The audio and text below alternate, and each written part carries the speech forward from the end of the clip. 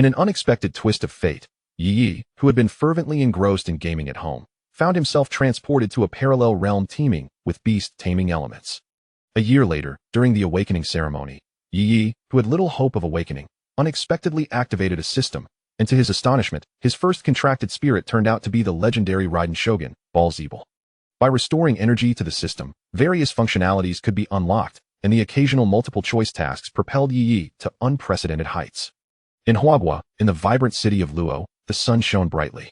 Though it was early May, the oppressive heat enveloped the city, seemingly announcing its arrival to all. At this moment, the bustling atmosphere of Luo City No. 1 Middle School was palpable, as numerous parents gathered near the gymnasium with their children.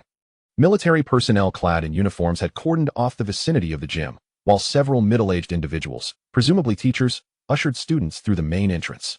At the center of the gym, students lined up, each stepping onto a platform adorned with a hexagram. The platform, modest in size, approximately 5 meters by 5 meters, was occupied by a girl with a high ponytail, her face betraying her nervousness. A man in a black tactical uniform stood by the control panel adjacent to the platform. Upon seeing the girl position herself at the center, he offered a reassuring reminder. Do not be anxious, nor resist, simply attune yourself to its call. The girl nodded, and the military man pressed a red button on the control panel. Instantly, the hexagram emitted a gentle white light, which intensified, gradually enveloping the girl until she vanished from sight. Approximately a minute later, as the white light dissipated, the girl emerged, her shoulders now graced by an adorably daft little squirrel. Observing this, a nearby teacher hurried over with a device, and after a brief examination, announced, Wang Xiaoqian, Beast Form Contracted Spirit. Talent Level, E. With heart-shaped eyes, Wang Xiaoqian gingerly transferred the squirrel from her shoulder to her arms, bouncing joyfully as she descended from the platform. Lu Li, Elemental Form Contracted Spirit. Talent Level, C.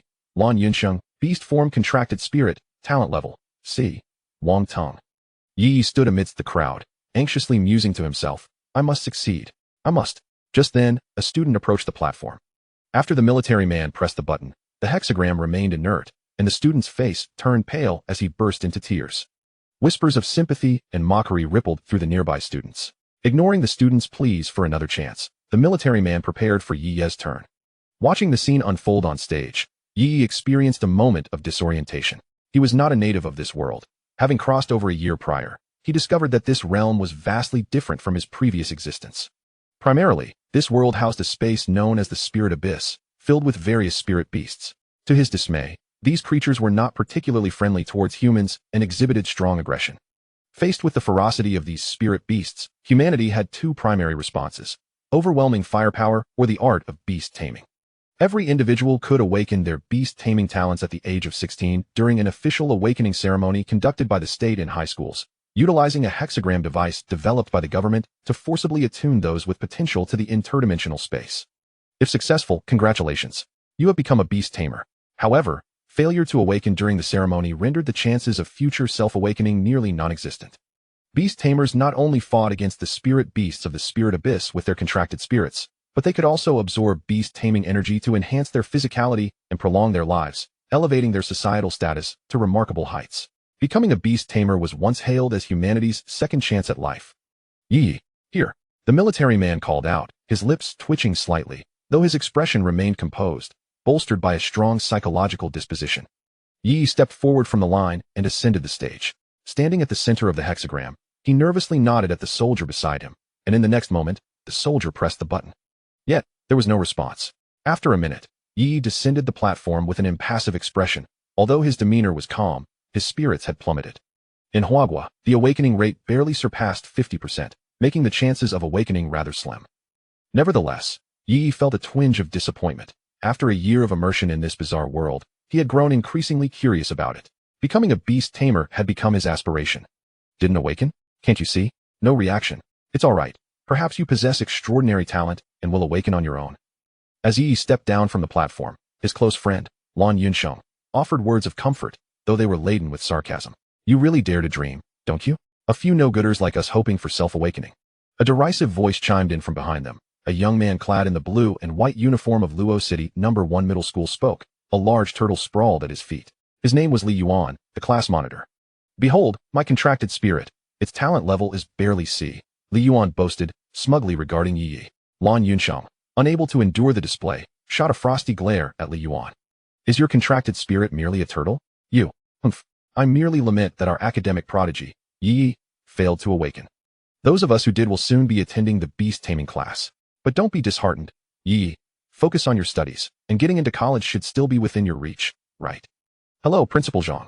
Ye Ye suddenly called out. As he turned to greet the principal approaching from behind, Li Yuan quickly pivoted, preparing to return the greeting. In the next moment, Ye Ye surged forward, delivering a swift kick to Li Yuan's backside. Having only just awakened, Li Yuan had not yet begun to absorb beast-taming energy, and with his physical condition untrained, he tumbled to the ground in a heap.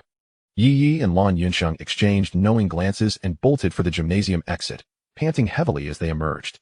Tomorrow will be sorted into classes. Why not try the beast-taming energy potion? Upon hearing Lan Yunsheng's suggestion, Ye Ye shot him a look of rejection. Do you really believe that drinking that concoction will lead to self-awakening? The authorities have already debunked that myth. Besides, for an ordinary person to drink, that would be a sheer waste. It costs 11,000 a bottle.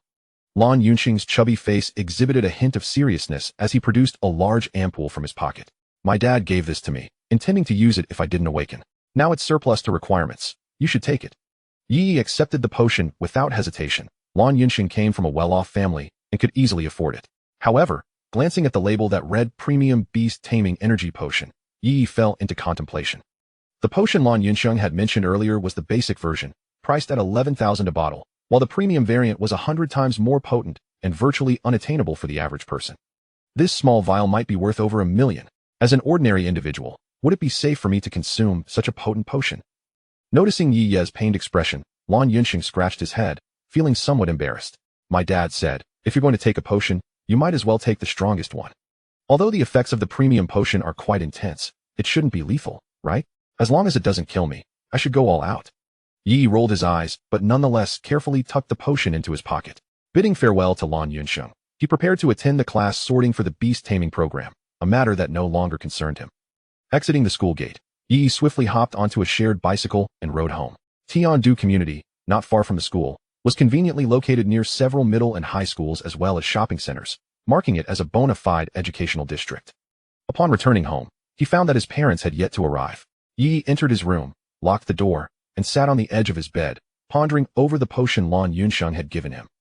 Although the authorities have previously cautioned against purchasing the beast mastery potions in hopes of awakening one's latent abilities, the reality is that countless students, having faced failure during their awakening rituals, have gambled everything in a moment of despair, yet none have emerged successfully.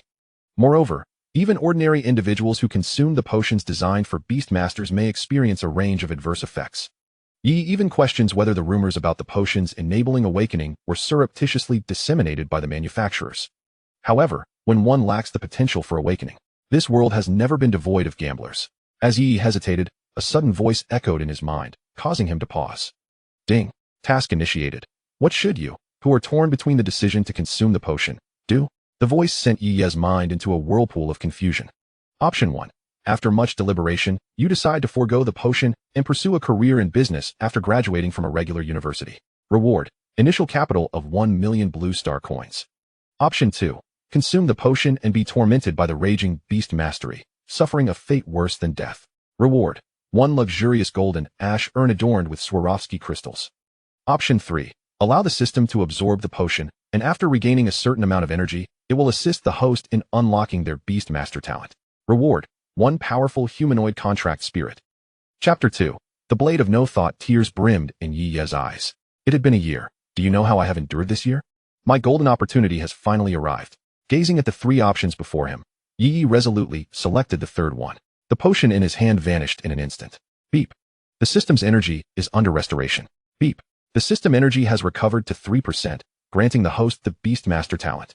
In a heartbeat, Ye Ye felt as though a certain shackle within him had been unbound. The world in his perception transformed dramatically. Where's my contracted spirit? Where is it? Ye Ye was dumbfounded. The school teachers had once stated that during the awakening of a talent and the breakthrough of the Beastmaster level, one would sense the calling of their contracted spirit, thus enabling a contract to be formed. Yet now, he felt absolutely nothing. Beep. Host, do not panic. Arrangements have been made. A suitable contracted spirit has been located. Please check. In an instant, Ye Ye sensed a connection with a familiar life force. As if the other party was equally attached to him. With a flicker of thought, Ye Ye employed the summoning method he had learned at school to call forth his contracted spirit. The next moment, he was astounded by the spirit he had summoned. With long dark purple hair woven into a braid cascading down her back and pale purple eyes, a teardrop mark graced the corner of her right eye. Adorned with a delphinium flower and a fan-like headpiece reminiscent of his sister, she bore black and gold shoulder armor, her purple kimono embroidered with delphinium flowers. Her legs were clad in black thigh-high stockings and high-heeled sandals, while a striking thunder eye glimmered with electric charges at her waist. The Raiden Shogun? No, wait. Ye Ye looked down at the familiar figure of the Raiden Shogun, realizing he was indeed seated at the edge of his bed. But why was she in a chibi form? Gazing at the Raiden Shogun, who stood a mere 70 centimeters tall, Ye Ye found the sight both adorable and amusing. Beep. Due to insufficient system energy, the complete form could not be summoned and has regressed to its juvenile stage. Please enhance and upgrade her later, host. Though she was in her juvenile phase, Ye Ye felt undeterred. After all, this was the god of thunder, the Raiden Shogun, the pinnacle of strength in Genshin Impact. Wait, why Genshin Impact? A sense of foreboding crept over him. The reason for his transmigration was quite simple and crude. After a long night of watching treasure chest strategy videos, Ye Ye finally opened the last chest just before dawn. However, as he laughed in excitement, the exploration completion rate on the map displayed a glaring 99, causing him to suffer a heart attack on the spot. Alas, he passed away at the tender age of 17. When he opened his eyes again, he found himself seated in a familiar classroom, having crossed over to this world. So, this is what it means to lose with Genshin Impact and win with Genshin Impact? He transmigrated because of Genshin Impact and awakened a system that is equally related to it. Beep. Please be mindful of your words, or the system will initiate self-destruction measures. Oh dear. I was just joking, don't take it seriously. Looking at the juvenile Raiden Shogun before him, Ye Ye felt invigorated. From now on, I shall call you Shadow. Just as Ye Ye focused on the thunder eye at Shadow's waist, curious about its nature, a virtual panel appeared before him. Title, Shadow Rank, Bronze 1-star Personality, Innocent, kind-hearted, serious attribute, lightning type, humanoid talent, exceptional lightning resistance, capable of withstanding 90 of lightning element attacks. Skill, Inazuma swordsmanship, level 1, potential, F, upgradable F. It seems the system is truly out of energy. Such a formidable contract spirit has been assigned a talent of F. Observing the potential for upgrades, Ye Ye's expression darkened. This unscrupulous system is blatantly suggesting he recharge. After digesting the events of the past half hour, Ye Ye felt a surge of emotion. Ye Ye, is destined to stand atop the world. Yet, in the next moment, he encountered a dilemma. One must remember that contract spirits also require sustenance. While his home possessed food suitable for his father's contract spirit, the issue lay in the fact that his father's spirit was a duck. Can Shadow consume duck feed? Shaking his head, Ye Ye mused that since Shadow is in humanoid form, she should be able to eat human food. At this moment, as Ye Ye pondered what to feed Shadow, he noticed her, curious and mischievous, tampering with his computer. Hey, Shadow, don't mess with my computer. No, don't open that website. In the end, Ye Ye acted swiftly, grabbing the collar of Shadow's attire and pulling her to a clear space beside the computer desk. You must not meddle with my computer, understand? Shadow, looking dejected, lowered her head and fidgeted with her fingers. Ye Ye sighed in resignation. Although she was a humanoid contract spirit, she could not speak. Only upon reaching the king level could a contract spirit possess the ability to articulate words. Nevertheless, Ye Ye still sensed Shadow's dissatisfaction within his mind.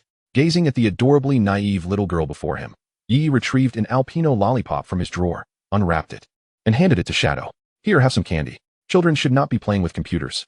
Timidly, Shadow looked at Ye Ye and cautiously accepted the lollipop, placing it in her mouth. Upon tasting the sweetness, her eyes curved into crescent moons. So sweet. Ye Ye took a deep breath. Caring for a child is truly exhausting. Fortunately, he vaguely recalled that Raiden Shogun had a penchant for sweets. Shadow, having yet to experience the tragic events of childhood, was currently just a charming, somewhat innocent little girl.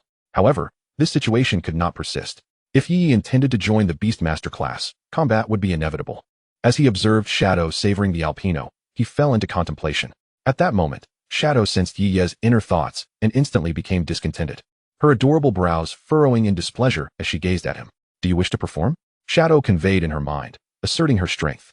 Nodding, she clutched the lollipop, solemnly closed her eyes, and in the next instant, opened them again, placing her right hand on her chest in a pose.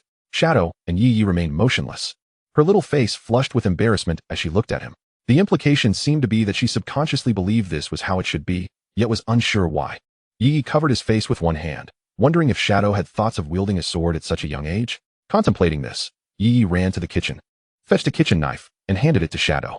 The Shadow gazed contemplatively at the kitchen knife in its hand. Perhaps it was feasible? In the next moment, the Shadow, wielding the knife, executed a series of swift and precise movements, sweeping, slicing, flipping, parrying, darting, and thrusting, all in one fluid motion. Beside it, Yi Yi was rendered motionless. Startled by the shadow's sudden burst of energy, the cramped room could scarcely withstand such fervor. All right, I acknowledge your prowess. Please return the knife to me. The shadow, deprived of its weapon, sulkily munched on a lollipop. Once the treat was finished, the shadow expressed its fatigue, to which Yi Yi nodded thoughtfully. The shadow vanished without a trace, as Yi Yi escorted it to the contract spirit space. Every beast master possessed a realm of contract spirits, wherein these spirits could rest thoroughly, absorb beast power, and even recuperate from injuries. Chapter 3. Astonishing Old Zhang for a Century's Son. We are back. While Yi Yi grappled with how to explain his situation to his parents, Ye's father and mother returned home from work. Stepping out of his room, Yi Yi found his parents already seated on the sofa. Observing their son's furrowed brow, they exchanged puzzled glances. What's wrong, son? Running low on money? Yi Min looked at Yi Yi with confusion, for the allowance he typically provided was quite generous. Yi Min, did you withhold the money? Ning Xiangtong was not one to indulge Yi Min, suspecting he had stashed away the living expenses meant for Yi Yi. No, I'm wronged. Seeing Ning Xiangtong's hand resting on Yi Min's waist, Yi Yi had grown accustomed to the scene. Son, quickly clarify. I've given you 500 for your living expenses each week, haven't I? Yi Yi was taken aback. 500? Wasn't he at always 300? His eyes narrowed, casting a menacing glare at Yi Min. Yi Min looked at Yi Yi pleadingly, and then rapidly blinked 6 times. Yi Yi slightly shook his head and blinked 8 times in response. Yi Min's expression faltered, and he reluctantly nodded. This mischievous boy. Mom, you've misunderstood Dad. He hasn't reduced my allowance. I simply wanted to discuss something with you. Ning Xiangtong then released her grip, her face softening with concern. What is it, son? Did your grades come out? It's all right if you didn't do well. We aren't. Yi Yi felt a wave of frustration. This was not the point. Today is the awakening ceremony at our school. Upon hearing this, both parents were momentarily stunned. The awakening ceremony. Isn't it next week? They exclaimed in unison. Realizing the oversight, Ning Xiangtong was the first to react. Yi Min, how could you misremember such an important date? You didn't know either? Besides, and you dare blame me? I work every day and still have to cook, wash dishes, do laundry, and clean for you too. As his parents began to bicker, Yi Yi silently retreated to his room, feeling exasperated. At the dining table, Yi Yi gazed at the especially sumptuous spread before him, swallowing hard. Meanwhile, the shadow within the contract spirit space was nearly in a frenzy, for it could already detect the enticing aroma. However, Yi Yi was wary of startling his parents if he released her too abruptly, so he kept reassuring the shadow in his mind. So, after your awakening, you contracted a humanoid spirit? Yi Min furrowed his brow, directing his gaze at Yi Yi. Yi Yi was at a loss for how to explain the system. So he simply deceived his parents, claiming that he had awakened during the school's awakening ceremony, and had conveniently contracted a spirit companion. Indeed, it was a humanoid spirit, with an aptitude rated at a mere F. However, it could potentially be enhanced later through potions. Sigh. One should be aware of the rarity of skill books for humanoid spirits. Yi Min felt a hint of pressure. Humanoid spirits were exceedingly rare, and for that reason, their skill books were immensely valuable, as there were almost no humanoid spirit realms. These skill books were crafted from the energy cores of spirit beasts that had perished within the spirit realm, utilizing technological means. And there was a certain probability that a contracted spirit could acquire the skills of that spirit beast. Of course, one could allow the contracted spirit to absorb the energy orb directly, but the chances of acquiring a skill that way were virtually non-existent. In all of Huagua, there were likely only a handful of humanoid skill books, and their attributes might not even align. However, with the aid of the system, Yi Yi felt invincible and unperturbed. Ultimately, at the insistence of his parents, Yi Yi summoned Shadow. The adorably naive Shadow instantly captivated Ning Xiangtong, who, overwhelmed with maternal affection, embraced Shadow in her arms. Initially, Shadow's small face was flushed, appearing somewhat shy. However, eventually, enticed by the allure of food, Shadow nestled in Ning Xiangtong's embrace, her belly swelling with satisfaction. After a hearty meal, Yi swiftly washed the dishes, only to observe his parents embroiled in yet another argument over an unknown matter, prompting him to shake his head and retreat to his room. Since he had awakened his aptitude, it was time to begin absorbing beast mastery energy to elevate his beast master level, which would also benefit his contracted spirit significantly. The methods for cultivating beast mastery energy were not kept secret by the country, but were rather shared with the public. Yi would certainly partake, though he had previously been unable to utilize them without an awakened aptitude. Following the method from memory, Yi sat cross-legged on his bed and commenced the absorption of beast mastery energy. An hour later, Yi opened his eyes, a look of exasperation on his face. For in that hour, he had not even felt a trace of beast mastery energy. Ding. Task released. The diligent host, upon discovering their abysmal aptitude, must decide. Option 1. Hard work can compensate for lack of talent. If 1 hour is insufficient, then 10 hours it shall be. Reward: Intelligence Potion 1. Option 2. I shall abandon being a beast master. Directly give up the identity of a beast master and turn to commerce. Reward: Recovery of beast master aptitude. Startup capital of 3 million. Option 3. Sleep. A host with a system should not toil so hard. This is a disrespect to the system. Reward: A small amount of beast mastery energy. Ye Ye gazed speechlessly at option 2. How eager was this system for him to engage in commerce and amass wealth? Ultimately, Ye Ye chose to indulge in slumber. Who could resist the allure of becoming stronger through sheer laziness? The following morning, the first rays of sunlight in Luo City cascaded upon the earth, while the early birds scoured for the morning worms. With a fried dough stick in his mouth, Ye Ye pedaled a shared bicycle at breakneck speed toward the school. After returning the bicycle at the designated spot, Ye Ye swaggered through the school gate. Oh, is that not Ye Ye? So what's this? Did you not say yesterday that you would awaken independently? Ye Ye felt a wave of misfortune wash over him as he entered the school gates, only to encounter Li Yuan. Thanks to you, after kicking you yesterday, I suddenly awakened. Li Yuan scoffed. Are you trying to fool a fool? I hope to see you again in the Beastmaster class. With that, Li Yuan stormed off, clearly irritated, dismissing Yi Ye's words as mere nonsense. Moreover, they were at the school entrance. If Yi Ye were to kick him again, he had no confidence in evading it. The self-proclaimed esteemed Beastmaster, Li Yuan, could not afford to lose face at the school gate. Watching Li Yuan's retreating figure, Yi Ye let out a cold laugh. I have my ways to deal with you.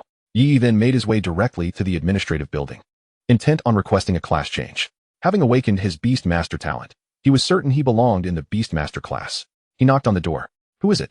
It's me, Yi Ye. Zhang Guodong paused for a moment before opening the door for him. Teacher, I've awakened. Huh. Zhang Guodong barely had time to sit down when he heard Yi Ye's explosive news. Weren't you not awakened during the ceremony yesterday?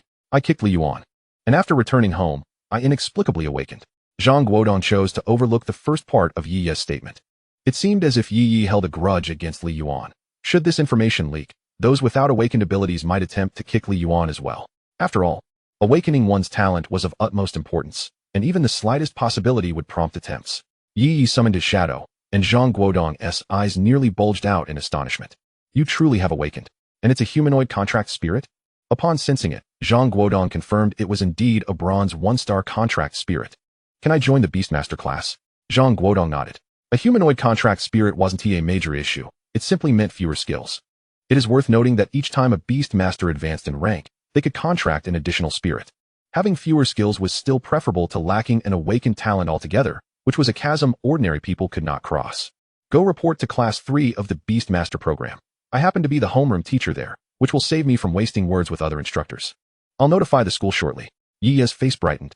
Zhang Guodong had taught him for 2 years in the first and second years of high school, making him quite familiar, and he was naturally eager to join Zhang Guodong's class. Great, I'll head there now. Not so fast, class is about to start. I'll accompany you. Upon leaving the office, Yi Ye noted that the Beastmaster class was not in the same building, but rather in the dedicated teaching building adjacent to the Beastmaster Hall.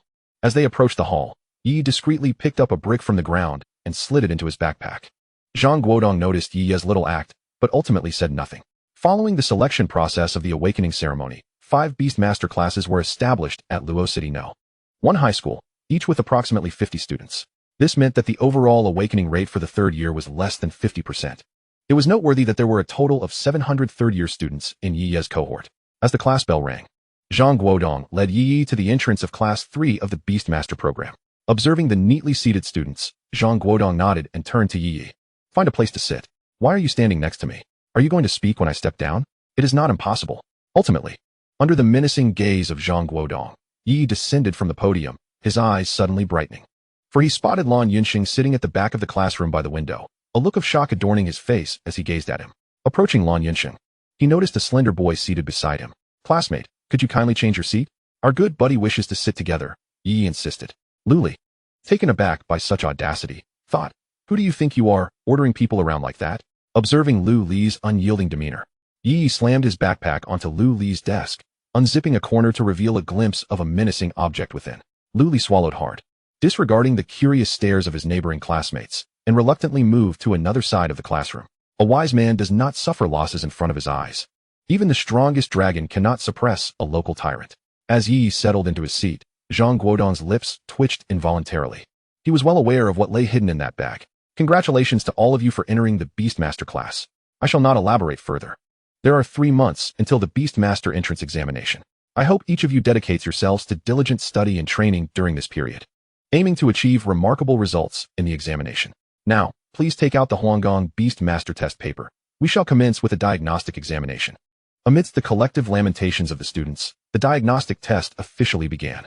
The content of the paper was exceedingly detailed, encompassing combat techniques, the history of beast mastery, the creatures of the spiritual void, material identification, and more. Subjects like physics and chemistry, which were part of the ordinary curriculum, were conspicuously absent here. After 2 hours, students gradually submitted their papers, with Ye Ye fervently scribbling, finally completing half of the exam. Alas, this is too difficult. I shall be embarrassed. He sighed, realizing that while he could manage some mathematics and chemistry, he was utterly at a loss when it came to debating how to accurately find a sanctuary within the spiritual void, or how to ensure one's own survival when confronted by a horde of beasts. Beast horde? Survival? He recalled the notion of keeping one's identity card in his mouth. After submitting his paper, the 2 hours of restraint finally bore fruit as Lan Yunsheng leaned closer towards Ye Ye, his expression a mix of astonishment and suspicion. Wow. Ye Ye, did the potion I gave you yesterday truly work? The surrounding classmates, drawn by curiosity, turned their attention towards them, having previously shared a class with Ye Ye, who until yesterday had not awakened his talent. Potions are merely metaphysical. It's all thanks to Li Yuan. As Ye Ye spoke mysteriously to Lan Yunsheng in a hushed tone, just loud enough for those nearby to overhear, a wave of realization washed over all who listened. Is it really so? Is that even possible? This was the collective thought of those eavesdropping on Ye Ye's secretive conversation. Soon, news of Ye Ye's arrival in the Beastmaster class reached the first class, where Li Yuan was left perplexed. Wasn't he not awakened? Could it be a genuine self-awakening? With a mind full of questions, Li Yuan hurried to the doorway of the 3rd class, only to discover Ye Ye and Lan Yunsheng seated together, engaged in conversation. With keen eyes, Ye Ye noticed Li Yuan lurking at the entrance and promptly stood up, racing towards him. Startled, Li Yuan assumed Ye Ye was coming to confront him and turned to flee. Regrettably, the response came too late. Ye Ye tightly grasped his arm, displaying an unusual demeanor as he exuberantly exclaimed to Li Yuan, "Isn't this Brother Yuan? I owe you an apology, for I treated you with cold indifference this morning. How truly despicable of me. From now on, I shall be your little brother. You direct me east, and I shall go west. You serve the dishes, and I shall turn the table. You sing, and I shall play the music." Li Yuan, utterly bewildered by Ye Ye's fervor, found himself engulfed in confusion. What was this situation? And what did he mean by singing and playing music, serving dishes and turning tables? These did not sound like flattering remarks at all. Observing the animated exchange between the two, classmates who had overheard Ye Ye's conversation with Lan Yunsheng nodded knowingly, convinced they had stumbled upon something extraordinary. One student had already messaged his cousin in the regular class with a single line: "If you wish to awaken, just do as Li Yuan does." Soon, a legend began to circulate throughout the school. Anyone who emulated Li Yuan would achieve self-awakening, and even those below the age threshold could enhance their success rate during the awakening ceremony. The school bell rang, interrupting Li Yuan, who could no longer tolerate Ye Ye's peculiar discourse. He swiftly detached himself from Ye Ye's hold and returned to class 1. The lesson was on the history of spiritual awakening. A century ago, when the spiritual energy surged, the elderly teacher, sporting gray hair and reading glasses, commenced the lecture. True to form, Ye Ye succumbed to slumber almost immediately. As the day's classes concluded, a rejuvenated Ye Ye stretched languidly. After a lengthy debate with Lan Yunsheng over who played Yasuo better, Ye Ye encountered a bizarre scene upon exiting the school gates. A group of about a dozen individuals had cornered Li Yuan, who appeared flustered and was fervently attempting to explain himself, while onlookers gathered to witness the spectacle. Do you truly believe such nonsense? There's no way anything like that could ever happen. Ye Ye is merely spouting drivel. Our relationship is fraught with tension, and he must be seeking revenge through these fabrications. Better to believe it than to dismiss it. One of the crowd retorted, "You give us a beating, and we'll cover your medical expenses, plus 5,000 each." Li Yuan felt tears welling up. Who truly cared for your 5,000? At that moment, Ye Ye and Lan Yunsheng approached, and Li Yuan, seeing them as his saviors, hurriedly ran to Ye Ye. "Quick, Ye Ye! Tell them you awakened on your own. This has nothing to do with me." Yes, I awakened by myself. It has no relation to my brother. Why are you all crowding here? Do you not believe I could summon a teacher?" The crowd was not deterred, and someone shouted, "He is talking nonsense. My cousin told me directly that Ye Ye kicked Li Yuan, and he awakened. This morning, Li Yuan even sought out Ye Ye in his class. I believe Ye Ye simply does not want us to awaken as well. Brothers, charge." As the mob surged forward, Ye Ye swiftly darted to the side. Li Yuan gritted his teeth, disregarding the prohibition against summoning contract spirits and using skills within the city limits. and summoned his thick earth tortoise. Little tortoise, use the earth shield. A faint yellow glow emanated from beneath Li Yuan's feet, enveloping both him and the thick earth tortoise in a semi-transparent yellow bubble. A group of students lacking the talent of beast masters found themselves in a predicament. One particularly obstinate student, in a fit of determination, struck a blow against the earthen shield, nearly fracturing his own bones in the process. Yi exchanged a knowing glance with Lan Yunsheng, who discreetly summoned his contract spirit. A simple-minded little monkey appeared on Lan Yunsheng's shoulder. It was his contract spirit, a C-grade beast-type spirit known as the Mighty Magic Ape. Go, break that shell. The monkey nimbly dodged through the crowd, stealthily approaching Li Yuan's earthen shield. With a surge of crimson energy enveloping its fists, it unleashed one punch, then 2, 3, and finally 4. At last, through the monkey's relentless efforts, the earthen shield shattered. Chapter 6. A new application of shadows. However, upon witnessing the effect, Yi was momentarily taken aback. The effects of the sweet flower brewed chicken were as follows: a moderate increase in the cultivation speed of contract spirits, a moderate acceleration in their absorption of beast master energy, and a slight recovery of any injuries sustained by the spirits. Although he was unaware of the effects of other spirit foods, he had a strong premonition that the sweet flower brewed chicken would prove to be exceptionally beneficial. After leaving a message for his parents, Yi hurried to a nearby farmer's market and apothecary to select the ingredients for the day. During checkout, Yi felt a pang of regret. While the ingredients were reasonable, the various medicinal herbs and spirit plants cost him a staggering 600. A 4-kilogram hen alone set him back 200. In an instant, Yi's balance plummeted to a mere 2-digit figure. You've got lucky, old Zhang. Once I start earning, that sweet flower brewed chicken will fetch at least 2,000, if not 5,000. The system mused internally. Is this all there is? This is the extent of your ambition? Hailing a cab, Yi made his way to Zhang Guodong's residence, which was conveniently located not far from his own home, right beside the city center. Upon arrival, he was taken aback by the sight of a standalone villa. Could old Zhang really be this affluent? He was aware of Zhang Guodong's high salary, yet he never imagined he'd reside in such an expansive villa, especially so close to the city center. Upon entering, Zhang Guodong was already seated on the sofa, sipping tea. The door was opened by Zhang Guodong's wife, Li Qian. You little rascal, take off your shoes. No need to. Yi replied casually, it's fine, just come in. Later, you can have teacher Zhang sweep the floor. Li Qian shot a glare at Zhang Guodong. On the sofa, Zhang Guodong was visibly displeased. Why shouldn't this rascal take off his shoes? If he dirties the floor, it's still me who has to clean it. Zhang Guodong was often busy, frequently staying at school until 11 or midnight to draft lesson plans, and Li Qian would often prepare meals to bring to him, making Yi somewhat familiar with her. In the end, Yi did change his shoes. After all, not doing so would only lead to trouble at school. He placed the ingredients and some supplements he had purchased on the floor and walked into the living room. Come, Xiao Yi, have some tea. Li Qian was already tidying the tea set and poured a steaming cup for Yi. I heard you've developed a recipe for spirit food? Li Qian inquired with curiosity. Yi quickly replied, oh no, it's not really developed, just a whimsical thought that it might yield some results. After all, I've heard that making spirit food can be quite profitable, so I thought I'd tinker with it a bit. Li Qian chuckled. You tinkered and came up with a spirit food recipe? Such an endeavor is not easily accomplished. Perhaps you should exhibit a touch of humility. As of now, the outcome remains uncertain, yet today I shall audaciously enlist teacher Zhang and his wife as my subjects for experimentation. With a few light-hearted jests, Yi effortlessly lightened the atmosphere, causing Zhang Guodong to wear a faint smile at his side. Glancing at the time, Yi announced, well, I shall take my leave to prepare dinner. Today teacher Zhang and his wife will indulge in my culinary skills. Very well, the dinner shall be entrusted to you. And I shall lend a hand, Zhang Guodong interjected, a smile gracing his face. No need, teacher's wife, I can manage on my own. Allow your wife to assist. After all, you are a guest, are you not? Yi nodded in agreement, gathering the ingredients from the floor and following Li Qian into the kitchen. Upon entering the kitchen, Yi was astounded. The kitchen in Zhang Guodong's home was exceedingly spacious. It could only be described as opulent, boasting a generous area that felt far from empty. Golden cabinets adorned the lavish marble countertops, and the kitchen was equipped with all manner of appliances, including high-end stoves, ovens, air fryers, and even 4 refrigerators. What is this? Yi exclaimed. I enjoy cooking, and teacher Zhang has quite the appetite. So our kitchen is somewhat larger than usual. Just let me know what you need, Li Qian replied. After a brief moment of astonishment, Yi set about his task. Yet once he laid out the ingredients, he found himself at a loss. Having been accustomed to his mother's cooking, he had never ventured into the kitchen before. Sensing Yi's discomfort, Li Qian gently suggested, why don't you tell me the recipe, and I can prepare it? Still in a daze, Yi regretted his haste. He should have practiced at home first. Suddenly, options appeared before him. Option 1. honestly admit that he had never made spiritual cuisine, merely had ideas in his mind. Reward: a small amount of beast mastery power.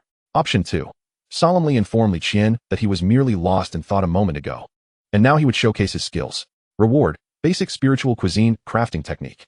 To his surprise, the system provided such timely options just as he faced potential embarrassment. Without a moment's hesitation, Yi earnestly declared, "Teacher's wife, I was merely lost in thought. Now please watch my performance." In an instant, Yi shed his earlier lethargy. Grasping the purchased hen firmly, with a swift motion, the clucking hen met its end, and he deftly seized the wings and head, plucking feathers from the throat with a gentle tug.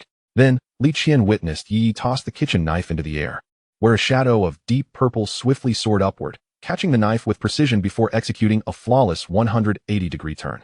In a blink, a gleaming arc of steel flashed, and a 3-centimeter incision appeared on the hen's throat after drawing the blood. Yi immersed the chicken in boiling water, deftly stripping away its feathers with graceful hands. He then placed the whole chicken on the cutting board, where a familiar shadow appeared momentarily in the air. With a swift motion of the knife, he made a series of precise cuts, so rapid that Li Qian could even glimpse the blade's afterimage. When the shadow vanished, the chicken remained motionless on the board. Yi pressed down on the chicken, and it was cut into perfectly uniform pieces, each of appropriate size. He gathered an array of ingredients: scallions, ginger, garlic, carrots, apples, onions, celery, and some herbs whose names eluded him, along with the crucial addition of the honey from the bronze-tier spiritual beast, the thousand-poison bee. As Li Qian watched in astonishment, Yi commenced his culinary performance. Half an hour later, Zhang Guodong, drawn by the increasingly enticing aromas wafting from the kitchen, felt a strong urge to check on the progress. However, he was promptly shooed away by his wife's piercing gaze. Listening to the laughter emanating from the kitchen, Zhang Guodong felt a twinge of unease. Could this young man truly possess the innate talent of a spiritual chef? Before long, Yi emerged from the kitchen alongside Li Qian, carrying a large platter. "Teacher Zhang, come and taste this," he called out. At the dining table, Zhang Guodong gazed at the sweet floral brewed chicken before him. He picked up his chopsticks and took a bite, his eyes instantly lighting up. "This is quite delectable." Yi. Chapter 7. Apprenticeship and startling revelations. Observing Zhang Guodong devour the dish with gusto, Yi shyly smiled. Was this not a slight against him? After all, he had spent 1,000 on ingredients, and combined with the system's basic culinary techniques, this was no ordinary fare. Once Yi and Li Qian also sampled the dish, they too were astonished. The tender, juicy meat exuded a subtle apple fragrance, and the thousand-poison bee honey added a delightful sweetness without being cloying, a true crowning touch. The accompanying vegetables were perfectly balanced, and all three awarded the dish high praise. Now came the most crucial aspect of this spiritual dish: its effect on the contracted spirit. Yi felt a twinge of anxiety, for the recipe had specified the use of spiritual chickens aged 2.5 years or more as the main ingredient. Yet he had only employed an ordinary chicken. Just as he was about to confess to the two that he had been unable to procure a spiritual chicken today, Li Qian spoke first. "The ingredient is inadequate, I assent it." Yi was momentarily taken aback. "I observed your entire process of preparing this spiritual dish. Your culinary techniques and approach are among the most innovative I have ever seen." At this, Yi scratched his head, feeling a bit embarrassed. After all, having the shadow assist him with the chopping certainly made him look impressive. "Ah, yes, indeed," the shadow responded. "However, your ingredients are lacking. The reason spiritual dishes are termed as such primarily lies in the quality of the ingredients. It is essential to combine energy-rich ingredients with beast control power and to follow the correct recipe to create a dish that effectively interacts with the contracted spirit. Throughout the process, you used only ordinary ingredients, save for the honey from the thousand-poison bee, which, by the way, I noticed is counterfeit, likely synthetic, and of little value." "Counterfeit?" Li Qian nodded helplessly. "I am quite curious about how you managed this. Whether in technique or other aspects, you certainly do not seem like a novice." Yi scratched his head, feeling a bit embarrassed as he spoke. "Since childhood, cooking had been my responsibility at home. I suddenly had the whimsical idea of learning about spirit cuisine to pursue a secondary profession. After all, spirit chefs are quite sought after. Indeed, in this era, a skilled spirit chef can significantly enhance the cultivation of your contracted spirit, provided you have the financial means and quality ingredients. Often, the deficiency in some spirit chef's abilities is not due to a lack of skill, but rather a scarcity of high-grade ingredients. You possess remarkable talent. Have you considered apprenticing under my wife?" Yi paused, turning to look at Zhang Guodong, who innocently shrugged his shoulders. "Why are you looking at me? I never said that spirit chef is not my wife."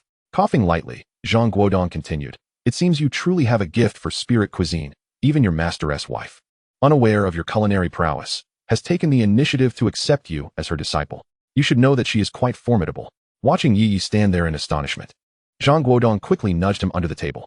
Yi Yi realized that the master Zhang Guodong had mentioned was indeed his wife. No wonder. When he was preparing the fragrant chicken dish, Li Qian effortlessly assisted him, even anticipating his next steps and preparing in advance, making him feel utterly comfortable. Are you willing? Absolutely. Wonderful. From this day forth, you shall be my fourth student. Fourth? Indeed, your master, or rather, your teacher, is the head of the Spirit Cuisine Department at the Kyoto Spirit Cuisine University. She has come back to visit me after missing me these past few days. Li Qian shot Zhang Guodong a glare, but said nothing further. Shall we test the results? Her inquiring gaze turned towards Yi Yi. For this dish had only utilized common ingredients.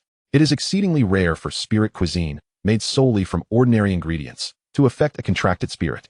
Once, a shameless old man claimed to be a spirit chef after using a plethora of golden-grade ingredients along with a king-grade spirit beast to create a dish. Of course, with such top-tier ingredients, even a dog could be deemed a spirit chef. Thus, recipes that can impact a contracted spirit using only ordinary ingredients are exceedingly scarce. Each one a closely guarded secret of masters. For instance, Li Qian once developed a dish that could affect a contracted spirit using merely common ingredients. Give it a try. I believe it should work. Li Qian smiled warmly, beckoning as a small white tiger, about the size of a puppy, appeared at the dining table. At first glance, Yi almost mistook it for a breed of cat, a silver gradient. Come and taste, Kai Kai. Kai Kai? You still insist you're not a cat? Upon being summoned, Kai Kai was immensely excited, its keen sense of smell revealing that there was delicious food nearby. Yi filled a small bowl for Kai Kai, and as the creature devoured the contents voraciously, he couldn't resist reaching out to pat its tiger-like head. Kai Kai shot him a disgruntled glance. Don't touch me. A clear, youthful voice emerged from Tsai Tsai's mouth. Huh. Yi froze in place, astonished that Kai Kai could speak. Could that possibly imply? Yi's vacant gaze turned towards Zhang Guodong, who looked back at him innocently and nodded, affirming the truth of the situation. Shifting his attention to Zhao Kai, Yi was astonished to realize that this silver gradient, or rather, this white tiger was indeed a king-level contracted spirit. Did that imply that his master was a king-level or even higher-ranked beastmaster? Casting a compassionate glance at Zhang Guodong, Yi resumed his weight. Zhao Kai devoured the food with remarkable speed, and soon the bowl was empty. Delicious. As for the effects, you can feel it yourself. Let me go back to sleep. I'm utterly exhausted. In the next moment, Zhao Kai vanished without a trace, leaving Li Qian frowning in silence for quite a while. What's wrong? No effect? Zhang Guodong, noticing his wife's troubled expression, felt a surge of anxiety. No, it's not just effective, it's remarkably effective. The recovery speed of beast mastery power. The cultivation speed of beast mastery power, and the healing of injuries. This is an exceptionally rare, comprehensive, and versatile spirit food. Li Qian's expression turned serious as she addressed Yi Yi. You may not realize how enticing such spirit food is. You must remember that when a spirit food master is preparing spirit food, it is imperative that no one else sees it, otherwise, the recipe that belongs solely to you may be leaked. Initially, I thought you were merely dabbling, so I followed you in. From now on, remember the importance of privacy when cooking spirit food. This recipe could even elevate you to the status of a spirit food master, but you must first cultivate your skills. Once your beast mastery level reaches king level, you will undoubtedly become a master of spirit food. Hearing Li Qian's high praise for Yi Yi, Zhang Guodong felt a thrill of excitement. Had he discovered a promising talent? After all, for a teacher, finding a good protege is a source of great exhilaration. Chapter 8. The new skill of Shadow. Yi Yi was equally exhilarated. The system was truly outstanding. Was it your contracted spirit that helped with the chicken and assisted in chopping vegetables just now? Yi Yi nodded and summoned Ing, who was brimming with negative energy within the contracted spirit space. She had been eagerly anticipating this moment. The moment Ing emerged, she climbed onto Yi Ye's lap. Her large purple eyes fixated intently on the fragrant chicken on the table. Li Qian was instantly captivated by the adorable Ing, while Zhang Guodong, having seen Ing once before, remained relatively composed but still muttered a few words of astonishment as he glanced at her. After all, he had witnessed the surveillance footage at the school gate. In terms of speed, strength, and explosive power, this seemingly harmless and cute Ing was far more formidable than her appearance suggested. And she was quite ruthless in her actions, traits that aligned with those of a beastmaster. This is my first contracted spirit, named Ing, a humanoid contracted spirit of the lightning attribute. Observing Ying's eager gaze fixed on the delectable feast, Yi thoughtfully placed 2 large chicken legs in her bowl. Ing joyfully abandoned her chopsticks and used her tiny hands to dig in, relishing the meal. So adorable. But doesn't Ing lack skills? Yi nodded, noting that humanoid skill books were exceedingly rare, and it seemed the system currently had no means to enable Ing to learn skills. For now, the only skill available for upgrading was the Raiden sword technique. Li Qian cast a glance at the round silhouette of her bulging cheeks. With a flash of light from the bracelet on her right hand, A piece of beast skin materialized in her grasp. Zhang Guodong observed this scene with a hint of amusement. Upon becoming a disciple, one ought to receive a token of apprenticeship. I have little to offer, and the items I possess are of no use to you at present. Since you have contracted with a humanoid spirit, I shall bestow upon you this skill book, which has been stored in my spatial bracelet for nearly a decade. Yi was taken aback. A skill book? And of humanoid form? No. This is far too precious. I cannot accept it. Beside him, Zhang Guodong frowned as he spat out a chicken bone. Take it. Your master has plenty of fine things. Besides, this item holds little market value. Humanoid spirits are exceedingly rare, and this is merely a bronze-level skill. Keep it. Yi felt a surge of gratitude. No matter how Zhang Guodong phrased it, this was a treasure that was priceless and, for him at this moment, a timely boon. In that case, I shall gift my master the recipe for sweet flour brewed chicken. Due to missing ingredients, what you learned earlier was but an incomplete version. As he spoke, Yi retrieved a crumpled piece of paper from his pocket, where he had jotted down the ingredients to prevent forgetting any while shopping. Do you realize how precious this recipe is? If you were willing, some culinary masters could offer quite a sum for it. Li Qian raised a finger. 1 million? She shook her head, while Zhang Guodong let out a soft click of his tongue. 10 million? Yi raised his voice in disbelief. Li Qian, with a knowing shake of her head, replied, a small goal. A calm voice echoed in Yi Ye's ears. So, will you still give it to me? Li Qian squinted playfully at him, having already discerned that her little disciple seemed somewhat enamored with wealth. Of course, why not? A man's word is his bond. I can create one dish just as easily as I can create a second. Yi stood tall, his expression resolute as he declared the most audacious statement of his life.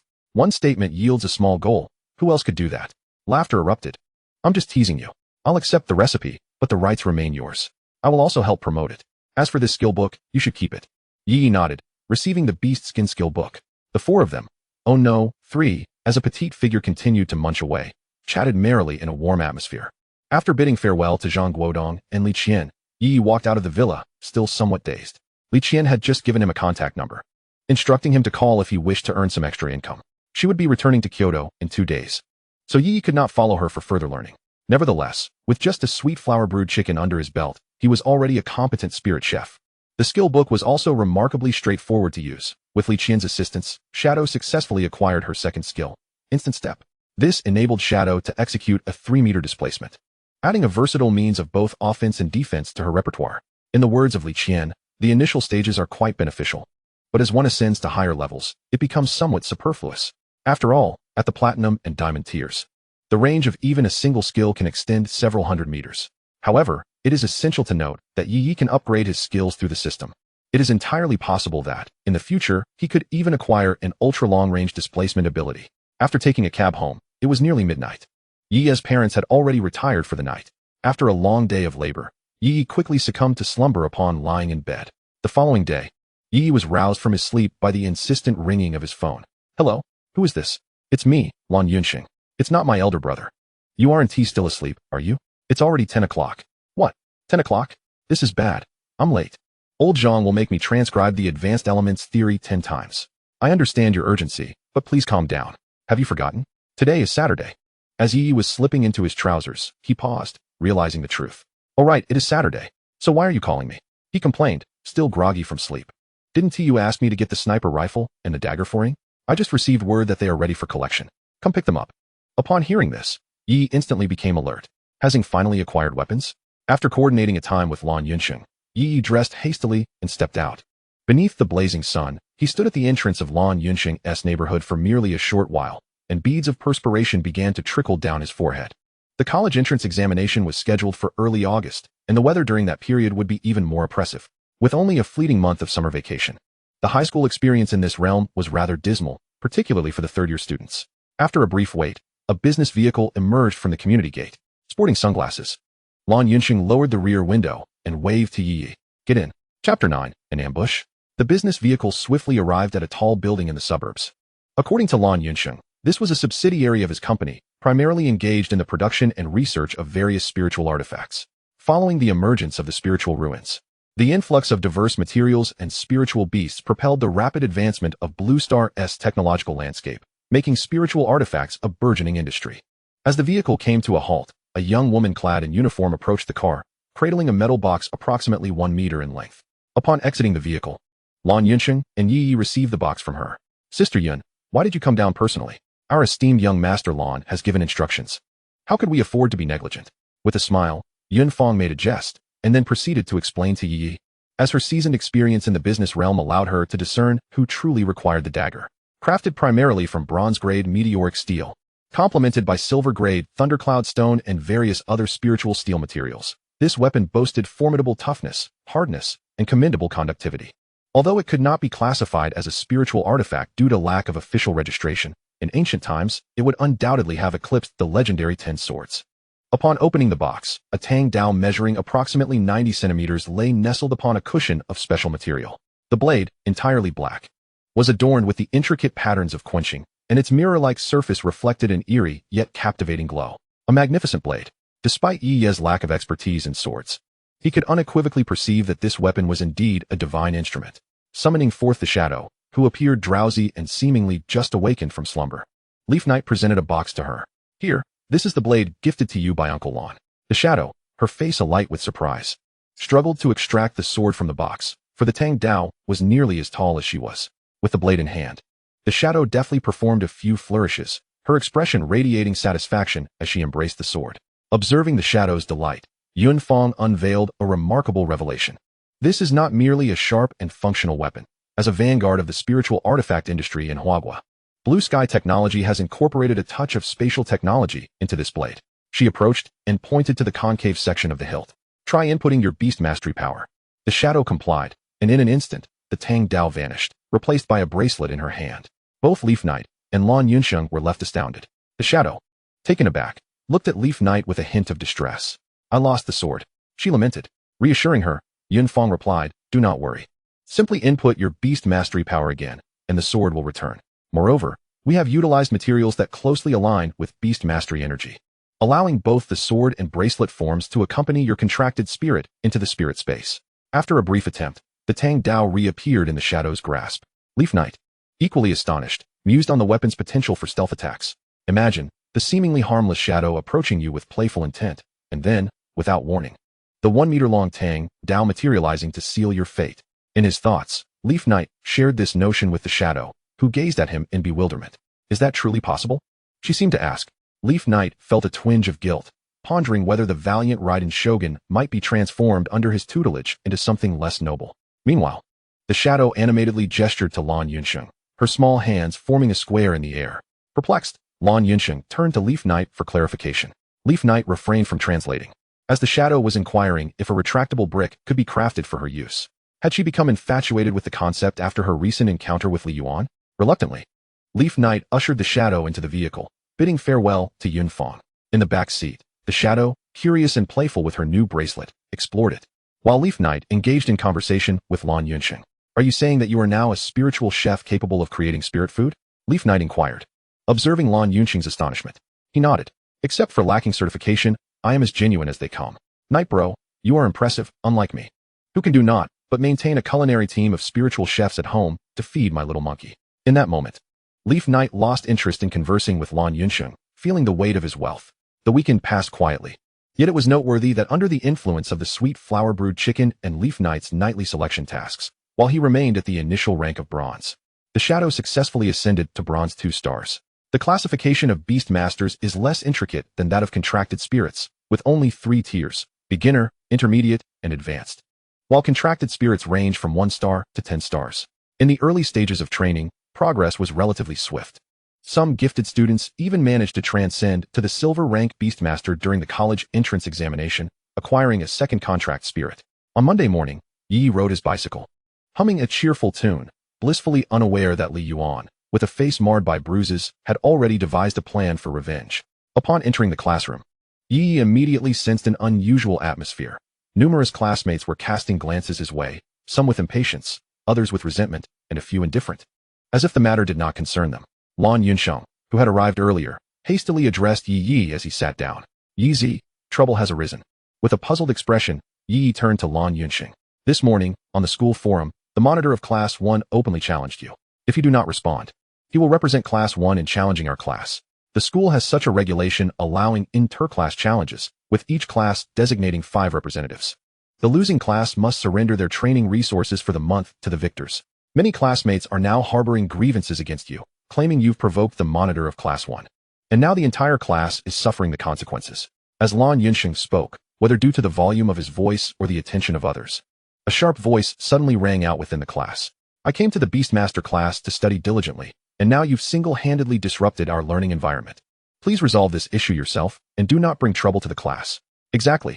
How can we possibly compete with Class 1? Although the class division was said to be random, the sole student in our school with an awakened grade A talent, Wang Xiangdong, is the monitor of Class 1, along with several B-grade talents. How could we ever stand a chance? You Haven T disclosed your contract Spirit S talent, but being placed in Class 3 implies that yours is undoubtedly inferior to theirs. Enough. A short-haired girl in the front row glared sternly at those speaking. As she was the monitor of Class 3 and the only student in the class with a grade B contract spirit, can you not display a bit of courage? It's shameful for you to be boys, letting others bully our classmates right at our doorstep. Have you not noticed that the school has taken no action? With only 3 months until the college entrance examination, do you plan to sit here and merely study without any action? You might as well transfer to a regular class and pursue liberal arts. With someone voicing their opinion, others began to echo in agreement. Count me in for a fight. Me too. What of it? Just because we recently awakened our talents, does that make us any less? Let us teach them a lesson. Chapter 10. The Shadow's Defiance. In an instant, the class was stirred with indignation, and Yi Yi was left seething from the unjust predicament he found himself in. Am I merely clay to be molded? At that moment, a familiar choice interface reappeared before Yi Yi's eyes. Choice 1. Endure the humiliation and allow Wang Xiangdong to provoke him. Reward. A ninja turtle hat, and the personality trait endurance added to Shadow. Choice 2. If not the youth, who else should be bold? Retaliate. Reward. Contract Spirit Skill Shadow S Raiden Blade Technique at level 1. Additional rewards will be granted based on the intensity of the counterattack. Without hesitation, Yi took out his phone, logged into the forum, and swiftly posted a message. Ding. Rewards have been issued. Contract Spirit Skill, Raiden Blade Technique at level 2. Soon, Yi's phone vibrated incessantly, akin to a buzzing alarm, with classmates lending support and onlookers indulging in the spectacle. However, the majority of the comments came from a group of students in Class 1. So audacious? I hope you remain this brazen this afternoon. What peculiar matter seems to have surfaced? Yi wore a strange expression as he perused the forum's comments. The class bell rang, and Zhang Guodong entered the classroom with a grave demeanor, summoning Yi outside. Observing Yi's nonchalant attitude, Zhang Guodong inquired with concern. Do you have confidence? Yi shrugged, replying, Old Zhang, you underestimate me.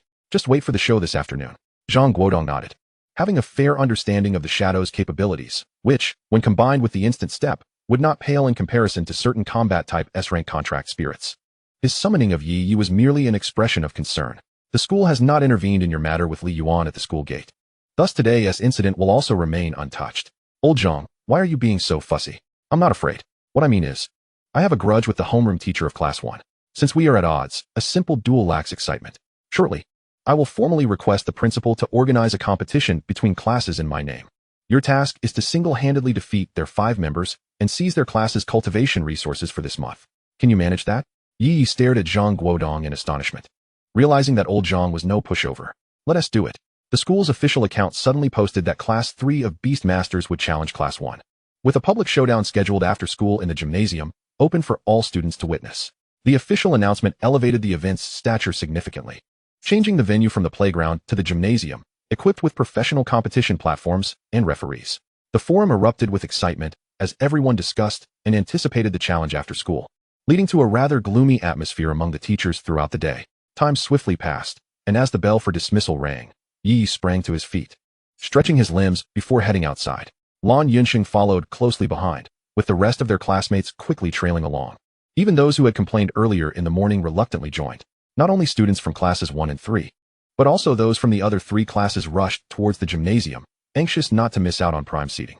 The principal acknowledged their concerns, for nearly all students in the school were making their way to the gym. In the center of the gymnasium stood an enormous platform made of special metallic material, designated for battles among contract spirits. The atmosphere was electric, as nearly 1,000 spectators packed the gym, despite its considerable size. At the front, Wang Xiangdong stood with Li Yuan and 3 others, his expression one of disdain as he regarded Yi Yi. Meanwhile, Lan Yunsheng, Lu Xiangnan, the class leader of Yi's class, and 2 other boys stood beside Yi Yi, casting glances at Wang Xiangdong. Yi Yi broke the silence with a sharp retort. Look at your mother, you fool. To his surprise, Yi Yi's aggressive tone left Wang Xiangdong's face flushed with anger. Enough with the nonsense. Wang Xiangdong summoned his contract spirit, a magnificent deer radiating an intense heat, standing over 2 meters tall, an A-grade talent known as the Flame Blossom Deer. The crowd buzzed with excitement. Who would have thought that within less than a week of awakening, Wang Xiangdong had nurtured the Flame Blossom Deer to the status of bronze 3 stars? Truly, an A-grade talent is not to be underestimated. Ye Ye, with an impassive expression, called forth Shadow, eliciting gasps from the audience. A humanoid contract spirit? How adorable. The stark contrast in size was striking. How could this possibly compete? Meanwhile, the diminutive Shadow exuded a fierce combat spirit, its petite frame contrasting sharply with the imposing Flame Blossom Deer across the arena. Wang Xiangdong scoffed at Shadow, advising, "I suggest you concede early. I cannot guarantee the restraint of Little Fire's strength. If your spirit gets hurt, do not weep." Shadow, unfazed, retorted with a dismissive gesture. Yi was taken aback, quickly grasping Shadow's small hand, thinking to himself that he should refrain from allowing Shadow to play with phones in the future, as it could lead to such disrespectful behavior. "Now that everyone is present, you may commence. The starting distance is 50 meters, with free play allowed, one-on-one," announced Zhang Guodong as he approached the platform. The towering Flame Blossom Deer confidently ascended the stage, eyeing its significantly larger surroundings. Just as the crowd speculated how Yi Yi would respond, Shadow's petite form vanished in an instant, reappearing atop the platform. The audience erupted in astonishment. Was that instantaneous teleportation? It certainly appeared so, perhaps a spatial ability? However, a single teleport would not suffice. Humanoid skill books are exceedingly rare. How could one possibly contend with just that? Upon witnessing Shadow utilize the teleport, Wang Xiangdong felt a flicker of surprise, tempering his earlier disdain. As the two opponents positioned themselves 50 meters apart, Zhang Guodong declared the duel to begin. Wang Xiangdong urged the Flame Blossom Deer forward to close the distance for an attack, while Yi Yi offered no commands to Shadow. After all, would the Raiden Shogun require Yi Yi to dictate actions? Shadow darted towards the Flame Blossom Deer, swiftly reducing the gap to 20 meters in an instant. "Use Fireball." Wang Xiangdong commanded the Flame Blossom Deer. Concentrated fire elements gathered at the deer's antlers, launching a fireball the size of a bowl towards the advancing Shadow. Yet, Shadow executed another teleport, reappearing 3 meters to the right, continuing its charge. After the Flame Blossom Deer unleashed 5 or 6 fireballs, Wang Xiangdong realized that he could not pose a threat to the extraordinarily agile Shadow. "Damn it, isn't it an F-grade talent? Why is it so troublesome?" He muttered internally, quickly adapting his strategy. Coming from a well-off background, he had not only elevated the Flame Blossom Deer to bronze 3 stars in a short period, but had also invested heavily in skill books. "Quick, use Fire Tread." Chapter 11, a stunning instant kill.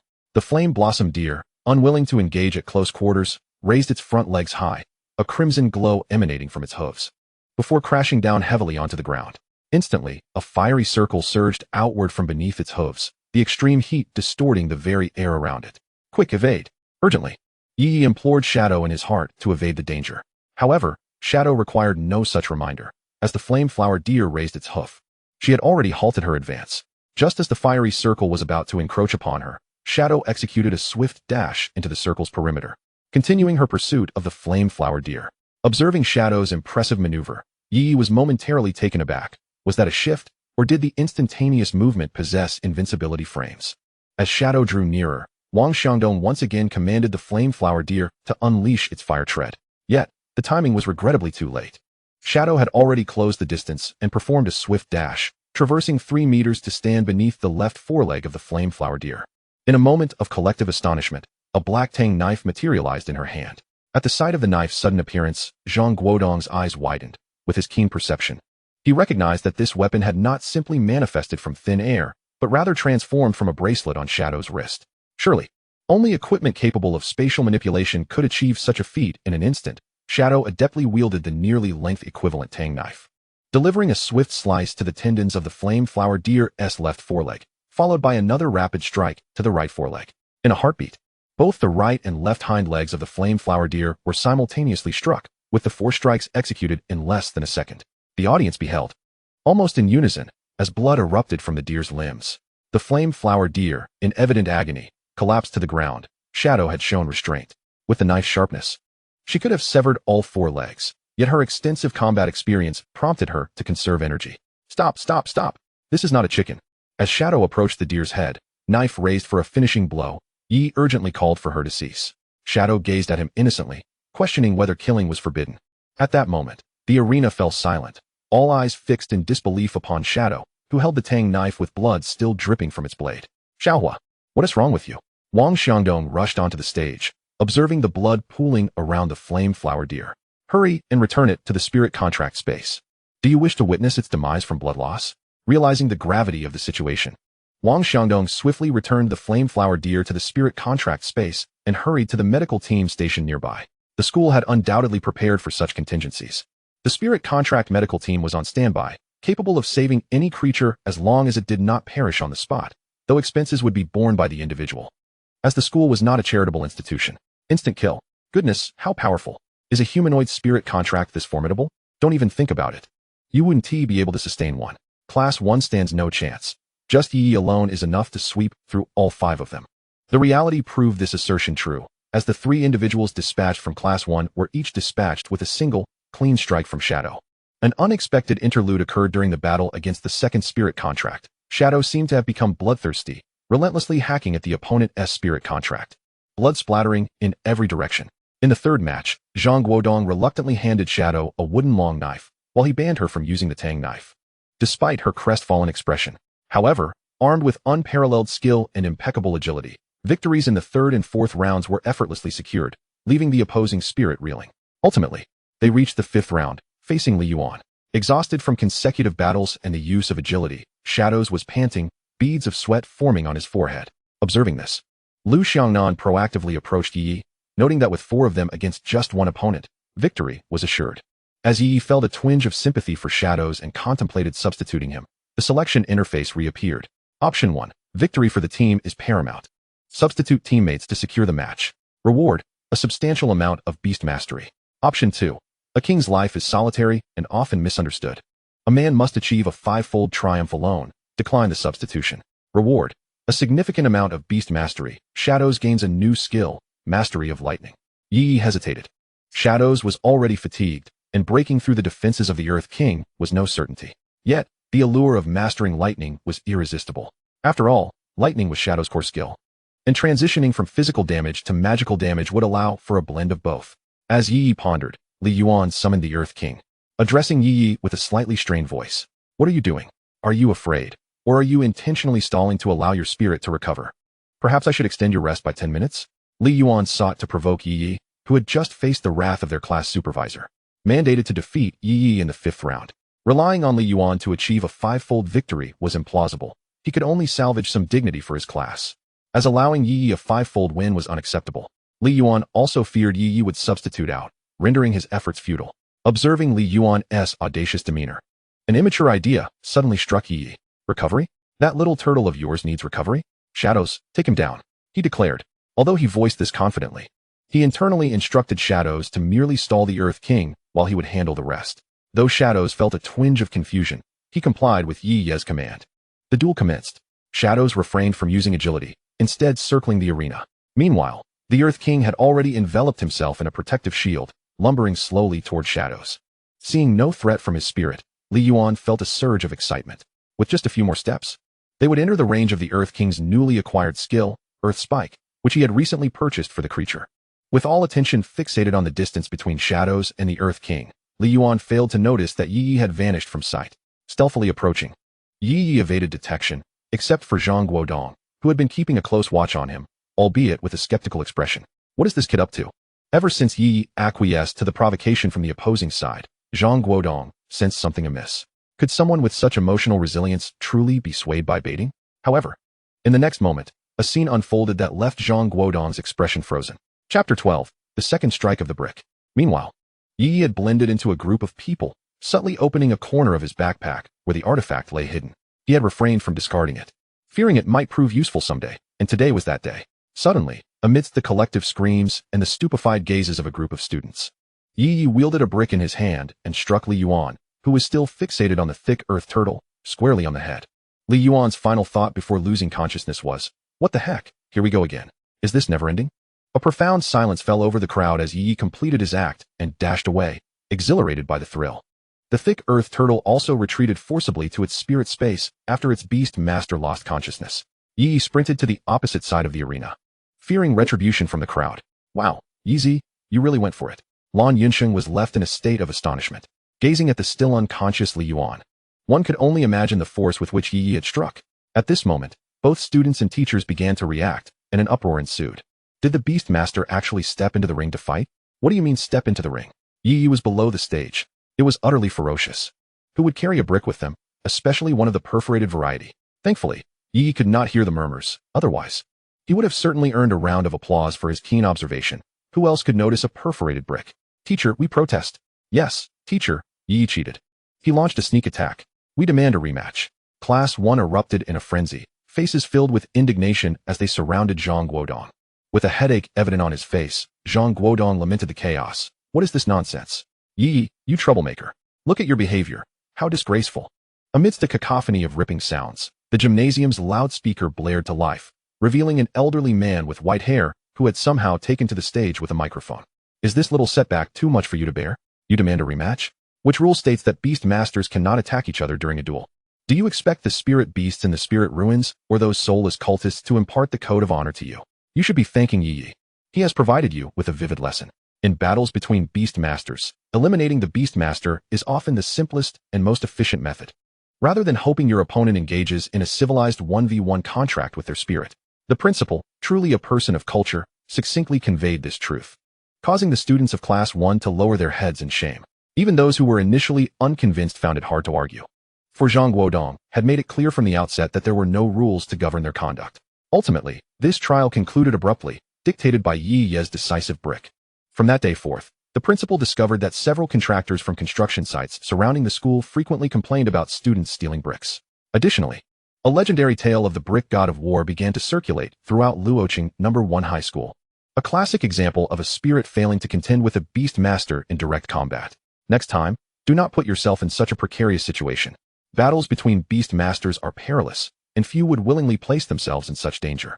Yi had just scanned a shared bicycle, preparing to head home when Lu Xiangnan, with a serious expression, caught up to him.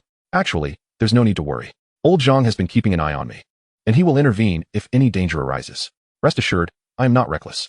Lu Xiangnan paused, momentarily taken aback by Yi Ye's implication that Zhang Guodong might be biased. Watching Yi Ye's departing figure, Lu Xiangnan felt he had acquired yet another skill, mastery over the lightning element. Upon returning home, Yi eagerly examined the panel of shadow. Name, shadow level, bronze 2 personality, innocent, kind, diligent attribute, lightning type, humanoid talent, exceptional lightning resistance, capable of withstanding 90 of lightning element attacks. Mastery of lightning element, can freely wield the power of lightning. Skills, Raiden swordsmanship, LV3, instant step, LV1, potential, F, upgradable. Currently, Shadow possessed virtually no weaknesses, being both offensive and defensive, equipped with both physical and magical capabilities. If one were to nitpick, the low talent level hindered the elevation of Shadow's contract spirit level. System. How can I enhance Shadow's potential? Ding. The system has automatically devised an advancement route for the host Shadow. Option 1. Absorb the Royal Level Lord, Thunderstorm Sovereign Spirit Pearl, and its treasures, which can elevate Shadow's talent to SSS level. Option 2. Absorb the Royal Level Lord, Thunder Phoenix, Spirit Pearl, and its treasures, which can elevate Shadow's talent to SSS level. Yi felt a wave of disbelief wash over him. Are you jesting? The former is located in the Royal Spirit Ruins of the United States, while the latter resides in the Royal Spirit Ruins of the Cherry Blossom Country, both teeming with diamonds and numerous king-level spirits, with the chance of encountering royal-level spirits occasionally. Am I seeking death by venturing there? Continuing to peruse the options, he noticed. Option 78. Absorb 10 Lightning Cloud Beast Spirit Pearls along with a Lightning Potion, which can elevate Shadow's talent to E level. Yi's eyes brightened. After much searching, this option appeared quite feasible. It was said that a herd of Lightning Cloud Beasts could be found within the Tianyang Spirit Ruins of Luoqing, and Lightning Potions were available for purchase, capable of enhancing the potency of Lightning Element Contract Spirit skills. Immediately, Yi opened his computer and searched online. 30,000? Yi was bewildered. A single bronze V Lightning Cloud Beast Spirit Pearl was listed online for 30,000. It wasn't that Yi was unwilling to venture into the Tianyang Spirit Ruins to obtain the Spirit Pearls himself. Firstly, the Lightning Cloud Beasts were social creatures, and he couldn't defeat them. Secondly, as a student, he lacked access to such places. Seeing the exorbitant price, Yi resolved to temporarily set this matter aside. First, he needed to earn some money. Let us not forget, Yi also held the identity of a spirit food master. Moreover, before Yi left, Li Qian had given him a contact number. Hello, this is Yi. My teacher, Li Qian, asked me to call you. I know. Master Li has already informed me of your situation. Please come to the Luoqing Black Market tomorrow after school. The voice on the other end belonged to a middle-aged man. After a brief conversation, they arranged to meet at the Luoqing Black Market the following day. Although referred to as a black market, it was merely a term. In reality, it was still under official regulation, as there needed to be a platform for beast masters to trade and shop. Ye Ye retrieved a small box from his pocket, containing a tube of beast mastery potion, which Zhang Guodong had secretly slipped to him when he left the gymnasium earlier that day. Judging by Zhang Guodong's expression, he appeared quite pleased. Although this potion was merely of the basic variety, a far cry from the elite beast mastery potion that Lan Yunsheng had once bestowed upon him, it still represented a vital resource for students' training. After all, as a student, he could not afford the luxury of indulging in such expensive potions daily. Ding. The system requires the potion. Host. Consuming it would serve little purpose. Rather, it would be more beneficial to restore energy to the system, unlocking more features. Ye Ye's face darkened. Before he could voice his thoughts, the system had already rendered him speechless. Here, take it, he said with visible disdain. Woohoo. The host is the best. Chapter 13. The black market. After the system absorbed the beast mastery potion, the lengthy energy progress bar barely budged, remaining stuck at 3%. System, how much more energy do you need to unlock new features? Ye Ye sighed, feeling the weight of his predicament. Both the shadow and the system were voracious consumers. And with his net worth barely reaching 3 digits, he felt despondent. Ding. Perhaps 2 more elite beast mastery potions would suffice to reach 10% and unlock a new feature. What is the new feature? Ding. The lottery function. Ye Ye's eyes widened in realization. A lottery? This was indeed a valuable opportunity. He had long coveted the various marvelous items possessed by his neighbor, Xiao Nan. But what would he use to participate in the lottery? He quickly discerned a crucial point. Given the system's nature, the lottery was surely not free. Ding. Of course. It requires blue star coins. Ye Ye donned a mask of anguish. Why did everything require money? The following day, Ye Ye attended school as usual. Upon entering the classroom, he immediately sensed a shift in the atmosphere. The students who had mocked him the day before averted their gazes, as if by doing so, he would somehow overlook their presence. The other classmates greeted him with warm smiles, their demeanor amicable. Ye Ye was unfazed. After all, he had instigated this situation. Wang Xiangdong's challenge was likely incited by Li Yuan. As the school bell rang, Zhang Guodong strode into the classroom, 2 small boxes in hand. Class has begun. However, Zhang Guodong did not launch immediately into the lesson. Instead, he opened the boxes to reveal bottles of potions. Due to Ye Ye's courageous performance yesterday, our class's training resources have doubled for this month. Here are this week's allocations. Let us all applaud Ye Ye. The classroom erupted in enthusiastic applause and cheers, the sounds echoing through the building. Even the nearby class 1 could hear the uproar. They were well aware of the cause for the celebration. Their hearts filled with mixed emotions, casting murderous glares at Li Yuan, the mastermind behind the incident. After Ye Ye had outsmarted him, Li Yuan had discreetly approached Wang Xiangdong, claiming that Ye Ye's contract spirit was exceptionally powerful, even suggesting that Ye Ye had declared himself the best in Luoqing No. 1 high school. Wang Xiangdong, having recently contracted an A-grade spirit, could hardly contain his indignation and promptly posted about it online. The subsequent events unfolded, as everyone knew. After class monitor Lu Xiangnan distributed the potions to the students of class 3, Ye Ye commenced the day's lesson. After consuming 2 vials of potion, the system's progress bar finally surged to a mere 4%. As the voice of old Zhang lectured in the background, Ye Ye drifted into a reverie, pondering the means to acquire funds. Before long, a day passed, and Ye Ye, unable to contain his excitement, dashed out of the school. Meanwhile, Lan Yunsheng, aware of Ye Ye's intent to venture into the black market, insisted on accompanying him. Curiosity etched across his face. The black market was not far from Ye Ye's school. It had once been an antique street, but over time, beast tamers began selling materials exclusive to their craft, transforming the area into the black market of Luo City. At the entrance stood 2 imposing security guards, yet Ye Ye and his companion managed to enter without hindrance. Upon stepping into the black market, the 2 inexperienced youngsters were awestruck by the vibrant scene before them. The market was bustling with life. Throngs of people surged through the streets, and nearly 10 surrounding blocks were enveloped in the black market's domain, where numerous vendors vociferously hawked their wares. Families, come and take a look. Freshly produced primary beast taming potions. Not 20,000, not even 10,000, just 9,888. Your path to advancement awaits. Massive discounts on Earth Element Spirit Contract skill books. Silver grade skills. Are you still troubled by your spirit contract's lack of talent? Are you still mocked for your spirit's low aptitude? The latest creation from the master, the talent enhancement pill, can assist you. Achieving an SSS rank is not a dream, just 3. But is that 3,000 or 30,000? Before the vendor could finish, a squad of enforcement officers from the Spirit Regulation Bureau rushed in, swiftly confiscating all the merchandise from the stall and escorting the vendor away. The leading officer shouted, "This merchant is suspected of exaggerated advertising and will face 3 days of administrative detention. All merchants should take heed. Yi scoffed. Even a fool can see through that deception. If the efficacy were truly that remarkable, this person would have long become the richest in the world. Wait, how can they take him away? I haven't even inquired about the price. Lan Yunsheng exclaimed anxiously, watching the enforcement team depart, muttering, a fool is right beside me. The two continued their exploration of the market. Yi remained unhurried, as the day was still young, and he found the peculiar items around him utterly fascinating. Boss, how much for this lollipop? My dear young friend, you possess a discerning eye. This is produced by our renowned spirit food master from Luo City. It can enhance your spirit's training speed. Since you seem so agreeable, it is originally priced at 800. But today I can offer it to you for the astonishingly low price of 20. Yi gazed at the Alps lollipop strewn across the carpet, pondering.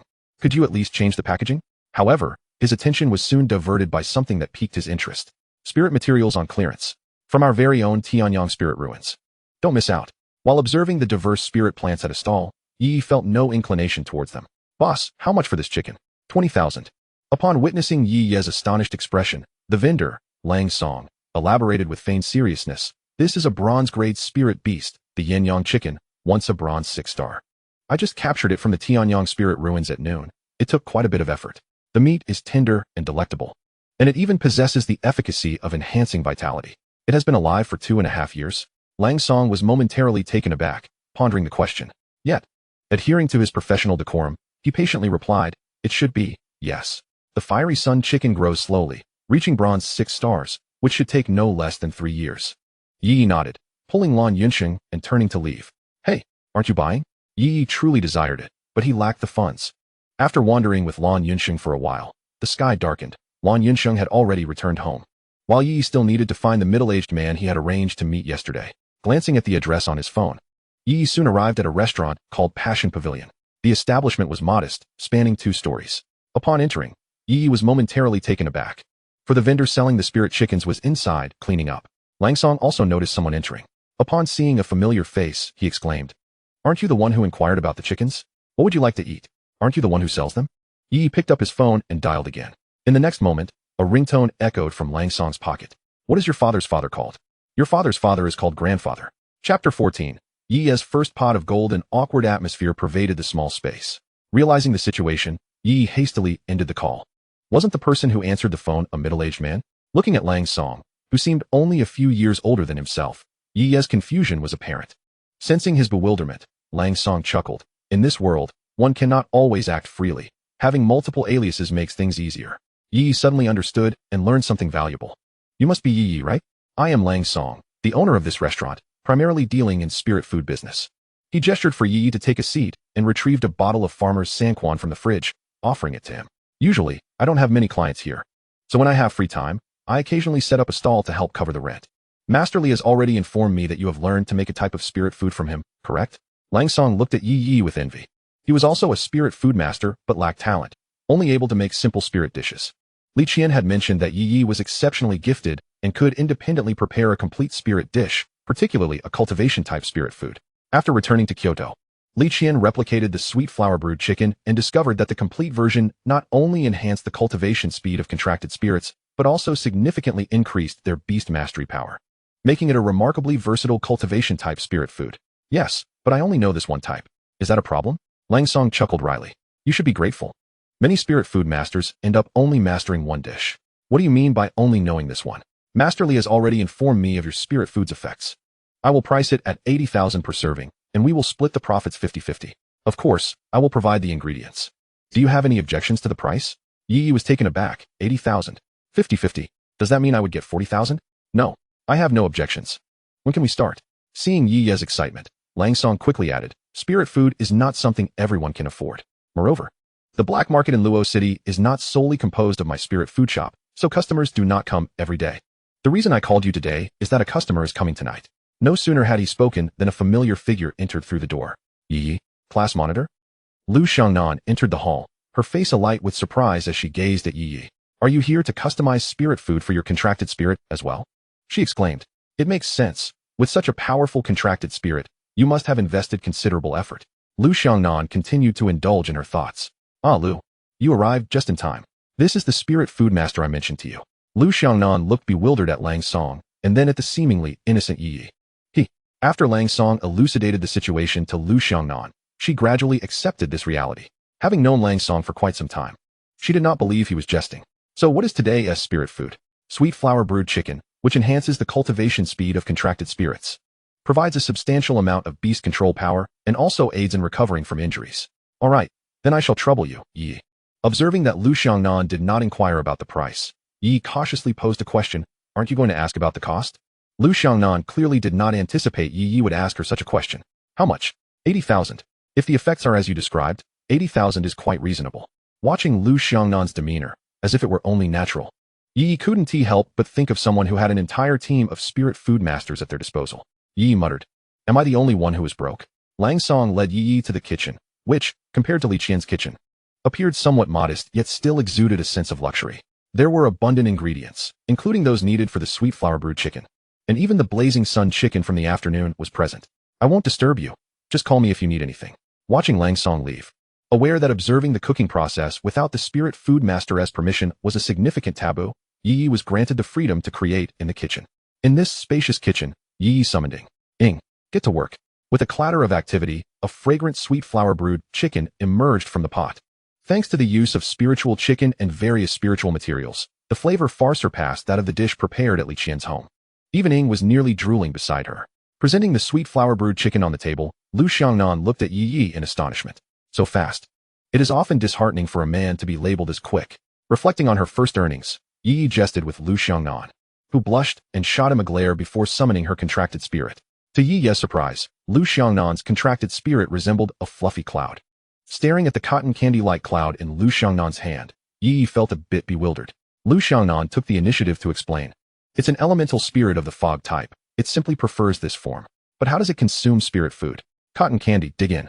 Suddenly, the cotton candy-like form transformed, and a misty little figure appeared on the table, grasping a chicken leg and nibbling away. Is this even possible? Can it digest this? Clearly, Yi had overthought the situation. As the cotton candy spirit feasted, its physical form seemed to gradually solidify. In the next moment, a slight wave of beast control power emanated from the cotton candy spirit, signaling a breakthrough. Wow! Lu Xiangnan exclaimed with joy, while the cotton candy spirit, startled by its own master, appeared bewildered and looked around in confusion. Cotton candy, why is everyone looking at me? Have I eaten too much? Ultimately, Yi's first transaction concluded amidst laughter and joy. The black market at night was particularly lively, often bustling with a few students in uniforms, their faces full of curiosity. Unmistakably high school seniors who had recently awakened. As Yi strolled down the street, a frown clouded his features. Just moments ago, Lang Song had transferred a staggering 40,000 blue star coins to him, instantly elevating Yi's worth from 3 digits to 5. With such a fortune in hand, Yi felt an inflated sense of self-worth, striding with newfound confidence. He even dared to inquire about prices from the vendors. However, before he could fully grasp the significance of his wealth, the system's incessant notifications began to dwindle it at an alarming rate. Beep. Sigh. I must have that orb. Its energy far surpasses that of the Beast Mastery Potion. Beep. That piece of wood. Hurry. I can sense the energy within it will restore me significantly. Ultimately, Yi emerged from the black market, expressionless, clutching a piece of wood that cost him 35,000 coins. Let it all be destroyed. I am weary. Chapter 15. Are we meeting? Upon returning home, Yi collapsed into slumber, exhausted from the day's exertions, when suddenly, his phone began to beep incessantly. Are we meeting? Have I been so cold just because I haven't contacted you for a month? Yi was bewildered as he read a message from a Qixin friend named Dai Mingming Fire Dragon. The avatar depicted a cartoonish fire dragon, leaving Yi utterly perplexed. Who are you? Why do you ask if we are meeting right off the bat? Did you forget to save my contact? As he scrolled through previous messages, realization dawned upon him. Weren't you previously known as the adorable unicorn? So you really didn't save my contact? But that's not the crux of the matter. It's late, and I want meet. Come on, I've waited long enough. After all, you are quite impressive and full of surprises. Intrigued, Yi felt a spark of excitement. Let us log in. Today, I shall show you what it means to execute a lightning-fast EQ followed by a devastating double strike that obliterates the parking lot. Alright, I'll play as the rock golem. We have a bright future ahead. Thus, Yi rose, opened his computer, and embarked on a fervent duo queue. This individual was someone he met through gaming, captivated by Yi's extraordinary skills and an array of innovative strategies. After being thoroughly defeated, the player proactively added Yi as a friend, expressing a desire for mentorship. As time passed, they exchanged Qixin contacts, occasionally gaming and chatting. When Yi first traversed to this world, he had been quite reclusive for days, with much of his knowledge about beast mastery being imparted by this previously unknown acquaintance. Crash. Keep crashing. If you collide with her, 1T she soar into the sky. The two were connected via voice chat, and Ye Ye was nearly shouting in urgency. In the end, the rock golem clumsily approached a female hero, delivering a powerful blow that sent her skyward, allowing Ye Ye to follow up with a decisive strike for the kill. Time flies when one is engrossed. Before he knew it, Ye Ye had racked up several consecutive victories. I'm done for now. I have school tomorrow. Ye Ye removed his headphones, glancing at his phone to find it well past 3 in the morning, hastily climbing into bed to prepare for sleep. Option 1. Does the thought of neglecting sleep not pain your heart? Immediately rise and commence your cultivation. Reward, Diligence Elixir, which can transform the character of your contracted spirit into one of diligence. Option 2. Simply sleep, rejecting the pressures of competition. Reward, a modest amount of beast mastery power. Without a moment's hesitation, Ye Ye succumbed to slumber. What a joke. Cultivation was utterly out of the question. To engage in such would be a disservice to those who strive relentlessly. Do you comprehend the intrinsic value of this system? Admittedly, it does require a financial investment. System, the expense is not the fault of the system. On the following day, a bleary-eyed Yi entered the classroom, where all his classmates had gathered. Zhang Guodong stepped into the room and cleared his throat. With merely 3 months remaining until the college entrance examination, everyone understood the significance of this milestone, and he urged all to give their utmost effort to ensure that students possess a clear understanding of their capabilities. The school would conduct a final examination for all Beast Master classes in 1 month's time. As an incentive, the top 10 students in the grade would receive advanced Beast Mastery potions and even spirit orbs. Zhang Guodong's spirited voice resonated throughout every corner of the classroom. However, the students below wore expressions of indifference, some nodding occasionally, as if to convey to Zhang Guodong, I understand. And then what? The rewards were indeed enticing. Particularly the spirit orbs, which not only accelerated the cultivation of contracted spirits, but also presented a rare chance to comprehend skills. Yet, these rewards were reserved for the top 10 students, and aside from Yi Yi and class monitor Lu Xiangnan, the prospects for their class were dim. After all, in a month's time, as cultivation periods lengthened, the disparities in talent among contracted spirits would only widen. It was conceivable that the current top student, Li Xiangdong, would possess an A-grade contracted spirit at 5 or 6 stars by then. While the challenge of breaking into the top 10 was formidable, the top 50 would still yield rewards of lower-tier Beast Mastery potions. Upon hearing this, the students finally exhibited some enthusiasm. After all, with only a few hundred students across 5 classes, vying for the top 50 was still within reach. Observing the renewed determination among his classmates, Zhang Guodong commenced the day's lessons. The morning was devoted to academic subjects, while the afternoon would unveil a training ground designed to expedite the cultivation of Beast Masters, specifically for the senior students. Soon, amidst Zhang Guodong's monotonous lecture, Yi drifted into a deep slumber. In the afternoon, the awakening class of the senior year at Luoqing No. 1 High School gathered in the gymnasium, where they would engage in cultivation.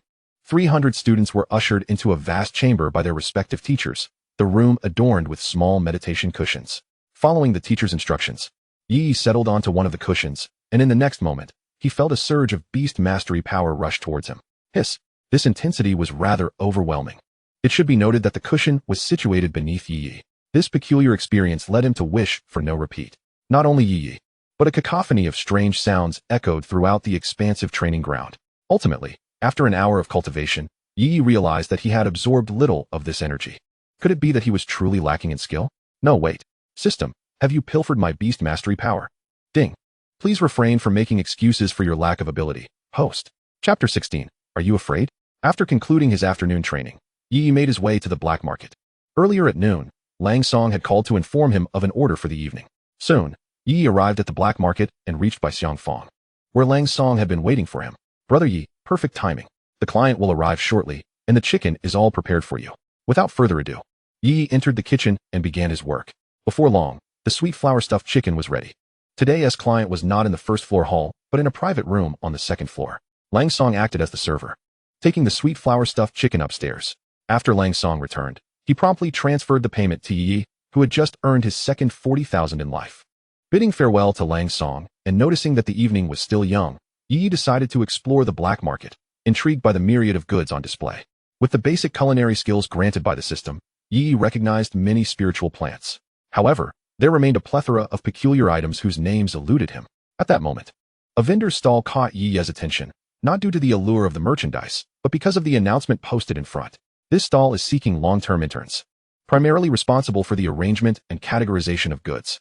Internship salary, 800. Internship duration, 2.5 years. Salary doubled upon full-time employment. Interested parties please contact. Ye Ye's lips twitched. What a scheme. Did they really expect someone to work for 2.5 years at such a rate? This was clearly an invitation for cheap labor. To his astonishment, he even witnessed someone inquiring about the internship. Suddenly, a loud explosion startled Ye Ye, causing the ground to tremble beneath him. He turned towards the source of the sound and beheld a black wolf, its eyes glowing crimson and drooling, racing down the street. Exuding a dark, beast-taming power, the wolf conjured a sphere of black energy in its mouth and hurled it forward, resulting in a massive explosion that echoed through the air, clearly the cause of the earlier commotion. Ahead, a small bird composed of mist darted through the streets, evading the wolf's pursuit. Ye Ye was taken aback. Was that not the contract spirit, Cotton Candy, belonging to the class monitor? In the distance, Lu Xiangnan was being dragged by a middle-aged man towards a nearby van. As Ye Ye pondered his next course of action, options appeared before his eyes. Option 1. Remain detached. It's none of my business, and I am still weak. Ignore it. Reward. Shadow's personality turns indifferent. Option 2. Call the police. Though it may be too late, at least I would have tried. Reward. A small amount of beast-taming power. Option 3. A true man should resolve issues in the simplest manner. Shout. Let go of that girl. Reward. Shadow skill enhancement. Spirit possession. Without hesitation, Ye Ye chose to act. Rushing towards Lu Xiangnan and shouting at the man who was dragging her towards the van. You scoundrel. Let go of that girl. Upon uttering these words, Shadow materialized above Ye Ye, using one foot to press down on his shoulder for leverage. Ye Ye stumbled, feeling an immense force surge through him, nearly toppling him over. A projectile shot forth like a cannonball, swiftly approaching the middle-aged man, as the Tang Dao in his hand crackled with a vivid purple energy, poised to strike. In the next moment, a foul-smelling, humanoid entity emerged, interposing itself to absorb the blow. This grotesque figure oozed green slime that dripped onto the floor, producing a hissing sound accompanied by rising wisps of white smoke. My goodness, a silver tier? The ability to summon a second contracted spirit indicates that this individual must be a silver tier beastmaster. Lu Xiangnan watched anxiously as Ye Ye, taken aback by the sudden threat while merely out shopping, faced an attempted abduction. In a flash, Ye Ye seized the opportunity. While the middle-aged man's attention was diverted by the shadowy figure, she extracted a brick from her bag and charged towards him from behind. The impact was significant, yet the brick shattered, leaving her with only a third of it remaining. Internally, she cursed the substandard construction of her school. The assaulted man, now clutching his head in pain, glared menacingly at Ye Ye. With years of rigorous training and the physical enhancements from his breakthroughs, the common brick posed little threat to him. What are you staring at? Ye Ye retorted, slamming the remaining piece of brick against his face before seizing Lu Xiangnan's hand and fleeing. The man groaned and collapsed, tears welling in his eyes, while the shadow had vanished from the scene, leaving behind chaos and the imminent arrival of law enforcement. After sprinting several blocks, they finally halted in a deserted alley. Both were panting heavily, clearly exhausted. Thank you, Lu Xiangnan gasped, leaning over with her hands on her knees, finally lifting her head to address Ye Ye. What just happened? Is it possible that our family's rivals sent him? What exactly does your family do? Ye Ye asked, her expression stiffening. Oh, it's nothing much, just selling potions and spirit orbs, mining in the spirit ruins. But please, keep this to yourself. My father has instructed me to stay low-key at school. Ye Ye regretted her inquiry. Just then, the middle-aged man reappeared at the mouth of the alley, his expression fierce as he focused on Ye Ye, still nursing the pain at the back of his head where he had been struck. Ye Ye, you should leave. They need something from my father and won't dare to harm me, Lu Xiangnan urged. But class monitor. Ye Ye sensed the precariousness of their situation. 2 silver-tier contracted spirits were far beyond their capacity to handle. Not a single one of you is escaping. You little brat, throwing bricks at my head. Do you think I'm a pushover? A few more hits from you would be utterly futile. Ye Ye, growing exasperated, responded defiantly. Who do you think you're looking down on? Go ahead, throw another one at me. Do you think I'm afraid? You're the one who has scared. Come on then, let us see you try. Wang Biao felt utterly humiliated. As a silver beastmaster, commanding respect in the martial world for numerous years, today he was struck down by a mere high school student? Even if he had been struck, did he fear it? He boldly extended his head, inviting Ye Ye to strike. Today he must reclaim his dignity. Chapter 17. No matter how skilled, one fears the kitchen knife. Lu Xiangnan gazed at the quarreling duo, momentarily stunned. At the moment Wang Biao extended his head due to Ye Ye's provocation, she felt her worldview shatter. Was this truly a jest? Watching as Ye Ye rummaged through his backpack and produced a brick, Lu Xiangnan nearly wept. Who on earth carries bricks in their backpack? And 2 at that. Moreover, are you genuinely going to strike? Isn't this merely fueling Wang Biao's rage? Unbeknownst to anyone, as Ye Ye retrieved the brick from his backpack, the bracelet on his wrist had vanished. The dark red brick gleamed with a hint of metallic luster, yet Wang Biao, engrossed in his own raucousness, remained oblivious. Yi Yi approached Wang Biao step by step, while Wang Biao continued to shout, "Come on, over here." Just as Yi Yi was within 3 meters of Wang Biao, shadows descended, and spiritual energy enveloped him. This was a newly acquired skill, allowing the shadows to briefly possess Yi Yi, granting him all of their strength and abilities. In an instant, a flicker of lightning ignited in Yi Ye's eyes, his demeanor turning cold as erratic electric charges danced around him. Wang Biao sensed something was amiss and immediately sought to summon his contracted spirit, but it was too late. The very reason for employing spiritual energy possession was to avoid alerting Wang Biao to the shadow's emergence. Now, having breached the 3-meter mark, Wang Biao had no time to retaliate. Yi Ye's figure vanished in a flash, reappearing behind Wang Biao in an instant. He swung the brick forcefully at the back of Wang Biao's head, generating a sound reminiscent of something shattering through the air, cloaked in purple lightning elements. Yi had learned his lesson this time. He struck at an angle, using the sharp edge of the brick to deliver a critical blow to Wang Biao's nape. "Take that!" Yi exclaimed fiercely, and before Wang Biao could react, a searing pain surged through him, and in the next moment, he lost consciousness. Lu Xiangnan stood frozen, her eyes wide, as droplets of crimson blood fell from the brick in Yi Ye's right hand, splattering onto the ground. Moments ago, she had even heard the sound of bones cracking. Yi dispelled the spiritual possession. At its current level, it could only last about 10 seconds. Once released, he turned pale, gasping for breath, feeling utterly drained. Gazing at the unconscious Wang Biao, panic washed over Yi Yi. Oh no, he can't be dead, can he? As he nervously checked Wang Biao's wrist and felt for his pulse, Lu Xiangnan stood in stunned silence. Was this the possession skill? And now you're panicking? Just moments ago, you showed no restraint at all. Sensing a faint breath from Wang Biao, Yi Yi looked at Lu Xiangnan with alarm. "Class monitor, quickly call the police. You must testify on my behalf. If he dies, I am not the one who killed him." Lu Xiangnan, the enforcement team from the black market, arrived promptly. The moment Wang Biao appeared, Lu Xiangnan had already discreetly contacted the authorities. "Are you saying you bludgeoned him to this state with a brick?" Wang Li's eyes widened in disbelief. After years of serving as the captain of the enforcement team, today was truly unprecedented. A notoriously vicious fugitive. A silver-tier beast master with 2 silver-tier contracted spirits, known in the underworld as the Death Biao, had been incapacitated by a mere high school senior who had just awakened. Using a brick? By the time the enforcement team arrived, Wang Biao lay on the ground, gasping for breath. "Well, he should be okay, right?" "I exerted quite a bit of force," Lu Xiangnan said, his face stiffening. "Are you all right?" "Quite a bit of force. Are you certain you used a brick?" "Yes. A brick, though its material is a bit unconventional." A dark red brick materialized in Yi Ye's hand as he flashed his wrist bracelet. Lila glanced at the brick in Yi Ye's grasp, noticing a corner stained with dried blood, and could not help but smirk. "Is this spatial equipment? A brick?" Yi felt a bit embarrassed.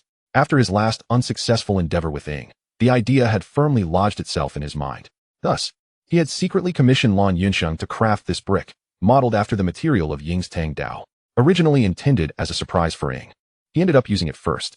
In the future, when faced with such situations, do not act impulsively. Call the police immediately. "I understand. Today was a special circumstance." Yi nodded obediently. Wang Le looked at the compliant Yi, feeling a headache coming on. "You understand nothing." Yi, alongside Lu Xiangnan, provided a statement at the Black Market Town's Spirit Bureau. It is noteworthy that Wang Biao was a wanted criminal, with a bounty of 200,000. Yi was taken aback. 200,000. Observing Yi Ye's eyes darting about, seemingly contemplating something, Wang Lu warned him sternly. "Do not entertain any dangerous thoughts. They are ruthless criminals, exceedingly perilous. Today was merely a stroke of luck for you. Otherwise, you wouldn't have been able to approach him at all." After learning the entire sequence of events from the statement, Wang Lu couldn't help but marvel at Yi Ye's fortune. After all, encountering a brainless wanted criminal like Wang Biao was a first for him. Feeling somewhat sheepish under Wang Li's scrutiny, Yi scratched his head and smiled awkwardly. As they exited the black market, it was already 9 in the evening. Lu Xiangnan's parents had been waiting there, along with Yi Ye's parents, who were engaged in casual conversation with Lu Xiangnan's family. Upon seeing them emerge, Lu Xiangnan's mother rushed forward to embrace her son, her voice tinged with tears. Lu Xiangnan held his mother tightly, tears streaming down his cheeks as well. Yi Min cast a disapproving glance at Yi Yi. "You'll be dealt with when we get home." Meanwhile, Ning Xiangtong regarded Yi Yi with admiration, pleased that her son had grown up to be a hero. At that moment, Lu Xiangnan's father, Lu Feng, bowed to Yi Yi. They had already learned about the day's events from Wang Lo. As Lu Feng bowed to him, Yi Yi swiftly stepped aside. "Thank you. If it weren't for you today, I fear you were too polite. When the class leader is in trouble, how could I possibly stand idly by? Besides, the class leader has helped me greatly in the past." Yi Yi spoke sincerely. It was true. When Yi Yi was challenged by Wang Xiangdong, The first to speak up for him was Lu Xiangnan.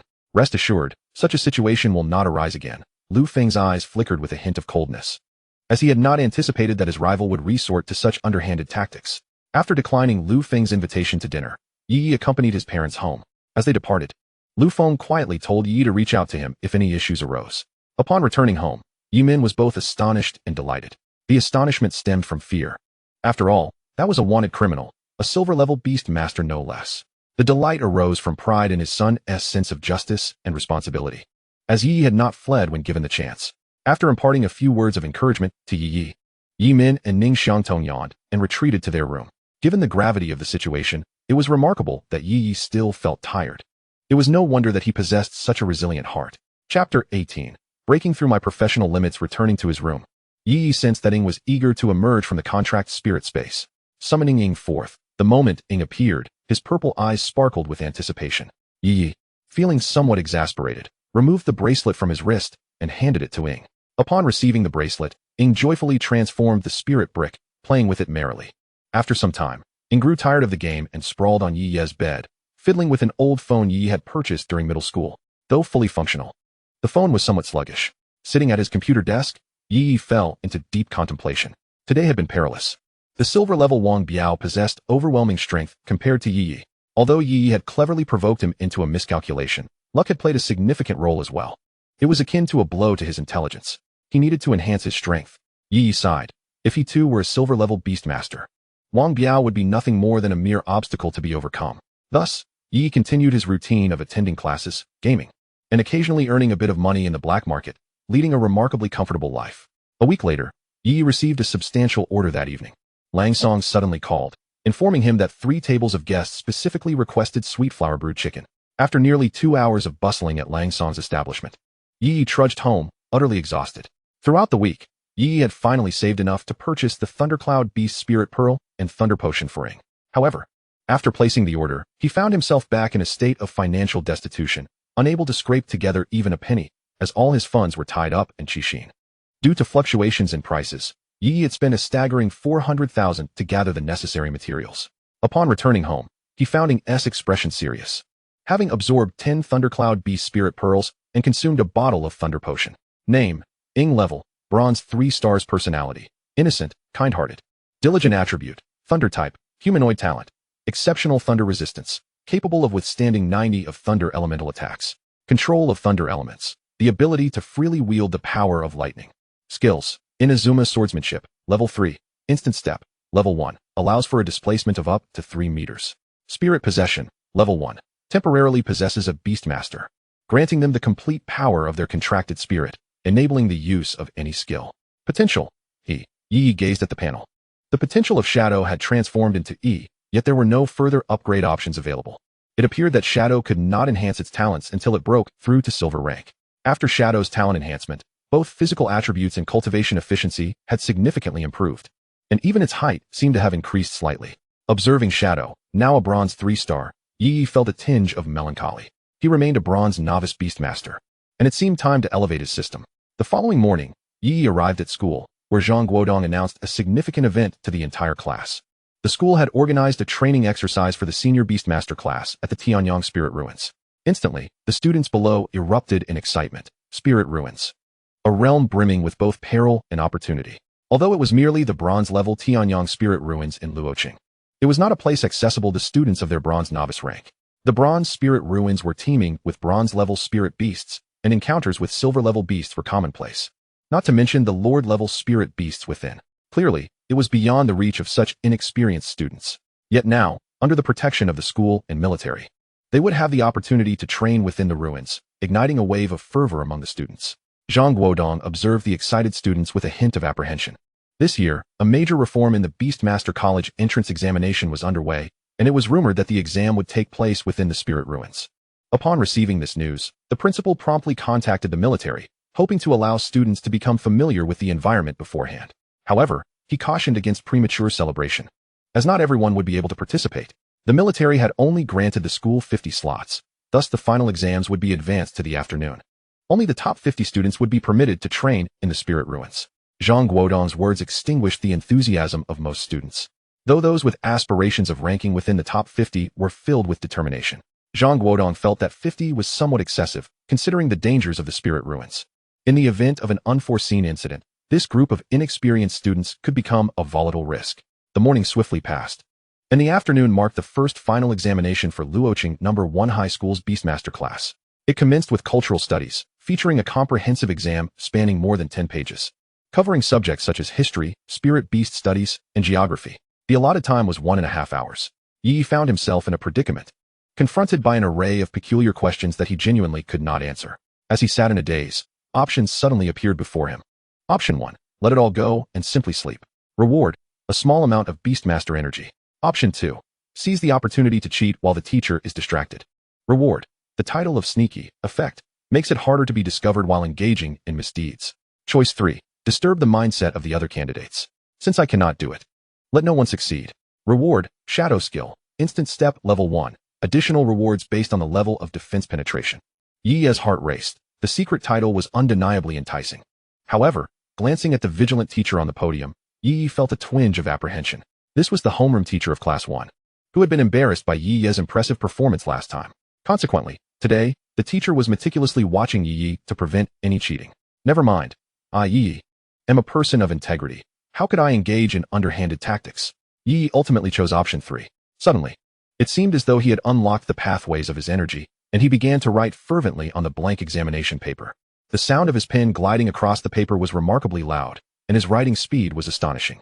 This drew the attention of the other students in the examination hall, who occasionally glanced up at him, feeling quite unsettled. It was one thing to excel in strength, but to perform equally well in academics? 10 minutes into the exam, Yi slammed his pen onto the desk with a heavy thud and sighed. This was far too easy. Beep. Shadow Skill. Instant Step Level 1. Yi was taken aback. Their psychological resilience was rather lacking. He chose not to submit his paper, reclining comfortably in his seat, tapping the desk occasionally and twirling his pen. The nearby candidates were seething with frustration, wondering if they would even be allowed to continue the exam. Beep. Shadow Skill. Instant Step Level 1. Yi's eyes sparkled. What kind of examination hall was this? It was clearly a lush field of chives. The homeroom teacher on the podium glared at Yi with a murderous intensity, as if warning him that any further noise would lead to dire consequences. Yi, who was diligently staring at his paper, scratched his head, and after a moment of inspiration, he suddenly tore the completed exam paper to shreds. The entire hall was stunned. Chapter 19. I'm coming clean. What are you doing? The homeroom teacher of Class 1 could no longer contain himself and reprimanded Yi. With an innocent expression, Yi shrugged his shoulders. I believe that even without my academic scores, entering the top 50 would be a breeze for me. I simply wanted to add a bit of challenge. Alas, how lonely it is to be invincible. As he spoke, he even began to sing. Get out. Yi walked out with an air of aloofness, causing all the students in the examination hall to have their mental states collapse. Beep. Shadow Skill. Instant Step Level 1. Beep. Shadow Skill. Instant Step Level 1. Beep. Shadow Skill. Instant Step Level 1. Beep. The host triggered an additional critical reward, earning the title of Breaker. Effect. The Beastmaster's defensive skill damage is doubled. As he walked out, the system's voice echoed in his mind. It's the new year. Not long after, the exam concluded, and the candidates emerged, continuously lamenting. The questions were exceedingly difficult. I had hoped my academic prowess would propel me into the top 50. But it seems that's no longer an option. I only managed to complete half. It appears that this training session is not meant for me. Yi chuckled silently to himself, but soon, his smile faded. For Zhang Guodong, with a dark expression, had approached him. Why must you cause such a stir while writing an exam? Numerous students have approached the principal to voice their grievances against you. Yi, who's to blame for their poor mentality? The exam was graded out of 100, with the Beastmaster subject worth 300, totaling 400 points. The cultural subjects accounted for merely 1/4, which is precisely why Yi had the audacity to flaunt himself in the examination hall. The students were not kept waiting for long. The second round of examinations commenced shortly thereafter. The venue remained the gymnasium, where students entered the examination area in an orderly fashion, grouped by classes. The Beastmaster examination now begins. It was still divided into several segments as before. The first segment was the evaluation of contract spirits. After prolonged usage of beast powers or the nourishment of contract spirits through spirit food, the innate talents of these spirits often fluctuate. Thus, the initial task was to re-evaluate the contract spirits. Zhang Yuan, C grade. Li Chong, C grade. Wang Xiangdong, A grade. As the evaluation of contract spirits unfolded, gasps of astonishment filled the gymnasium, for many students discovered that their contract spirits had improved compared to the awakening ceremony. Lan Yinsheng, B grade. Soon, it was Yi's class turn. and Lan Yunxing's mighty magic ape had astonishingly reached B grade. Ye Ye grade. The crowd erupted in disbelief. The contract spirit of Ye Ye, who had previously dominated Class 1, was merely rated E? Ye Ye scoffed, remarking that this was after an enhancement. Otherwise, their astonishment would have been even greater. A provocative gaze emanated from Class 1, belonging to none other than Wang Xiangdong. After witnessing Ye Ye's contract spirit rating, he felt a surge of confidence, for the disparity in talent had become increasingly evident over time, especially with Ye Ye's E-grade contract spirit. The grudge from that day? He was determined to exact revenge. However, the upcoming segment would soon deliver a harsh blow to his pride. The second segment, the Beastmaster level test. Zhang Yuanyuan, Bronze Beginner. Yu Min, Bronze Beginner. Wang Xiangdong, Bronze Intermediate. As Wang Xiangdong's turn approached, the audience erupted in astonishment. The testing instructor's tone was tinged with excitement. For Class 1 had indeed produced a promising talent. Lu Xiangnan, Bronze Intermediate. Yi, Bronze Intermediate. Wang Xiangdong's arrogant facade crumbled swiftly as he learned that Lu Xiangnan had also achieved Bronze Intermediate.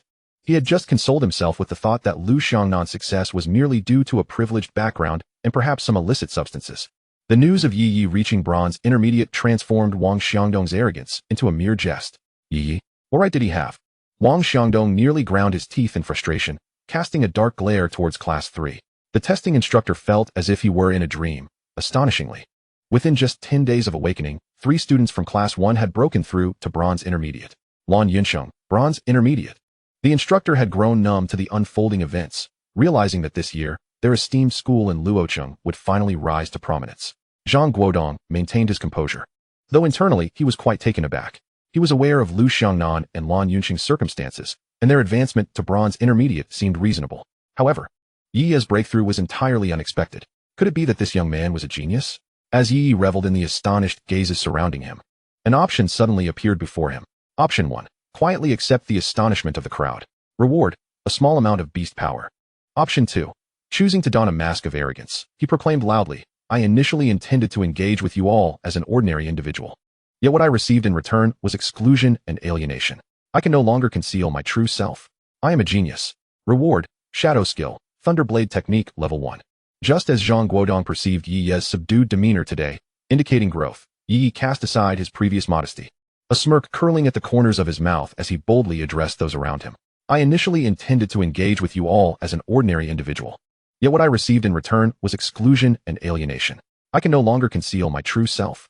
I am a genius. The surroundings fell into an eerie silence, with Zhang Guodong covering his face. I knew it. The assessment teacher was also startled by the sudden outburst, his lips twitching. This student possesses quite the personality. The entire assembly of students stood in shock, wondering how to respond to the situation, but feeling utterly powerless. Yi Yi maintained his smirk while Zhang Guodong swiftly approached him, delivering a sharp slap to the back of his head. Enough. What are you pretending for? Speak plainly. Oh, I apologize. I was overly arrogant just now. I am not a genius at all. I have reached this point solely through my own efforts. Ding. The system acknowledged that the host had mastered the art of ostentation. Expressing astonishment. Additional reward. Shadow Skill. Thunderblade Technique Level 1. Yi Yi was taken aback. Was there an unexpected benefit? He had intended to say a few more words.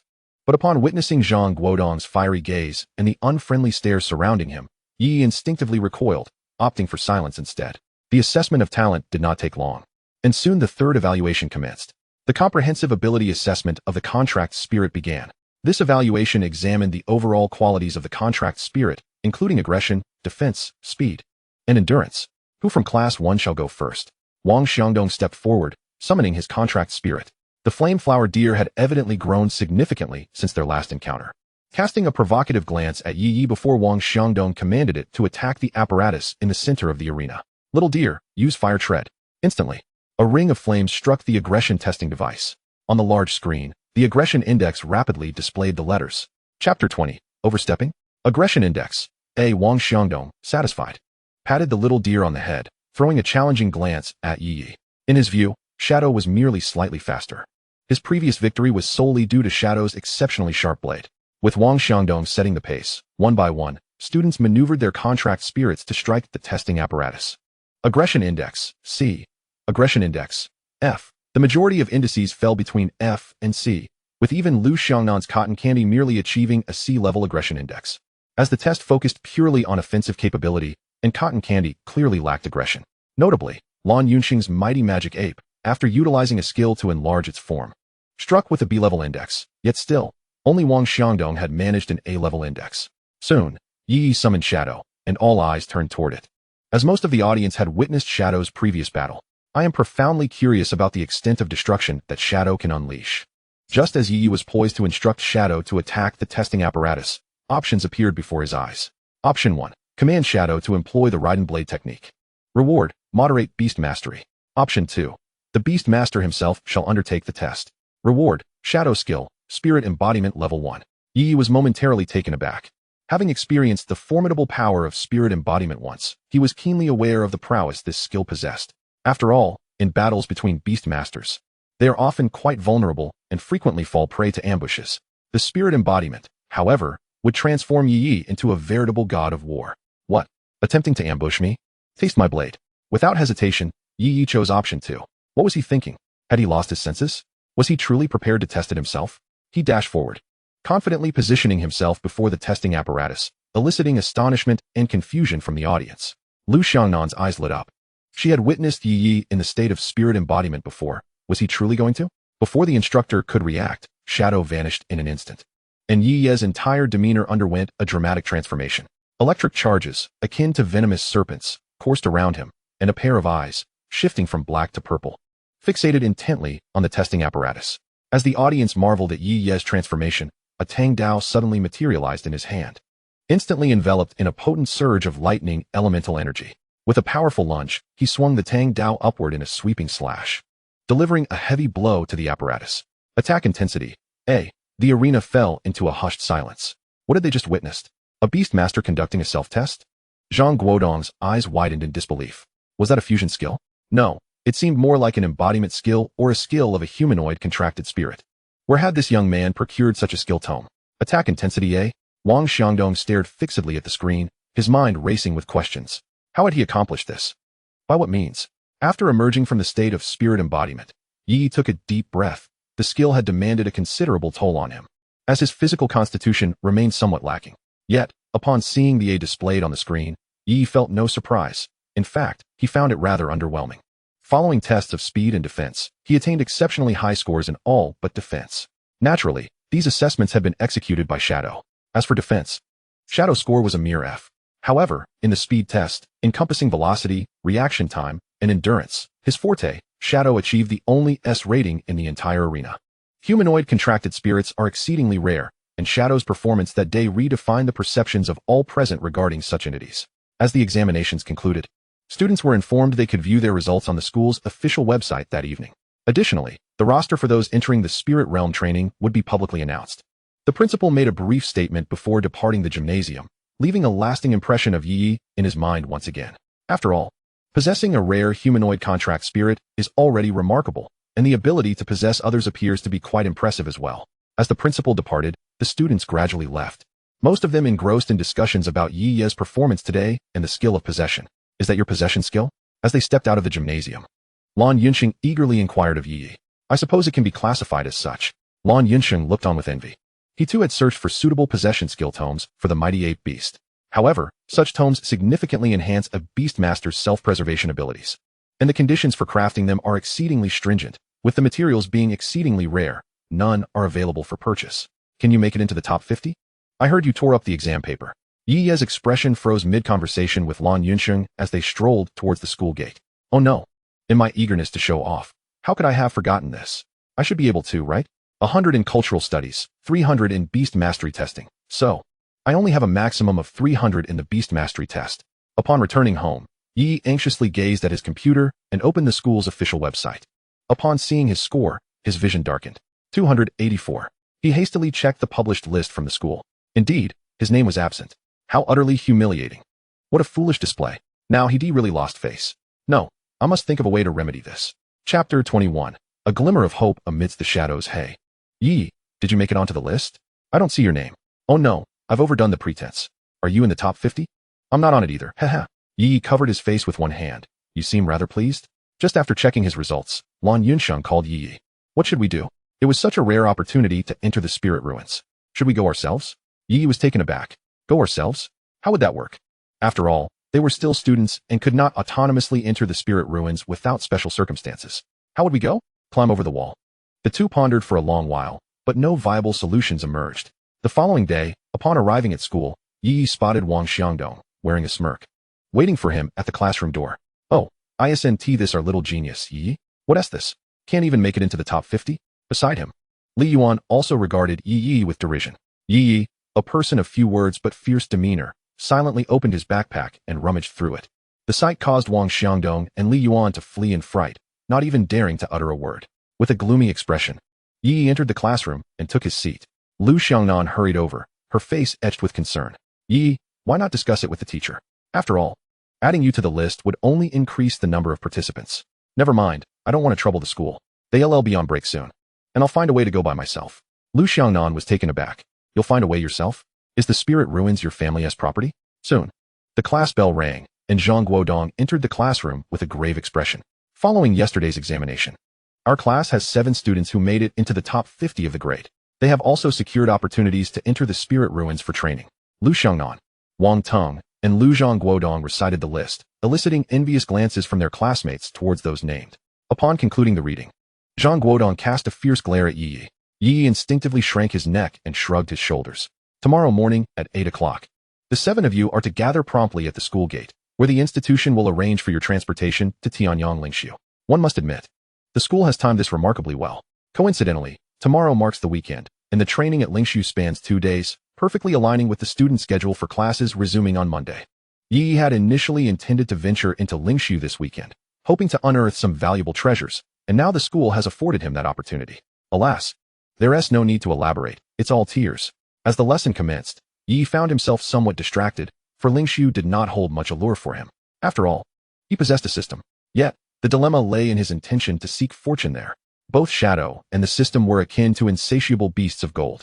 While Shadow was currently dormant, the system craved resources far beyond Yi Ye's financial reach. System, how much energy is required to advance to the next phase? Ding. Currently, system energy recovery stands at 6%. 10% is required to unlock the next phase and activate the lottery feature.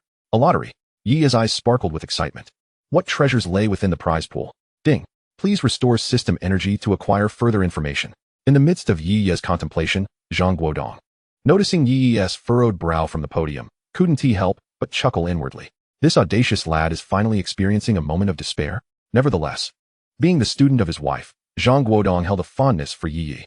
Aside from his occasional abstract thinking, Yi Yi was undoubtedly a promising student. Seizing the opportunity while the students worked on their assignments, Zhang Guodong picked up his phone and composed a message for Yi Yi. Yi Yi was still pondering how to enter Lingshu when he felt a vibration in his pocket. Upon retrieving his phone, he was momentarily taken aback. Zhang Guodong had sent him a message, Lang Song. Yi Yi blinked in realization. How could he have forgotten? He glanced at Zhang Guodong on the podium, who wore an innocent expression, raising an eyebrow. Lan Yunsheng, accompany me to Lingshu tomorrow. Huh. Lan Yunsheng, still engrossed in solving problems, looked at Yi Yi with confusion. What is going on? The day's lessons swiftly passed, and once school was dismissed, Yi Yi eagerly dashed towards the black market. Upon arriving, he made his way to the spot where Lang Song frequently set up his stall. Given the early hour, it was likely that Lang Song was not yet present. Sure enough, after only a few steps, Yi spotted Lang Song seated on the ground, surrounded by a multitude of spiritual materials and plants, enthusiastically hawking his wares. Freshly unearthed, yin-yang flowers. Don't miss out. Spirit beads of the flowing cloud bird. Bargain sale. Boss, how much for the spirit beads? A mere 20,000. After shouting for quite some time, Lang Song finally noticed a customer at his stall. He lifted his head, ready to make his sales pitch. Yi Lao Di? What brings you here? Not many customers today. Yi grinned, sidling up to Lang Song and pulling over a small stool to sit beside him. Lang Gu. Business seems to be thriving. The stall was eerily quiet, and Lang Song felt a sense of foreboding. What do you want? Speak up. There's no need to provoke me.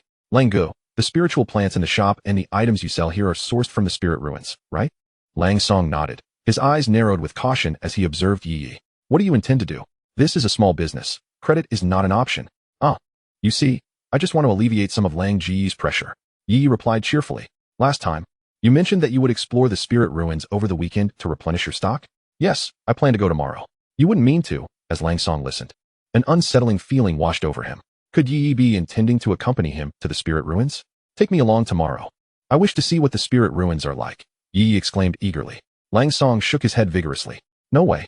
Although the Tianyang spirit ruins are of bronze level, they are still quite perilous. You are just a student. It's out of the question. Ye Ye, feeling anxious, thought to himself that if Lang Song refused to take him, when would he ever unlock the next feature of his system? Don't be so quick to refuse. Go ask around at Luoqing No. 1 High School. I'm quite capable, and I assure you I won't wander off. Lang Song eyed Ye Ye skeptically. He was no fool. However, considering that he rarely encountered anyone, let alone spirit beasts, in the places he frequented, he relented. Fine. But let me make it clear. Once we arrive at the spirit ruins, you must follow my lead. Absolutely, Lang Go. By the way, I have a friend too.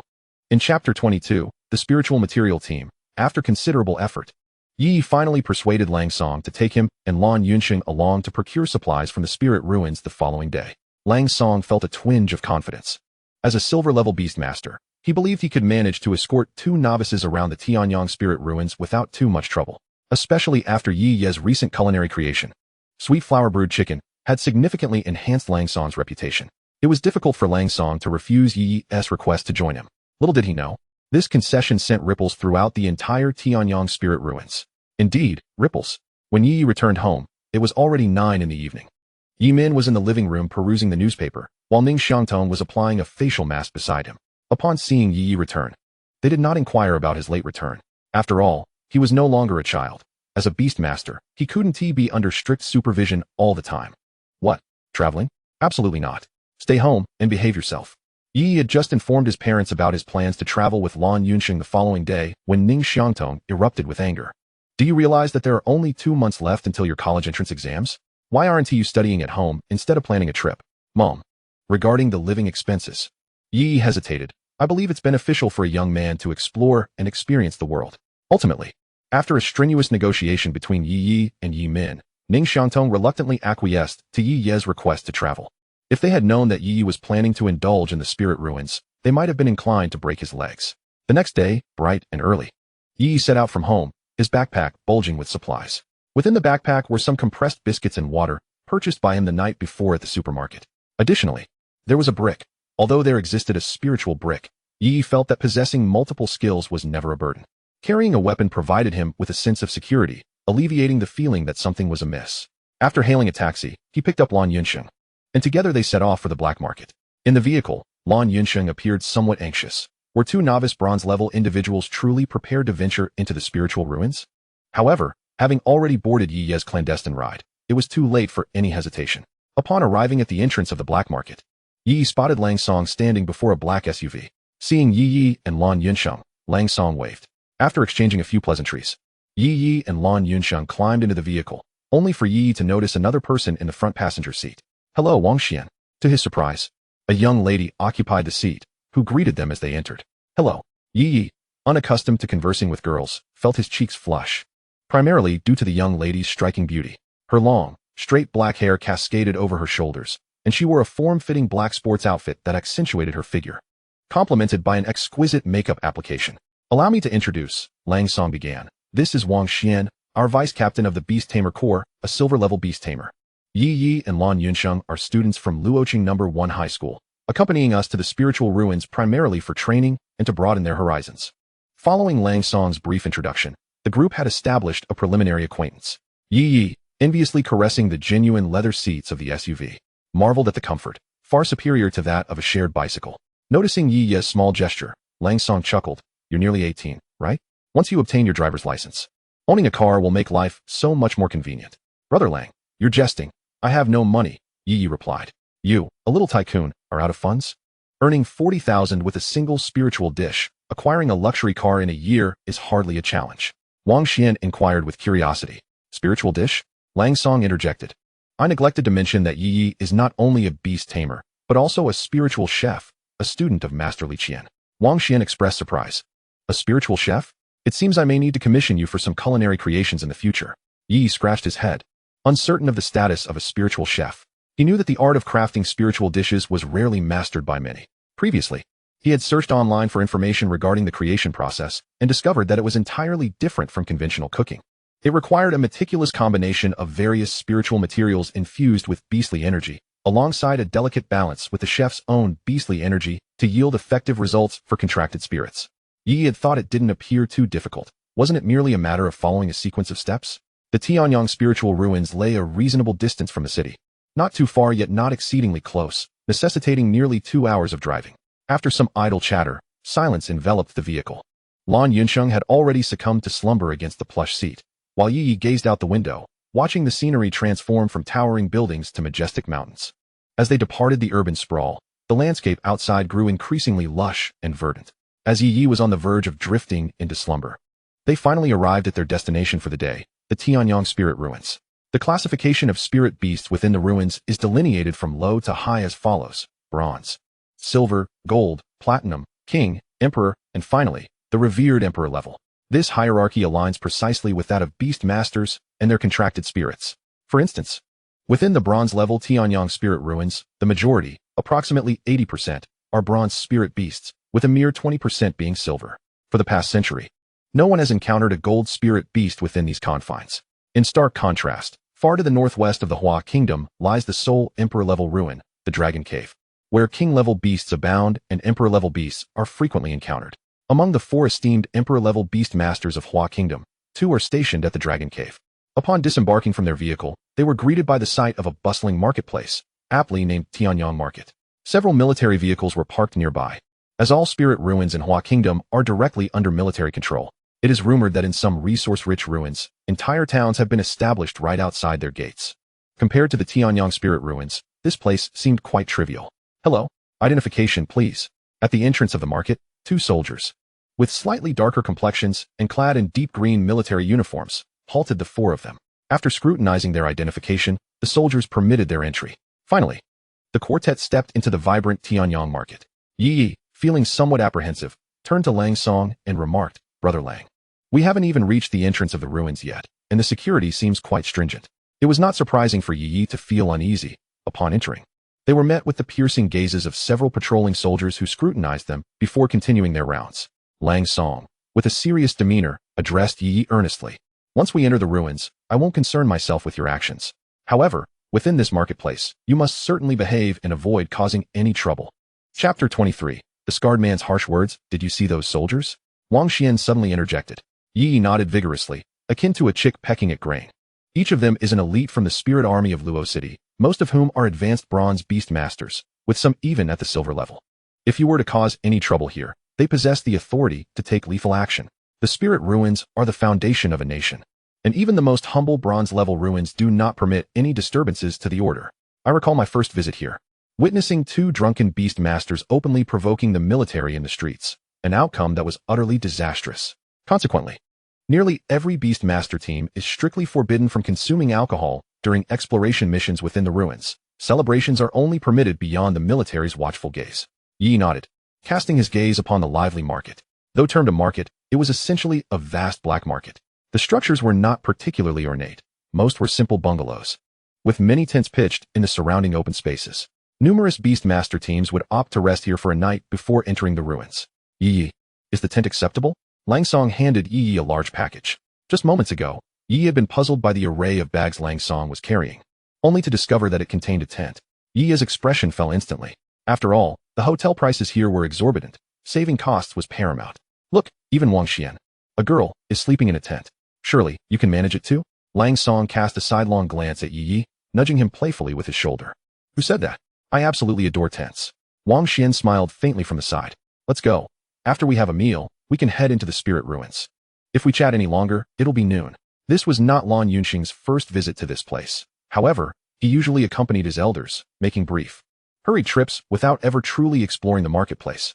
Yi Yi, on the other hand, was utterly captivated, his eyes gleaming as he observed the wares displayed at the various stalls. This place was nothing like the black market of Luo City. No one dared to peddle counterfeit goods here. "Wow, is this a silver-grade spirit pearl? It's my first time seeing one," he exclaimed. "Could that be a skywing locust? I've never seen a live one before." His gaze fell upon a large ampoule displayed at a stall. A top-tier beast tamer's potion? Yi Yi disregarded the system's incessant murmurs in his ear and strode forward. For he had just caught sight of the price, 700,000. Numerous potion companies had stalls here, so there was no need to be overly astonished. Recently, a silver-grade treasure had been sold for a staggering 8 million, reportedly a precious item from a primate spirit beast, purchased by a mysterious wealthy individual, seemingly for his child. Upon hearing this, Yi couldn't help but glance at Lan Yunsheng, who tilted his head in response. As they walked, Yi found himself dazzled. The quality of the stalls here far surpassed that of the Luo City black market. Upon arriving at a restaurant, the four of them took their seats, and the establishment was already bustling with patrons. "Boss, four of us," Lang Song announced. "Ah, Lang Song. Back again. I'll give you a discount. That LLB 2,400 for the four of you." "Oh, today you have some good stuff, huh?" Asking me for 2,004. Lang Song laughed heartily. He quickly scanned to pay, leaving Yi Yi momentarily stunned. "What on earth costs 2,004? Noticing the bewilderment on Yi Ye's face, Lang Song chuckled. "This restaurant serves only the finest dishes." He wore a mysterious expression, keeping Yi Yi in suspense. Before long, the dishes began to arrive. Sunfire chicken? Yi Yi was taken aback. Wasn't he the main ingredient for his sweet floral brewed chicken? Right at the entrance of the spirit ruins, there were often beast tamer groups lacking sufficient strength, specifically entering the spirit ruins to hunt spirit beasts and then sell them to the restaurants here.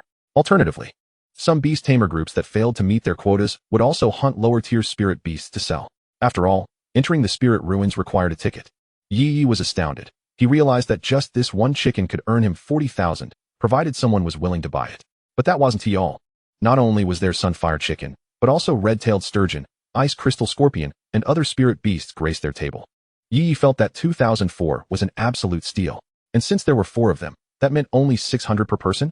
With this feast, won't the boss be at a loss? Fortunately, I'm quite familiar with the boss. Our table is an exception. Other patrons typically pay at least 1,000 each. Besides, these ingredients aren't as pricey as you might think. For instance, the sunfire chicken, if you were to purchase it, would only be about 200 a pound. And that's for a high-tier one. After all, the most valuable commodities within the spirit ruins were still medicinal herbs and various rare ores. The meat of these spirit beasts, owing to its difficulty in preservation, was not particularly valuable. Yi Yi's expression fell as he quietly inquired of Lang Song. "Did you really sell me that fiery rooster for 20,000? As Lang Song was savoring a chicken wing, he suddenly choked and coughed repeatedly. "Ahem. Aren't we here to make money? Besides, you didn't even buy it. Furthermore, it was alive. Do you have any idea how difficult it is to catch a living fiery rooster?" Yi Yi rolled his eyes, while Wang Xian stifled a laugh beside him. The four of them were enjoying their meal in harmony. Just then, three individuals entered, led by a scarred middle-aged man whose face bore a long scar that stretched across it, giving him an intimidating appearance. Upon seeing Lang Song, the man's fierce visage broke into a grin. "Look who it is, the infamous treasure-seeking rat." Lang Song felt a surge of bad luck upon recognizing him. "Oh, Wang Xian is here too. What do you think about my suggestion to join our beast taming team? After all, as a team leader, all you can do is sneak around on the outskirts. How much can you even earn that way? You would be better off with us in the beast taming team, where you can enjoy a lavish life." The scarred man's predatory gaze roamed over Wang Xian without restraint. Lang Song set down his chopsticks and narrowed his eyes at the intruders. "Scarface, isn't the lesson I taught you last time enough? Care to have another go? Do you have a death wish?" A young thug beside Scarface, brimming with anger, took a step forward and glared at Lang Song. "Come back." Scarface shot a fierce look at his subordinate, who was reluctant but ultimately stepped back. "How dare you bring that up? Aside from running away, what else can you do? Last time, both my brothers were injured, and I will make sure to settle the score." With a menacing remark, Scarface and his two lackeys abandoned their meal and strode toward the exit. Does he think Scarface is a fool? Who dares to cause trouble here? Chapter 24, Yi Yi. You are brave. As Scarface and his crew moved toward the door, options appeared before Yi Yi. Option 1. Summon Shadow to strike him down with a brick. Reward. Elevate Beast Tamer level to Silver 1 star. Option 2. Endure and seek revenge later. Reward. Abundant Beast Power. Option 3. Ridiculously taunt Scarface to break his defenses. Reward. Shadow level 1. If a defenseless Scarface or his lackeys retaliate, additional rewards will be granted. Yi Yi gazed at the first option, his eyes reddening with excitement. Yet, rationality prevailed, calming him down. The thought of possessing treasure, yet being too afraid to seize it, made him tremble with frustration. Sister Wang Xian. What would happen if I smashed his head right now? Wang Xian's face turned pale, her eyes widening as she grasped Yi Yi's hand tightly. Yi Yi, don't do anything reckless. Lan Yunsheng also overheard Yi Yi and hastily advised. Dude, don't be impulsive. We could get detained, and you could face imprisonment. As Scarface was about to exit, Yi Yi felt a surge of urgency. He abruptly overturned the plate in front of him, stood up, and pointed at the back of Scarface's head. Stop. You can't just come and go as you please. Do you think Yi have no pride? Instantly, the atmosphere in the restaurant plummeted to freezing point. Scarface turned around, a look of confusion on his face, glaring fiercely at Yi Yi. Beside them, Lang Song, Wang Xian, and Lan Yunsheng stared wide-eyed, their faces etched with terror as they looked at Yi Yi. Lan Yunsheng was still murmuring softly, Big brother, stay calm. Scarface fished a pack of cigarettes from his pocket, lighting one for himself. Bang. Are you calling me? Faced with the menacing Scarface, Ye Ye felt a flicker of trepidation. Yet there was no time for hesitation now. You, with that hideous face, how dare you come here to intimidate us? Can't you see my brothers are petrified? He continued. You think you can just walk away? Pay me for my emotional distress. As he spoke, Ye Ye nudged Lan Yunxing, seemingly hoping for his cooperation. Lan Yunxing was on the verge of madness, wondering who had bestowed such audacity upon Ye Ye. Was it Liang Jingru? Scarface exhaled a heavy plume of smoke, his anger reaching its zenith. He loathed nothing more than others commenting on his appearance. What did you say? Repeat that. Do you truly believe I wouldn't dare to act? As Scarface's temper flared, Ye Ye had a sudden flash of inspiration, channeling the spirit of Wang Biao. I dare you to try me. What is it to you? With that declaration, Ye Ye strode boldly toward Scarface, his hand pointing at his own forehead. All while his three companions looked on in astonishment. In his fervor, Ye Ye charged too quickly, accidentally bumping his forehead against Scarface's chest. Boss, let us go? There will be other days to settle this in Lingshu. One of the nearby lackeys, seeing the situation escalating, hurriedly grabbed Scarface's hands. Just as Scarface was regaining his composure and his anger began to subside, Ye Ye launched another round of psychological warfare. What's wrong? Are you scared? I thought with that scarred face, you would be fearsome. Could that scar be a birthmark? Birthmark? Scarface's mind went blank. Countless individuals had mocked his visage, but none had inflicted such profound damage as Ye Ye's recent taunts. Uffed. Wang Xian could no longer contain herself and burst into laughter upon hearing Ye Ye's words. Scarface felt as though he had lost his sanity. Watching Ye Ye, who still wore a smug expression while pointing at his own head, Scarface broke free from the grips of his two lackeys. Grabbing a nearby chair, he swung it toward Ye Ye's head. Bang! Ye Ye braced himself for impact, only to find Scarface collapsing instead. Behind Scarface, two soldiers stood at the entrance, one of whom was accompanied by a stone serpent, its tongue flicking in a serpentine manner made of rock. Clearly, it was the serpent that had brought Scarface down. Upon receiving a report of malicious disturbance, we have come to apprehend you. The soldiers efficiently hoisted Scarface onto the broad back of the serpent, dragging him away. The two remaining lackeys exchanged bewildered glances before fleeing in panic. Ye Ye turned around to see Lang Song raising his phone, arching an eyebrow at him. Ye Ye, you are incredibly bold. You are undoubtedly the most reckless among the first-year students of Luoqing No. 1 High School. Lan Yunsheng, still shaken, patted his chest. It's fine. He doesn't know me anyway. Ye Ye replied nonchalantly, even savoring a chicken neck with delight. Lang Song shook his head, realizing that this young friend of Li Shi was far braver than he had anticipated. Scar is the leader of the Scar Beastmaster group, notorious for his nefarious deeds within the spirit ruins, frequently ambushing solitary beastmasters or those beastmaster groups deemed easy prey at the entrance. We have encountered him in several conflicts, so we must exercise caution upon entering the spirit ruins. Their vice captain is Scar's brother, and I fear he may seek trouble with us. After a satisfying meal, Ye Ye and his companions prepared to depart, only to be halted by the restaurant owner. The proprietor pointed to the shards of a broken plate on the floor. The plate costs 200. Ye Ye was taken aback. What kind of plate is that, 200? Why don't you just go rob someone? The owner retorted. What do you think I'm doing? Reluctantly, Ye Ye paid the 200, his expression dark as they walked away, while Wang Xian stifled her laughter beside him. This little brother is so adorable. Had Ye Ye known her true thoughts, he might have been even more disheartened. I was just so dashing, and you call me cute? Before long, they arrived at the far end of the marketplace, where a series of closely guarded buildings stood, bordered by an expanse of endless forest. In the center of these structures loomed a 10-meter-tall black gate, flanked by numerous armed soldiers. In front of the gate, various prepared beastmasters and their groups were orderly queuing to enter. Nearby, a building displayed a large screen, showcasing numerous military bounty tasks. At the top of the list was a particularly daunting task. Task name: eliminate the silver-level King Thunderstorm Dragon of the Tianyang Spirit Ruins. Task difficulty: S. Task content: as the tyrant of the Tianyang Spirit Ruins, the Thunderstorm Dragon is inherently brutal, having claimed the lives of 67 beastmasters and soldiers under its dragon's breath. This task does not require formal acceptance. Obtaining a treasure from the Thunderstorm Dragon serves as implicit completion of the task. Task reward: 1 million Huaxiao points. Ye Ye stared blankly at the top-ranked task, and Wang Xian suddenly interjected, "Stop looking. It's impossible to accomplish. The strength of a silver-level king far exceeds that of a silver-level lord or an ordinary silver spirit beast. Even typical golden beastmasters cannot contend with it. Not to mention it commands countless spirit beasts as minions." Ye Ye nodded, having learned this before. Spirit beasts are classified in tiers, and within a population of spirit beasts, there is a probability of a lord-level spirit beast being born. These possess more potent skills, exceptional durability, and may even develop unique abilities exclusive to lords. Typically, They cannot be dealt with by beastmasters of the same rank, and often require a team of over 10 beastmasters to safely defeat them. Albeit with high risks come high rewards. Lords may yield secret treasures upon defeat, which vary in effect. Some can rapidly enhance a beastmaster's beast power, enabling upgrades or even leaps in rank. Others may grant a contracted spirit the ability to learn new skills or even acquire an additional attribute. As for kings, they are undeniably boss-level entities, with only one residing in each spirit ruins, serving as the absolute dominator of the realm and guaranteed to drop coveted treasures sought after by all beastmasters. Chapter 25. Arrival at the spirit ruins. As the crowd moved forward in an orderly fashion, it soon became Ye Ye and his companion's turn. Lang Song produced a silver card gleaming with a metallic sheen from his pocket and presented it to the soldier at the entrance. The soldier placed the card on the adjacent device, then examined the screen before returning the card to Lang Song. This card served as the identity credential for beast tamers, with Lang Song possessing a silver card, indicative of a silver-tier beast tamer. Wang Xian also produced a silver card to present to the soldier, followed by Ye Ye. Ye Ye appeared utterly bewildered. He did not possess a beast tamer credential. After all, the nation's resources were not to be squandered. As these credentials were crafted from an exceptionally rare metal, they not only recorded identity information, but were also remarkably robust, exhibiting minimal wear.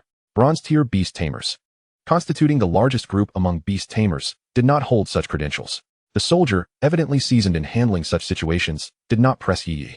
Identification cards, household registration books, or student IDs were acceptable. Ye Ye, suddenly enlightened, hastily retrieved his identification card and handed it over.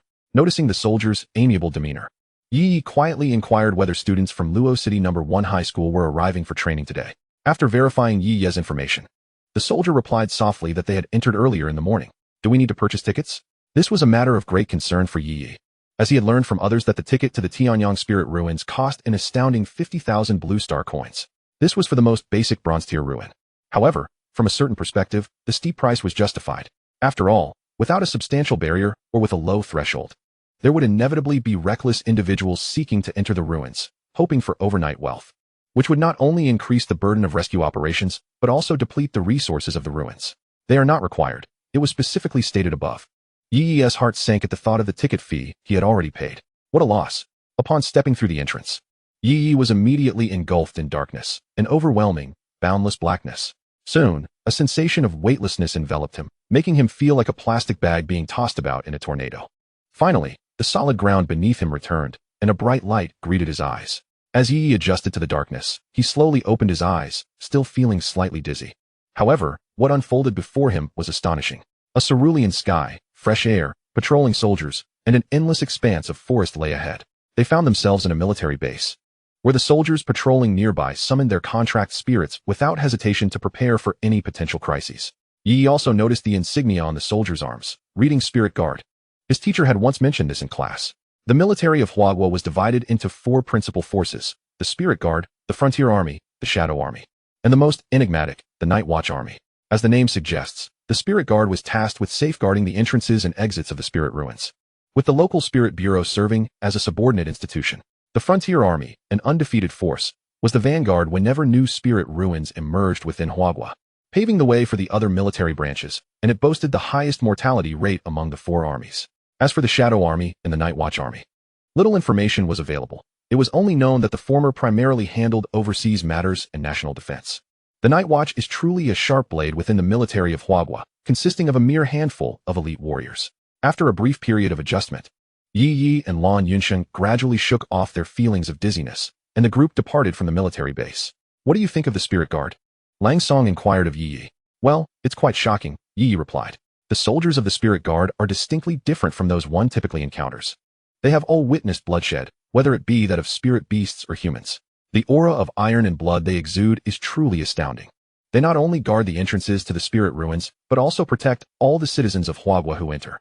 It is important to note that within the regulations of the Huagua spirit ruins, there is a clause permitting individuals to redirect insurmountable crises towards the Spirit Guard's base. Ye Ye was taken aback. This was new information for him. So, the Spirit Guard is our ultimate safeguard within the spirit ruins. In that instant, Ye Ye gained a renewed understanding of the Spirit Guard. Regaining his focus, Ye Ye began to observe the surrounding environment. They were situated on a plain, with a forest in the distance, a destination they aimed to reach. All right, let us summon our contracted spirits. We can no longer afford to be concerned about the energy expenditure. With that, Lang Song was the first to summon his contracted spirit, a fluffy white guinea pig, measuring half a meter in length, with its front teeth prominently displayed, adorably charming. As a silver-level beast master, Lang Song naturally possessed 2 contracted spirits, yet for reasons unknown, he had not summoned the other. Yi intended to inquire further, but upon noticing Wang Xian shaking her head, it seemed she anticipated his question. Wang Xian's contracted spirit was a gigantic owl, standing a full meter tall. Upon its summoning, it soared into the sky, scanning for potential threats. Yi and Lan Yunsheng also summoned their contracted spirits. When the adorable shadow, yawning and rubbing its eyes, materialized, Wang Xian was left awestruck. How cute. Although she had learned from Lang Song that Yi had awakened an exceedingly rare, humanoid contracted spirit, the appearance of Shadow still struck a blow to Wang Xian's heart. At that moment, Shadow appeared bewildered, surveying its surroundings with large, purple eyes filled with curiosity. Yi cradled Shadow in his arms as the group set off towards the forest. However, during their journey, Wang Xian's gaze frequently darted towards Yi's embrace. Eventually, Yi could no longer contain himself. It's a bit heavy. Could you hold it for a moment, Sister Xian? Oh, young man, is your strength lacking? How old are you? Yi felt a pang of frustration. Was it necessary for her to tease him? The issue was that her movements were exceedingly swift. Almost instantaneously after his words, Wang Xian snatched Shadow from Yi's arms, cradling it against her chest, her large eyes transforming into heart shapes. Shadow, now in a state of confusion, wondered why it had been passed to another.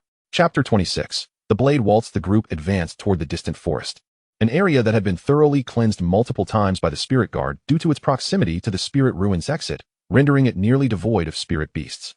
Their objective was to collect level 1 spirit material, the 7-pattern mushroom, level 2 spirit material, the flowing light fruit, and the flame sun chicken that Yi required.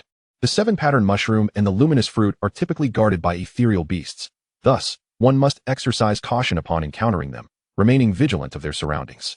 The fiery rooster is generally a social creature, and should one encounter a solitary one, immediate action is advised. Otherwise, if it summons its companions, one may find themselves besieged by a flock of dozens of these fiery fowl. Along the journey, Lang Song continuously enlightened Yi about the critical aspects of their expedition, to which Yi listened intently with a serious demeanor. Finally, after half an hour, they approached their destination, a lush forest where towering trees, nearly 100 meters high, were almost non-existent on Blue Star. Various oddly shaped insects clung to the trunks, and the refreshing scent of flora wafted through the air. In the midst of this greenery lay a path, a trodden earthen trail formed by the footsteps of many. Lang Song's contracted spirit led the way, a delightful little nose sniffing the ground as they proceeded. Yi and Lan Yunsheng walked in the middle, while Wang Xian brought up the rear, cradling the confused Shadow in her arms. At that moment, Shadow lay in a daze within Wang Xian's embrace, causing Yi to feel slightly embarrassed. This was due to the fact that Shadow had relayed some information to Yi, which seemed to suggest, so soft and comfortable. Father, would you like to come lie down too? I can make space for you. Yi thought to himself that he would indeed relish such an opportunity. Thus, the group traversed the dirt path for an hour, finding nothing of value. The trail had been so heavily traveled that anything of interest had long been plundered. Just then, a guinea pig, seemingly detecting something worthwhile, paused and squeaked at Lang Song. Let's change our route. Remain alert. Lang Song instructed the team as they veered off the main path. No sooner had they taken a few steps than Yi spotted a mushroom adorned with 7 colorful patterns beneath a grand tree. There, the 7-pattern mushroom. Wait. Check the branches, phosphorescent serpent. Be cautious, it appears to be close to silver level. The group gazed toward the base of the tree, yet, forewarned, Yi and Lan Yunsheng refrained from rash actions. They observed a serpent, vibrant green and nearly camouflaged with its surroundings, coiled around a branch in slumber. Lang Song exchanged a knowing glance with Wang Xian, who instantly understood the unspoken command. Suddenly, the contracted spirit, an owl, which had vanished upon entering the forest, dove from above the great tree. The sleeping serpent remained oblivious to the impending threat until the owl snatched it away. However, the nearly 3-meter-long phosphorescent serpent awoke fully, wrapping its supple and agile body around the owl's wings. The ensnared owl plummeted to the ground. And just as Wang Xian was about to summon her second contracted spirit for assistance, Shadow, who had been languid in her arms, suddenly focused. Its violet eyes fixed intently on the descending owl and serpent, as if calculating something. At the moment when the owl and the phosphorescent serpent were mere 20 meters from the ground, Shadow instantaneously vanished. In the next instant, its form reappeared 10 meters above. Using a nearby tree trunk for leverage, it altered its trajectory and surged toward the falling phosphorescent serpent like a bullet unleashed from a chamber. Sister Xian, retrieve the contracted spirit. Yi urgently called out, fearing that if Shadow lost control, they might end up harming both the owl and themselves. Upon witnessing the sudden surge of shadow, Wang Xian had no time to react, and instinctively returned the owl to the contract spirit space at Ye Ye's words. In an instant, the owl vanished, leaving the phosphorescent snake, which was entangled with the owl, momentarily stunned. The next moment, its primal instincts sensed the impending threat of death. As it caught sight of Shadow charging towards it, it hastily spat a jet of venom in Shadow's direction, but it was already too late. Shadow, with a swift step, appeared above the phosphorescent snake, while the venom struck the nearby tree trunk, hissing as it corroded the bark. Seeing Shadow looming overhead, the phosphorescent snake attempted to employ the same tactic, trying to coil its elongated body around Shadow. However, the agile Shadow offered no opportunity, and the phosphorescent snake, with no foothold in the air, became an easy target for Shadow's assault. In the blink of an eye, Shadow drew forth a tang knife. A flicker of electric light dancing in its violet pupils, and with a swift motion, struck the phosphorescent snake. Instantly, a gash measuring 20 centimeters appeared on the snake's body, scorched black from the violent electric elements. In the next moment, Shadow reappeared from another direction. Within a mere second, Shadow executed a dazzling aerial waltz with the blades, delivering a powerful kick to the phosphorescent snake. The snake, already plummeting, accelerated downward. With a resounding thud, the phosphorescent snake crashed to the ground, barely clinging to life. Its body riddled with wounds, crimson blood staining the earth, while sporadic electric charges flickered across its form, signaling its imminent demise. With another swift step, Shadow elegantly positioned itself before the snake's massive head, and with a decisive strike, completed its task. Sheathing the tang knife, Shadow sprinted back to Wang Xian, arms outstretched, yearning for a hug. At that moment, Wang Xian remained in a state of astonishment, shaken by Shadow's unassuming yet remarkable display of skill. As she embraced the adorably charming Shadow, she could hardly believe that this delightful creature could exhibit such prowess in battle. Both Lan Song and Lan Yunsheng were equally astounded, exclaiming in disbelief, "Lan Song, goodness! Is this what a humanoid contracted spirit looks like?" Lan Yunsheng, incredible! For strikes in a second? Lan Song approached, crouching down to slice open the severed snake head with a dagger, retrieving a marble-sized spirit pearl and offering it to Ye Ye. The copper 7-star phosphorescent snake could fetch a handsome price outside.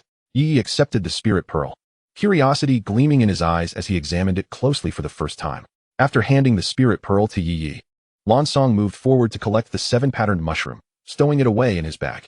Once Wang Xian regained her composure from the shock, adopting a mindset of not wasting any resources, she summoned the owl once more. The owl, undeterred, eagerly feasted on the lifeless phosphorescent snake, causing Shadow and Wang Xian's embrace to frown in disapproval. Can it eat something that is already dead? Noticing Shadow's apparent desire to partake, Ye Ye snatched a clean segment of the phosphorescent snake from the owl's grasp, contemplating when to roast it for Shadow. Thus, with a simple adjustment, the group swiftly departed from the scene, for the commotion and the scent of blood might attract other spirit beasts. Chapter 27. Outdoor Barbecue. The 4 individuals cautiously navigated through the forest, having just discovered several clusters of 7-patterned mushrooms. The Shadow had refrained from intervening this time. Earlier, the owl, having lost its feline demeanor, had displayed remarkable prowess by vanquishing several spirit beasts guarding the mushrooms. Even the formidable strength of Lan Yunsheng's mighty ape had brutally dispatched a bronze 4-star spirit beast. Yi had been momentarily taken aback by the sight. He was unsure what Lan Yunsheng had fed to the mighty ape, which now stood nearly 2 meters tall, its iron fists slicing through the air with ferocity. Having traversed the forest for nearly 4 hours, both Lan Song and Wang Xian, as silver-tier beast masters, fared reasonably well. Yet Yi Yi and Lan Yunsheng began to feel the strain. "Shall we take a break?" Lan Song inquired, observing the panting Yi Yi and Lan Yunsheng. "Yes, let's rest. This wretched forest path is exceedingly difficult to navigate." The 4 settled down on the ground, while the owl circled high above, vigilant from 100 meters in the air. After taking a sip of water, Yi Yi recalled the luminous spirit pearl from the phosphorescent snake. Could the system absorb this? Ding. Indeed. Although it was a meager addition. If the system could absorb 148 spirit pearls of the same rank, its energy could be restored to 10%. Yi Yi felt weary. How could he possibly procure such a multitude of spirit pearls? Meanwhile, Shadow was dozing in Wang Xian's embrace, appearing quite content. Under normal circumstances, Shadow would have been clamoring to return to the contracted spirit space. With this thought in mind, Yi Yi retrieved a segment of the phosphorescent snake he had snatched from the owl's grasp and produced a small grill from his bag, preparing to showcase an outdoor barbecue. The other 3 stared in astonishment as Yi Yi unveiled the grill, charcoal, and various seasonings. "Are you on a spring outing?" They were somewhat taken aback. Yet the long trek had left them feeling famished, and they licked their lips, refraining from dissuading him. The portion of snake head in Yi Ye's hand weighed a hefty 7 or 8 pounds, ample enough to satiate 5 individuals. Upon seeing Ye Ye's culinary intentions, Shadow's eyes lit up, and it excitedly stumbled from Wang Xian's arms towards Ye Ye, gazing up with eager anticipation. In an instant, Ye Ye comprehended Shadow's intent. Shadow, employ the chaotic blade technique. Ye Ye tossed the piece of snake meat into the air, and Shadow summoned a Tang Dao, leaping 3 meters high to align with the snake head. The onlookers could only glimpse fleeting white flashes of blade light dancing across the meat. Due to inertia, the meat was cleaved into chunks approximately 5 centimeters in size, each landing neatly on the grill. Whoa! Lan Song wore a dejected expression, finally understanding why Ye Ye was so swift in preparing spirit food at the shop. Yet, this was not the end. Shadow then located a modest tree nearby and, in a flurry of swift movements, chopped it into segments. Picking up one piece, the Tang Dao in its hand whirled rapidly, and soon, a dozen wooden skewers lay before Ye Ye. Brother, must it be so elaborate? We could simply roast it without the need for skewering. Ye Ye's hands danced swiftly as he deftly skewered the snake meat. Time was of the essence, and he could not afford to marinate it. Having preheated the charcoal in the grill, he took out the oil he had prepared in advance and brushed a generous layer over the snake skewers. In no time, a rich aroma of meat wafted through the air. Ing, already displaying impatience, sat beside the grill with eager eyes fixed on the smoking skewers, as if to implore, "Why is it not done yet?" 3 minutes later, the surface of the snake meat had turned a golden brown, the abundant fat sizzling and crackling. Ye Ye sprinkled the pre-mixed seasoning over the skewers, and instantly, a delightful fragrance enveloped the surroundings. Time to eat. As soon as Ye Ye's words fell, Ing snatched a skewer and popped it into her mouth, her small face contorting in reaction to the heat. Nearby, Lang Song and Lan Yunsheng, enticed by the tantalizing aroma, could no longer restrain themselves and gathered around the grill to indulge. Throughout the feast, Wang Xian and Lang Song lavished praise on Ye Ye's culinary skills, while Lan Yunsheng was so engrossed in devouring the skewers that he hardly paused for conversation. Ultimately, the majority of the 7 to 8 pounds of snake meat found its way into Ying's belly, leaving her dazed and sprawled back into Wang Xian's embrace. Being in her juvenile phase, she relished the cycle of eating and sleeping, with occasional moments of play. Just as everyone had their fill and prepared to continue their exploration, a piercing hoot from an owl echoed through the air. Wang Xian's expression shifted dramatically as she cried out in terror, "Quick, climb the tree!" Without hesitation, Ye Ye and the others discarded their heavy bundles and swiftly ascended the tree. As they climbed, they felt the ground tremble beneath them. Moments later, a multitude of spiritual beasts surged toward them. There were blazing fire wolves, old friends like the phosphorescent snake, and various other creatures. Yet they all bore expressions of panic, as if fleeing from something dreadful. Behind these beasts, enormous black ants, glimmering with a metallic sheen, were in hot pursuit, each about the size of a palm. Damn it! It's the iron-armored ants. Lang Song cursed. Iron-armored ants were a gregarious species with limited intelligence, typically of only bronze 1 rank. However, their sheer numbers were overwhelming. When they appeared, they came in hundreds or thousands, voraciously devouring all living beings and spiritual plants in their path, earning them the moniker of the spiritual realm locusts. The frantic beasts were desperately trying to escape the iron-armored ants. Soon, the swarm of iron-armored ants swept past Ye Ye and his companions, sending a shiver down Ye Ye's spine, as he was plagued by a fear of dense clusters. After the ant tide had passed, their camp was left barren, with not a blade of grass remaining.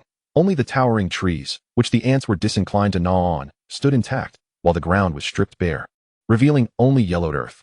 With the iron-armored ants now gone, the group cautiously descended from the tree. "My grill.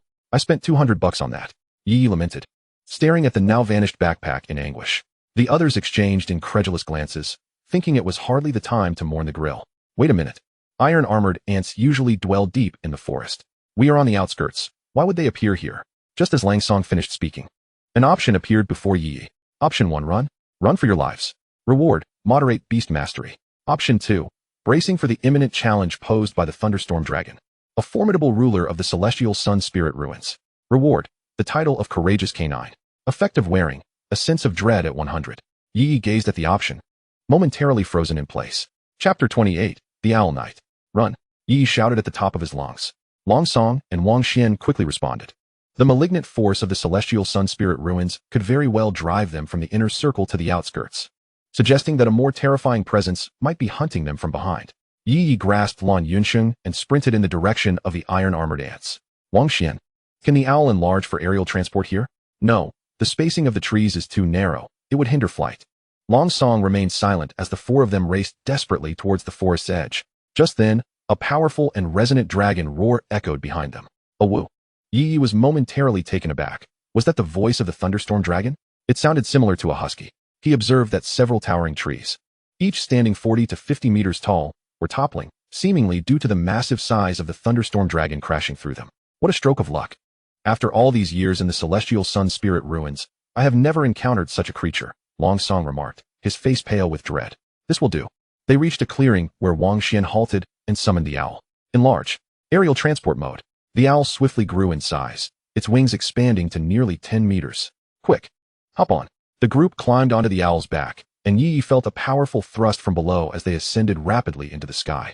As they soared vertically above the forest, they were met with a breathtaking sight.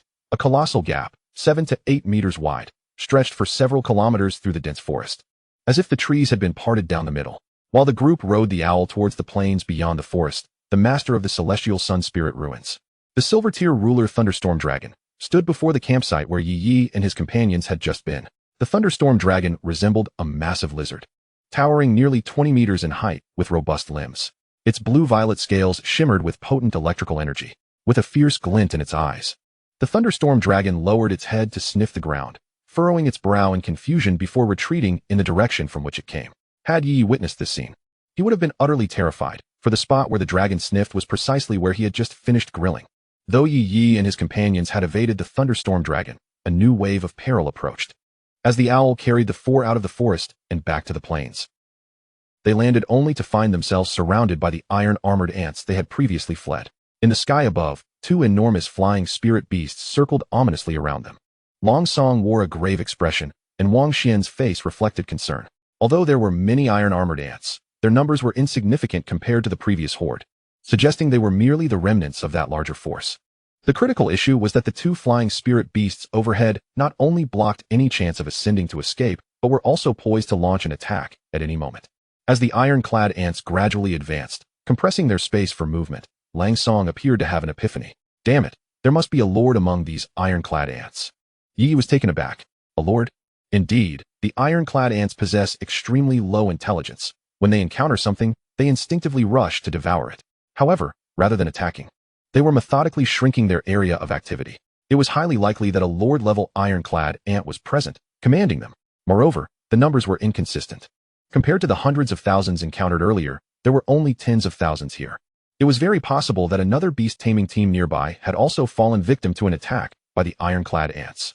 As soon as the thought crossed his mind, a thunderous roar erupted ahead of them, indicating that a contracted spirit had unleashed a large-scale destructive skill. Setting aside other concerns, they needed to eliminate these threats first. I will control the battlefield. Wang Xian, you handle the airborne spirit beasts. Lan Yunsheng, you will take the lead in offense. Ye Ye, act freely.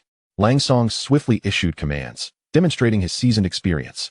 He summoned his second contracted spirit, a C-grade earth beast. The creature, resembling a pangolin, radiated a golden light, and instantly, all the ironclad ants were similarly enveloped in this glow. The ironclad ants suddenly became sluggish, their movements reduced to less than half their usual speed. Lan Yunsheng also summoned a mighty magic ape. Little monkey, smash them to bits. The little monkey donned a pair of metal gloves with protruding spikes and charged into the swarm of ironclad ants, delivering a series of devastating blows. Each strike created a crater half a meter in diameter, sending some of the sluggish ironclad ants tumbling through the air. Wang Xian was not idle either. Her owl patrolled the skies, forcing the two aerial spirit beasts to refrain from descending. A large, fiery red bird appeared, gathering dense fire elements, launching fireballs that detonated among the ironclad ants. This was Wang Xian's second contracted spirit. Observing her teammates unleashing their full firepower, Ing also plunged into the ant swarm, wielding his blade with precision, striking down one after another. However, Ing lacked large-scale destructive skills, and against such a vast horde, his efforts were merely a drop in the bucket.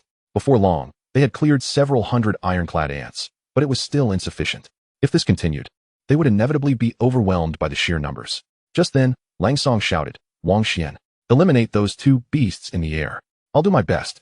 Wang Xian felt the weight of the task, as those aerial spirit beasts were silver-grade, while she had just recently advanced to a silver-grade beast tamer. And her second contracted spirit, the Fire Falcon, was still only at bronze 7 stars. Ye Ye sensed Wang Xian's apprehension and had a sudden idea. Ing, return. Ing, who had been dispatching ironclad ants, instantaneously reappeared beside Ye Ye. Sister Xian, sending up. Wang Xian immediately grasped Ye Ye's intention. The Fire Falcon dove from the sky. and just 3 meters above the ground, it executed a serpentine maneuver, soaring skyward.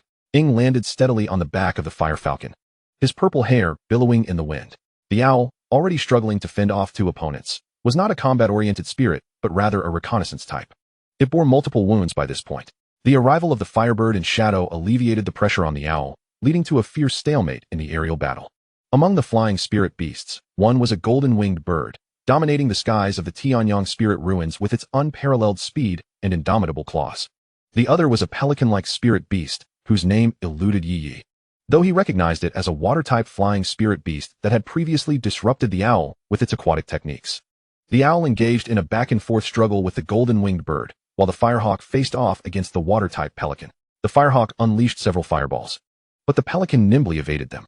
The only fireball that connected was nullified by a water membrane that enveloped the pelican. Under Wang Xian's command, the firehawk attempted to close the distance to the pelican to allow Shadow on its back to make a move. However, the pelican seemed to discern Wang Xian's intentions, unleashing a barrage of water balls that forced the firehawk back repeatedly. A flicker of human-like mockery flashed in the pelican's eyes. "You wish to approach me? Yet." The pelican failed to notice that after deliberately retreating, Shadow had already vanished from the firehawk's back, using a swift step to traverse the 10-meter gap and appear on the owl's back. Owl Knight. Charge. Chapter 29. New rewards and the return. At this moment, the pelican was still entangled with the firehawk, refusing to let it close in. However, the golden-winged bird lacked ranged abilities. With a fierce cry, it lunged towards the owl. The owl deftly dodged the golden-winged bird's attack, and just as it drew near, Shadow's ethereal form emerged above the golden-winged bird, delivering a downward strike that landed on its neck. The collision of the golden-winged bird's wings and Shadow's Tang Dao produced a heart-wrenching sound. A crimson line appeared on the golden-winged bird's neck, and after executing the strike, Shadow fell freely, with the owl catching Shadow on its back and pursuing the golden-winged bird. Previously, the owl could not inflict effective damage upon the golden-winged bird, but everything changed with Shadow's arrival. The owl charged, the golden-winged bird dodged, and Shadow followed with another strike. The back and forth continued, leaving the golden-winged bird covered in wounds, its resolve beginning to wane. Yet, under the relentless pursuit of the owl, the golden-winged bird ultimately met its demise beneath Shadow's Tang Dao. With the threat eliminated, the owl and Shadow swiftly approached the pelican, which, terrified, nearly lost its wits and flapped its wings to flee as they charged. The owl, unwilling to linger, promptly returned to the ground. Meanwhile, the battle below raged on, with the sheer number of Iron Arm ants being overwhelming. However, with the aerial support of the Firehawk and the combined efforts of the owl and Shadow as the Owl Knight duo, the Iron Arm ants were soon eradicated. "Damn, I'm exhausted." Lan Yunsheng plopped down onto the ground. After the aerial support from the Firehawk and Shadow, the mighty magic ape and the thick earth beast alone could not withstand the Iron Arm ants. Lan Yunsheng, wielding the spirit brick that Yi Yi had previously tossed to him, struck at the stray Iron Arm ants with fervor, managing to dispatch a fair number. Meanwhile, Yi Yi continued to excavate spirit orbs amidst the heap of ants. It is essential to understand that although the Iron Arm ant holds a lower rank, many of them lack spirit pearls, yet they still manage to unearth a considerable number. The thought of acquiring wealth filled Yi Ye's mind. Extracting the spirit pearl from the golden-winged bird allowed the system's energy to officially surpass 80%. "Let us depart. There may still be Iron Arm ants nearby, and I certainly do not wish to be besieged again," Wang Xian remarked, observing Yi Yi, who was tirelessly whipping the corpse. Flushed with embarrassment, Yi Yi quickly nodded in agreement. The group searched for a clean area nearby. As their tent and some supplies had been devoured by the Iron Arm ants, they would have to make do with the open air for the night. "Yi Yi, I still desire roasted meat," Lan Yunsheng said, gazing at Yi Yi with longing as they rested on the ground at night. Yi Yi smacked his lips, feeling a twinge of hunger himself. However, given their location on the plains, starting a fire would make them too conspicuous. He retrieved 2 compressed biscuits from his backpack and tossed them to Lan Yunsheng. "Let us have this instead." At that moment, Lang Song returned from a distance, holding various plants. He proceeded to grind them and mix them with some mineral water to create a paste, which he then sprinkled around their makeshift camp. "This is a plant that emits a scent repugnant to spirit beasts. We should be undisturbed tonight, under the watchful eye of the thick earth beast." They passed the night peacefully. The following day, the group regrouped and set off once more, with their sights still set on the forest from the previous day. It is no wonder that battlefields are considered the best training grounds for soldiers. Today, both Yi Yi and Lan Yunsheng exhibited efficiency and experience far surpassing that of the day before. During their travels, Yi Yi learned that Lang Song's first contracted spirit was of a unique form, one not adept in combat or defense, but rather skilled in locating things. Yi Yi was taken aback. Was that not akin to a treasure-seeking mouse? Lang Song did not contest this. as many valuable spirit materials had indeed been discovered by it, aptly named Treasure Seeker. Thanks to this treasure hunter, they collected a significant number of 7 pattern mushrooms and flowing light fruits. In just one day, they recouped their expenses. The hunting of 7 pattern mushrooms and the spirit beasts near the fruits had filled their coffers. It is worth noting that a single silver-level spirit pearl could fetch between 20,000 to 50,000. Spirit pearls not only aid beast tamers in swiftly absorbing beast power and elevating their ranks, but also enhance the attributes or physique of contracted spirits. With a small chance of acquiring skills, we have nearly gathered everything. We now have but one target left, Lang Song said, examining the spirit materials collected in his bag. Coming to a halt, the others looked at him with curiosity. To kill a chicken. Killing a chicken? Lang Song wore a resigned expression. What can I say? Ye Ye's sweet flour brewed chicken has become so popular that I have bought out all the yin-yang chickens in the black market of Luo City. Moreover, due to fierce competition, a single yin-yang chicken or any other avian spirit beast has skyrocketed in price. Furthermore, with time nearing noon and Yi Yi and Lan Yunxing needing to attend school tomorrow, we must exit the spirit ruins tonight. If we venture deeper, I fear we will run out of time. Yi Yi scratched his head, wondering if he truly was that sought after. Yet, Yi Yi felt a twinge of reluctance. After all, venturing onto the plains to hunt fowl was far less comfortable than staying here. The plains were inhabited by weaker spirit beasts, those too timid to enter the forest, some of which even lacked spirit orbs. Nevertheless, the prospect of earning money outweighed his hesitations, and Yi Yi ultimately heeded Lang Song's counsel. As they emerged from the forest, guided by Lang Song, they set off towards the area where the Fiery Sun chickens were most likely to appear. Soon enough, they encountered their first Fiery Sun chicken. Since they required only the carcass, a swift strike dispatched it, yielding a bronze 3-star chicken. Just as they prepared to continue their search, an option appeared before Yi Yi. Option 1. Search to the right and capture the entire flock of Fiery Sun chickens. Reward, 5 shadow power. Option 2. Search to the left, where yesterday's armored ant swarm awaits, and eliminate them to avenge past grievances. Reward, 5 shadow speed. Upon seeing the options, Yi Yi's eyes sparkled with intrigue. Had the system unlocked new rewards? An immediate boost to power and speed? Lang Gu, let us proceed to the right. I sense a hint of chicken essence emanating from that direction. Moreover, I have an uneasy feeling about the left. An ominous feeling, you say? Lang Song replied, perplexed. However, knowing that Fiery Sun chickens were not known to linger in one spot, and that their success was ultimately a matter of chance, he did not contest Yi Ye's decision. Very well, we shall head right. The group advanced towards the right front, and indeed, after approximately 10 minutes, 4 Fiery Sun chickens appeared before them. Lang Song was taken aback. Had Yi Yi truly guessed correctly? In a matter of moments, the 4 Fiery Sun chickens were secured. Noticing that they could carry no additional items, Lang Song decided it was time to return. Chapter 30. The Lord-class Armored Ant? The Tianyang spirit ruins were vast, with the plains merely a small portion of the territory, the main expanse being an endless forest. Even so, returning from the forest's edge to the exit of the ruins would take nearly 4 hours on foot. Of course, if they were to fly with the aid of an owl, it would not take nearly as long. However, to conserve their strength and prepare for potential dangers, the group opted to walk, for the threats in the skies were far greater than those on the ground. Unlike their outward journey, the return was markedly easier for the group. First, the heavy burdens such as the barbecue stove and tent had been consumed by the armored ants.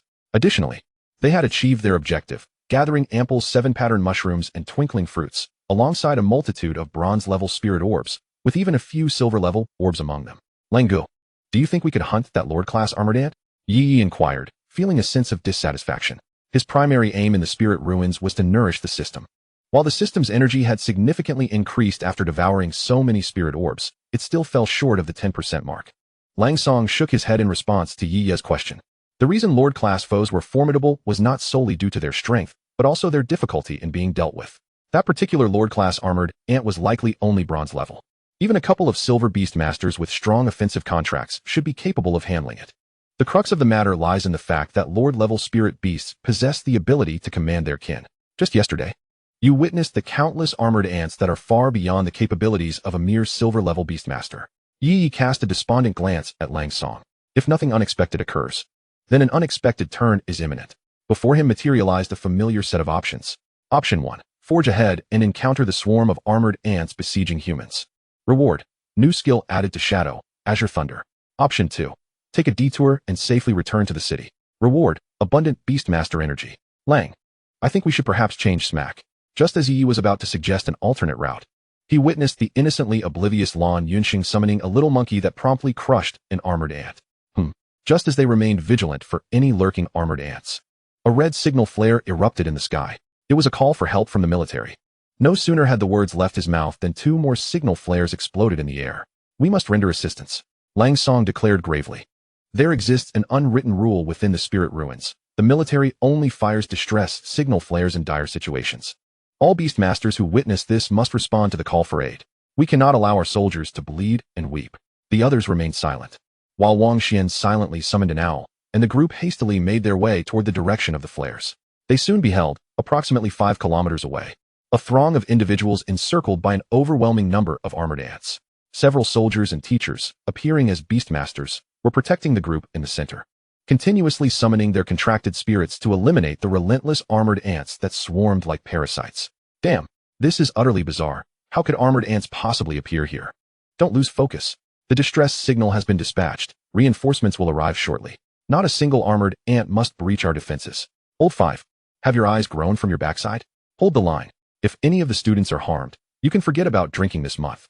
Had Yi been present, he would have easily recognized Zhang Guodong among the teachers safeguarding the students. At this moment, Zhang Guodong bore a face full of frustration. With 8 advanced bronze-level beastmasters and 4 silver-level beastmasters, they should have been unstoppable on this plane, where silver-level spirit beasts were nearly non-existent. Yet, just as they prepared to conclude this training mission, they found themselves encircled by an overwhelming swarm of armored ants. Initially, the contracted spirits of the 4 teachers and soldiers displayed remarkable prowess, unleashing wide-ranging destructive skills that scattered the ants in all directions. However, as time wore on, they began to feel the strain. The sheer number of armored ants was overwhelming, and they were fearlessly relentless. As they retreated further, the once ample space of nearly 100 meters in diameter was compressed to 50 meters, then 40, and finally 30. The students in the center, witnessing this harrowing scene for the first time, were paralyzed with fear, their legs trembling and unable to utter a word. Yet some students, unwilling to remain mere passive recipients of protection, summoned their contracted spirits to attack the armored ants. The problem, however, was that their efforts were but a drop in the bucket. The number of armored ants showed no signs of diminishing. At this moment, Lu Xiangnan was directing his cotton candy to combat the armored ants, transforming it into a vast net of smoke nearly 3 meters wide. A single net ensnares dozens of armored ants, and as the smoky web constricts, it mercilessly crushes those within, achieving a level of efficiency that surpasses even that of the nearby military soldiers. Beside them, Wang Xiangdong's flame deer takes on the role of defense, unleashing a fiery stomp the size of a human arm to incinerate any stragglers, turning the armored ants to ashes. At that moment, Lu Xiangnan, having just commanded the cotton candy to cast a net, suddenly heard a sound piercing through the air from the ant swarm. A black spike hurtled toward Lu Xiangnan. Fortunately, the cotton candy reacted swiftly, transforming into a thick wall of smoke to intercept the black projectile. Lu Xiangnan glanced in the direction of the oncoming spike, only to discover a completely different armored ant. This creature was half a meter long, its body gleaming with a dark metallic sheen, adorned with black spikes. Withdraw. It appears to be a silver-tier armored ant. They can launch spikes. Be cautious. Zhang Guodong, witnessing the perilous scene, shouted urgently. The battlefield had devolved into chaos, and Zhang Guodong and his companions found themselves at a loss against the relentless tide of ants, forced to endure until reinforcements arrived. With the emergence of the first silver-tier armored ant, a second, third, and even a fourth soon followed. Under the barrage of spikes, the 8 soldiers and teachers sustained injuries, and several contracted spirits were grievously wounded, rendered unable to fight. The silver-tier armored ant that had attempted to ambush Lu Xiangnan continued to launch its spikes after its initial failure, compelling Zhang Guodong to allocate a contracted spirit to assist in Lu Xiangnan's defense. These armored ants exhibited remarkable intelligence. The lower-tiered ones charged forward to meet their demise while gradually tightening the encirclement, acting as a sacrificial battalion.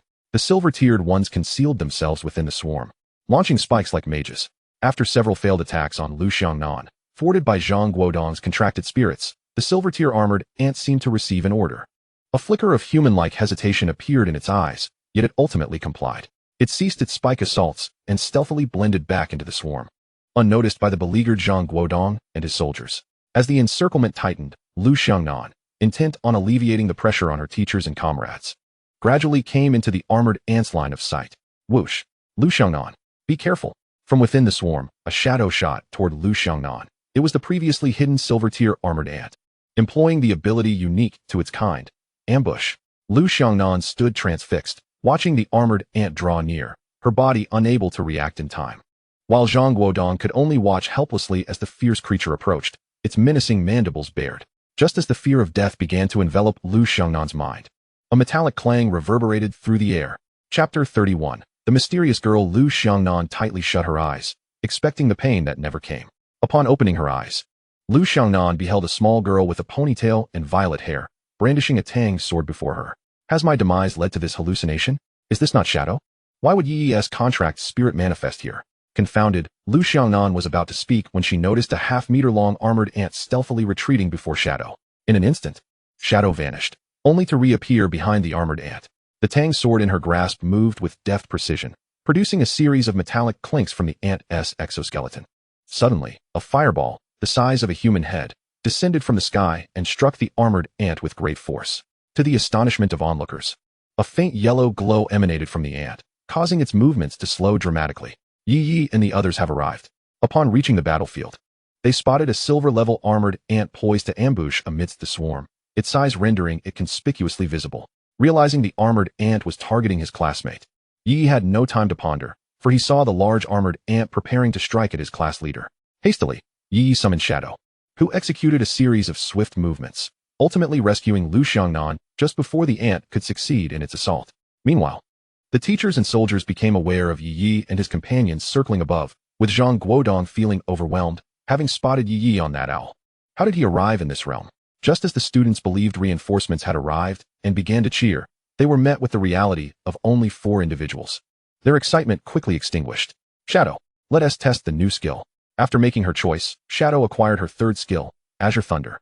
Engaged in combat with the silver-level armored ant, Shadow found that despite the sharpness of the tang sword, the ant's formidable exoskeleton thwarted her efforts to inflict significant harm.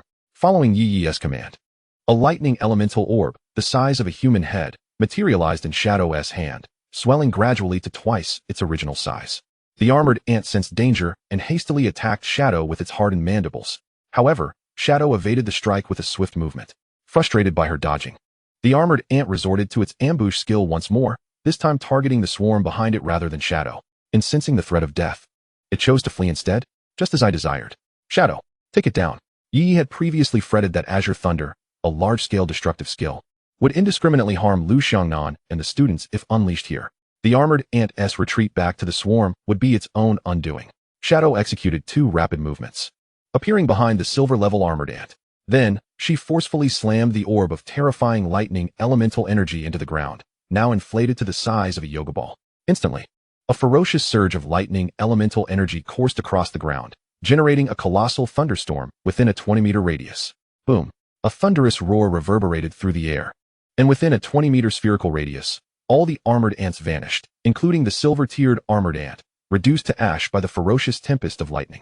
Astonished, Zhang Guodong, who had been closely observing Shadow, was taken aback by the sound, his gaze fixed on the crater that had formed, a meter deep. He couldn't help but utter a phrase of traditional Chinese culture. The owl rider, Yi Yi, was equally startled. Was Lisa's attack truly this formidable? Upon witnessing the rewards bestowed by the system, Yi Yi recognized it as Lisa's signature skill from Genshin Impact, yet he had not anticipated its overwhelming power.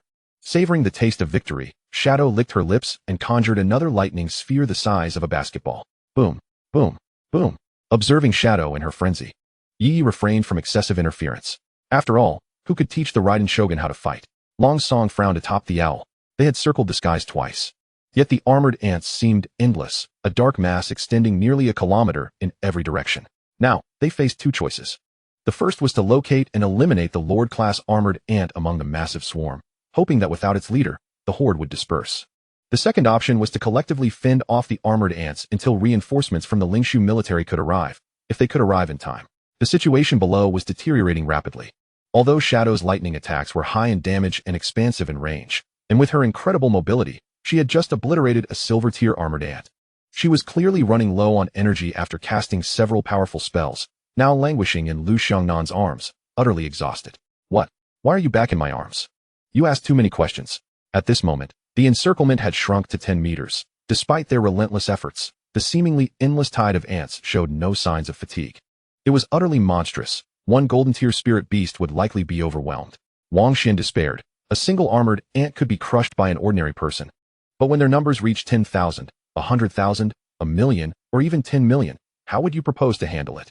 I should never have participated in this Lingshu training. This is a death sentence. Don't mention it. The school never anticipated such an occurrence. Curse it. I'll fight them head on. In the face of despair, the students' bloodlust was ignited.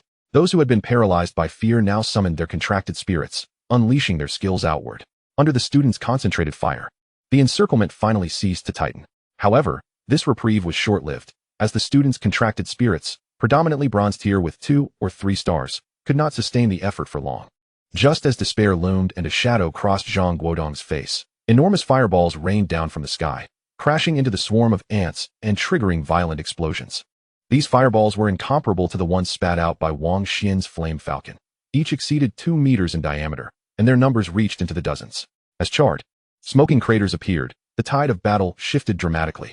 A colossal dragon-like contract spirit, exceeding 5 meters in height and adorned in a delicate shade of crimson, materialized in the air. Behind it, a young girl donned in a uniform stood, her expression aloof. Clad in a J uniform that accentuated her long, slender legs encased in black stockings, she possessed a figure that was both alluring and statuesque, emanating an air of mystery and confidence. Yet, the subsequent scene shattered the initial impression she imparted.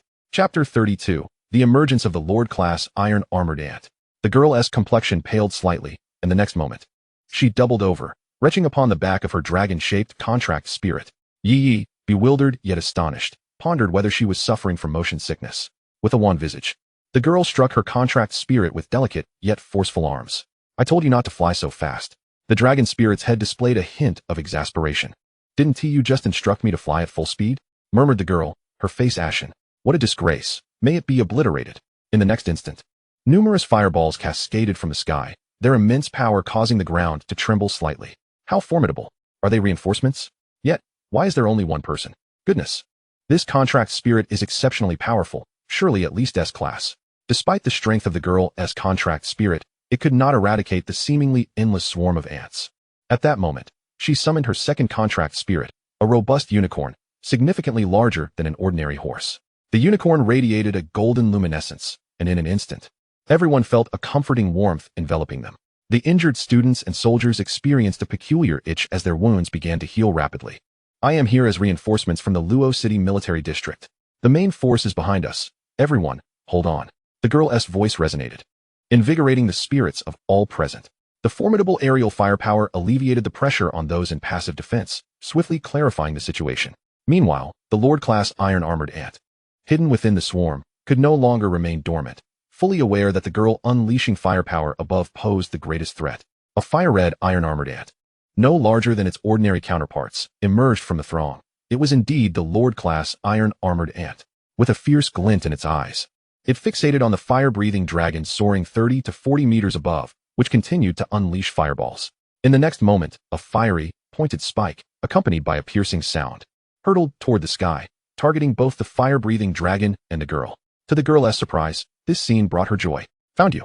The unicorn on the ground gleamed, and a circular shield, radiating golden light and spanning 5 meters, manifested beneath the fire-breathing dragon. Upon collision, the spike produced a heart-wrenching sound, yet it failed to penetrate the shield. Fire-breathing dragon unleashed the great flame explosion. In the air, a meteor, measuring 20 meters in diameter and emanating flames and heat, materialized out of thin air, plummeting fiercely toward the position of the Lord-class Iron-Armored Ant. The Lord-class Iron-Armored Ant, undeterred, commanded countless Iron-Armored Ants to rapidly ascend to its side, forming a dark defensive wall around it. The meteorite exploded, resulting in numerous casualties among the armored ants. Yet the Lord-class Armored Ant sustained only minor external injuries. At that moment, Ye Ye, who was observing the spectacle, marveled at the girl's formidable strength when suddenly a series of options appeared before him. Option 1. Assist Suziwa in slaying the Lord-class Armored Ant. Reward, abundant beast mastery. Option 2. Seize the kill. When the Lord-class Armored Ant is on the brink of defeat, deliver the final blow. Reward, Shadow Level 1. Option 3. Remain uninvolved and indifferent. As support has arrived, watch from the sidelines. Reward, a watermelon infused with beast mastery. Ye Ye was taken aback. So the girl's name was Suziwa? He was tempted by both Option 1 and Option 2, for both beast mastery and shadow levels were appealing. However, he dismissed the third option outright. How could he, a person of such valor, be reduced to mere spectator? Suziwa's assault continued, but the sheer number of armored ants rendered her efforts futile. As the Lord-class Armored Ant adeptly deflected each attack, Long Song watched Suziwa with envy. Unlike her, although he was also a silver-level beastmaster, His talents and the nature of his contracted spirits leaned towards support, lacking the capacity to inflict substantial damage like Suziwa or Ye Ye. As he pondered this, Longsong glanced at Ye Ye. If the shadow were to continue evolving, it would surely become exceedingly formidable. Where was Ye Ye, though? Lan Yunsheng and Wang Xian, who had been engrossed in the Fire Dragon's performance, turned their attention to Ye Ye's location. To their astonishment, he was nowhere to be found. Had he descended into the fray? Longsong rubbed his temples in distress. Ye Ye, please do not do anything reckless. Meanwhile, Ye Ye had already entered a state of spiritual manifestation, swiftly descending to the ground in an instant. At level 1, the manifestation lasted merely 10 seconds, rather lackluster, merely allowing for a surprise attack. Upon reaching level 2, the duration extended to a full minute, granting Ye Ye the ability to engage in prolonged combat. Suziwa continued to command the Fire Dragon, bombarding the Lord-class armored ant. Ye Ye lurked nearby, patiently awaiting his opportunity, his hands deftly forming a thunderbolt orb. Observing the battle, he noted that after the armored ants clustered together to shield the Lord-class ant from attacks, there was a brief reprieve before they regrouped for another wave. He intended to exploit this window of vulnerability to strike the Lord-class armored ant decisively. Ye Ye had discerned that lightning seemed to possess an additional lethality against the armored exoskeleton, as iron, being a metal, is conductive. Coupled with his prior achievement of a breached defense title, he gained an added advantage in his attacks against spiritual beasts. The Fire Dragon, continuously unleashing skills from above, also grew somewhat irritable. There were simply too many of these insects to eradicate, and he had to remain vigilant against the occasional onslaught of spikes. With a mighty roar, the Fire Dragon dove toward the swarm, and Suziwa leaped gracefully from its back. As the majestic unicorn safeguarding the students galloped forth, 2 wings composed of luminous elements unfurled from its back, soaring into the heavens to deftly catch Suziwu. The colossal body of the fire-breathing dragon crashed to the ground, instantly trampling numerous iron-armored ants, before charging at the Lord-level iron-armored ant.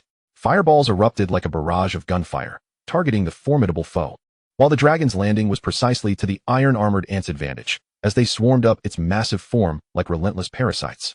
Observing this, Suziwu remained remarkably composed, as though she had anticipated the unfolding events. The fire-breathing dragon enveloped itself in searing flames, incinerating the iron-armored ants to mere ash before rushing towards the Lord-level iron-armored ant. With a brilliant flash of red light emanating from the dragon, a wave of intense heat radiated outward. In the next instant, an overwhelmingly powerful energy surged forth from the fire-breathing dragon. Sensing the impending threat, the Lord-level iron-armored ant turned tail and fled. Ye Ye, his face drained of color, hastily executed a series of swift steps, retreating to a distance of 70 or 80 meters. In the aftermath of the explosive blast, a crater measuring 50 to 60 meters in diameter was left in its wake. At the center of the pit stood the fire-breathing dragon, its eyes somewhat dazed, as if momentarily disoriented by the detonation. 20 meters away, the Lord-level iron-armored ant, charred black and exuding a foul odor of burnt flesh, was still spewing blood from its grotesque mandibles. Upon witnessing the fire-breathing dragon standing there, the Lord-level iron-armored ant, filled with wrath, unleashed its skill, ambush. Ye Ye recognized his opportunity had arrived. Chapter 33, The Lottery Unlocks. Ye Ye shouted urgently to Suziwu, who was mounted on the unicorn above. Recall your contracted spirit. Suziwu was taken aback. She had not anticipated the presence of another person amidst the ant swarm below. Years of combat experience prompted her to instinctively retract the fire-breathing dragon. The Lord-level iron-armored ant, having missed its attack, gazed quizzically at the spot where the dragon had vanished. In the next heartbeat, Ye Ye, infused with a tempestuous surge of lightning energy, materialized before the Lord-level iron-armored ant. A massive bolt of thunder struck down upon it, leaving no time for escape. Boom! The chaotic lightning surged within a 30-meter radius, delivering successive blows that left the Lord-level iron-armored ant gravely wounded and on the brink of collapse. Seizing the moment, Ye Ye drew his Tang Dao, executing a swift step as he delivered a precise strike upon the ant's head. The once imposing exterior of the Lord-level iron-armored ant had been rendered utterly fragile by the heat and electric assault. Just moments ago, it had commanded countless iron-armored ants, but now it met its demise on the spot. The onlookers stood in stunned silence. Was that it? Had a silver-level Lord Spirit Beast truly been vanquished so easily? High above, Suziwu exhaled in relief upon witnessing the scene, her gaze scrutinizing the youthful figure who had just slain the Lord-level Spirit Beast. However, as she examined him, a sense of familiarity washed over her, leaving her momentarily speechless. Why did he seem so recognizable? Before she could ponder further, Suziwu's expression shifted dramatically. Run. Ye Ye was taken aback. Run? The swarm of iron-armored ants did not scatter as he had imagined. Instead, They surged toward Ye Ye like a frenzy. Their target was not Ye Ye, but the lifeless body of the Lord-level armored ant. If they could devour it and absorb its spiritual pearl, they too could hope to evolve into lords. Upon witnessing this scene, Ye Ye could no longer contain himself. Amidst the astonished expressions of onlookers, he seized the corpse of the Lord-level armored ant and made a hasty retreat. What a jest! This is my trophy. No one shall dare to snatch it away. The armored ants, realizing their prize had vanished, became instantly agitated and pursued Ye Ye with fervor. The crowd on the ground, seeing Ye Ye sprinting towards them while cradling the corpse, wore expressions of sheer terror. You, don't come any closer. Ye Ye, noticing the swarm of armored ants trailing behind him, gritted his teeth and executed a sudden evasive step, veering into the forest. In an instant, a spectacle unfolded. A youth was seen clutching a massive crimson ant, with a dark wave of countless black ants in hot pursuit. Long Song was momentarily bewildered. Ye Ye, now is not the time for greed. Throw away the corpse. Ye Ye, holding onto the Lord-level armored ant's body, pretended not to hear and continued his dash towards the woods. Suzy Wu, equally astonished, wondered at the audacity of this individual. In a flurry, she retrieved a black communication device, swiftly reporting the situation. Given that the military reinforcements lacked the means for large-scale aerial evacuation, only Suzy Wu could advance alone. Who could have known the battle would conclude so swiftly upon her arrival? Who could have predicted a reckless werewolf would be involved? As the crowd watched the armored ant swarm recede into the distance, they breathed a sigh of relief. At least the immediate crisis had been averted. In the team, Zhang Guodong, anxious, gazed in the direction Ye Ye had vanished, yearning to pursue. However, he was halted by a nearby teacher. Have you lost your mind? Your two contracted spirits are gravely injured. That is my student. I cannot abandon him. Rest assured, that clever lad will take care of himself. He won't fall into danger. And look, Zhang Guodong, reluctant, stamped his foot and looked up. He saw Suzy Wu riding a unicorn, swiftly chasing after the direction Ye Ye had disappeared. Only then did he feel a sense of relief. After all, the unicorn could fly, as long as Ye Ye could mount it. The non-flying armored ants would pose no threat. Now everyone retreat. A soldier stood up, addressing the students sprawled on the ground. He was the military-appointed captain for this operation. With the crisis temporarily alleviated, the priority was to safely escort the students away. Returning to Ye Ye, he ran while using his tang knife to carve into the corpse of the Lord-level armored ant. The time for his attachment had long since passed. Were it not for the remnants of the corpse he occasionally discarded, which were seized by the armored ants, he would have been engulfed by the relentless tide of ants. Meanwhile, Suzy Wu, struggling to keep pace from above, could only watch in disbelief at Ye Ye's actions. What was he doing? Searching for the spiritual pearl? Or seeking hidden treasures? With eyes ablaze, Ye Ye frantically dissected the armored ant's body, blood splattering across his face. At long last, Ye Ye finally grasped the spirit pearl of the iron armored ant. A sphere, approximately the size of a ping-pong ball, materialized in his hand. System, quickly absorb it. Beep. System is absorbing. Beep. Absorption complete. Energy levels have reached 9,999. Damn, are you toying with me? Beep. Detection indicates the presence of a hidden treasure within the iron armored ant's remains. Shall I proceed with the absorption? Absorb, absorb, absorb. At this juncture. Why are you still asking? Beep. Absorbing the iron armored ant's treasure. Energy levels have reached 13. Beep. System energy exceeds 10. Lottery function now activated. Ye Ye felt tears almost welling up. After all his struggles, he had finally unlocked a new feature of the system. With the ant swarm closing in on him, Ye Ye hurled the remaining carcasses of the Lord-level iron armored ant behind him and sprinted forward as if his life depended on it. In an instant, the corpses were devoured by the pursuing iron armored ants, and Ye Ye managed to distance himself from the swarm. Here, come up. At that moment, Suzy Wu had caught up with Ye Ye. Soaring gracefully through the air, Suzy Wu descended on her unicorn and extended her hand towards the still-running Ye Ye. In a flurry, Ye Ye reached out and grasped her hand, and the unicorn ascended into the sky. Suzy Wu's face flushed a deep crimson as she finally pulled Ye Ye onto the unicorn's back. As they ascended higher, Ye Ye exhaled a breath of relief. Phew. Finally over. Suzy Wu rolled her eyes, a slight blush lingering on her cheeks. It was uncertain whether it stemmed from exhaustion or the embarrassment of holding Ye Ye's hand. Hey, do you plan to hold my hand all the way to the spirit ruins? Ye Ye was taken aback, realizing that he was still tightly clutching Suzy Wu's hand after climbing onto the unicorn's back. In a panic, he quickly released her grip. So soft. Chapter 34, The Lottery. In the high skies, the unicorn carried the two towards the exit of the spirit ruins. An air of awkwardness enveloped Ye Ye and Suzy Wu. Ultimately, it was Suzy Wu who broke the silence. Hello, I am Suzy Wu, a first-year student at the Beast Taming Academy of China. I am Ye Ye, a senior at Luo City No. 1 High School. Ye Ye was filled with astonishment. the Beast Taming Academy of China. It is the largest and most prestigious institution in the nation, renowned for its exceptional faculty and top ranking in comprehensive evaluations. He never expected this young lady to be a student there. However, considering the extraordinary prowess demonstrated by Suzy Wu's contracted spirit, Ye Ye found it understandable. After all, could one gain admission to the country's top beast taming university without formidable strength? After a brief introduction, the two fell back into an awkward silence. The Beast Taming Academy is in the capital, right? What brings you to Luo City? Feeling somewhat embarrassed, Ye Ye took the initiative to strike up a conversation.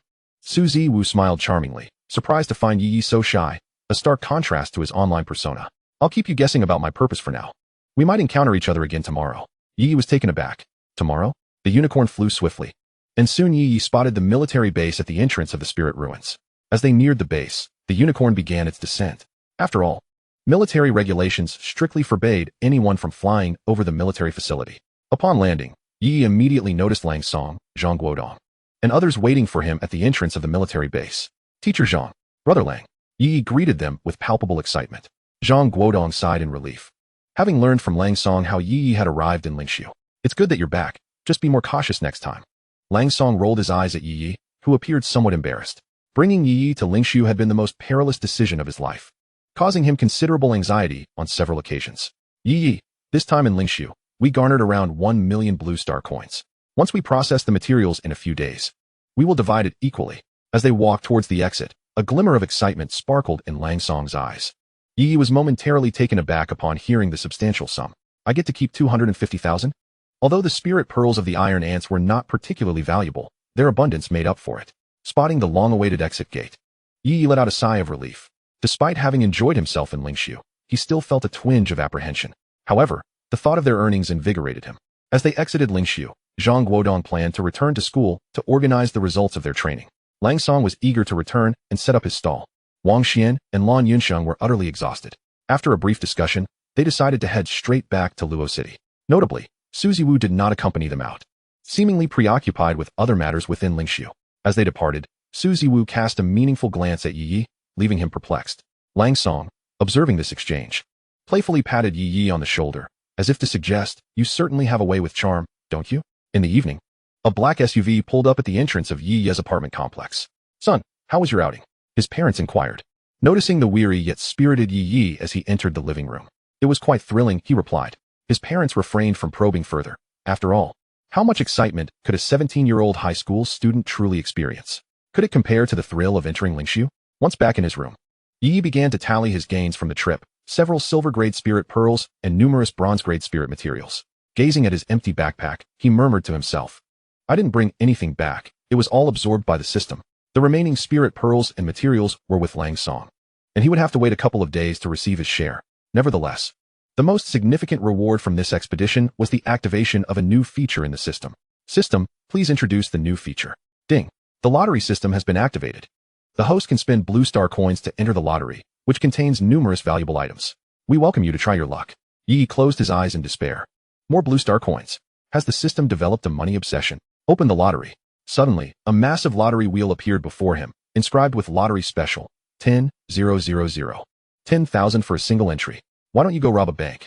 Ye Ye thought, realizing that his entire net worth was barely enough for 2 spins. Closing the lottery interface, he felt increasingly agitated. Despite being startled by the exorbitant cost, he couldn't help but wonder, what if there was indeed something extraordinary to be won? In the confines of his bed, Ye Ye tossed and turned, embroiled in a battle of will. Fine, I'll do it. Ultimately, he succumbed to temptation and accessed the lottery page for a chance to win. Ye Ye's balance read 10,000. Ding. Thank you for your patronage. Please keep it up. Ye Ye could scarcely believe his eyes. Thank you for your patronage, he exclaimed in disbelief. Ding. Host, do not be disheartened. Perhaps the next draw will be fruitful. Ye Ye's face reflected a mix of disappointment and hope. It was imperative that the next attempt yielded a reward, else. Ding. Congratulations, host. You have received a body enhancement potion. Ye Ye was momentarily taken aback. A body enhancement potion? He had never heard of such a thing before. Consulting the system panel, he examined the effects of the potion. Body enhancement potion, a concoction not yet developed on Blue Star, designed to comprehensively enhance the physical attributes of Beastmasters. Ye Ye was astounded. While he had heard of potions that strengthened contract spirits, this was a first. A small vial, filled with a shimmering blue liquid, appeared in his hand, accompanied by a thoughtful addition, a straw. With a mix of skepticism and curiosity, he inserted the straw and took a deep gulp from the vial. Wow. The moment the potion hit his throat, he felt an overwhelming heat coursing through him, as if he were being roasted alive. 3 minutes later, drenched in sweat and gasping for air, Ye Ye lay on his bed, his body trembling. As the effects subsided, he felt an unprecedented surge of strength. He even believed he could crush an armored ant with his bare hands. The transformation left him astonished. Could he now contend with a typical 2- or 3-star bronze spirit beast? Moreover, he speculated that if he were to allow Shadow to possess him again, the results would be enhanced, and the duration of the possession would likely be extended.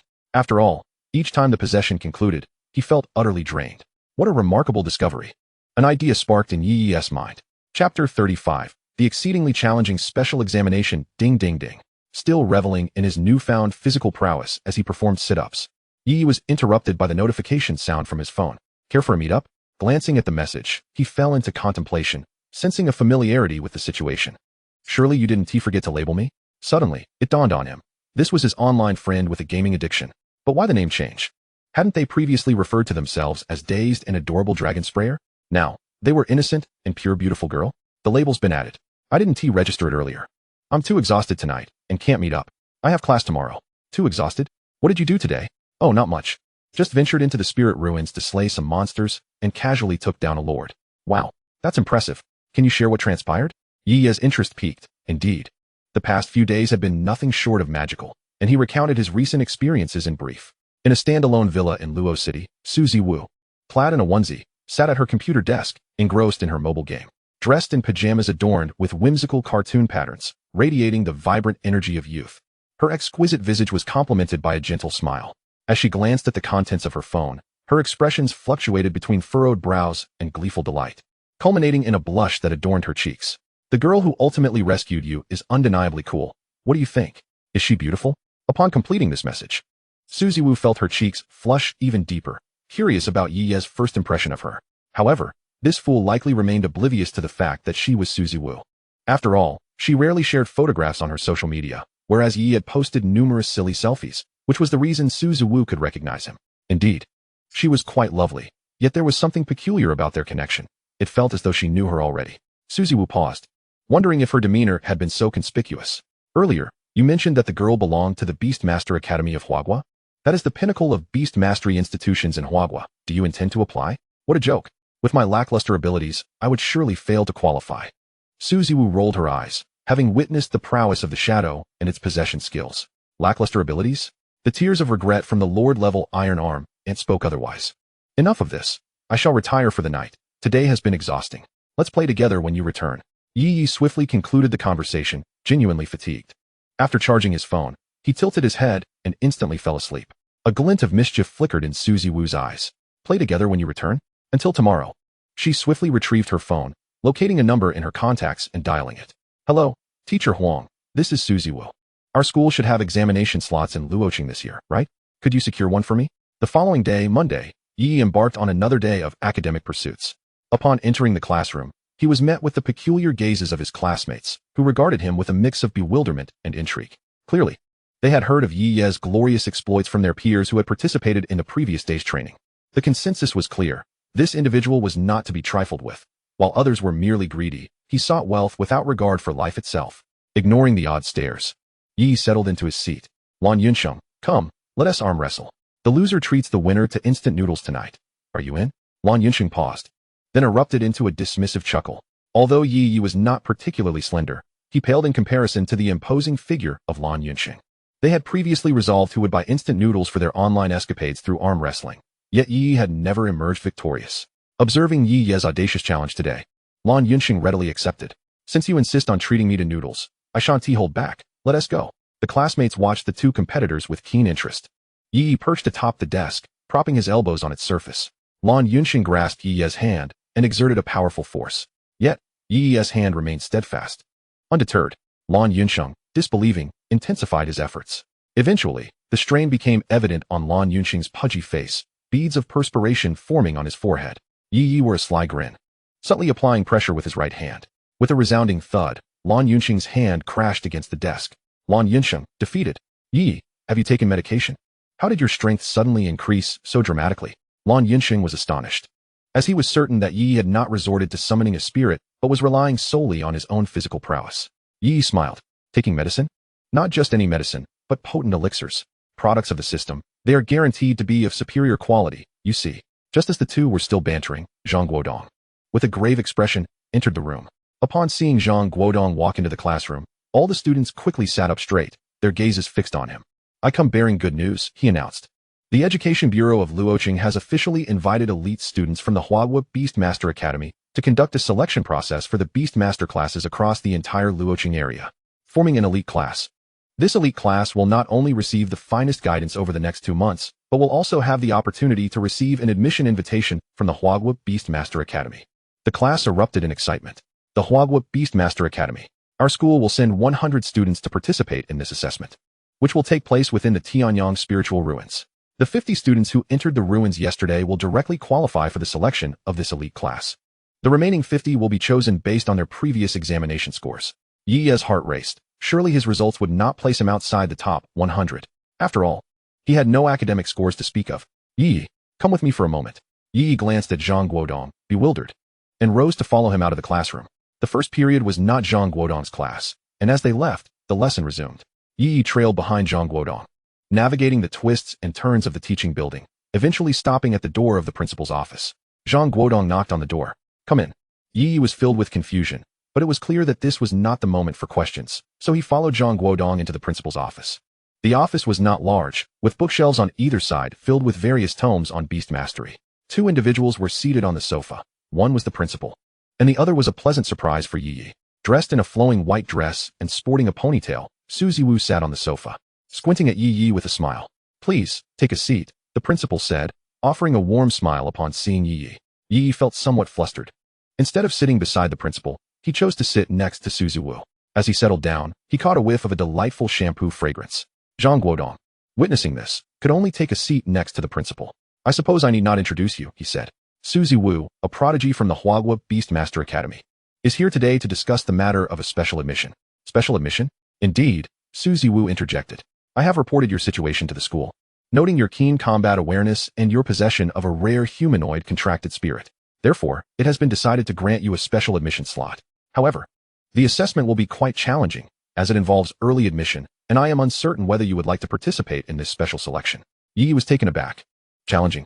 What exactly will I be assessed on? In the elite class assessment, you will need to enter the Tianyang spiritual ruins, defeat 10 silver tier spirit beasts, and 1 lord tier spirit beast.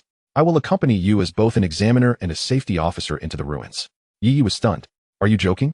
The task of obtaining a silver tier spirit beast is already quite formidable, and now a lord tier spirit beast?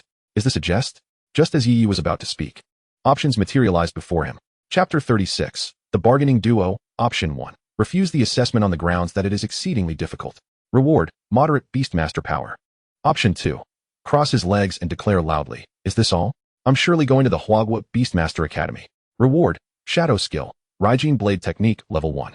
Option 3. Agree to Su Ziwa's assessment request and extort rewards from the principal. Reward, shadow skill, instant step, level 1. Ye Ye's face darkened. Was he being coerced into this?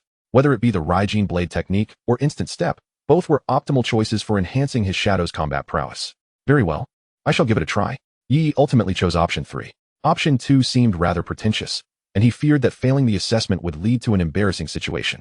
However, can you guarantee my safety? Ye Ye regarded Su Ziwa with a skeptical gaze. Su Ziwa, with a large number appearing on her forehead, retorted, who do you look down upon? The Iron Arm Ant incident was merely an accident. Who could have known it had accumulated so many subordinates, and moreover, the Tianyang spiritual ruins are home to many independently operating lords. Ye Ye scratched his head. It wasn't that he underestimated Su Ziwa, but the thought of a bronze-tier beastmaster hunting bronze or even silver-tier lords seemed absurd. A week later, at the Tianyang spiritual ruins, we shall meet. Upon seeing Ye Ye agree to the special invitation, Su Ziwa exchanged greetings with the principal and exited the office. As soon as Su Ziwa left, Zhang Guodong could no longer contain himself. Are you insane? Do you dare to accept such conditions? Do you value your life? Isn't she supposed to be your safety officer? No way. I cannot agree. It's too dangerous. It's all right. Teacher Zhang, do you still not trust me? After all, I am the one who has slain silver-tier lords within the Tianyang spiritual ruins. Zhang Guodong's lips twitched. It is precisely because of your performance in the ruins that I am concerned. Ye Ye, who had just appeared innocent, suddenly changed his expression, looking at the principal with utmost seriousness. The principal, still basking in the joy of having a student invited to the special examination, was oblivious. Principal, I believe Teacher Zhang is absolutely correct. It's far too perilous. Perhaps I should inform Su Ziwa that I will not participate in the special examination? Upon hearing this, the principal was alarmed. It was not easy for a student from his school to catch the attention of the Global Beast Tamer Academy. Ahem, Ye Ye. I believe that youth should be bold and strive for success. How can one give up due to a bit of danger? Ye Ye looked dejected, gazing at the principal with a sense of reluctance. Principal, I understand the reasoning, but I am merely a lowly bronze-tier beast master. Even if I am slightly stronger than my peers, having slain a few silver-tier spirit beasts and a silver-tier lord, I am still just a humble bronze-tier beast master. Ye Ye enunciated the last 3 words with gritted teeth.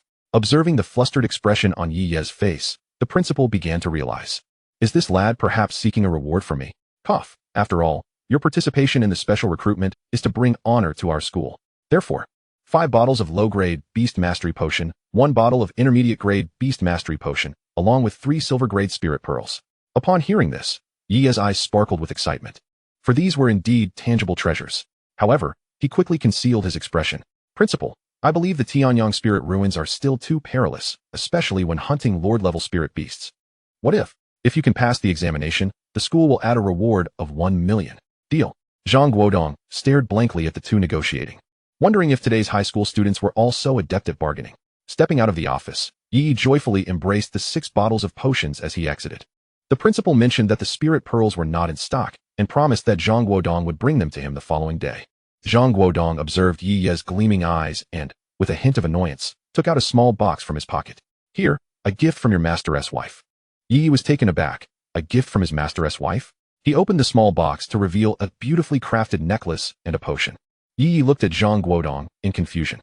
The potion was the latest beast mastery potion developed in Huagua, boasting exceptional efficacy, nearly equivalent to that of a top-tier potion, yet with virtually no side effects. Ye Ye was astonished. All other beast mastery potions had side effects on contracted spirits, rendering them unsuitable for consecutive use in a short period. Yet this potion could achieve effects akin to that of a top-tier potion without any adverse effects. This must be quite expensive, he remarked. Zhang Guodong rolled his eyes. It's valuable, but rare. The affluent in the capital would lavishly spend to acquire just a few bottles. Your master's wife was fortunate to have a prominent figure from the Research Institute commission a recipe from her, which is how she obtained this bottle. However, you need not feel any burden. You are her student. And all of this was selected by your master's wife with the money she earned from brewing sweet flower wine chicken, including that necklace. Ye Ye gazed at the necklace. It was not extravagant, merely a simple string with a beautiful amethyst pendant. Wear it. This is the most precious item, Zhang Guodong said, his tone laced with jealousy. His wife treated this young lad exceptionally well, offering him such a valuable gift, something he himself did not possess. Ye Ye bewildered. Put on the necklace. And then what? Input some beast mastery energy and see.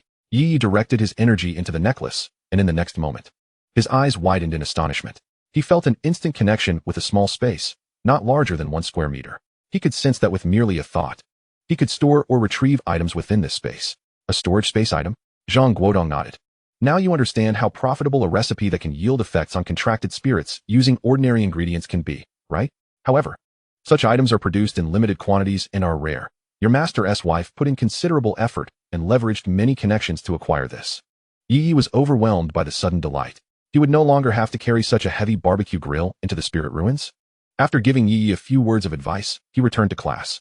Upon entering the classroom, Ye Ye immediately sensed a distinct atmosphere. Everyone was attentively engaged in the lesson, eagerly aspiring to break into the top 100 of their grade. The day's classes swiftly came to a close, and Ye Ye could hardly contain his excitement as he dashed out of the school gates, heading towards the black market. The reason for his haste? He had just received his salary. Chapter 37. The Vulnerability to Kidnapping? Arriving at the black market, Ye Ye hurried to find Lang Song. Upon entering the fragrant garden, he found Lang Song and Wang Xian already waiting for him. Well, you seem quite spirited, Wang Xian teased, observing Ye Ye's exuberance. This young man is commendable in every aspect, except perhaps for his avarice. Ye Ye sighed inwardly, thinking they had no idea he was supporting 2 insatiable spenders. Without delay, Lang Song promptly transferred the funds to Ye Ye. After deducting necessary expenses and losses due to material depreciation, Ye Ye received nearly 300,000, a sum exceeding his expectations. Long live Brother Lang, Ye Ye exclaimed, his face beaming with joy, prompting Lang Song to shake his head in exasperation. The annual spiritual cuisine competition is about to commence, and I must travel to the capital to meet your teacher. It appears I may not have any assignments for some time. Yi nodded, having seen news of the event online. The annual competition is a grand feast for numerous spiritual chefs, all of whom aspire to secure a commendable rank and attain great heights. Lang Song was likely going to observe the proceedings, while Li Qian, as a master chef, would serve as a judge at the competition. Recently, Luoqing has been rather unsettled. It would be prudent for you to stay away from the black market and remain at school, he advised. After exchanging a few pleasantries, Yi was about to depart when Wang Xian suddenly interjected, unsettled? What do you mean? There have been sightings of the harmonization sect in the outskirts of Luoqing. The harmonization sect? Yi inquired, a look of confusion on his face. This organization is deemed a cult, believing that the emergence of contract spirits and spiritual beasts is a divine blessing bestowed upon humanity. They assert that humans should not enslave these entities, but rather seek to merge with them. What does this merging entail? Yi pondered, his thoughts taking a dark turn. Rolling her eyes at his increasingly misguided assumptions, Wang Xian clarified, not the merging you're imagining. They employ mysterious means to transplant the limbs, organs, and even certain traits of contract spirits and spiritual beasts into humans, sacrificing their lifespans to bestow ordinary individuals with abilities. Given the overwhelming number of ordinary people lacking awakened talents, the harmonization sect has spread at an alarming rate worldwide. Yi nodded, recognizing the immense allure of granting ordinary individuals powers. And you, not only possess a humanoid contract spirit, but also have the ability-enhancing possession skill. I fear they may target you, Wang Xian warned. After all, the harmonization sect once believed that humans have the highest compatibility with humanoid contract spirits and spiritual beasts. Yet such beings are exceedingly rare, leaving them unable to find suitable test subjects. Yi fell silent, realizing that his recent behavior had indeed been rather ostentatious. Moreover, his possession did not manifest the beastly traits or other characteristics typically associated with contract spirit abilities. Instead, Yi appeared entirely human post-possession, albeit with some special effects, precisely what the harmonization sect had always sought. I understand. But the emergence of the cult of harmony in such a conspicuous manner in Lo City cannot go unnoticed by the authorities. It is improbable that they would remain indifferent. While the higher-ups of the cult might not gain entry, there are certainly some followers or ordinary individuals who would be unable to discern the truth. Although not particularly powerful, one must still exercise caution. Yi nodded, bidding farewell to Lang Song Wang Xian, his heart weighed down with a sense of foreboding. After all, attracting the attention of a sinister cult is hardly a favorable situation. If only he were a sovereign-level beastmaster, he could easily dispatch the cult of harmony with a single strike. As Yi ambled through the black market streets, he muttered to himself. With a substantial fortune in hand, he strolled about, but found nothing of use. As dusk approached, he resolved to return home. After Wang Xian's remarks about the cult, everyone he encountered now seemed reminiscent of the cult. Just as Yi reached the entrance of the black market, he spotted Lu Xiangnan standing there with a middle-aged man. They exchanged no words, seemingly waiting for someone. Yi intended to greet them, but upon noticing him, Lu Xiangnan's eyes widened, and he subtly shook his head, his gaze tinged with urgency. Do not approach. The unspoken warning resonated in Yi's mind, even though Lu Xiangnan did not articulate it. The familiar options reappeared. Option 1. Pretend not to see Lu Xiangnan, who is under duress, and take a taxi home. Reward. A small amount of beast mastery power, character trait altered to timid. Option 2. Hide nearby and call the police, waiting for the right moment. Reward. Shadow attack power increased by 5. Option 3. Stand up against injustice and eliminate the Lord-level spirit beast. You are no longer the novice you once were. Reward. Shadow skill, spirit possession level 1. Upon seeing the options, Yi was momentarily taken aback. Is his class monitor prone to abduction? Or is it that his fate is intertwined with the black market? Class monitor, Yi exclaimed, startling the vendor nearby. Lu Xiangnan helplessly covered his forehead, while the middle-aged man turned his gaze toward Yi. What a delightful surprise. Class monitor, what brings you to the black market? Yi continued, by the way, last time we speculated about Teacher Zhang's Beastmaster level. Didn't you go to verify it? He swiftly approached Lu Xiangnan, discreetly signaling him with his eyes. Is Teacher Zhang truly silver or gold? It can't be bronze, can it? I wonder what rank the individual beside him is. Perhaps I can make a move. Lu Xiangnan appeared momentarily stunned. The middle-aged man remained silent, observing the exchange between the two. It should be high silver. Gold seems improbable, as it would be too extravagant for a teacher to instruct us, Lu Xiangnan replied. Indeed. It must be a high silver beastmaster. By the way, class monitor, you haven't introduced me to this gentleman beside you. Could he be your father? The middle-aged man cast a narrowed-eyed glance at Lu Xiangnan, seemingly cautioning him against saying too much. Aware of the man's gaze, Lu Xiangnan maintained a composed demeanor. No, this is my uncle. We happened to run into each other at the black market, and he was concerned about my safety, returning home alone. so he kindly arranged for a ride. Observing Lu Xiangnan's expression, Yi Yi grasped the underlying tensions. Uncle, perhaps it would be best not to trouble yourself. Since I am heading the same way as the monitor, why not allow me to escort her home? The middle-aged man's expression became somewhat unnatural as he stiffly declined. No. I shall personally see her home. Otherwise, I would be uneasy. Observing the man's rigid demeanor, Yi Yi couldn't help but lament the disparity in acting skills.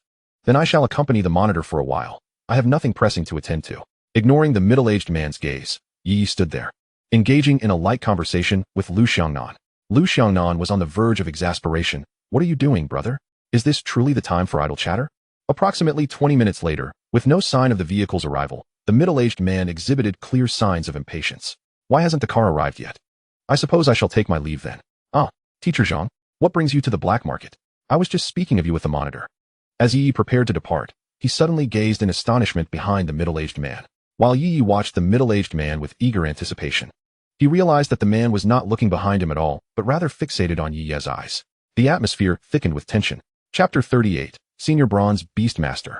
Kid, do you think I am so easily deceived? I sensed something was amiss from the moment you approached. What a coincidence. You intend to ambush me, don't you? Bang. The middle-aged man fell to the ground, and a serious-looking Zhang Guodong emerged from behind him, accompanied by a 2-meter-long fiery red lizard. Who deceived you? Yi Yi clicked his tongue. For the middle-aged man, this was a dead end. You turned away, and yet you were ambushed by me. And you didn't even look back? Lu Xiangnan, witnessing the middle-aged man collapse, rushed to his side without the time to express gratitude to Zhang Guodong and Yi Yi. She promptly retrieved a pink-cased phone from his pocket and dashed aside to call her father. Yi Yi also contacted the law enforcement team of the Spirit Bureau in the Black Market town. Captain Wang Lu of the law enforcement team looked at Yi Yi and the unconscious middle-aged man with a bewildered expression. Under his jurisdiction, there had not been any violent altercations or security incidents for several years. Yet, upon Yi Yi's arrival in the black market, 2 such events occurred in quick succession. Who is he? I do not know him. You don't know him. You rendered him in this state? Observing the middle-aged man's face pressed against the ground. Severely unconscious, Wang Lu began to suspect that Yi Yi was a terrorist. Why are you looking at me? I am not the one who struck him. I am merely the one who reported it. Wang Lu was taken aback, not you? It was I. He abducted my student. His accomplices have already been dealt with a kilometer away at the Spirit Bureau substation. Enjoying tea, Zhang Guodong interjected. Very well, but do exercise caution next time. Upon hearing of the accomplices, Wang Lu instructed the nearby law enforcement personnel to secure the middle-aged man and hurriedly departed. Once Wang Lu left, Yi Yi immediately began to display his charm. Teacher Zhang, how fortunate you arrived just in time. Had you been any later, I would have been prepared to confront him. If he were a wanted criminal or something similar, you wouldn't attempt to claim the reward, would you? Zhang Guodong wore a pained expression.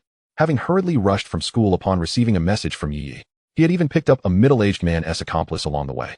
Now, was the reward meant to be taken from me? Here, take it, he exclaimed. Do not wander about lately. Focus on preparing for the examination in a week. And you, Lu Xiangnan, you too should refrain from coming to school for now. Let your father find you a safe place. After the call, Lu Xiangnan appeared distinctly downcast. Nodding in response to Zhang Guodong's words, Zhang Guodong refrained from further comments, briefly addressing safety concerns before hailing a cab home. Class monitor, Yi Yi inquired. Observing the dejected Lu Xiangnan. It's nothing. It's just that I might not be able to go to school for a while. My father has asked me to stay at home, Lu Xiangnan replied. Is it because of them? Yi Yi furrowed his brow. With the elite class assessment approaching, Lu Xiangnan, having previously entered the Lingshu, was eligible to participate directly. Can you tell me who they are? Why do they keep attempting to kidnap you? There's nothing to conceal. My family owns the largest potion production company in Luocheng, but recently, a nearly bankrupt company has surged, aggressively invading the market with low-priced potions. My father noticed something amiss and purchased some of their potions, only to find them all defective, ineffective yet laden with side effects, the only advantage being their exceedingly low price. The owner of that company even called my father, proposing to acquire ours, when my father refused. You are aware of what transpired that very day. I was kidnapped in the black market. Yi Yi nodded. If that were the case, Lu Xiangnan's situation was indeed perilous, making it wise to remain at home for a time. Will you still be able to participate in the elite class assessment? Yi Yi unwittingly touched upon a sore point, as Lu Xiangnan feared missing the assessment, which contributed to his somber mood. Let us hope so, he replied. Soon. The vehicle arranged by Lu Feng halted at the entrance of the black market. Watching Lu Xiangnan's frail silhouette, Yi Yi suddenly felt a wave of agitation. He suspected that company might be entangled with the Helling sect. The middle-aged man Lu Xiangnan mentioned might possess silver-level abilities. Yet neither Zhang Guodong's arrival nor the fluctuations from Zhang Guodong summoning his contracted spirit had gone unnoticed by him. Upon returning home, night had fallen. Once in his room, Ye Ye retrieved the potion given to him by the principal, along with the vial entrusted to Zhang Guodong by Li Qian. After the system evolved and unlocked new functions, the energy required had significantly increased. Thus, Ye Ye decided against allowing the system to absorb these potions and resolved to use them himself. Grabbing a low-tier beast-taming potion, he poured it directly into his mouth. Instantly, Ye Ye felt a slight warmth envelop his body as a surge of beast-taming power erupted within him. Yet it did not spill over, but was gradually absorbed instead. Within 2 minutes, the potion's effects waned, leaving Ye Ye momentarily stunned. Is that it? Has it ended so soon? Ding. The host's physical constitution has been enhanced by the system. Some side effects of the potion have been mitigated, and the speed of potion absorption has accelerated. Ye Ye nodded in understanding, so that was how it worked. Licking his lips, Ye Ye downed the remaining 4 low-tier potions in one go.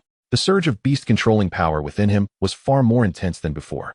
Yet, Ye Ye did not experience any adverse effects. Instead, after 5 or 6 minutes, the potency faded. He felt as though he had come a step closer to becoming a high-ranking bronze beastmaster. Considering there were no side effects, he decided to consume the mid-tier beast-controlling potion as well. The mid-tier potion was indeed different. Its potency surpassed that of the previous 5 combined, and perhaps due to the quality of its ingredients, Ye Ye sensed the energy was much purer. If other beastmasters were to witness this scene, they would undoubtedly scold him for being wasteful.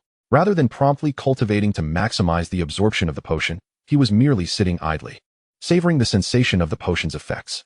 Ye Ye licked his lips again and took out Li Qian's beast-controlling potion. Recently, he had completed several minor tasks that had granted him a fair amount of beast-controlling power, and with this potion, he believed he could break through to high-level bronze today. With that thought in mind, Ye Ye raised the potion and drank it in one gulp. What a delight! He could not help but exclaim.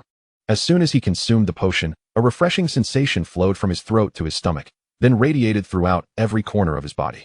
Ye Ye could feel the beast-controlling power being absorbed at an astonishing rate. Half an hour later, Ye Ye opened his eyes. Ding! Congratulations, host, on breaking through to high-level bronze beastmaster. Chapter 39. I am not a god of medicine. High-level bronze beastmaster. Ye Ye felt a surge of excitement. If this trend continued, he had a significant chance of breaking through to silver before the entrance examination. It is worth noting that, aside from exceptionally gifted individuals who awaken their beastmaster abilities early, very few manage to achieve silver grade before the exam. Each student who breaks through to silver before the entrance exam is a coveted talent sought after by prestigious universities. System, Open Shadows Panel. Name, Shadow Level. Bronze 6 stars. Personality, Innocent, Kind, Serious Attribute. Lightning Type, Humanoid Talent. Superior lightning resistance. Can withstand 90 of lightning element attacks. Lightning element control. Can freely manipulate the power of lightning. Skills, Thunderblade Technique. LV5. Instant Step. LV6. Allows for displacement within 15 meters. Psycho-Embodiment. LV3. Can temporarily embody the Beastmaster, granting the Beastmaster the full power of the contracted spirit, enabling the use of any skill. Cyan Lightning. LV1 Potential. E. With the increase in level, the duration of the psycho-embodiment also transitions from a brief moment to a longer period. With the current strength of Ye Ye and Shadow, encountering an average, non-flying silver-level spirit beast would give Ye Ye confidence in a one-on-one confrontation. However, facing a silver-level lord would be sheer folly, as both Shadow and Ye Ye, even in embodiment, would find it exceedingly difficult to contend against a silver-level lord, let alone complete a hunting task. It truly was a headache. Had he known, he would not have accepted the assessment in the first place. After much contemplation, Ye Ye could not devise a method to rapidly enhance his combat power, unless, of course, he were to encounter a severely injured lord-level spirit beast. However, the likelihood of such an occurrence is akin to a pie falling from the heavens, especially with Su Ziwu's watchful supervision. Whether this constitutes passing the assessment remains debatable. The lottery. Ye Ye suddenly recalled that he had recently received a substantial sum of money, which could be utilized for a lottery. After all, spending 300,000 on cultivation resources for Ing would yield negligible results. Yet, a lottery was an entirely different matter. Without hesitation, he decided to engage in 10 consecutive draws. Ding. Thank you for your patronage. Ding. Thank you for your patronage. Ding. Thank you for your patronage. Ding. Thank you. As Ye Ye observed the incessant thank you for your patronage, a pang of discomfort struck his heart. Ding. Congratulations, host, you have obtained a body enhancement potion. 1. Ding. Thank you for your patronage. Ding. Thank you for your patronage. To have drawn a single potion from 10 consecutive draws, Ye Ye gazed at his remaining balance of 200,000, a fierce determination etched on his face. Draw, I demand all of them. Ding. Thank you for your patronage. Ding. Thank you for your patronage. Ding. Congratulations, host, you have obtained a peak power experience card 1. The relentless stream of thank you for your patronage and potions left Ye Ye feeling quite vexed, yet the sudden appearance of a new prize rendered him momentarily speechless. A peak power experience card? Ye Ye found himself perplexed and began to peruse the system's description. The peak power experience card allows the contracted spirit to unleash a strike embodying its fullest potential. Note, the higher the potential of the contracted spirit, the stronger the effect. What the heck? Ye Ye was astonished. Full power? The complete might of ing akin to the Raiden Shogun? Why bother seeking the Tianyang spirit ruins when one could venture to an imperial-level spirit ruin to confront an imperial-level sovereign instead? Ding. Please refrain from harboring unrealistic expectations and pay attention to the noted content. It was only then that Yi noticed the content within the parentheses. What does this imply? Ding. The host's contracted spirit ing possesses only an E-level talent. According to system calculations, the peak power experience card can only elevate ing to the strength of a platinum 1-star. Yi's expression stiffened. The Tianyang spirit ruins were quite splendid. Why risk venturing to an imperial-level spirit ruin? He stored the peak power experience card in his storage space. During the recent lottery segment, Yi had also drawn 3 bottles of body enhancement potions. He retrieved one and downed it in a single gulp. Unlike the intense burning sensation from the first time, this time, due to the enhancement of his physical constitution, he merely felt a warm, invigorating heat coursing through him, as if he were brimming with boundless energy. Sensing he could withstand it, Yi consumed the remaining 2 potions as well. 10 minutes later, Yi lay drenched in sweat on his bed. Including the previous beast mastery potions, he had ingested 10 potions that night. To call him the apothecary king of Luo City, no. One high school would not be an exaggeration. The enhancement brought about by the body enhancement potions allowed Yi to consume potions without reservation. After a refreshing shower, Yi reclined on his bed, engrossed in his phone. The potency of the physical enhancement potions was overwhelming, leaving him wide awake. Yi opened Xin, seeking the innocent and charming girl. Care to join? The response was instantaneous. The sun must have risen in the west. It's been ages since you initiated a game with me. Spare me the pleasantries. Are we playing or not? Not this time. I have a pressing matter. Yi sighed, placing his phone down.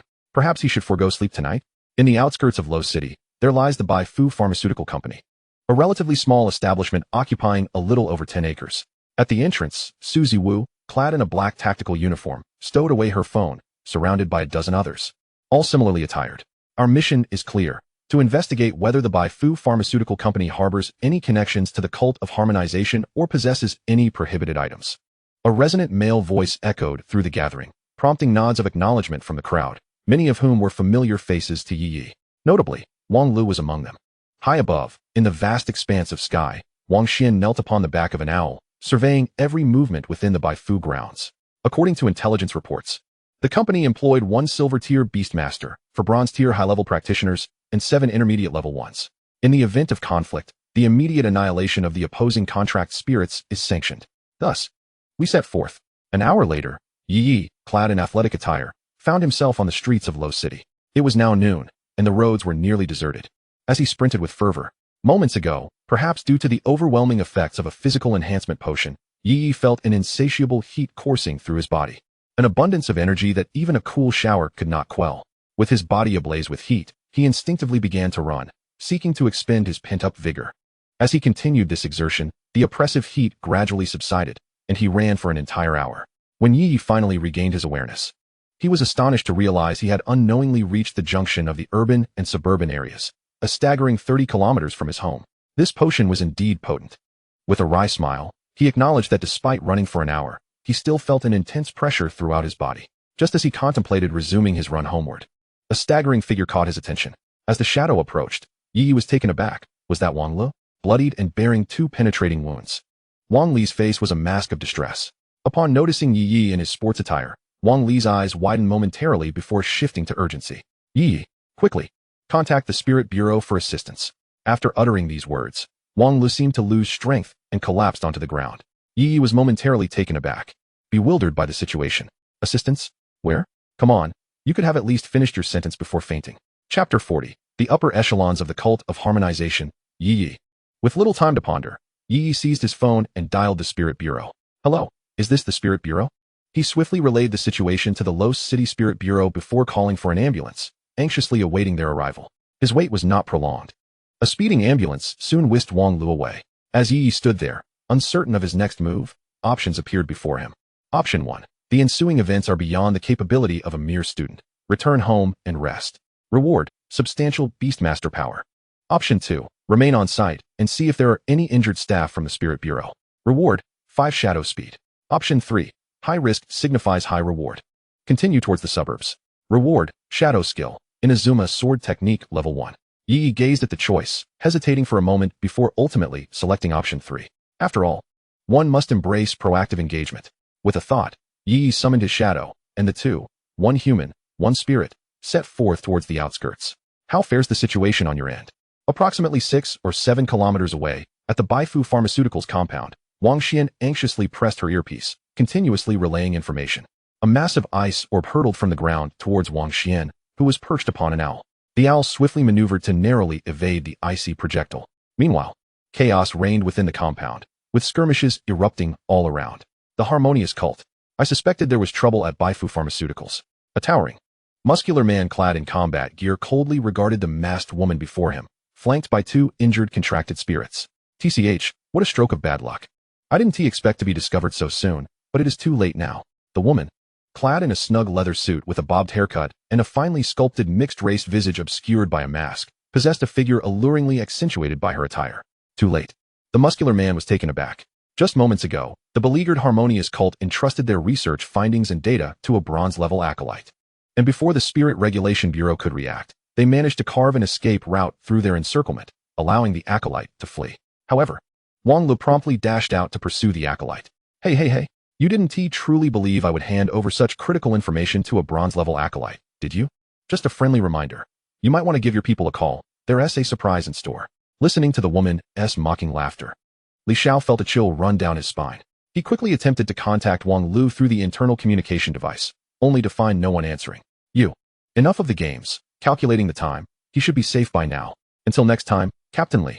With that, the woman suddenly contorted in pain as a pair of wings, each over 2 meters long, sprouted from her back.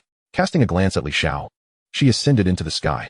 Li Xiao hastily commanded his contracted spirit to pursue her, but the woman moved with such speed that the spirit was utterly outmatched. Eliminate them. Leave no survivors. Li Xiao glared fiercely at the remaining members of the harmonious cult. Do not let her escape. Just as the woman soared into the air, Wang Xian, riding her owl, intercepted her. The nearby fire hawk unleashed a barrage of fireballs, but the woman deftly evaded them all. Save your energy, descend, and assist your comrades. I have prepared a delightful surprise for you all, though it is regrettable for those newly recruited acolytes of mine. Rose, what do you mean? The woman addressed as Rose smiled enigmatically, offering no explanation to Wang Xian. With a flap of her wings, she soared towards the direction where Wang Lu had pursued. Li team, run. It's a trap. Wang Xian urgently conveyed through her earpiece, causing Li Xiao's expression to shift dramatically. Quickly, everyone retreat. The personnel of the Spirit Regulation Bureau immediately changed their demeanor and hastily exited the compound. Just as they vacated the compound's entrance, a tremendous explosion resonated throughout the heavens and earth. Li Xiao gazed grimly at the inferno that had engulfed the compound, a familiar tactic employed by the Healing sect. Whenever they were forced to relocate or were discovered, they would resort to using volatile explosives to obliterate their base, consigning all experimental data and equipment to the flames. 5 kilometers away, Ye Ye was startled by the tremendous explosion. Goodness, such ferocity, he exclaimed, and soon noticed a figure lying in the green belt by the roadside. With utmost caution, Ye Ye swiftly entered his spiritual energy-infused state, gripping his tang knife tightly as he approached the greenery step by step. There, beside the verdant foliage, lay the lifeless body of a contracted spirit. A pang of apprehension struck Ye Ye's heart. Wasn't this Wang Li's contracted spirit? With his right hand firmly clutching the knife, and his left hand conjuring its songlay pellet, he prepared to strike should he discover that the enemy within the green belt still drew breath. Upon reaching the edge of the greenery, Ye Ye beheld a creature that was neither fully human nor fully ghostly. It was a being with the head of a wolf and the body of a man, lying amidst the foliage. Its mouth bore fangs measuring over 10 centimeters, and its exposed skin was adorned with black fur. The claws on its hands glimmered ominously, sending a chill down his spine. Suddenly, the wolf-headed creature turned its gaze towards Ye Ye. Upon noticing the electrical charges enveloping Ye Ye, the violet hue of his pupils, and the basketball-sized electric sphere he was conjuring, the creature visibly relaxed. Has the organization sent reinforcements? Ye Ye was taken aback, pondering the mention of organization. Then it dawned on him that in his current spiritual form, he could exhibit abilities in a humanoid guise, which meant he could be mistaken for a member of the Healing sect. Unbeknownst to him, the wolf-headed being was deeply astonished. feeling a twinge of envy as it regarded Ye Ye, who appeared no different from an ordinary human. Achieving such a level of fusion would surely make one a significant figure within the sect. Seeing that Ye Ye was indifferent to him, the creature cautiously inquired, "Are you one of the 4 great guardians of the sect?" The tone was notably more respectful, and just as Ye Ye was about to respond, an option appeared before him. Option 1. Eliminate the humanoid creature before him. Reward: significant beast mastery. Option 2. Disguise himself as a high-ranking member of the He Ling sect to extract information regarding the sect's location and stronghold in Luo City. Reward: 5 shadow power. You need not know so much. Has the task been completed? The wolf-headed man asked excitedly, wondering if he had encountered an important figure. Struggling to prop up his battered body, he retrieved a black-coated box from beneath him and offered it to Ye Ye. "Sir, the task is complete. The potions and research materials are contained within the box." Without further ado, Ye Ye accepted the box and turned his gaze back to the wolf-headed man. "Where is our sect's stronghold in Luo City?" The creature hesitated momentarily, but Ye Ye swiftly admonished him. "How dare you withhold information in my presence?" Electricity crackled around Ye Ye, his violet eyes flickering with lightning in the darkness, causing the wolf-headed man to tremble in fear. "It is located in the outskirts of Luo City." Having successfully obtained the information he sought, Ye Ye nodded in satisfaction. The wolf-headed man wore an expression of delight, reveling in the triumph he believed he had achieved for the organization. If he could acquire a more compatible potion, he might shed his ghastly, half-human appearance. Just as he contemplated resolving the matter with the wolf-headed man, a feminine voice interrupted him. A woman, clad entirely in leather and possessing a curvaceous figure, approached Ye Ye. Taken aback, Ye Ye exclaimed, "Teacher Mei?" Chapter 41. Expanding and Strengthening, Creating a Glorious Future Together. "What brings you here?" The woman, referred to as Teacher Mei by Ye Ye, narrowed her eyes, occasionally glancing at the box in Ye Ye's hands. The wolf-headed man, upon hearing her voice, visibly perked up. Due to his physical enhancements, his injuries had significantly healed, and he strained to raise himself, directing his gaze toward Mei Mei. "Rose, do not be rude. This is a high-ranking member of our Spirit Harmony sect, one of the 4 protectors." Taken aback by the wolf-headed man's seriousness, Rose hesitated. Him? A high-ranking member of the Spirit Harmony sect? Ye Ye, too, was perplexed. He recognized the woman before him. Was she not the homeroom teacher of Class 1 in the Beastmaster class at Luoqing No. 1 High School? The teacher who had proctored his cultural examination, Mei Fong. Only moments ago, Mei Fong had removed her mask after battling the Spirit Suppression Bureau, which explained why Ye Ye had not recognized her earlier. "What do you mean by the 4 protectors? How could one of them be a student?" The wolf-headed man looked equally bewildered. "A student? I never expected Teacher Mei to be one of our own in the Spirit Harmony sect." Ye Ye's voice turned icy. "At this point, I need not pretend any longer. I am Ye Ye, one of the 4 protectors of the Spirit Harmony sect, known as the Thunder General." Mei Fong found the revelation somewhat absurd. "What? Do you not believe me? Ever since I awakened my human form contract spirit, I joined the Spirit Harmony sect. With the help of the sect leader, I successfully merged with my human form contract spirit. Did you think I had merely stumbled upon the skill book for the human form contract spirit? Have you heard of such a thing? Furthermore, are you not curious? As one who possesses a human form contract spirit, I have not been targeted by the sect." Ye Ye was taking a gamble, wagering that the appearance of the Spirit Harmony sect in Luoqing was not due to his actions. If he was correct, they could expand and flourish together. If mistaken, he would have to eliminate the wolf-headed man while Mei Fong remained unresponsive and flee with the goods. Mei Fong found herself somewhat convinced, as the history of Beast Masters showed no instance of a skill book enabling the possession by a human form contract spirit. Moreover, there had been no reports concerning Ye Ye or any mention of his human form contract spirit within the sect. At that moment, if one disregarded the skill book's relevance, your subordinate has encountered the esteemed Thunder General Protector. Mei Fong immediately knelt on one knee. However, the cautious Mei Fong still inquired, "May I ask how the sect leader is faring?" The sect leader is currently preoccupied with a significant undertaking, unable to attend to matters within the sect. Is the sect leader finally preparing to take action? Mei Fong felt a surge of excitement. Her conviction in Ye Ye's identity solidified. After all, that significant matter was known solely to the leader and a select few high-ranking officials. It was only during one of her receptions for the upper echelons that she inadvertently gleaned this information. Ye Ye's mind was racing with a cacophony of expletives. He was at a loss for words, desperate for assistance. The protector must also be a spiritual food master, right? Ye Ye paused, nodding in acknowledgement. A certificate of a novice spiritual food master appeared in his hand, which he briefly showcased to Mei Fong. This was arranged by Li Qian, who had previously gifted him spatial equipment and potions. Upon seeing Li Qian's name on Ye Ye's certificate, Mei Fong's pupils constricted. "Protector, I apologize for my earlier indiscretion. The mission has been accomplished. The potions and documents have been successfully extracted. How should we proceed?" Yi Yi weighed the box in his hand, inquiring with curiosity. What is contained within? Potions.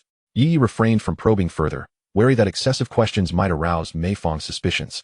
After all, his identity was riddled with inconsistencies that could not withstand scrutiny. Very well, I shall take the potions. My identity is peculiar, and many in the congregation are unaware of it. You must maintain confidentiality.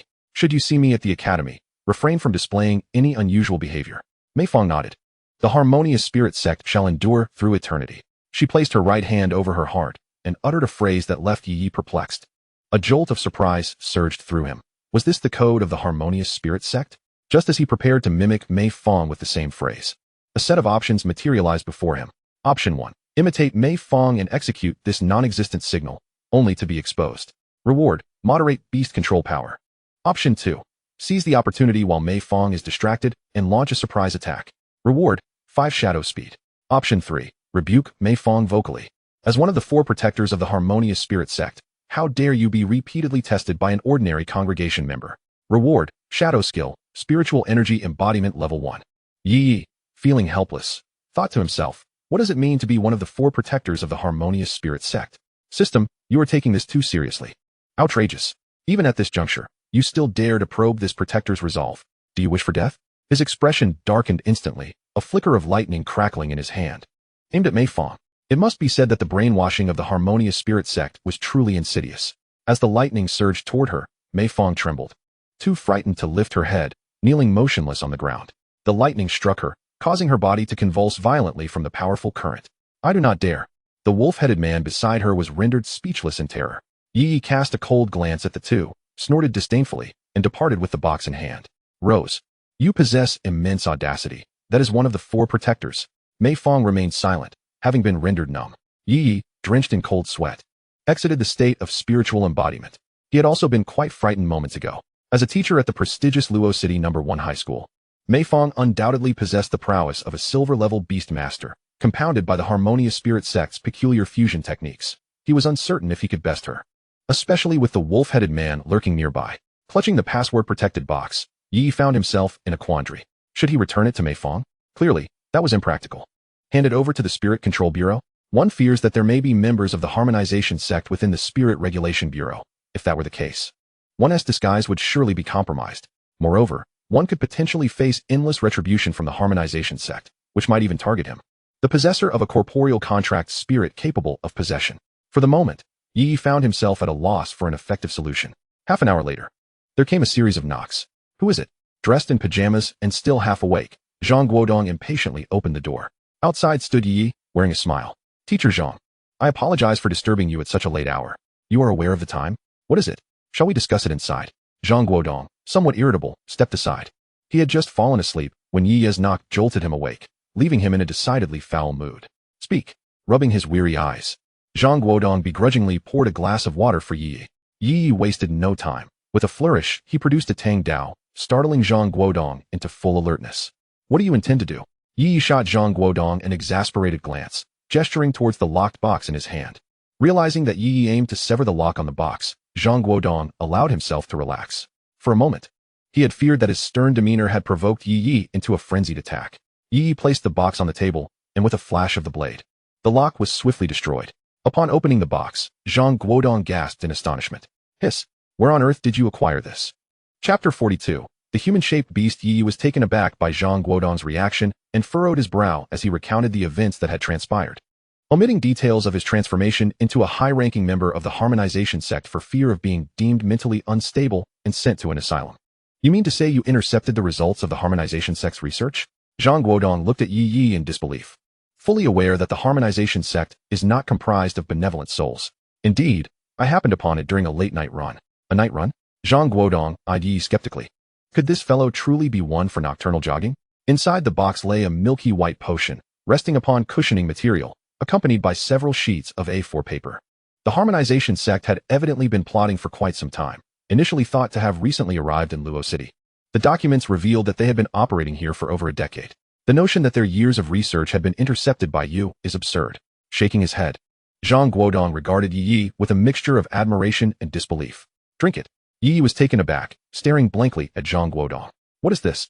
Zhang Guodong looked at Yi Yi with exasperation. If you bring this to the Spirit Regulation Bureau, you will be apprehended in an instant. Do you believe me? Do you know what this substance is? It is a potion capable of modifying the human body, significantly enhancing physical capabilities, and even merging certain abilities of spirit beasts. If ordinary people were to discover the existence of such a potion, chaos would surely ensue.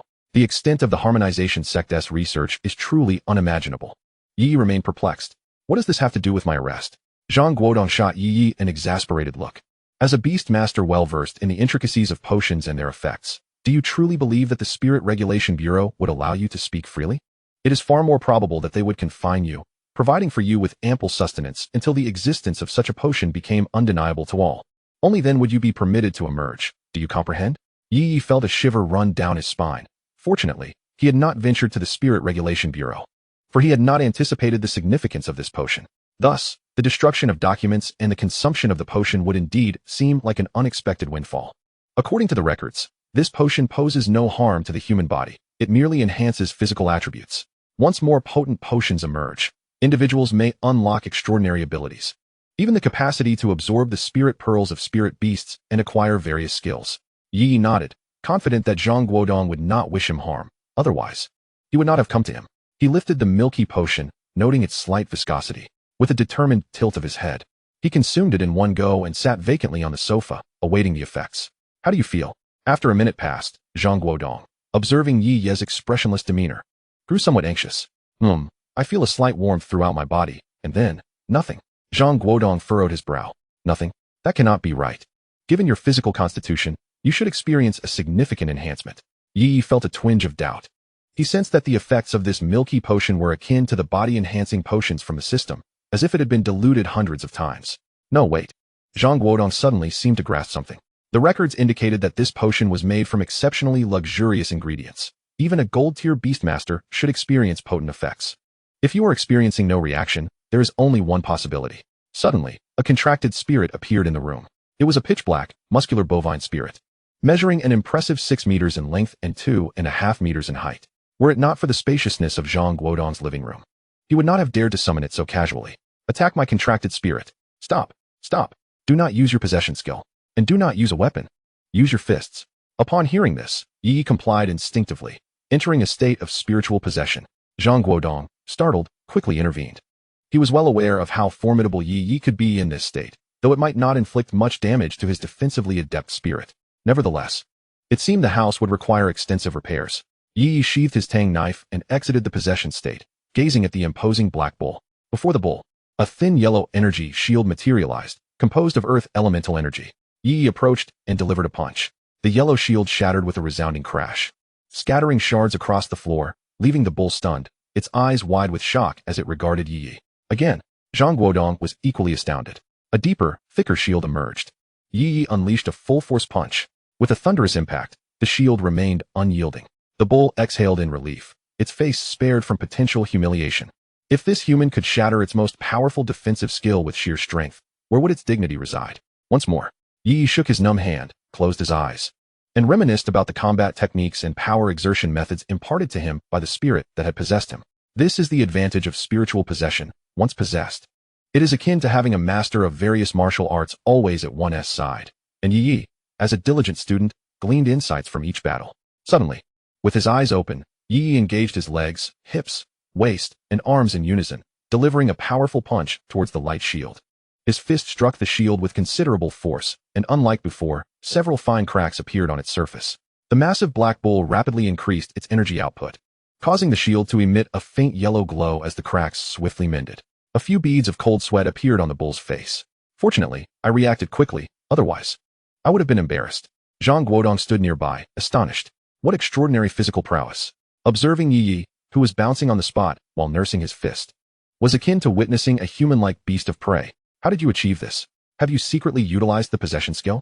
Yi gazed at Zhang Guodong with an innocent expression. Not at all. Look, my hair hasn't even turned purple. After his shock subsided, Zhang Guodong adopted a serious demeanor. If anyone inquires about your remarkable physical condition, simply say that your master's wife has developed a spiritual food that enhances the physique of beast tamers. Do you understand?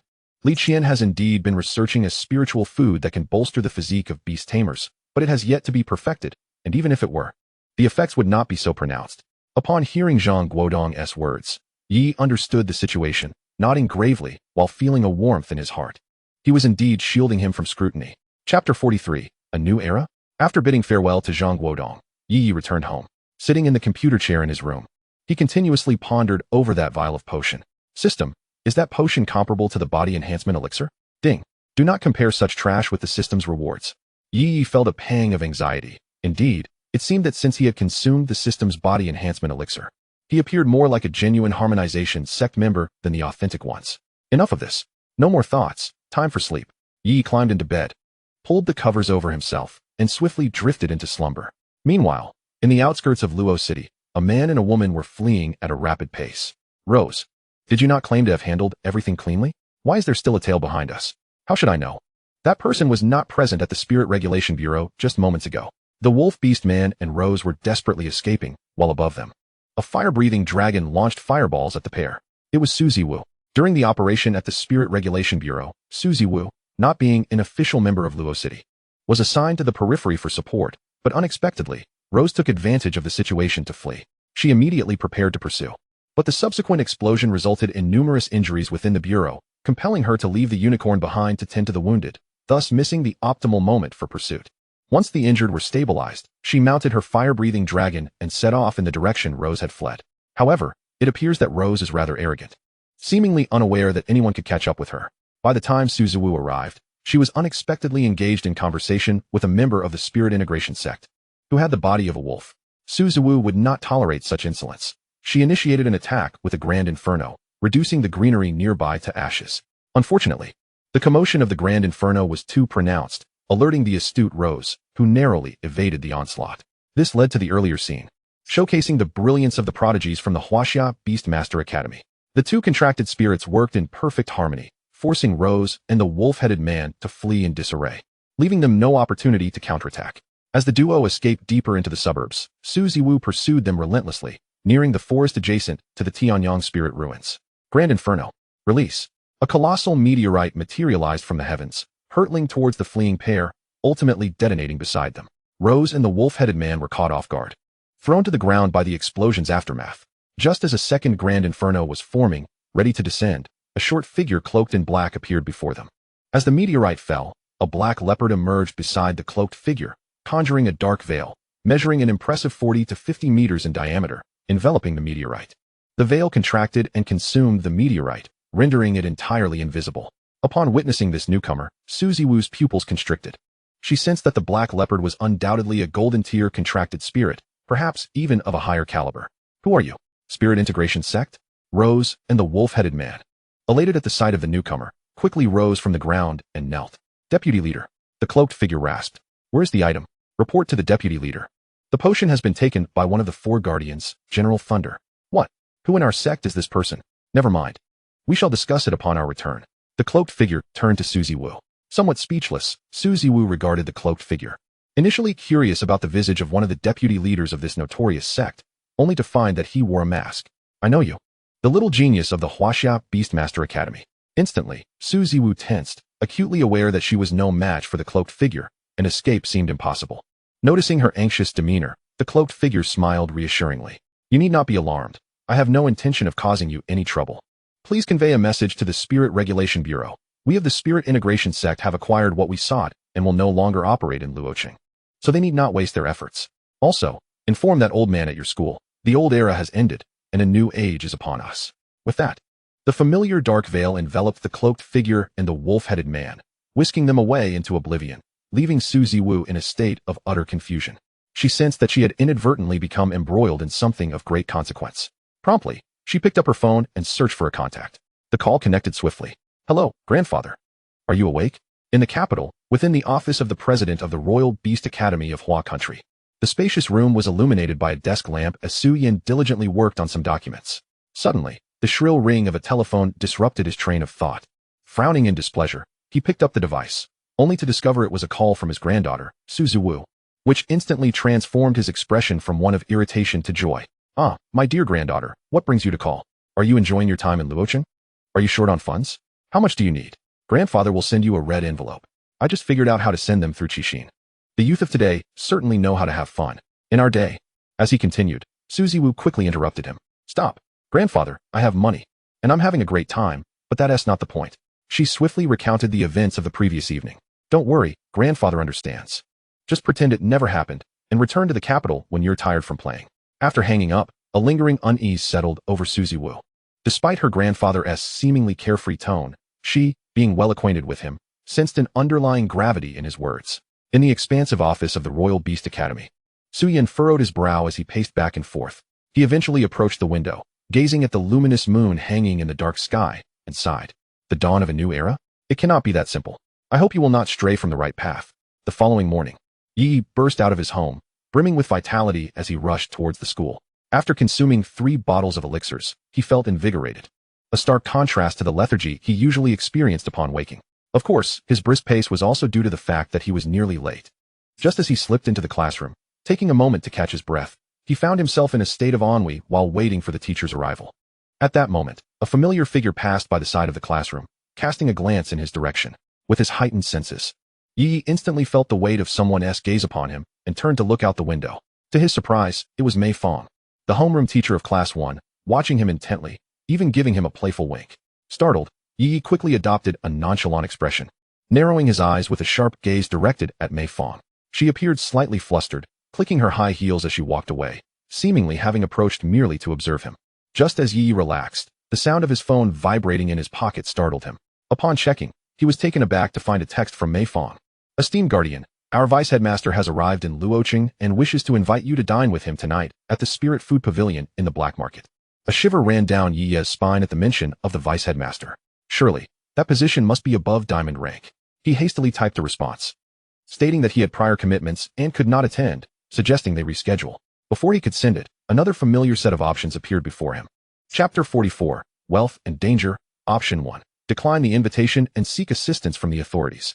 Reward, a small amount of beast mastery power. Option 2. Accept the invitation and solidify your identity within the Harmony sect. Reward, Shadow rank level 1. Yi sat at his desk, feeling quite conflicted. As the saying goes, fortune favors the bold. However, the issue lies in the fact that the identities of the upper echelons of the Spirit Fusion sect are mere fabrications. At that moment, Yi's phone vibrated. Upon glancing at it, a spark of excitement flickered in his eyes, like a timely gift in the midst of snow. The innocent young maiden, here is the information you requested. I have gathered a plethora of literature and consulted some elders, amassing this much. The innocent young maiden, what do you need the Spirit Fusion sect's information for? I advise you to steer clear of them. They are a bunch of lunatics. Although they are considered relatively normal within the realm of cults, they still pose a significant danger. Grandfather here, it's nothing. I was simply curious and wanted to collect some information, in case it may be useful in the future. Last night, Yi felt a twinge of anxiety, for he had deceived the Spirit Fusion sect on a grand scale, yet he had no means to acquire official information about them. Thus, he turned to this online acquaintance. Through their usual conversations, Yi had discerned that this individual possessed significant prowess, as she seemed capable of addressing most of his inquiries. And her occasional disappearances suggested she might be of considerable rank among beast tamers. Tentatively, Yi inquired whether she could provide him with some material regarding the Spirit Fusion sect, and to his surprise, she sent it over that very morning. Yi promptly opened the document sent by the innocent young maiden and began to read. Half an hour later, he rubbed his sore eyes, deep in contemplation. The Spirit Fusion sect stands as one of the top 3 cults in terms of scale and influence in Huagua. Their belief in the emergence of spirits is viewed as a divine blessing. Humanity should not subjugate contract spirits, but rather fuse with them to enhance oneself. However, this notion starkly contrasts with the path of beast tamers, rendering them unpopular and a target of disdain. Nonetheless, the allure of granting ordinary individuals the ability to wield extraordinary powers is excessively tempting. Each year, countless common folk, including beast tamers, join the Spirit Fusion sect.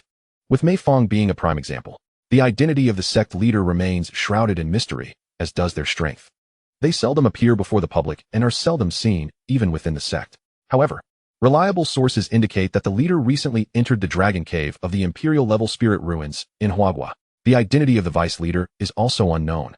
Suspected to be a king-level beast tamer, who is usually clad in a black robe, exuding an air of profound mystery. Almost all matters within the sect are overseen by this vice leader. The 4 guardians, King Kong, Lu Ying, and Mu Puppet. There is also a highly enigmatic figure, whose assailants have all perished. It is known that these 4 guardians possess formidable strength, serving as the right and left arms of the Spirit Fusion sect. With only Lu Ying present within the borders of Huagua. After consolidating the information, Yi Ye engaged in a brainstorming session. Firstly, the leader's rarity of appearance afforded him the opportunity to concoct his own narrative. Then, with narrowed eyes, Yi Ye resolved that fortune favors the bold. He would proceed. The crux of the matter was that he could not refuse. The first reason was that the system's reward was precisely what he needed at this stage, and secondly, he could not ascertain whether the Spirit Control Bureau could protect him. There was much speculation about the presence of king-level beast tamers in Luo City. Yi Ye picked up his phone to respond to Mei Fong. "Oh, I will arrive on time." As Yi Ye pondered how to safely navigate the impending challenges of the night, the day swiftly slipped away. School was out. Yi Ye was pressed for time and hastily rode a shared bicycle home. Upon returning, he found that his parents had yet to return from work. He opened the door to his room and rushed to his desk. On the table lay 3 glass bottles, remnants of the body-enhancing elixir he had consumed last time. Noticing that one bottle still contained a small amount of the potion, approximately 30 to 40 milliliters, barely enough for a single sip, Yi Ye exhaled in relief. He recalled that he had left it unfinished due to the heat and, in his laziness, had yet to clean up afterward. Thankfully, it had not been discarded. From his storage space, he retrieved a small glass vial and carefully transferred the remaining potion into it. Today's success hinges upon you. With the desired item in hand, Yi Ye mounted the shared bicycle and sped towards the black market. Ling Shi Pavilion, the largest establishment in the black market of Luo City, not only sold various spiritual foods, but also materials and components. If one had the wealth, they could even customize recipes for contract spirits. Yi had heard of this place. Upon entering, he immediately spotted Mei Fong waiting in the grand lobby. In stark contrast to Ling Shi Pavilion, the decor of Lang Songs by Xiang Fong resembled a bustling food stall. The opulent lobby was significantly larger than by Xiang Fong, resembling a luxurious hotel. "Guardian, you have arrived." Mei Fong greeted Yi Ye with an enigmatic smile. Yi Ye maintained a stoic expression and simply acknowledged her with a nod. Unfazed, Mei Fong continued with a beaming smile. "Please follow me. The deputy leader has been waiting for some time." With that, she led Yi Ye upstairs, the sound of her high heels echoing in the spacious lobby. At the door of the room, Mei Fong gestured for Yi Ye to enter. "Aren't you coming in?" he asked. "I lack the qualifications to dine with the deputy leader and the guardian." "Please, you go ahead," she replied. Yi Ye nodded and pushed the door open. Inside was an extraordinarily luxurious private room, featuring expansive floor-to-ceiling windows and an elegant European decor style, with a large dining table capable of seating 30 to 40 people at its center. Seated at the head of the table was a figure cloaked entirely in black, obscuring any discernible features. At that moment, the room contained only Yi Ye and the cloaked figure, both silent, causing the atmosphere to plummet into an icy stillness. "Take a seat," the cloaked figure rasped, prompting Yi Ye to breathe a sigh of relief. In that brief minute, he had felt an overwhelming pressure emanating from the cloaked individual. His heart raced, beads of cold sweat forming on his brow. Just as he was on the verge of succumbing to the tension, the cloaked figure spoke, allowing Yi Ye to relax slightly. Taking his seat directly across from the cloaked figure, Yi Ye reflected on his identity. A 17-year-old male, a senior at Luo City No. 1 High School. A bronze-level beast master possessing a rare, humanoid contract spirit that allowed him to merge with it, significantly enhancing his combat prowess while essentially negating possession-type abilities. Yi Ye was not surprised. After all, it was not difficult for such a vast organization to uncover this information, particularly since Mei Fong was also a teacher at Luo City No. 1 High School. "I wish to know one thing," the cloaked figure inquired. "Why do you impersonate the Harmonization sect and pose as one of the 4 great guardians?" In the raspy voice of the figure cloaked in black, a hint of amusement emerged, revealing his curiosity about the audacious youth before him. Chapter 45. The Arrival of Yi Dehuyo. Impersonate. I am what I claim to be. How can one speak of impersonation? Yi maintained an air of nonchalance as he silently entered the mode of spiritual embodiment, observing Yi Ye's transformation. The cloaked man's concealed hand trembled with excitement, though this subtle shift went unnoticed by Yi Ye. Impersonating the Harmonious Spirit Sect is a grave transgression within our order. Are you certain you wish to maintain such bravado? Yi Ye felt a flicker of anxiety, yet recalling the carefully crafted narrative he had prepared, he steadied himself.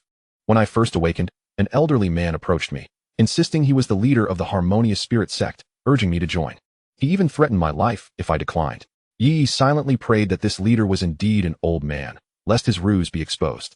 With his assistance, I fused with my own contracted spirit, and then he stated he had urgent matters to attend to, leaving me with the declaration that I was now a member of the Harmonious Spirit Sect.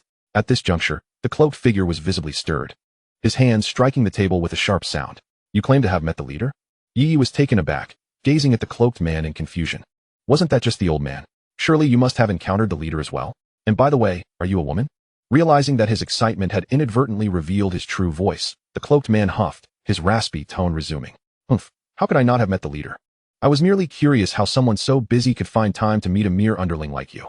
The cloaked man was now uncertain. Every year, the leader of the Harmonious Spirit sect scoured the globe for exceptional individuals suitable for spirit fusion to infuse fresh talent into the sect. Given Ye Ye's rare, humanoid contracted spirit, it was not surprising that he had caught the leader's attention. Enough of this banter. Where's the item? What item? The cloaked figure clenched his fists, his voice dripping with menace. Stop feigning ignorance. What happened to the box you took last night? Oh, that box. I consumed it. Consumed it? Ye Ye looked at the cloaked man with bewilderment. Do you take me for a fool? Could a mere combination lock truly hinder me? Though the cloaked figure was shrouded in layers, Ye Ye sensed a large cross appear above his head. Do you wish for death? Do you have any idea how long we spent developing that vial of serum? The cloaked man was on the brink of madness, after years of research.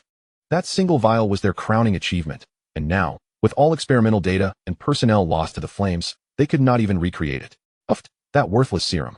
Even a dog would turn its nose up at it. The cloaked man felt his control slipping, consumed by a desire to silence this insolent youth before him. Watch closely. Ye Ye had long since exited the mode of spiritual embodiment, his demeanor serene. He raised his hand and forcefully struck the table before him. Boom. The exquisite tabletop, crafted from exceptional materials, was shattered to pieces by Ye Ye's singular blow, scattering the meticulously arranged delicacies across the floor. With a soup bowl precariously perched atop the dazed figure of the cloaked man. Outside, upon hearing the commotion, Mei Fong rushed in, her expression a mixture of vigilance and astonishment as she surveyed the private room. There sat Ye Ye, casually reclining with one leg crossed over the other. Amidst the debris of the vast dining table, while their deputy leader remained motionless, drenched in soup, a porcelain bowl still atop his head. Gasping in shock, Mei Fong quickly retreated, exclaiming in disbelief, I saw nothing. Leaning against the door, she took a moment to steady her breath, her heart racing with anxiety. Surely, they wouldn't silence me, would they? Inside the room, the cloaked man felt as though his worldview had been utterly shattered. This tabletop was not merely constructed from ordinary glass or stone. It was hewn from a rare mineral sourced from the spirit ruins. Renowned for its remarkable hardness, so resilient that even the mightiest silver-tier contract spirits could not damage it. It was well known that Zhang Guodong's formidable Black Bull was a silver 10-star spirit. Even the defensive shield unleashed by the Black Bull could be shattered by Ye Ye, let alone this modest table. In a flash, the cloaked figure appeared before Ye Ye, extending a hand and gripping his arm, disbelief etched across his features. How did you accomplish this? Noticing the delicate, ivory-like fingers of the cloaked man, Ye Ye felt a surprisingly gentle touch on his arm. Realizing his excessive excitement, the cloaked man quickly released his grip. Speak. Ye Ye raised his hands and feigned innocence, adopting a nonchalant demeanor. No need to get worked up. After consuming your potion yesterday, I must say, it was utterly lackluster. Poor efficacy, unappealing appearance, and dreadful taste. The cloaked man was taken aback, grappling with the weight of Ye Ye's words. He understood the potion's effects, but what was this nonsense about appearance and taste? Did he think this was a lavish feast? Do you have any idea why the leader could spot me among a sea of faces? To be frank, not only do I possess a humanoid contract spirit capable of merging with others, but I am also a distinguished spirit chef. Ye Ye's declaration reverberated in the cloaked man's ears, leaving him momentarily speechless. Spirit chef? Enhancing physical capabilities? Achieving results superior to potions? He murmured in disbelief. Do you doubt me? Allow me access to the kitchen. Rose. Outside, Rose stood in despair, fearing for her life, yet she pushed open the door to the private room. Take him to the kitchen and keep an eye on him. Rose hesitated, perplexed by the apparent contradiction. Did they not intend to silence him? Overjoyed yet cautious, she hurriedly led Ye Ye to the spirit food kitchen. Upon entering, Ye Ye was astounded. The space was larger than Li Qian's dedicated kitchen, equipped with an array of tools and utensils. Why are you standing there? Don't you know outsiders are forbidden from observing the spirit chef at work? But the deputy leader ordered me. A deep voice interrupted, as a black panther, not particularly large in stature, materialized at the kitchen entrance. I watched him with a sense of assurance. He could not escape. Ye Ye's heart sank. A talking contract spirit? A king level 1. The figure in the black robe, still feeling uneasy, summoned the Black Panther to keep an eye on Ye Ye. Upon noticing the Black Panther, Rose obediently exited the kitchen, closing the door. Ye Ye wore a mischievous grin. He opened the refrigerator, which was stocked with a plethora of ingredients. Spotting a bag of handmade noodles encased in plastic, Ye Ye retrieved it. He ignited the stove, boiled water, and placed the noodles in. A minute later, the noodles were cooked. Ye Ye took out a bottle of body enhancement potion from his storage space and poured it all into the pot. Then, he took the nearby salt shaker, filled to the brim with salt. The chef at the Ling Food Pavilion would surely be perplexed to find the salt jar empty, wouldn't they? With that thought, Ye Ye emptied the entire jar of salt into the pot. Stirring the mixture, he tasted the broth. Instantly, his face turned green. So salty. Chapter 46. Is this a promotion? He ladled the noodles into a bowl and carried it, a bowl of plain noodles, out of the kitchen. Ignoring Rose's bewildered gaze, he returned to the private room. At that moment, the figure in the black robe had changed into another set of robes and sat on the nearby sofa, waiting. Upon seeing Ye Ye enter, the black-robed figure lifted his head. Ye Ye was equally curious. Wrapped so tightly, how could one still see the person? Now, experience what true medicinal efficacy feels like. The black-robed figure looked at the bowl of plain noodles in Ye Ye's hands with disdain. Are you sure you are a spirit chef? It was not surprising for the black-robed figure to think this way, under preconceived notions. Everyone believed that spirit chefs created dishes that were both delectable and visually appealing. Yet, what use was the appearance of this bowl of noodles? Efficacy was what truly mattered. Will you eat it? If not, I'll pour it out. With that, Ye Ye pretended to tip the bowl. Stop. Rose, come here, you try it first. Rose approached, eyeing the noodles in Ye Ye's hands with hesitation. Was this a newfangled method of silencing witnesses? Was he attempting to poison her? Yet, under the imposing presence of the black-robed figure, she picked up a pair of chopsticks and placed a noodle into her mouth. Uffed. As soon as it touched her tongue, Rose's face contorted in agony. So salty. How much salt did you put in? Ye Ye, incredulous, pointed an accusing finger at Rose. What salt? Do you have any idea how precious this ingredient is? At that moment, Rose also realized something. She felt a faint warmth descending from her head to her toes, nurturing her body. Noticing Rose's peculiar reaction, the black-robed figure inquired, "What is it, Rose? Is it effective?" "Yes," Rose exclaimed, her eyes wide with astonishment. "I only took one bite, but it feels even better than the effects of the second-generation potion." The black-robed figure was taken aback. The second-generation potion was a result of their prior research, while the third-generation potion was the one Ye Ye had tricked them into drinking. Grabbing a clean pair of chopsticks, the black-robed figure began to eat the noodles as well. Rose cast a glance of envy. She had a premonition that if she could take a few more bites, she might elevate her physical prowess to that of a silver-level spirit beast. As the noodles entered his mouth, the only thought in the black-robed figure's mind was one word: salty. However, before he could react, the figure in the black robe felt a surge of warmth enveloping his entire being. With swift determination, he swallowed the noodles in the bowl without hesitation. They were simply too salty to chew. What about the broth? Drink it. The black-robed man glanced at Ye Ye. A chill ran down Ye Ye's spine as he sensed the murderous gaze emanating from beneath the mask. The essence lies within the broth. Whether you drink it is your choice. Ye Ye was not deceiving the black-robed man. The potion was indeed contained within the broth, while the noodles served merely as an accompaniment. He could not possibly present a bowl of unbearably salty brine for the black-robed man to consume. If the broth yields no significant effect, you are doomed. The black-robed man tilted his head back, disregarding the heat, and drank the bowl of salt water. Watching him consume the brine made Ye Ye's tongue tingle with acidity. He knew all too well just how salty it was. Having poured nearly a pound from a large jar, as the broth settled in his stomach, the black-robed man felt an intense warmth radiating throughout his body, followed by beads of sweat forming on his brow. 5 minutes later, he was astonished by the transformation of his physical condition. As a high-ranking individual, various potions were always prioritized for her use.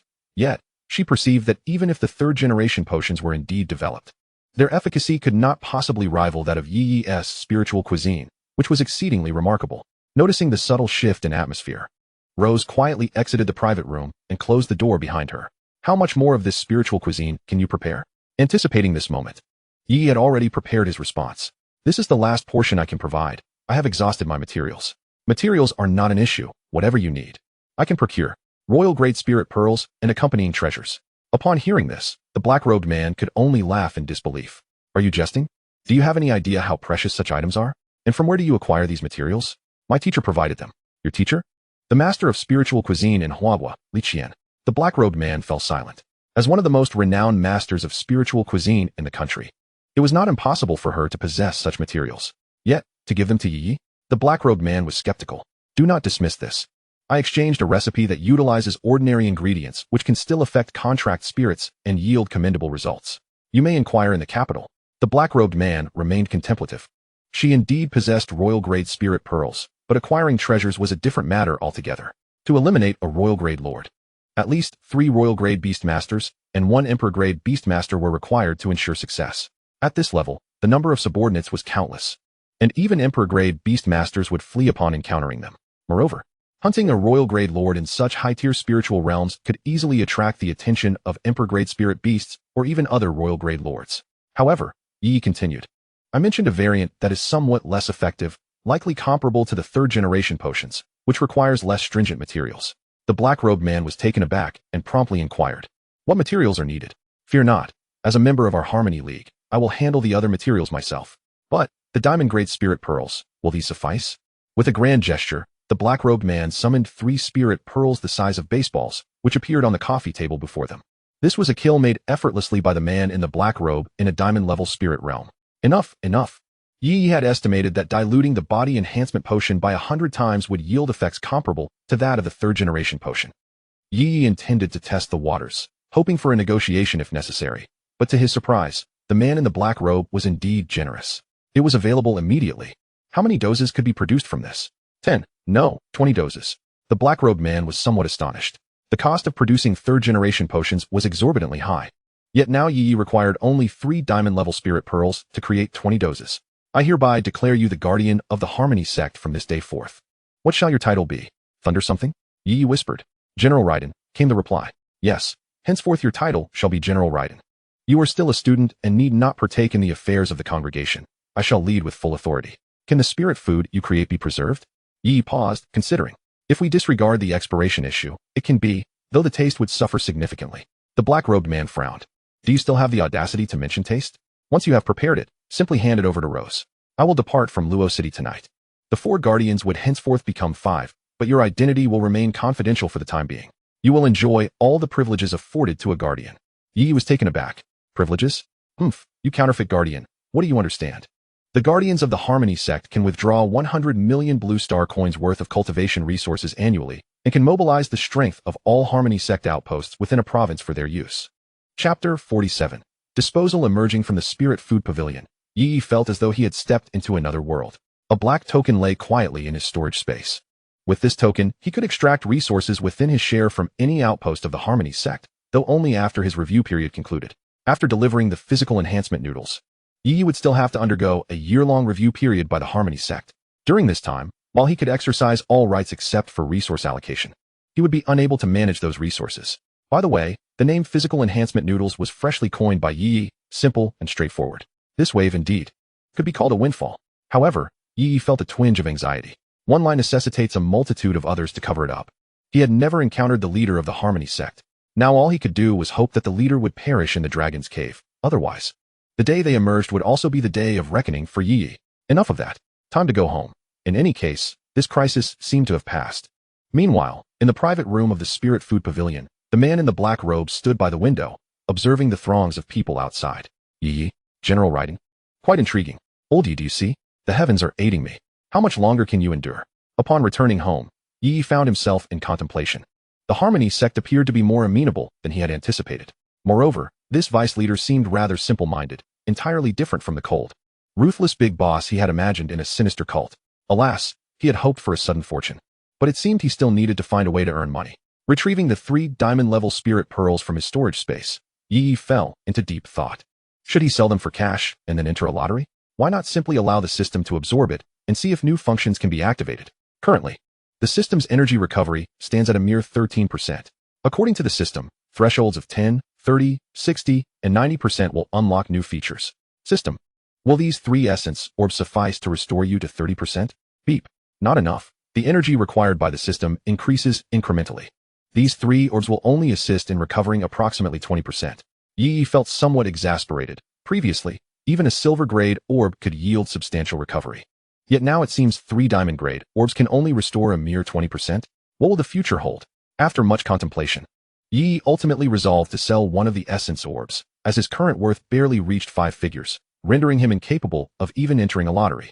The dilemma was, who should he sell to? Logically, diamond-grade essence orbs should have no shortage of buyers. However, in Luo City, the existence of diamond-grade beast masters remained uncertain, given that without a diamond-grade contract spirit, they would hardly be of use. Feeling a headache coming on, he decided to sleep. The impact from the previous night weighed heavily on Ye Ye. Had it been someone else, they would have likely succumbed in terror under the pressure of a royal-level beastmaster. After all, Ye Ye was merely a bronze-level novice. The following day, Ye Ye awoke early. Upon arriving at school and stepping into the classroom, he immediately sensed a shift in the atmosphere. Due to the elite class assessments, everyone was diligently poring over their books, striving to secure a place among the top 50 in the school evaluations. Those who ranked in the top 50 would be exempt from the exam and could directly enter the spirit ruins to participate in the elite class selection competition for all high school students in Luo City. According to Zhang Guodong, the number of students participating from several key middle schools in Luo City, along with some private institutions, could exceed 1,000. This is an exceedingly daunting figure. In fact, the authorities would even clear the Tianyang spirit ruins for 3 days to facilitate the assessments, a truly grand endeavor. Ye Ye returned to his seat and engaged in conversation with Lan Yunsheng, as he was exempt from the exam and would directly partake in the more challenging special recruitment test.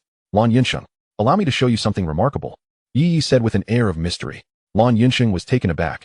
Ye Ye had been acting rather unusually lately. Just as Lan Yunsheng pondered this, Ye Ye produced a baseball-sized essence orb from his pocket. Wow! Lan Yunsheng exclaimed, drawing the attention of their classmates. Realizing they were being watched, Lan Yunsheng quickly whispered, "Is this a diamond-grade essence orb? Where did you acquire it?" Ye Ye responded with an enigmatic expression, "Calm down, it's just basic stuff. How about it? Can your family sell this?" Lan Yunsheng looked bewildered. "No need to sell, I bought it directly. But are you certain you want to sell?" "Absolutely. My family is struggling to make ends meet." Lan Yunsheng nodded in agreement. Such high-grade essence orbs were not easily obtained. Many large-scale spirit devices relied on these advanced orbs. And despite their extensive business, they still had a shortage of diamond-grade essence orbs.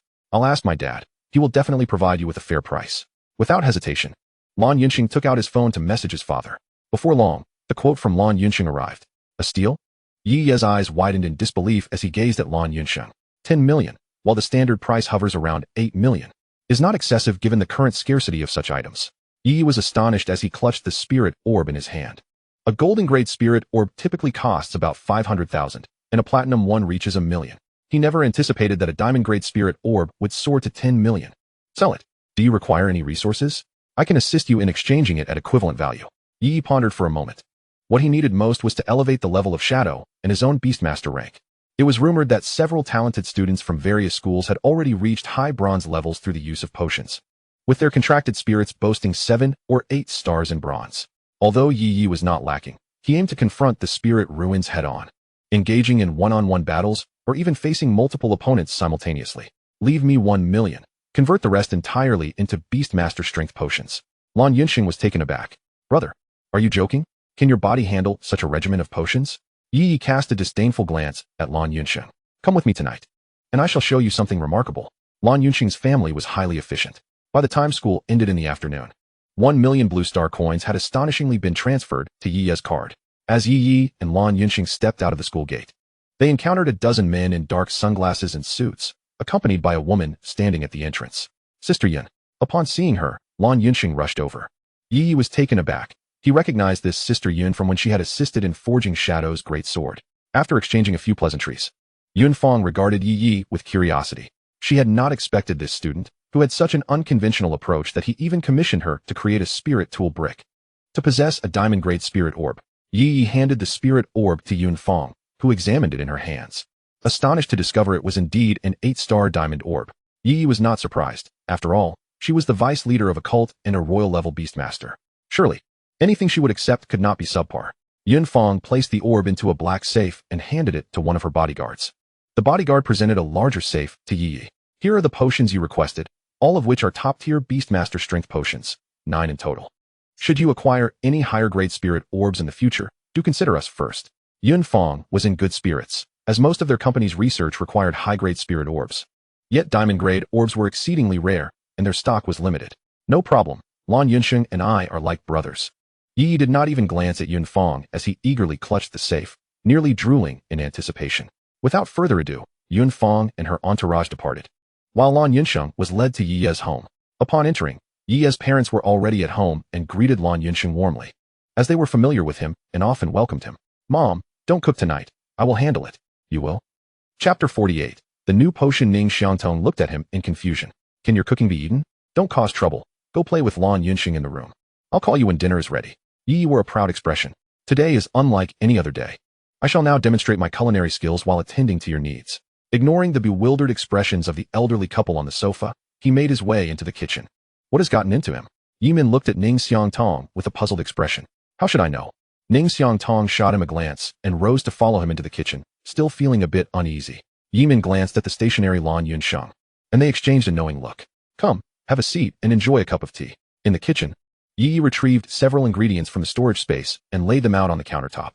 They were all precious spiritual plants, including a glistening ham from an unknown spiritual beast, which Yi Yi estimated to be of considerable quality. What? You wonder where Yi Yi acquired these?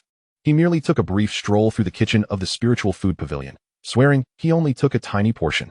Surely, the pavilion, with its abundant resources. Wouldn't he notice, right? Spiritual food pavilion chef. Where's my prized ham from the platinum spiritual beast that I have treasured for years? With a clatter, Ning Xiangtong pulled open the kitchen door and surveyed the ingredients laid out before her. Are you really planning to cook? What else would I do? Today, I intend to showcase my skills. I forgot to mention, your son is now a distinguished spiritual chef. Ning Xiangtong, skeptical, leaned against the door and lightly tapped her chin, signaling Yi Yi to begin. A spiritual chef? Do you think this is as simple as selling cabbages on the street? She couldn't believe that someone who had never cooked before could suddenly transform into a spiritual chef. However, Yi Yi's subsequent actions left Ning Xiangtong utterly astounded. He picked up a spiritual plant resembling a Ganoderma, wielded a knife with remarkable proficiency, and sliced it into uniformly thin pieces with astonishing speed. Such knife skills could only be honed through years of culinary experience. He then proceeded to slice the remaining spiritual plants into thin strips and set them aside. The meat of the spiritual beast was shredded, and the oil was heated in the pan, stir-frying, sautéing, and simmering. He seamlessly produced a pot of stew exuding an exquisite aroma. Initially, Yi Yi had considered making something elaborate, but as the saying goes, high-quality ingredients require only the simplest cooking methods. With the abundance of fine ingredients and his basic skills as a spiritual chef, he wielded a masterful command of seasonings, ensuring a delectable result. Once the stew was bubbling, Yi Yi set about steaming rice. He had come across a type of rice that could only be found in the spiritual realm, but his storage space was simply inadequate. Observing Yi Yi's fluid motions, Ning Xiangtong was thoroughly astonished. He truly can cook? Where did he learn this? Unable to contain her curiosity, she inquired. After all, she was certain that just a month prior, Yi Yi wouldn't have been able to cook, let alone boil instant noodles without burning them. To be honest, I am quite the culinary prodigy. Yi Yi then briefly recounted his story with Zhang Guodong and Li Qian. Upon hearing that Yi Yi had actually apprenticed under a master spiritual chef, Ning Xiangtong felt a mix of annoyance and delight. You child, why didn't you say so earlier? When you return, your father and I must pay a visit. She is currently in the capital, so let us await her return. Observing Yi Yi busily engaged in the kitchen, Ning Xiangtong felt as though her presence was no longer necessary. Initially, she intended to step in and assist, but she was taken aback to discover that Yi Yi had become a spirit chef. Upon returning to the living room, Ning Xiangtong recounted the events transpiring in the kitchen to Yi Min, who was equally astonished. A spirit chef? Ning Xiangtong nodded in affirmation. In the kitchen, upon noticing Ning Xiangtong's departure, Yi Yi let out a sigh of relief. With her around, he could not unleash his full potential. Do not misunderstand. The full potential here does not refer to salt, which was reserved for the Alliance of Spirits. Ding. Thank you for your patronage. As Yi Yi began the lottery, he gazed expressionlessly at the words thank you for your patronage, feeling utterly unfazed. He had grown accustomed to it. Ding. Congratulations, host. You have acquired a strength enhancement elixir. During the final draw, Yi Yi finally obtained something of value. A strength enhancement elixir? Yi Yi paused, surprised to have drawn something new. System. What distinguishes the strength enhancement elixir from the body enhancement elixir? Ding. The body enhancement elixir comprehensively elevates physical attributes, enhancing strength, speed, and even sight and hearing in every aspect. Ding. As for the strength enhancement elixir, as its name suggests, it significantly amplifies only strength. Yi nodded. If the effects were potent, it would undoubtedly be a valuable asset. After all, the infusion of spiritual energy not only bestowed Yi Yi with the power of shadow, but also represented an additive effect, combining all the capabilities and strengths of shadow with Yi Yi's inherent physique. Previously, Yi Yi's constitution was too weak, rendering the enhancement negligible, but now, following the elixir's augmentation, the outcome would surely exceed mere addition. However, a dilemma arose. This was not the elixir he desired. Suppressing the pang of disappointment, Yi Yi proceeded to engage in a 10-draw lottery once more. Ding. Thank you for your patronage. Ding. Congratulations, host. You have acquired a speed enhancement elixir. System. Are you doing this on purpose? Let us go again. Ding. Congratulations, host. You have obtained a defense enhancement elixir. Ding. Thank you for your patronage. Ding. Congratulations, host. You have received a body enhancement elixir. Yi felt his heart ache. Within such a brief span, he had performed 4 10-draw lotteries, amounting to a staggering 400,000. Fortunately, he finally obtained what he sought. The items won through the system's lottery could be stored within the system. Instantly, a vial of body enhancement elixir materialized in Yi Yi's hand. Observing the familiar elixir, he sighed in relief. Yet, a new question arose. How much should he use? He vividly recalled the disastrous aftermath of his first experience with the elixir. He certainly did not wish for everyone to collapse while dining, writhing in agony. Well then, half a vial to start. The remainder shall be reserved for the Alliance of Spirits. Ye Ye lifted the pot's lid and poured in more than half the vial. The body enhancement elixir bore no discernible flavor, eliminating concerns of flavor contamination. Ye Ye then resumed his culinary endeavors, skillfully preparing a medley of dishes. With a harmonious blend of meat and vegetables, for exquisite dishes materialized under Ye Ye's deft hands. He opened the kitchen door, calling out, "Dinner is served." Chapter 49. The Return of the Divine Medicine God. At the dining table, 5 individuals gathered around, with Shadow being cradled in Ning Xiangtong's arms. As Yimin gazed at the sumptuous dinner spread across the table, he couldn't help but exclaim, "Who would have thought that in this lifetime? I would get to savor a meal prepared by you." Yi responded with an awkward smile, "Let us begin." "Stop." Just as Yimin reached for the richly seasoned stew, Yi quickly intervened. All eyes turned to Yi, while fixated on the morsels of meat in his bowl, saliva almost escaping his lips. The ingredients for today's meal were quite exceptional, comprising rare spiritual plants and mystical beasts, which might induce some reactions after consumption. However, fret not, the effects are beneficial. That said, the potency of the ingredients might be rather intense, so please be cautious. Enough with the chatter. Can't we just enjoy our meal? Yimin interjected, grabbing a piece of meat and devouring it voraciously. Yi, caught mid-sentence, was left exasperated, with Yimin setting the pace. Ying could no longer contain himself and looked at Ning Xiangtong with pleading eyes. Seeing Ying's adorably naive expression melted Ning Xiangtong's heart, prompting her to place several pieces of meat into the small bowl in front of him. "Wow, this is delicious," exclaimed Lan Yunsheng, gnawing on a bone-in piece. Grease coating his lips, Ning Xiangtong also took a taste. The spiritual plants exuded a unique aroma, while the meat of the mystical beasts melted in the mouth. Having been stewed to perfection by Yi, with a mildly spicy undertone complemented by a rich broth that was visually appealing. For a moment, the table fell into silence, everyone silently indulging in the feast. After just a few bites, aside from Ying and Yi, the other 3 began to feel an intense warmth enveloping their bodies. Initially attributing it to the spiciness of the dish, they soon realized something was amiss. "Ouch, it's so hot." Lan Yunsheng's face turned crimson, contorted in discomfort, feeling as though he was ablaze. Yet, despite this, he continued to chew with fervor. "Keep eating, don't stop," Yi urged. This was the extraordinary dish Yi had once described to him during their school days. Although Lan Yunsheng came from a well-to-do family, his physical constitution had limited his consumption of enhancements. With this newfound bodily reinforcement, Yi surmised that Lan Yunsheng was on the verge of a breakthrough. Yi Min and Ye's parents also felt the heat rising in their faces. Upon hearing Yi Ye's words, they recognized that the dishes he had prepared were indeed extraordinary. Before long, the 3 were slumped in their chairs, drenched in sweat, having cleared the table of its contents, and Ying seemed to be slightly intoxicated by the meal. Noticing Ying's reaction, Yi paused, a thought striking him. "System, does the bodily enhancement potion have any effect on contracted spirits?" Beep. "Indeed, it does. Why didn't you mention this sooner?" Beep. "You didn't ask." Yi felt a surge of excitement. He had consumed a bit himself and sipped some broth. But to his dismay, he realized he might have developed an immunity to the bodily enhancement potion after having ingested 4 bottles already. He estimated that by the time he finished the 5th bottle, it would likely have little effect on him. However, he could still administer it to Ying.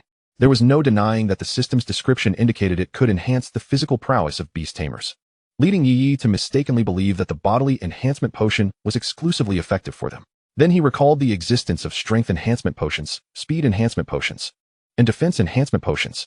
If one were to fully accumulate their own strength, combined with the shadows, and subsequently enter the state of psychic embodiment, what kind of lord-level spirit beast could I challenge? I could take on 10. Observing the 3 individuals rendered limp, Yi quietly collected the dishes and voluntarily proceeded to wash them. Once the dishes were done, the trio had already regained their composure, each wearing a look of astonishment as they felt their physical prowess enhance. "Yi, bring it on. I believe I could take you on tenfold now," Lan Yunsheng exclaimed with newfound confidence. After consuming Yi Ye's technological marvel, he felt as though his strength had multiplied 3 or 4 times. Thus issuing a challenge to Yi, gazing at the self-assured Lan Yunsheng, Yi could not suppress a smile. "Who bestowed upon you such audacity? Was it Liang Jingru?" Soon after, Yi, demonstrating overwhelming prowess, swiftly concluded this arm-wrestling farce, leaving Lan Yunsheng in a state of dejection. "Son, is your spirit food truly this effective?" Yimin looked at Yi in disbelief. As one reaches middle age, the body can feel less than cooperative. Recently, Yimin had been feeling increasingly fatigued. Even climbing stairs left him with a sore back, particularly under Ning Xiangtong's relentless pressures. However, at this moment, he felt an invigorating surge of strength. His legs no longer ached, his back no longer throbbed. Even his speech radiated vigor. "It's all right, and I haven't even dared to unleash its full potential," Ye Ye admitted. For the potion had been divided among them, yielding less than a quarter of a bottle per person, with Lan Yunxing having consumed the most and reaping the most benefit. Meanwhile, Ning Xiangtong was engrossed in her phone, taking selfies with a beaming expression. She had discovered that, following the enhancement of her physical condition, her skin had improved remarkably. The faint dark spots on her face had vanished. After exchanging a few words, the evening had grown quite late, and Lan Yunxing prepared to return home. Before departing, Ye Ye discreetly advised him, "With your enhanced physical condition, your tolerance for potions will significantly increase. Have your father procure some potent substances for you." Lan Yunxing nodded enthusiastically. As the illustrious heir, he lacked for nothing in terms of cultivation resources. Watching his parents retreat into the house at barely 8 o'clock, Ye Ye shook his head and returned to his room. From the system space, he retrieved a few bottles of potions won in a recent lottery, pondering his choice. Which one should he drink first? Ultimately, he decided on the strength potion. Lifting the strength potion, which bore a striking resemblance to the body enhancement potion but contained a faintly red liquid, he downed it in one gulp.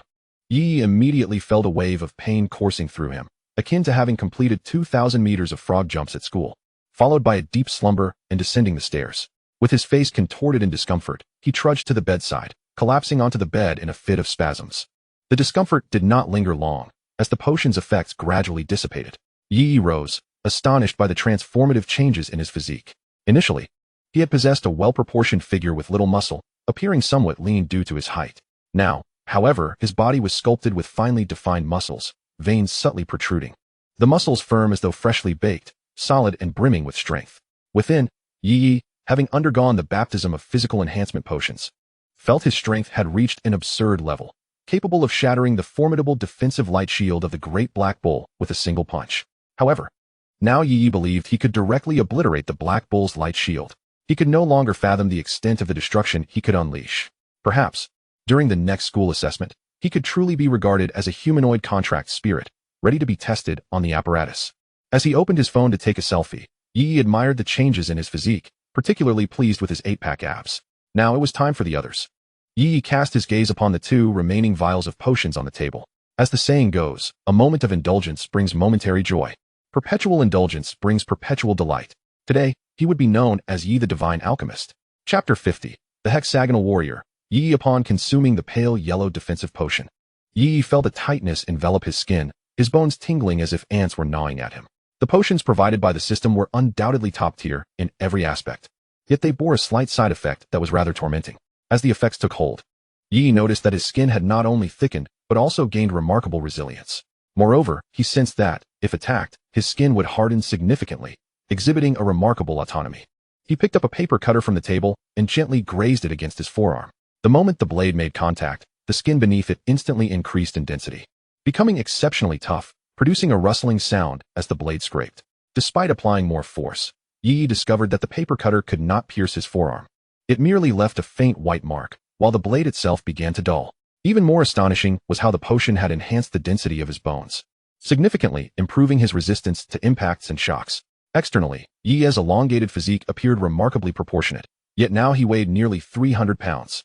Suppressing his exhilaration, he reached for the final vial, the speed potion. With eager anticipation, he consumed it in one swift motion. As the potion coursed through him, Ye Ye felt an ethereal lightness, akin to becoming a cloud, accompanied by a sensation of weightlessness. Then, he succumbed to a wave of weakness, collapsing limply onto the bed. At that moment, a bizarre scene unfolded. Ye Ye seemed to meld seamlessly into the soft mattress, his body appearing devoid of bones, a rather frightening sight. After a while, Ye Ye returned to normal, wiping the sweat from his brow. The system's potions truly put one through trials, yet the results were undeniably evident. He felt invigorated and light. With swift punches, it seemed as though shadows trailed behind his fists. Both his speed and reflexes had reached an entirely new echelon. Now, Ye Ye, having undergone comprehensive enhancement, was utterly transformed into a humanoid beast without weaknesses. Should he re-enter the Tianyang spirit ruins in this state, he would undoubtedly be the nightmare of spirit beasts. Even when confronted by countless armored ant swarms, he felt confident in his ability to navigate through them with ease. Is this the allure of drug use? Yet, it is far from over. Ye Ye, determined, still has potent medicine at his disposal. He retrieves a black portable safe, bestowed by Yunfeng, from his storage space. Upon opening it, 9 vials of premium beast mastery potion lie quietly within. Without a moment's hesitation, Ye Ye lifts a vial and drinks it down, followed swiftly by the second, the third, until he has consumed all 9. A slight discomfort begins to swell in his abdomen.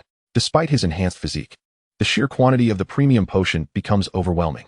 The immense energy of beast mastery erupts within him as Shadow clings closely, absorbing the energy that spills forth from Ye Ye's body. Goodness, I feel lightheaded. Ye Ye shuts his eyes in agony.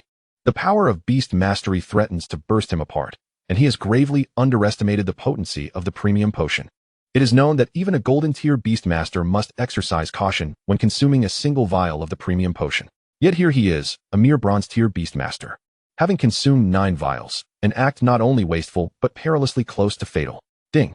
The system detects that the host is on the verge of being overwhelmed by energy. Would you like to activate energy absorption? Yes, yes, yes. In that moment, Ye Ye clings desperately to the system's voice as though it were a lifeline. Instantly, the overwhelming energy within him dissipates significantly. The pressure eases, allowing Ye Ye to focus on absorbing the remaining beast mastery energy. Ultimately, he finds himself at the pinnacle of bronze tier beast mastery, yearning to break through but feeling as though something is amiss, thwarting his advancement. In frustration, Ye Ye ceases his training. What a waste. He is filled with regret, as the sudden surge in power has left him disoriented. He believes that merely 3 vials of the premium potion would have sufficed to reach his current level, yet he has squandered 6 vials. That amounts to 6 million. System, what is your current energy restoration level? Ding. The system's energy has been restored to 18%. Ye Ye is left in tears. It takes the consumption of a single vial of premium beast mastery potion to restore a mere 1%. Ever since the system's new features were activated, the demands for energy restoration have skyrocketed. Alas, he never anticipated advancing to the pinnacle of bronze tier so swiftly. Ye Ye finds himself at the threshold of ascending to the next level of beast mastery. However, he has overlooked a crucial detail. Shadow is only at bronze 7 stars. Only when both the contracted spirit and the beast master break through together can progress be made. In other words, Ye Ye can only ascend to silver tier beast master when Shadow reaches the peak of bronze 10 stars. In his earlier enthusiasm, Ye Ye had completely disregarded this common knowledge.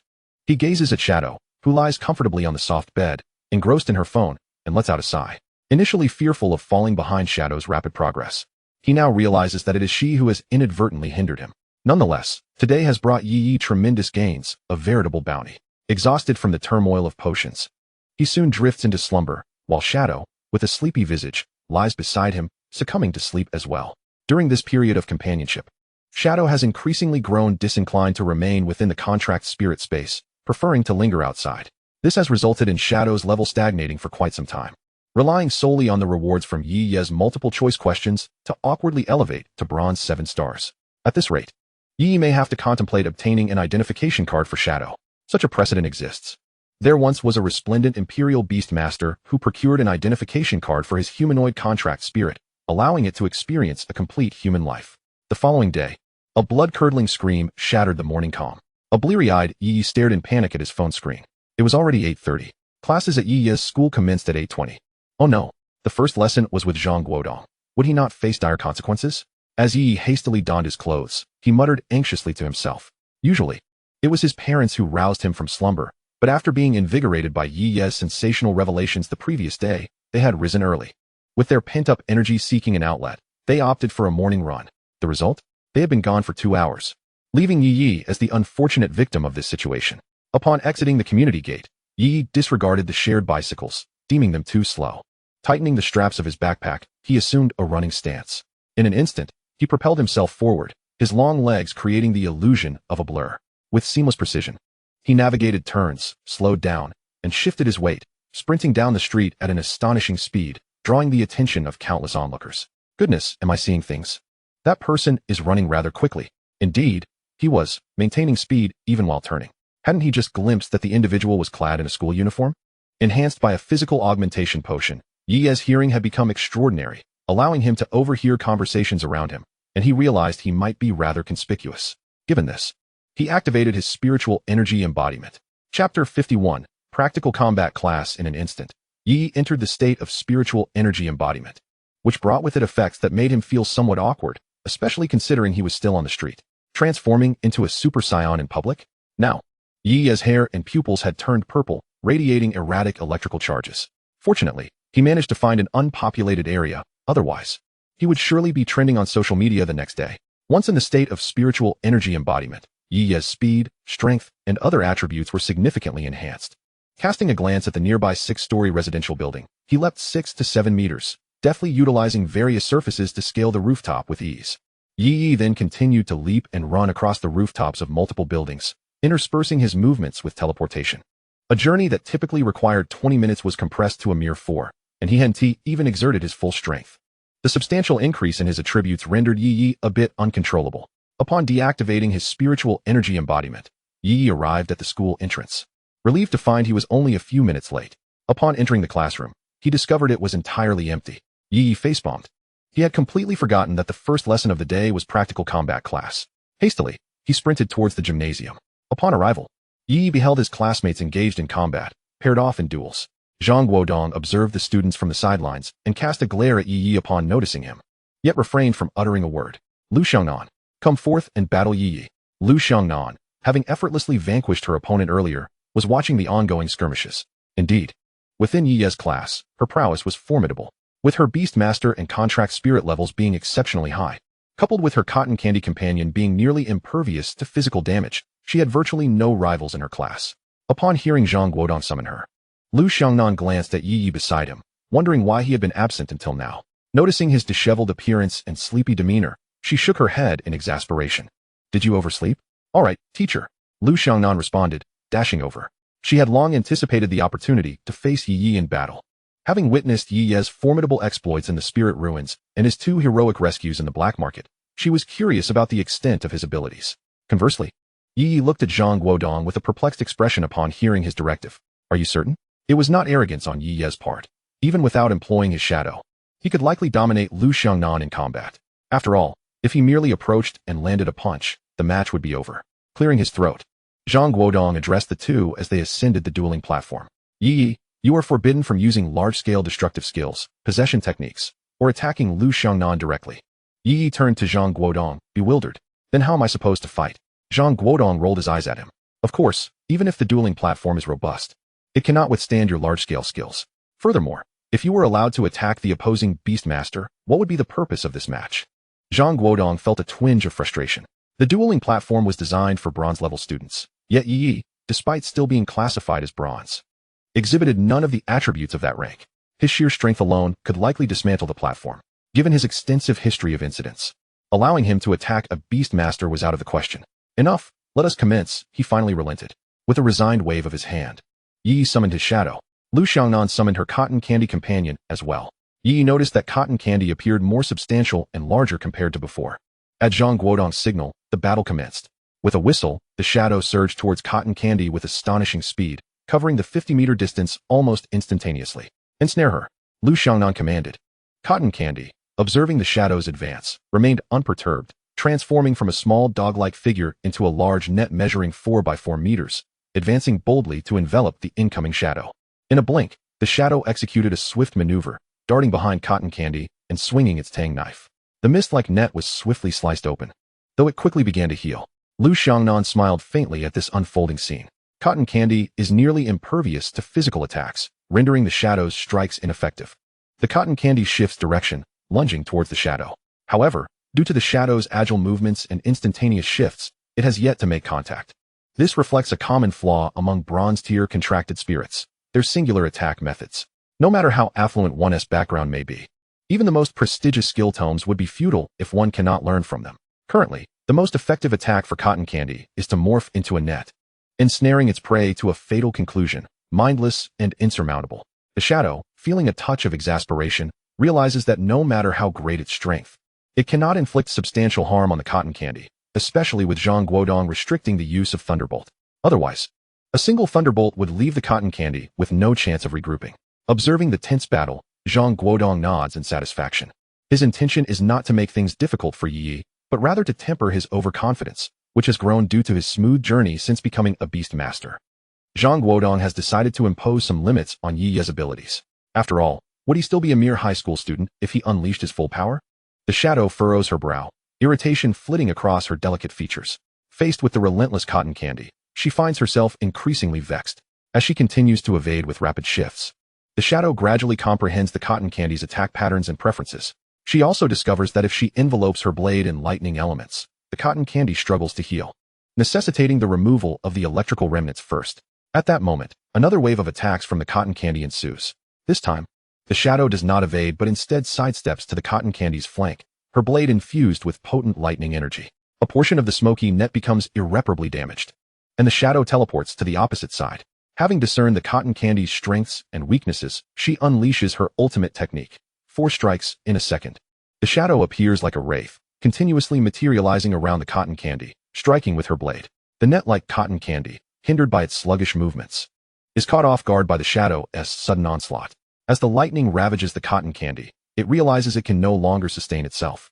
Alright, stop. Sensing the deteriorating condition of the cotton candy, Lu Xiangnan hastily calls for a halt.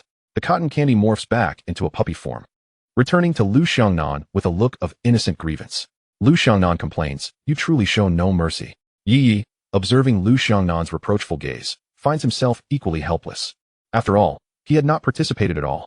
Meanwhile, Zhang Guodong, seeing that Ye Ye has still emerged victorious, feels a sense of resignation and ponders thoughtfully upon the shadow, suspecting that something is amiss. Chapter 52. The Ascendant Blue Cloud. The shadow has significantly enhanced her speed, strength, and even endurance compared to before, particularly with her instantaneous shifts. She executed nearly 30 consecutive maneuvers. It seems as though she still possesses reserves of energy. Zhang Guodong is acutely aware that the skill tome for instantaneous shifts was given to Ye Ye by Li Qian, and this skill requires an immense amount of spirit energy from the contracted spirit. A typical bronze-level contract spirit should exhaust its energy after a few uses. Zhang Guodong, pondering over Ye Ye's sudden enhancement in physique, cast a thoughtful glance at him. Just then, a commotion erupted within the crowd, as Lan Yunxing engaged in a scuffle with another classmate. Zhang Guodong, disregarding both Ye Ye and Ing, hurried over to investigate. "I refuse to accept this. We are beast masters. If you dare, continue to use your contract spirits," he declared. Naive. No one here has stated that direct attacks on beast masters are prohibited. Although it was termed a scuffle, it was evident that Lan Yunxing was overwhelmingly dominating. He was seen straddling Lu Li, his arm tightly gripped around Lu Li's neck, the weight of over 200 pounds rendering Lu Li pale. Notably, on the arena, the mighty magic ape was similarly pinning down a dog-shaped contract spirit. "Lan Yunxing, get up. Lu Li is about to lose consciousness. Hurry, lend a hand. Don't just stand there," shouted a classmate nearby, rushing to grasp Lan Yunxing's arm, only to find it as unyielding as steel. "For heaven's sake, loosen your grip," he rolling his eyes. As Zhang Guodong arrived and witnessed this familiar scene, a headache began to brew. Is the contract spirit truly incapable of defeating him, or has the beast master resorted to physical confrontation? But wait, how could Lan Yunxing possibly be losing to Lu Li? "Get up, do you intend to kill him?" Zhang Guodong's voice, tinged with anger, rang out, prompting Lan Yunxing to obediently rise from Lu Li. The pressure on Lu Li was alleviated, allowing him to gasp for air. Ye Ye, drawn by the ruckus, turned his gaze towards Lan Yunxing, a peculiar expression crossing his face. Is this a ploy to provoke Zhang Guodong? "Teacher, you never said we couldn't directly attack beast masters," Lan Yunxing proclaimed loudly, winking at Ye Ye afterward.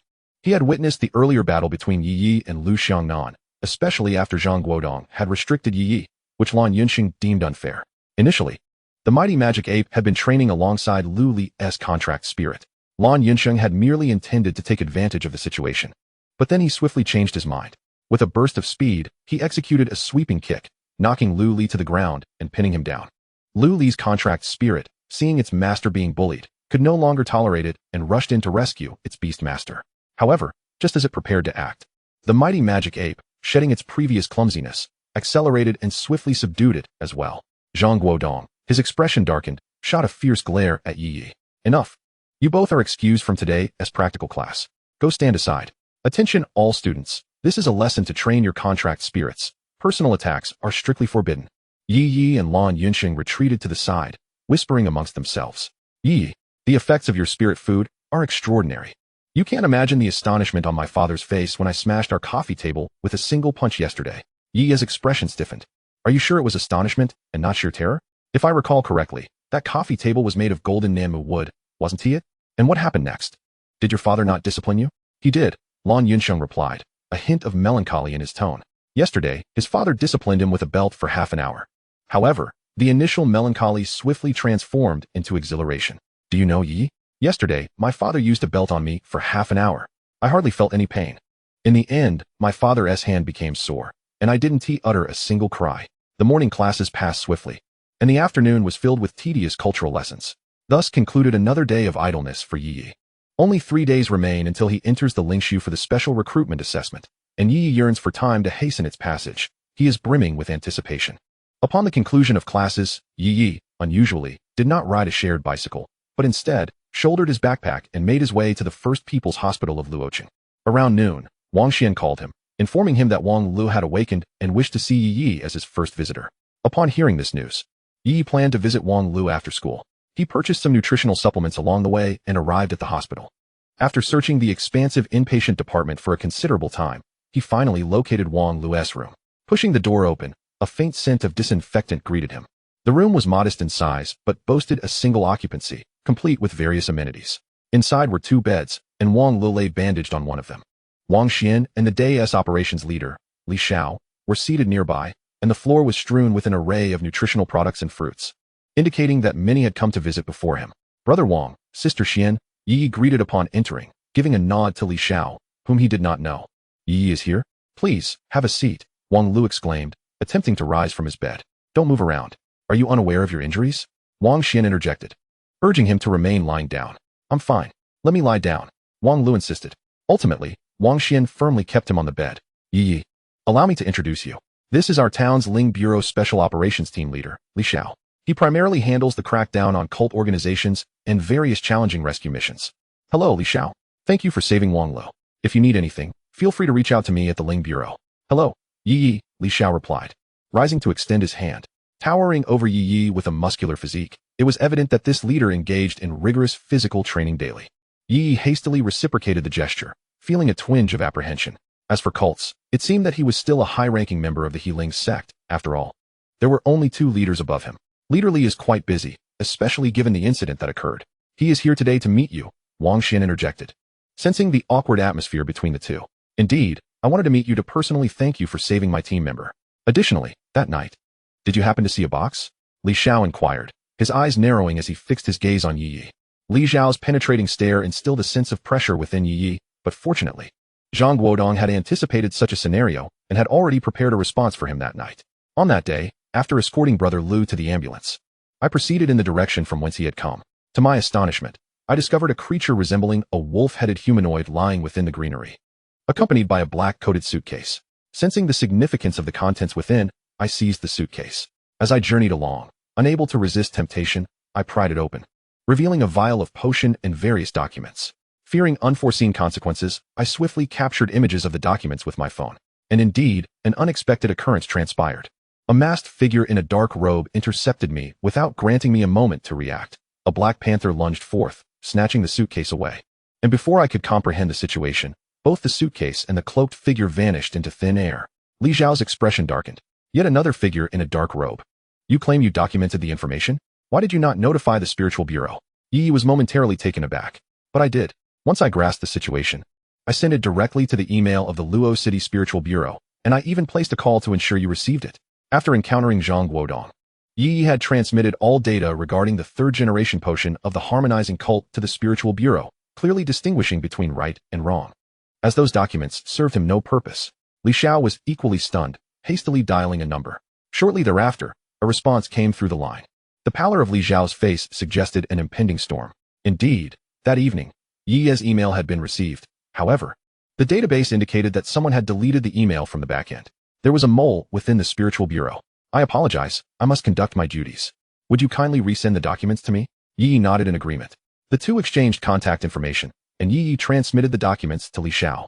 After a brief glance at the materials, Li Xiao bid a hasty farewell and returned to the Spiritual Bureau. No sooner had he departed than Wang Lu regarded Ye Ye with an apologetic expression. I'm sorry, Captain Li tends to be like that. The matter is of great importance, which may have affected his demeanor. Ye Ye quickly shook his head. It's quite all right. Captain Li is merely concerned for the safety of the citizens of Luo City. The reason why Huagua has been able to suppress various cults for such an extended period is due to the unheralded and selfless dedication of the Spiritual Bureau. Just look abroad. Cults run rampant, and the populace suffers while the authorities remain inactive. Returning to the topic, Ye Ye inquired about the two of them. She is my sister. A moment of realization struck Ye Ye. Wang Xian and Wang Lu were siblings. We are of the same age. After graduating from university, Our family intended to arrange for both of us to work at the spiritual bureau, but I was disinclined towards the rigid environment there. Hence, I decided to join Lang Song in establishing a beast taming group, occasionally venturing into the spirit ruins. Wang Xian elucidated. We owe you a debt of gratitude. That day, Wang Li sustained severe injuries and lost considerable blood. The doctors said that had we arrived 5 minutes later, he might not have survived. However, it seems Wang Li may need to step back into a supportive role and transition to a clerical position, Wang Xian added. Upon hearing this, Wang Li's gaze dimmed momentarily, though he quickly regained his composure. It's all right. A clerical role can be quite satisfactory, as it is certainly less perilous. Despite his words, Ye Ye sensed an undercurrent of reluctance in Wang Li's tone. That night, both of Wang Li's contracted spirits had perished in battle. Even if Wang Lu were to eventually break through to the golden level and sign a contract with another spirit, it would only be a single one, rendering it less suited for combat. Furthermore, once a contracted spirit perishes, a beast master cannot form another contract. After a brief conversation among the three, Ye Ye excused himself, citing a desire to return home, and left the hospital. As he walked, a heaviness enveloped his heart. The demise of Wang Li's two contracted spirits profoundly affected him. He found it hard to accept the possibility of Shadow encountering an unfortunate fate. I must grow stronger, Ye Ye declared resolutely, his eyes gleaming with determination. Now at the pinnacle of bronze rank, he believed that if Shadow were to break through to the peak of bronze 10 stars, he would effortlessly ascend to silver rank. At that point, he could possess a second contracted spirit. It is noteworthy that this second contracted spirit need not necessarily be one from the alternate dimension. There exists a slight probability of contracting a spirit beast from the spirit ruins. After all, contracting spirits from the alternate dimension relies heavily on luck, as one can never predict the talents or types of spirits that may be contracted. However, beginning at the silver rank, a beast master's physical capabilities significantly increase, opening up additional slots for contracted spirits. At this juncture, a beast master may employ special contracting methods to bond with spirit beasts willing to become their contracted companions. Yet, a considerable limitation exists. Regardless of a beast master's rank, they are most likely restricted to contracting juvenile bronze-level spirits.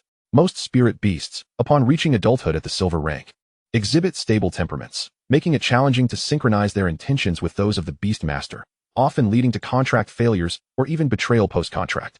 There are, however, exceptions. A certain imperial-level beast master, upon breaking through, directly contracted a king-level lord from the spirit ruins. It is said that this master had his other 5 emperor-level contracted spirits challenge this king-level lord for an entire month before it finally succumbed to his overwhelming authority. This is why many contracted spirits possessed by bronze-level beast masters are often entirely new. As one ascends to silver rank, the potential to encounter spirit beasts from the spirit ruins for the second contracted spirit becomes a reality. Lost in thought, Ye Ye continued on his path until he entered a supermarket adjacent to the black market. Today, he intended to fulfill his promise to the figure in the black robe by delivering 20 portions of vitality noodles. After purchasing 20 sealable glass jars, he made his way to the spirit food pavilion. Upon entering, the 2 attendants at the entrance promptly bowed and greeted him with utmost respect. Having received instructions from their employer to treat Ye Ye as a distinguished guest, Mr. Ye, please come in. Is there anything you would like to eat? I can have the kitchen prepare it for you, one of them offered. Ye Ye felt somewhat uncomfortable with their sudden enthusiasm. No need for that. Where is the person in charge? I would like to speak with him. One attendant quickly dashed upstairs to fetch someone. Shortly thereafter, a short man with bright eyes hurried down from the second floor and approached Ye Ye. Guardian, you have arrived. What do you need? I will arrange it right away. He was Fan Wei, the manager of the Spirit Food Pavilion and a member of the Harmonious Spirit Sect. Is Mei Fong here? If you need her, I can summon her immediately, he added. Enough. The kitchen requires my attention. After I return, please contact Mei Fong and inform her that everything is ready for collection. Fan Wei nodded hastily, refraining from inquiring about the items, and led Ye Ye to the kitchen. Upon entering, Ye Ye was taken aback to find dozens of burlap sacks piled on the floor. What is this? Reporting to the protector, these are all salt. After Fan Wei departed, Ye Ye resumed his culinary endeavors with renewed vigor.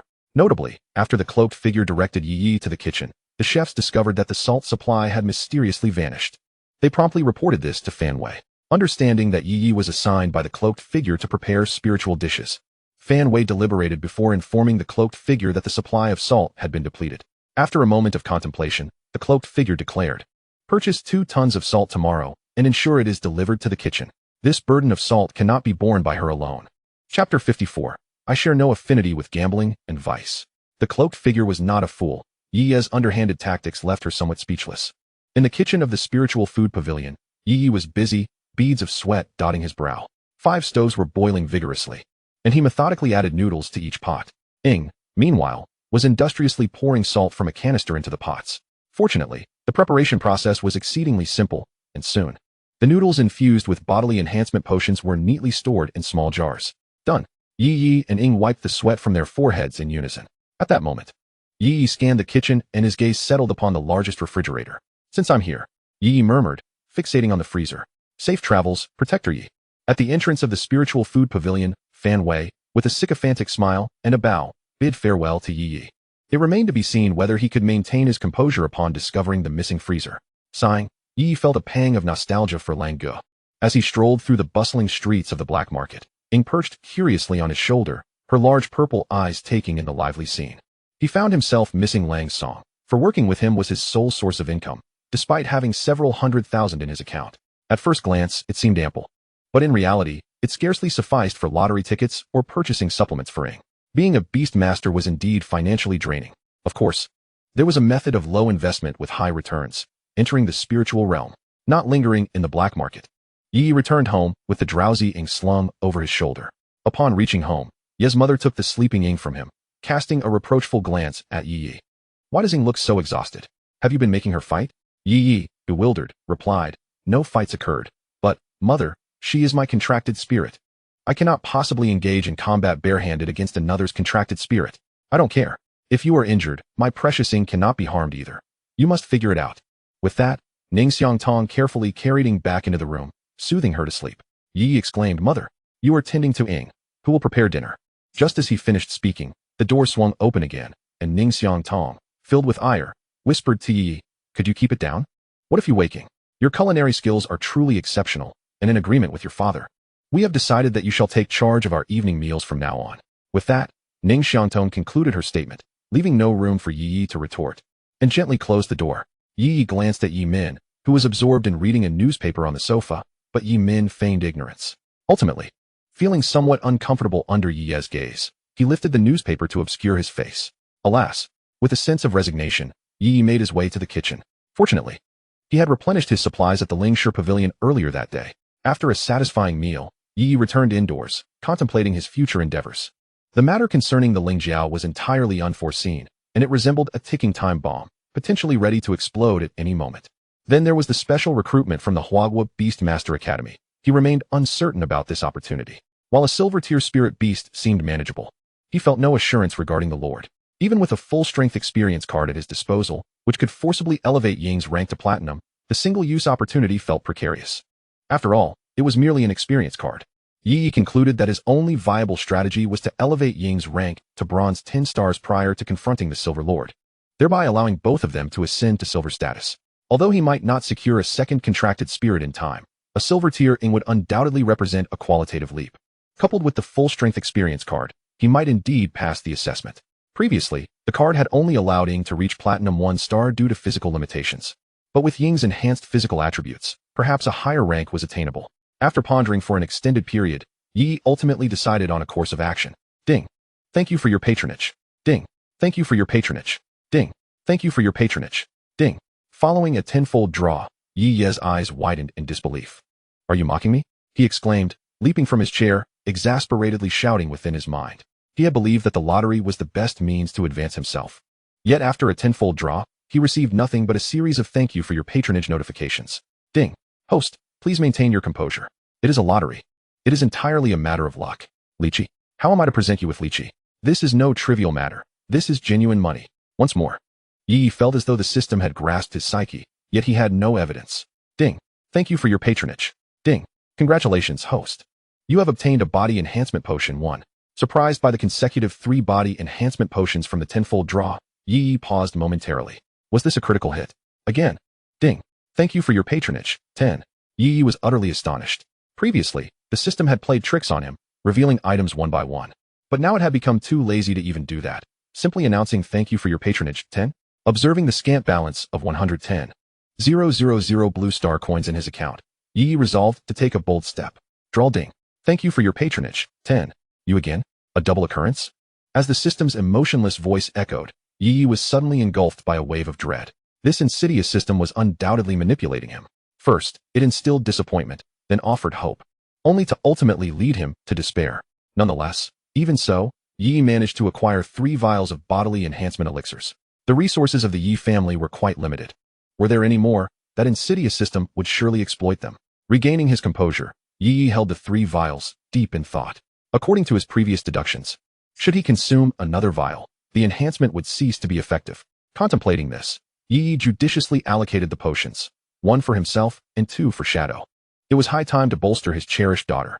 Spending her days in the spirit contract space, absorbing that meager beast mastery power, what good would that do? Was she not relying upon her father to enhance her star ratings and skills through endless quizzes, now augmented by the use of potions? Yi unilaterally declared that Shadow could now comfortably rely on her father. Chapter 55. Role Reversal. Yi uncorked a vial of enhancement elixir, moistening his slightly parched lips before tilting his head back to drink. A wave of warmth surged down his throat, flowing through him, and for a brief moment, he felt enveloped in a comforting glow. However, unlike before, the effects this time were fleeting, dissipating before Yi could fully register them. Was that all? Yi's expression was one of bewilderment. Rising to his feet, he twisted his waist and swung his arms, assessing the changes. There seemed to be a slight improvement, but nothing substantial. Disappointment washed over him. Had he known, he would not have squandered this vial, preferring to bestow them all upon Shadow. Alas, it was too late for such thoughts. Now it was Shadow's turn. Yet Shadow was still with Ning Xiangtong. Yi hurried to the kitchen, clattering pots and pans, and soon conjured a steaming bowl of delectable noodles. Do not misunderstand. This was not some twisted version from the spirit integration cult, but simply ordinary noodles. What the hell? Hurry, bring Shadow out. I've prepared some supplements for her. Let her eat while it's still warm. Ning Xiangtong paced within the room, cradling Shadow, who was peacefully asleep in her arms, already relishing the prospect of being a grandmother. Hearing Yi's calls from outside, Shadow stirred, her drowsy eyes fluttering open, seemingly catching the aroma of the meal, her little hands reaching toward the door. Ning Xiangtong, witnessing Shadow being awakened by Yi's shouts, could only shake her head in exasperation. Hungry again? This little granddaughter was delightful in every way, save for her rather large appetite. It had barely been a short while since dinner, and already she was asking for more. At the dining table, Shadow buried her head in the bowl, slurping the noodles with gusto. Ning Xiangtong watched beside her, a serene smile gracing her features. Meanwhile, Yi stood nearby, filled with trepidation. He had added an entire vial of elixir to the noodles. If something were to happen after she finished eating, would Ning Xiangtong not skin him alive? Burp. Shadow quickly finished her noodles, letting out a satisfied belch. Realizing her actions were somewhat unbecoming, a faint blush crept across her cheeks, but in the next moment, that blush deepened, transforming her entire face into a crimson hue, beads of sweat forming on her forehead. Shadow? What is wrong? At that moment, Shadow appeared dazed and feverish. Cradled in Ning Xiangtong's embrace, Yi felt a surge of unease, ready to explain. Ning Xiangtong, burdened by her embrace of Ying, delivered a swift kick to Yi's backside. What nonsense supplements are you using? Yi, confronted with the incoming strike, did not flinch and accepted the blow. However, for him at this juncture, the impact was almost negligible. His physical prowess was at its zenith. Do you recall our last meal? It had a similar effect. I may have just added a tad too much. After a bit of sweat, it will be fine. Ying is not as fragile as you presume. Upon hearing this, Ning Xiangtong's anxious demeanor slightly eased, only to follow with another kick. Could you not go easy on the dosage? Yi protested. Given Ying's current physical capabilities, he felt that even a full vial would be an understatement.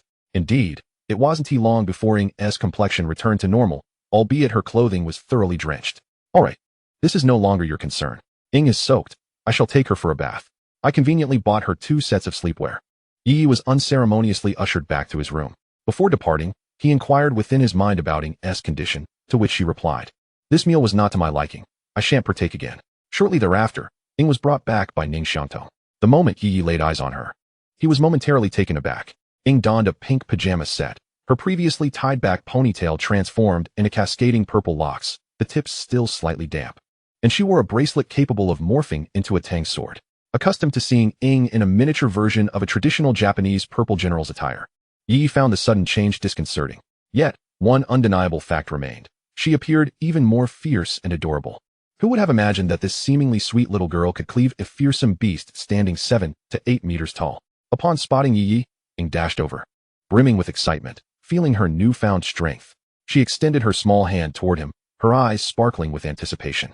Yi, taken aback, asked, "Do you wish to arm wrestle with me?" Ying nodded vigorously, much like a chick pecking at grains. As a contracted spirit, Ying was increasingly aware of her diminishing status. Transitioning from Yi's principal combatant to a supporting role, eventually relegated to that of a kitchen aide. She felt the urge to validate her prowess.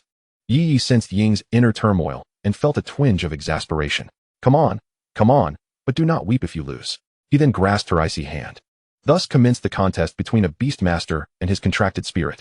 The proceedings were rather hasty. How could Ying, who was not particularly strong, compete against Ye Ye, who had consumed 5 vials of physical enhancement and 1 vial of strength potion?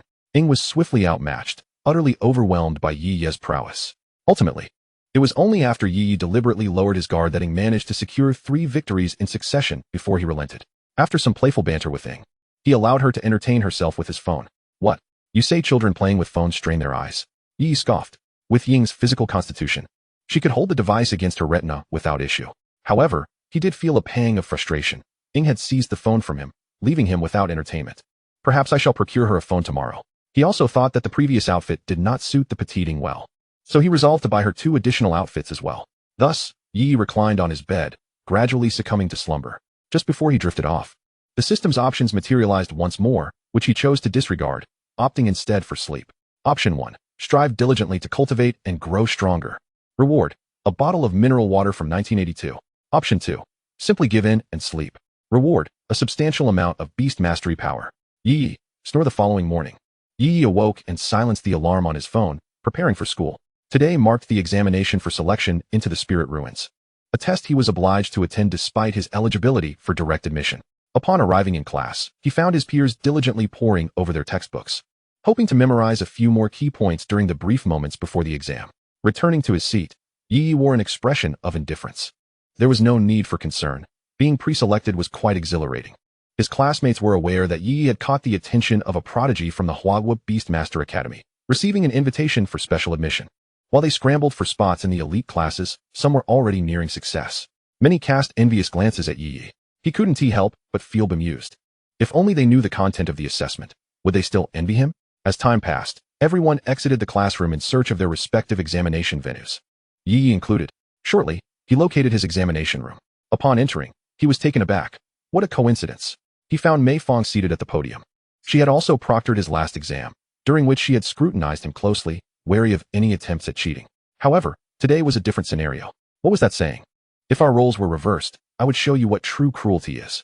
Good day, Teacher Mei. Hello, Ye Ye. Observing the forced smile on Mei Fong's face, Ye Ye felt a flicker of satisfaction.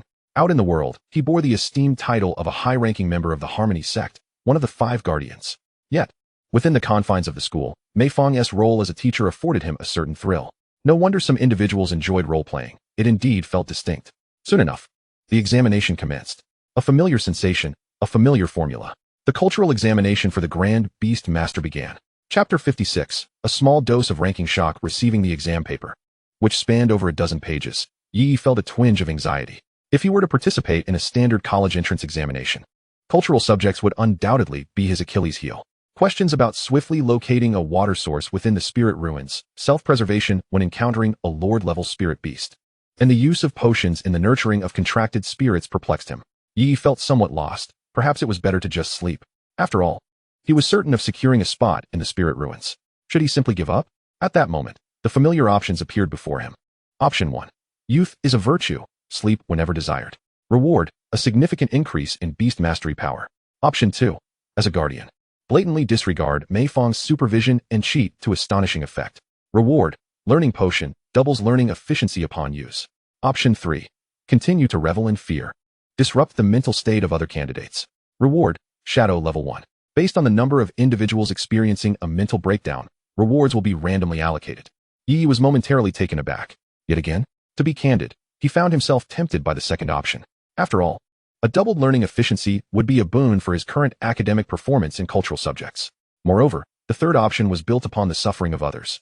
And given the significance of this examination, it was not merely a test of character, but a potential ruin of one's future.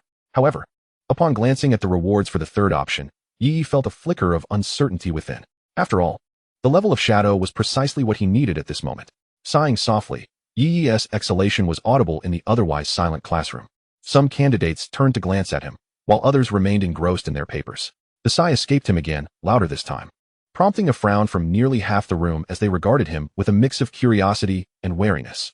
They had heard tales of Ye Ye's exploits, and this situation made them somewhat apprehensive. Mei Fong also cast a glance his way, but quickly averted her gaze. After all, Ye Ye was the highest authority of the Harmony sect currently stationed in Luo City, and she certainly did not wish to incur his displeasure. Simple, mundane. Ye Ye muttered under his breath as he flipped through the examination paper repeatedly, refusing to write a single word. The student seated behind him seethed with frustration. Simple, mundane? Can you even solve it? Could you please keep it down? Ye Ye sensed that it was about time to conclude this charade. With his legs crossed, he fixed his gaze on Mei Fong at the podium, twirling a pen in his hand. Mei Fong, feeling the weight of his stare, grew increasingly uncomfortable. Imagine your superior watching your every move at work. Would that not make you uneasy? Ultimately, unable to withstand the pressure, Mei Fong cleared her throat and stood. With her legs clad in stockings and high heels, she began to pace the classroom. Each time she approached her desk, Ye Ye's unyielding gaze would follow her, intensifying her distress. Was Ye Ye under some sort of delusion? Though Ye Ye had quieted, the other students continued to feel the strain of the situation. As Mei Fong paced, the sound of her heels echoed, becoming a distraction for many students who were scheming to cheat. After what felt like an eternity, her feet began to ache, and only then did Ye Ye relent. Is that enough? He mused to himself. Teacher, I am ready to submit my paper, he declared. Gasps filled the room. Had he really chosen to submit after merely 10 minutes? With a haughty demeanor, Ye Ye slammed his blank sheet onto the podium and strode out. Some individuals were on the verge of losing their composure. Wait, you really submitted a blank paper? Mei Fong stared helplessly at the blank sheet before her, but made no move to stop Ye Ye from exiting the examination hall. Ding. Task completed, Shadow Level 1. The moment Ye Ye stepped out of the examination room, he exhaled deeply, relieved. He had gambled that his final maneuver would suffice to meet the task's minimal requirements. As for the additional rewards, he decided to let it slide this time. After all, they were his fellow students, and it would be unkind to unleash his full force upon them. Approximately 2 hours later, students emerged from the examination hall, lamenting their fates. Time was of the essence. As the second exam, the Beast Mastery test, was about to commence, the familiar gymnasium awaited. As Ye Ye entered the venue, Zhang Guodong spotted him. Zhang was already aware of Ye Ye's audacious act of submitting a blank paper. With a slight twitch at the corner of his mouth, Ye Ye chose to ignore the matter concerning Lan Yunsheng, content that he was happy. The Beast Master examination is about to commence. Ye Ye was lost in thought within the venue when he heard a familiar voice and turned his gaze towards the podium. There, the principal and several middle-aged men were seated, evidently placing great importance on this occasion, personally overseeing the proceedings. As usual, the first assessment was the familiar contract spirit talent rating. Wang Xiangdong, A rank. Lu Li, C rank. Lu Xiangnan, B rank. As the proctor's voice resonated, the Beast Master examination officially began. Lan Yunsheng, A rank. A wave of astonishment swept through the audience. Isn't his contract spirit ranked B previously? Indeed, it was B last time. How did it escalate to A now? Ye Ye was taken aback as well. Had he leveled up?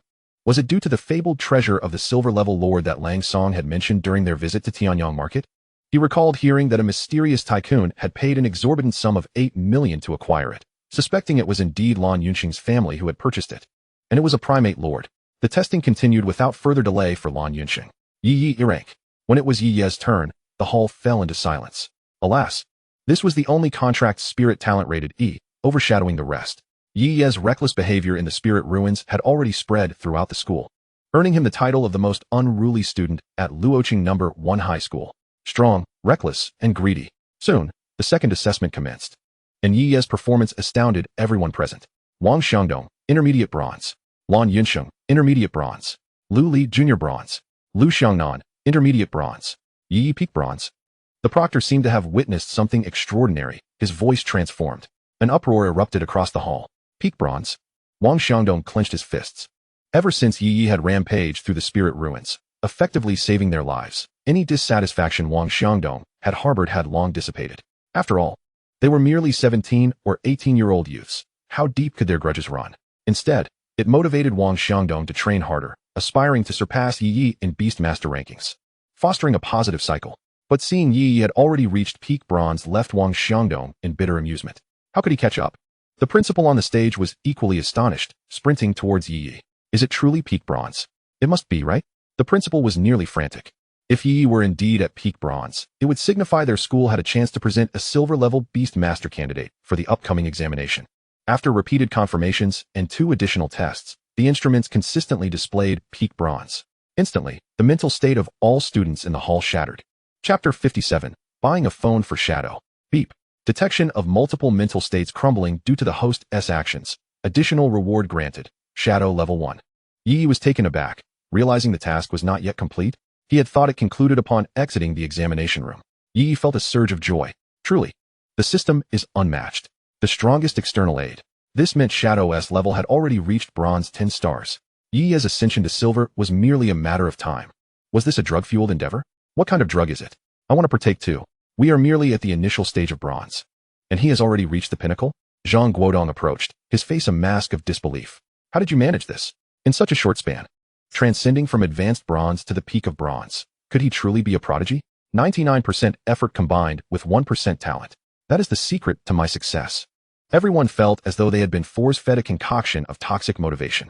After the initial astonishment, the principal returned to the stage. Yet his gaze remained fixated on Yi Yi, an odd expression making Yi Yi feel distinctly uncomfortable. Thus, the examination continued. Though countless glances were intermittently cast in Yi Yi's direction. Finally, they reached the last segment, the comprehensive assessment of the contract spirit. This primarily tested the contract spirit's attack strength, speed, and defense. Just as it was almost Yi Yi and Ying's turn, Zhang Guodong approached to inform Yi Yi that he was exempt from this test.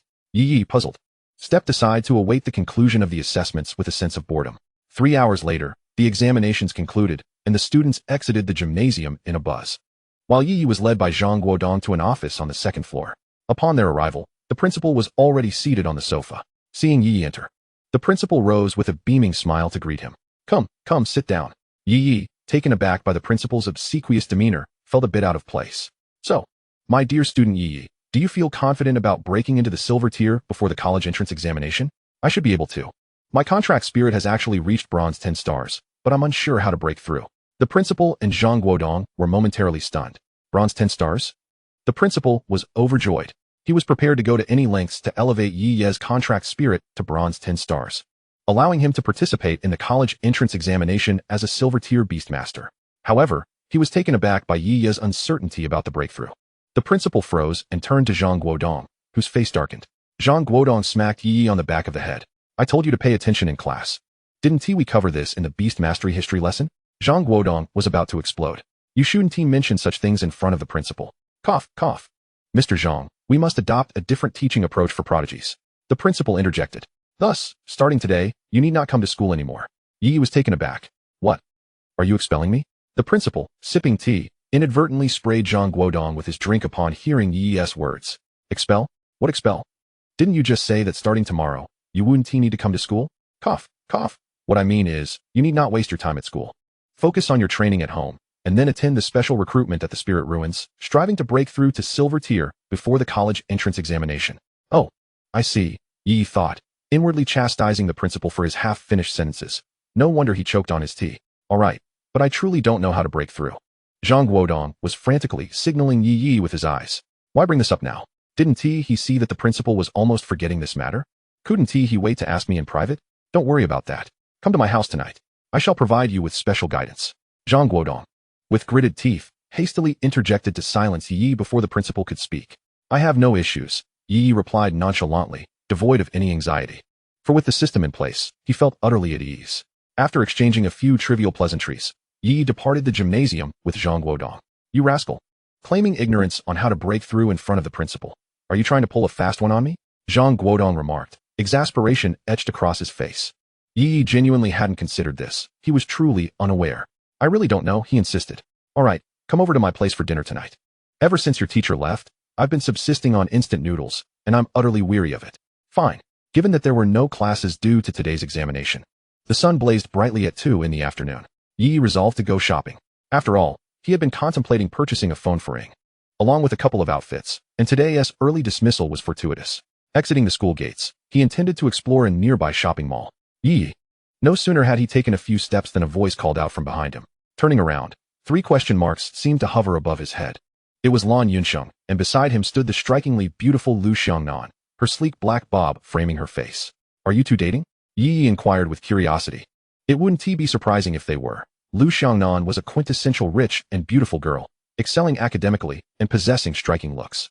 Lan Yunsheng, while slightly overweight, was equally well matched with her, inheriting the fine genes of his parents. Once he slimmed down, he would undoubtedly be quite handsome. Hey, don't say such things. Lan Yunsheng's face flushed crimson as he anxiously glanced at Lu Xiangnan, addressing Yi Yi. Lu Xiangnan, however, seemed unfazed, instead smiling at Yi Yi. Where are you headed? She asked. I'm off to the mall to buy Ing a phone and perhaps some clothes, Yi Yi replied. Upon hearing this, Lu Xiangnan's eyes sparkled with excitement. Why don't we go together? I can offer some fashion advice. Yi Yi was elated, being a clueless straight man. He was at a loss regarding aesthetics and had been fretting over how to select clothes for Ing. Thus, the trio made their way towards the nearby shopping mall together. Before long, they arrived. Yi Yi rarely shopped, so this mall was a first for him. In contrast, Lu Xiangnan and Lan Yunsheng, being children of privilege, were evidently familiar with the place. At that moment, Ing was cradled in Lu Xiangnan's arms. It seemed that every woman was defenseless against Ing's charm. But why carry him like that? Wouldn't it be far more impressive to have him perched on one's shoulder? Ing was blissfully enjoying an ice cream in his left hand and a candied hawthorn in his right, both treats gifted by Lu Xiangnan. The group arrived at the mobile phone section of the mall, and Yi Yi was momentarily dazzled by the array of options. Various phone brands were on display, including green rice, VIP, and fruit. What should we buy? Lan Yunxing inquired. Without hesitation, Yi Yi responded, let us get a Huawei. Huawei? Quite good. I use a Huawei myself. It's a shining example of domestic excellence, Lu Xiangnan chimed in. Entering the store, Yi Yi promptly purchased the latest Huawei flagship model. Once, Yi Yi was a person who possessed a seven-figure fortune. Alongside this, he used his own identification to acquire a mobile phone card. Upon exiting the exclusive store, Ing, with a bewildered expression, accepted the old phone that Yi Yi handed over, while watching Yi Yi joyfully insert his card into the newly purchased Huawei device. Yi Yi was equally elated. After all, who wouldn't he be delighted to upgrade to a new phone? As for Ing, such an expensive phone seemed unnecessary for someone so young. He would buy his own once he started earning. The two companions beside him were left speechless by Yi Yi's actions. Chapter 58. Are you aware of the most reckless student at Luo City No. 1 High School? After purchasing the phone, Lu Xiangnan demonstrated what it truly meant to be a shopping enthusiast to Yi Yi and Lan Yunxing. First, she bought clothes for herself and Ing. As long as Ing nodded, Lu Xiangnan would instruct the attendant to wrap it up without a second thought regarding the price. Shoes, garments, bags. Yi Yi felt a pang of anxiety at the sight. His balance barely sufficed to purchase a button from those outfits. Lu Xiangnan was shopping exclusively at luxury boutiques. However, she justified her extravagant spending by stating that Yi Yi had saved her multiple times, so what was the harm in buying some clothes for Ing? Yet, this was excessive. Observing the numerous bags hanging from himself and Lan Yunxing, Yi Yi could only offer a wry smile. How wonderful it is to have wealth. Reclining on a resting chair, Yi Yi and Lan Yunxing relaxed, with Yi Yi exclaiming, how delightful it is to have money. At that moment, Lu Xiangnan and Ing had ventured to a nearby milk tea shop, granting the two boys a brief respite. Lan Yunxing, having overheard Yi Yi, looked at him with an odd expression. Is it possible that this mall belongs to her family? Yi Yi paused, gazing at the magnificent seven-story shopping center. Realizing he should not have asked. Before long, Lu Xiangnan, adorned in a white dress, and Ing, dressed like a princess with an exquisite tiara, returned from afar. Their shopping excursion had left Yi Yi thoroughly satisfied. No matter which store they entered, the attendants lavished compliments on Ing's beauty, particularly admiring her well-proportioned figure. Although the clothes were children's sizes, they fit splendidly. One store even proposed that if Ing wore their clothing for a few photo shoots for promotional purposes, they would waive the bill for Yi Yi and his friends. However, this offer was declined by Lu Xiangnan. Yi Yi also bought Ing some hair accessories and various daily necessities, swiftly emptying his little treasury. It felt as if he had returned to a state of financial deprivation. Nonetheless, the thought of the two diamond-grade spirit orbs in his storage space brought him a modicum of reassurance. Shopping truly consumes a significant amount of time. By the time the three emerged from the mall, the sky had already darkened. Lu Xiangnan entrusted the staff with packing the clothes for Ing, which would soon be delivered to Yi Yi's home. After declining an invitation to dinner, Yi Yi hailed a taxi and hurried toward Zhang Guodong's residence. As the taxi passed by the school gate, he noticed a crowd gathered outside, comprising dozens of people, some clad in uniforms, though they belonged to the neighboring Luo City Experimental High School. Driver, please stop the car, Yi instructed, paying the fare before alighting and making his way toward the throng. Damn it, today you shall discover why the flowers are so resplendent. In the midst of the crowd, a young man with dyed yellow hair, clad in flamboyant attire, had a firm grip on someone's collar, issuing threatening remarks. The individual he was gripping was none other than Lu Li, whom Yi Yi recognized from their first day of class together when they switched seats. A number of students from Luoqing No. 1 High School had gathered around, mostly first and second year students who had yet to awaken their talents. They stood by, wanting to help but too intimidated to speak up. Lu Li wore a defiant expression, glaring at the yellow-haired youth. Is it just because you have more people? If you dare, release your contracted spirit and face me one-on-one. The yellow-haired boy laughed derisively at the others around him. Contracted spirit? Do you think I'm a fool? It's prohibited to release contracted spirits casually in the city. You think you're going to trick me? With that, he kicked Lu Li, who stumbled back several steps and fell to the ground. I am indeed relying on the numbers, so what? Why don't you call for help too? Lu Li felt a bit frustrated. Today was the exam day, and most of the third-year students had already gone home. He had been provoked by Ye Ye and had spent several hours training in the school's practice room after the exam, only to run into this group as he stepped outside. At this moment, Ye Ye furrowed his brows and pushed through the obstructing crowd to stand before Lu Li, pulling him up. What is going on? Lu Li, upon seeing Ye Ye, shot a fierce glare at the yellow-haired boy. Ye, you should leave. I can handle this. Ye Ye was taken aback, glancing around at the crowd of at least 20 people. You can handle this? Are you the captain of the national team or the Hulk? Who do you think you are? The yellow-haired youth, noticing someone dared to assist Lu Li, swaggered over and placed a hand on Ye Ye's shoulder. He tugged twice, but found himself unable to move Ye Ye, his face reddening in embarrassment. Ye Ye, feeling someone tugging at him, turned with an expression of displeasure. What do you want? Let go. What if I don't? The yellow-haired boy, enraged, laughed derisively. Did this fool even grasp the situation? Do you know who the #1 bully at Luoqing #1 high school is? The yellow-haired youth was taken aback by Ye Ye's sudden question. Who was the #1 bully? Just then, Ye Ye seized the yellow-haired boy's hand and exerted force. A chilling sound of bones cracking echoed, and the yellow yet. It is unified in its essence that although Ye Ye restrained his power, his strength was nonetheless immensely formidable. Those who endured his strikes were sprawled on the ground like maggots detecting the scent of decay, writhing in agony. In the span of merely a minute, several individuals lay defeated, when suddenly, Lu Li exclaimed, Ye Ye, be careful. In an instant, Ye Ye sensed a surge of intense heat emanating from his right side. In the next moment, a fireball the size of half a meter collided with the ground beneath him. Nearby, a wild boar, its body glowing red and adorned with long crimson spikes, panted heavily, flames escaping from its large nostrils. Observing the flames engulfing the spot where Ye Ye once stood, Huang Mao displayed a cruel smile. Yet, that smile was swiftly extinguished, for the place where Ye Ye had been was now utterly empty. Lu Li, you recorded that, right? But he summoned his contract spirit first. My subsequent actions are purely for self-defense, Ye Ye called out from 10 meters away, his purple hair catching the light as he waved and smiled at Lu Li, who gazed at Ye Ye, crackling with energy and unscathed. Lu Li swallowed hard and nodded silently, realizing that he had anticipated such an event when he decided to film. How astute of him. He then cast a sympathetic glance at Huang Mao. Chapter 59, A Brawl? All right, bystanders, step aside. I am about to commence legitimate self-defense, Ye Ye declared, his form flickering as he appeared before the wild boar, delivering a swift kick to its abdomen. The boar let out a shriek, sent flying several meters away, bowing in pain from the impact. With just a single blow, Ye Ye had incapacitated the bronze 6-star contract spirit, leaving the onlookers in astonishment, jaws agape. Is he even human? Before Huang Mao could react, Ye Ye charged in with a powerful slap. So, you are Huang Mao, the one who bullies my classmate? The bewildered Huang Mao was sent spinning through the air by the force of the blow before crashing to the ground. His face burned with pain. Yet he refused to back down. What are you all standing around for? Summon your contract spirits. His subordinates gritted their teeth and summoned a diverse array of contract spirits, flying through the air, running on the ground, and swimming in the water, all present and accounted for. Though I don't know why you're so strong, we have numbers. Huang Mao spat a mouthful of blood and glared fiercely at Ye Ye. Does having numbers matter? Ye Ye scoffed, aware of the concept of overwhelming power. He had to restrain his strength. Should he lose control, he could inadvertently annihilate their contract spirits with a mere swipe, leading to dire consequences. Having exited the state of spiritual enhancement, Shadow had been grumbling in Ye Ye's mind for 5 minutes. I want to fight. You've resolved everything on your own? What am I supposed to do? I shan't bully you any longer, Shadow. Come forth and vanquish them. Shadow materialized before Ye Ye, still clad in the princess outfit that Lu Xiangnan had purchased for him earlier that afternoon, adorned with exquisite accessories. Shadow's eyes gleamed with murderous intent, intermingled with excitement and exhilaration. In a tense standoff, Shadow brandished a knife, facing off against a dozen or so contract spirits. The atmosphere was thick with anticipation as they discerned that Ye Ye was about to summon his contract spirit.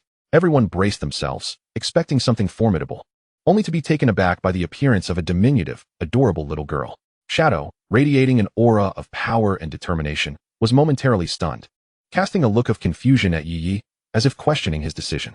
Ye Ye merely shook his head, offering no further explanation. It was a jest. Shadow was already a master of swordplay, and with her strength, she could easily cleave through foes like chopping cabbage, a responsibility he could not bear. Are you kidding me? Is this your contract spirit?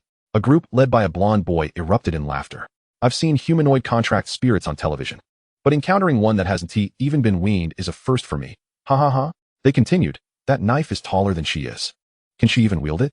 Hey, keep your comments to yourselves.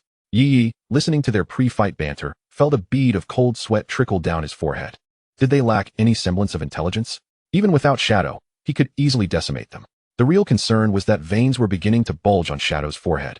Her body crackling with restless energy, her expression darkening. It wasn't that she lacked intelligence due to her level. Her silence didn't equate to ignorance. She despised being belittled and compared to an unweaned child. With her violet eyes glowing ominously, Shadow sheathed her knife and vanished in the blink of an eye. As the opponents prepared for her reappearance, her speed surpassed their reactions. In her hand, she formed a small thunderball, no larger than a ping-pong ball. As Ye Ye had specifically instructed her, she could inflict pain but must not kill. The diminutive thunderball was slammed into the ground amidst the crowd, unleashing a surge of electricity that sent numerous individuals and their contract spirits into convulsions, as if they were being sifted like chaff. Shadow then targeted the stragglers, first striking a bird-shaped contract spirit soaring at a height of 7 or 8 meters. In a flash, she materialized above it, her hands clasped together, delivering a powerful blow that sent it crashing to the earth, half of its body embedded in the ground. With the aerial threat neutralized, Shadow turned her attention to those on the ground. Utilizing unparalleled speed and her instantaneous movement technique, she weaved through the crowd and contract spirits with finesse akin to a blue butterfly gliding through the clouds. Direct punches, whipping kicks, elbow strikes, and powerful tackles flowed from her like a ravenous wolf amongst a flock of unsuspecting chickens. Though these were students from the Beastmaster class of Luocheng Experimental High School, in Shadow's eyes, they were merely a group of slightly trained fowl, likely having trained for no more than 2.5 years. Before long, the ground was littered with incapacitated opponents. Shadow had knocked out or severely injured all the contract spirits, sending them back to their respective realms. In contrast, Shadow, after an intense bout of combat, merely exhibited a slight increase in her breathing rate. Had she unleashed her full arsenal and weaponry, Ye Ye surmised that a mere glance could have led to their total annihilation. In a moment of intense tension, Lu Li stood nearby, struggling to swallow as he held a recording phone in his hand. What are you all doing? Chapter 60. The internet is not a lawless realm. Just as Ing rushed to Ye Ye's side, proudly showcasing his combat achievements, the enforcement team of the Spirit Control Bureau arrived.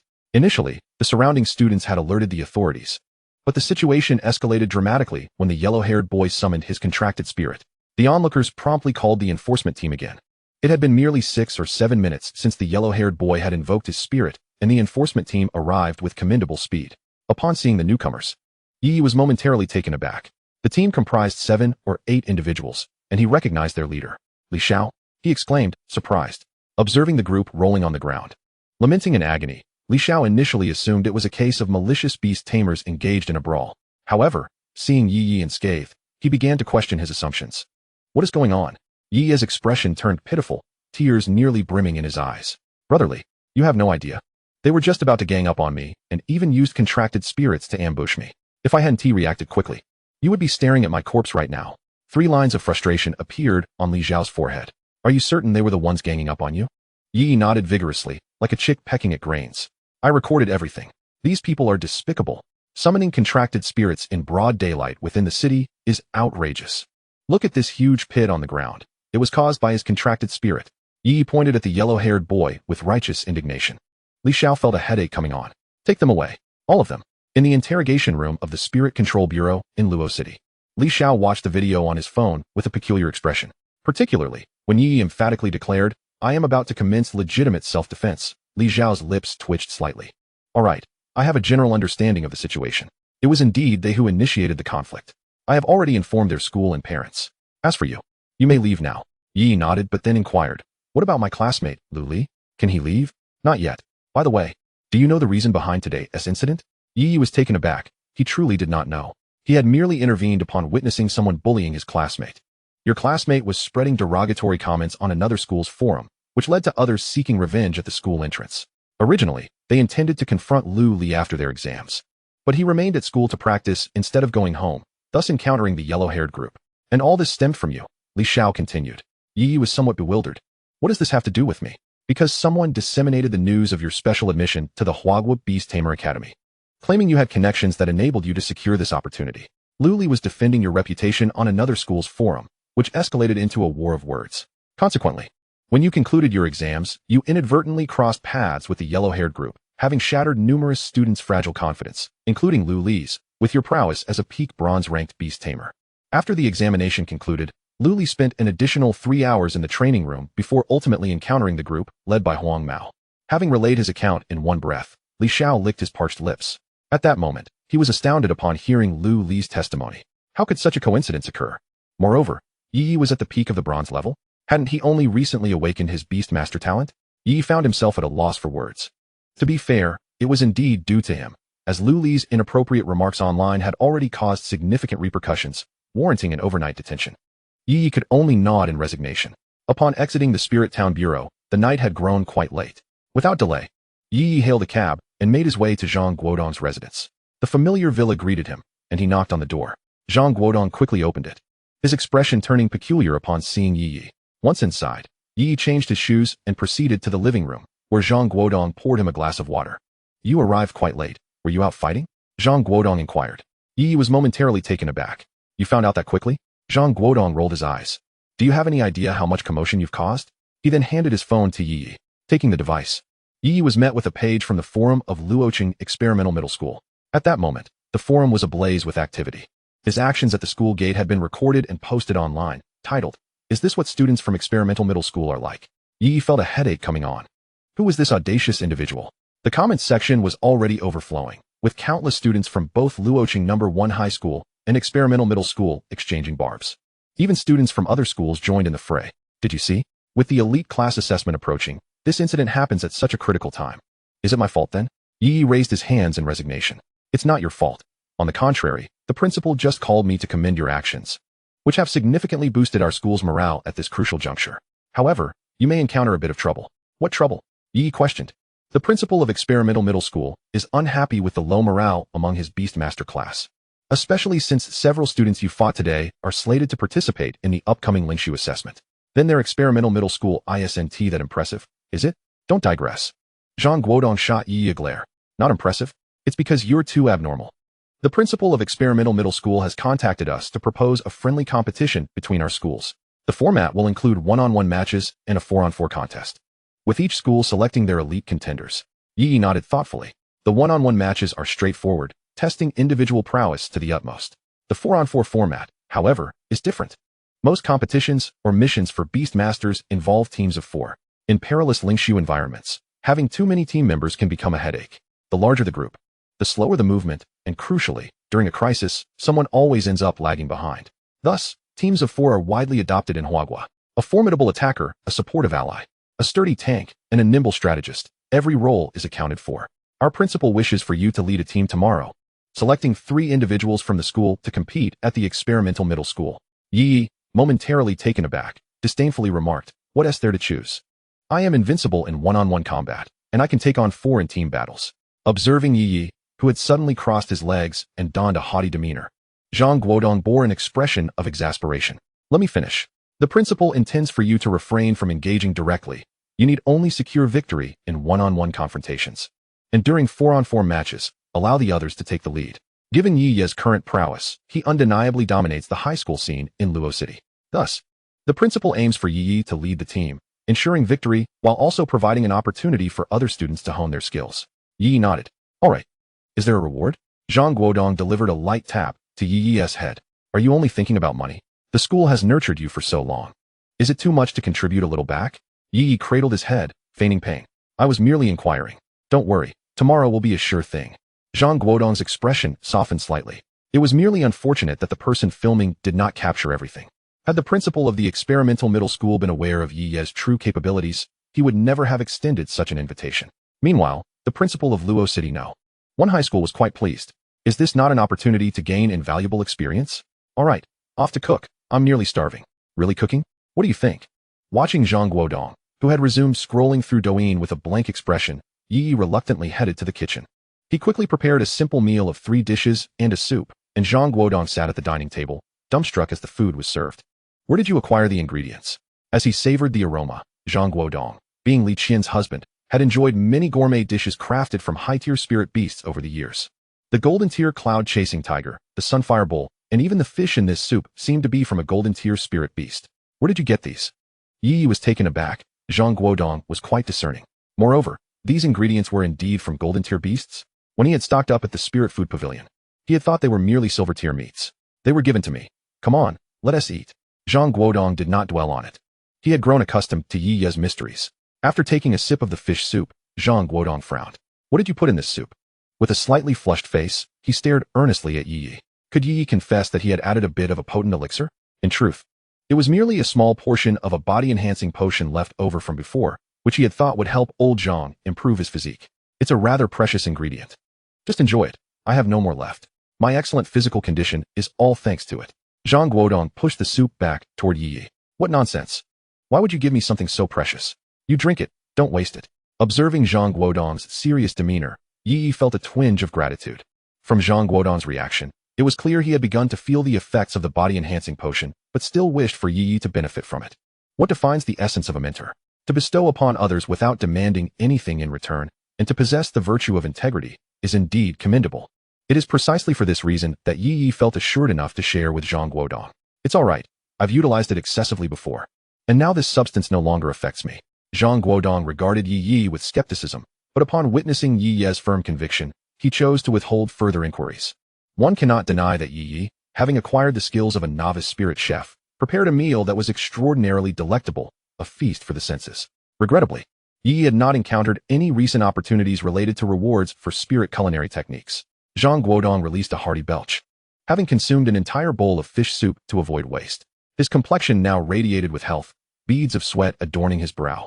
In Chapter 62, titled The Bodhisattva of Fertility, Zhang Guodong remarked, Yi Ye, this effect is quite potent. He felt an overwhelming warmth throughout his body, accompanied by a sensation of pain. Do not fret, it will pass shortly, and a new realm of possibilities will unfold, Yi Ye reassured him. Perhaps due to Zhang Guodong's sedentary office lifestyle and lack of physical activity, the body-enhancing elixir seemed to have an exceptionally pronounced effect on him. After 10 minutes, Zhang Guodong, drenched in perspiration, finally took a breath. How do you feel? At this moment, he could finally assess his physical condition. The first sensation was one of relief. Years spent grading lesson plans and inadequate rest had plagued him with cervical and lumbar issues. Although the physique of a silver-tier beast master is remarkably resilient compared to an ordinary person, discomfort persists. Furthermore, Zhang Guodong realized that his vision had become blurred while wearing glasses. Upon removing them, he was astonished to discover that his long-standing myopia had improved. Additionally, he experienced enhancements in various physical attributes. In summary, Yi Ye had bestowed upon him an unexpected delight. Even minor ailments had vanished entirely. Realizing something significant, Zhang Guodong grasped Yi Ye's shoulders. What is this substance? Does it possess healing properties? Yi Ye was taken aback by Zhang Guodong's enthusiasm. The body-enhancing elixir does not cure ailments per se. Rather, it resolves latent issues during the process of bodily enhancement. Could it be that Zhang Guodong was suffering from an underlying condition? Was his previous agony a result of such hidden ailments? Perhaps, Teacher Zhang. Do you have any health concerns? Zhang Guodong, now aware of his excessive excitement, released Yi Ye. I have no qualms in sharing with you.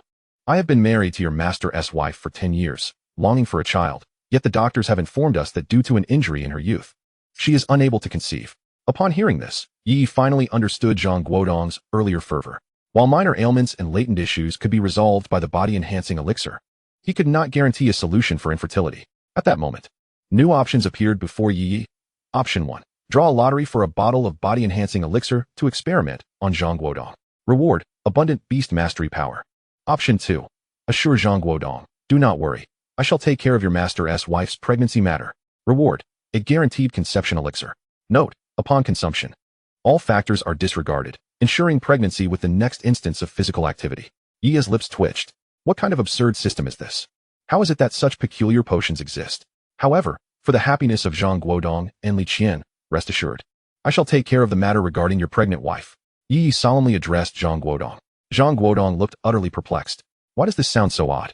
Before he could react, he saw Yi Ye produce a glass vial containing a green liquid, adorned with a black skull and a red cross atop it. This is a potion I stumbled upon by chance. Give it to your wife, and I assure you, you shall be blessed with a precious child. Yi Ye grasped Zhang Guodong's hand, earnestly placing the vial into his palm. Zhang Guodong felt somewhat at a loss. Who do you think you are? The goddess of fertility? You think it's that easy? Moreover, with that large skull on the bottle, are you certain you Haven Tea made a mistake? Are you sure this isn't tea poison? Truly, trust me, whether I can hold the little junior disciple rests upon you. Observing the earnestness on Yi Ye's face, Zhang Guodong gritted his teeth. Fine. I trust you. I will call your wife right away. Without hesitation, Zhang Guodong dialed Li Qian. Hello, dear, can you come back in the next few days? It's a bit urgent. Li Qian, who was in the school laboratory conducting experiments, immediately inquired upon hearing Zhang Guodong's words. What's wrong? Has something happened at home? If it's urgent, I can rush back tonight. All right, then please return tonight. There is indeed something important. Li Qian's expression turned serious. Zhang Guodong usually respected her work. Even while apart, he never complained, let alone urged her to return with such urgency as today. Understood, I will head back immediately. Wait, it's not that urgent. Don't. Zhang Guodong's words were cut off as Li Qian hung up the phone. Zhang Guodong and Yi Yi exchanged glances. Wang Jie, arrange for a plane for me. I need to return to Luo City in the shortest time possible. Li Qian anxiously made calls in the laboratory. An hour later, at a military airport in the capital, a newly developed fighter jet took off, heading straight for Luo City. Zhang Guodong had underestimated Li Qian's feelings for him and the influence she had acquired after years of development in the capital. The key was, if Li Qian were to discover that Zhang Guodong had urgently summoned her back for such a matter, one could only mourn for him for 3 minutes. Why don't you first teach me how to break through to the silver rank? In the villa, Yi cautiously spoke as he observed Zhang Guodong lost in thought. Zhang Guodong snapped back to reality, slapping his thigh. Right, that's the matter at hand. How did we stray so far off topic? The two then settled onto the sofa, with Zhang Guodong engaging Yi Yi in conversation. Yi Yi listened attentively, nodding occasionally, then sighed. Oh, so that is how it is. Little did Zhang Guodong dream that shortly thereafter, a fighter jet would soar above his home, and a figure would leap from the aircraft. Zhang Guodong, danger. Chapter 63. You call me back for this? Oh, so that is how it is. In the living room, Yi Yi had unearthed a notebook from somewhere, diligently scribbling notes and sketches. Zhang Guodong remarked that Yi Yi was taking notes. In truth, the principles of breakthrough were rather straightforward. Once a beastmaster and their contracted spirit reached the pinnacle of their current tier, both could simultaneously transcend. However, certain conditions must be met for this to occur. Firstly, both parties need to break through at the same time. Secondly, a substantial amount of beast power is required for replenishment, necessitating the preparation of potions and other means to swiftly restore beast power. Moreover, there was a crucial point to consider. From the silver tier beastmaster level onwards, one could contract spiritual beasts from the realm of the contracted spirit. This does not imply that spirits within the contracted space are inferior. Rather, they carry a degree of unpredictability. If one is determined to contract a spiritual beast, it is essential to have that specific beast prepared during the breakthrough.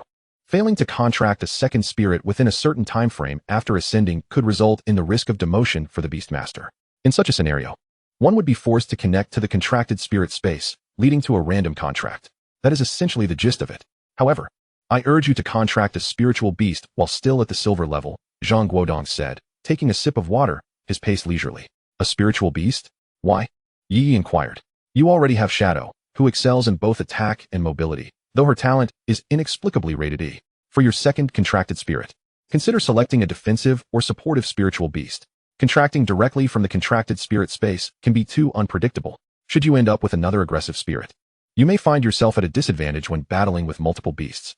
Remember, high-tier beastmasters often engage in chaotic battles involving 7 or 8 spirits. In such cases, the contributions of supportive, healing, or tank-type spirits far exceed those of aggressive ones. Of course, there are beastmasters whose contracted spirits are solely offensive or defensive. However, most of them operate within military ranks, relying on teamwork. As for you, I hope you become a well-rounded beastmaster.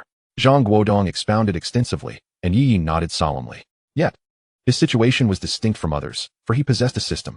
Shadow was contracted through the assistance of the system, and given the system's nature, it would not surprise him to contract another character from Genshin in the future. Warning: the universe is in motion. Alright, that should be sufficient. Hurry home to rest, and prepare for tomorrow's battle at the experimental middle school, Zhang Guodong urged, taking another sip of water as Yi Yi tucked away his notebook, now filled with several pages of notes.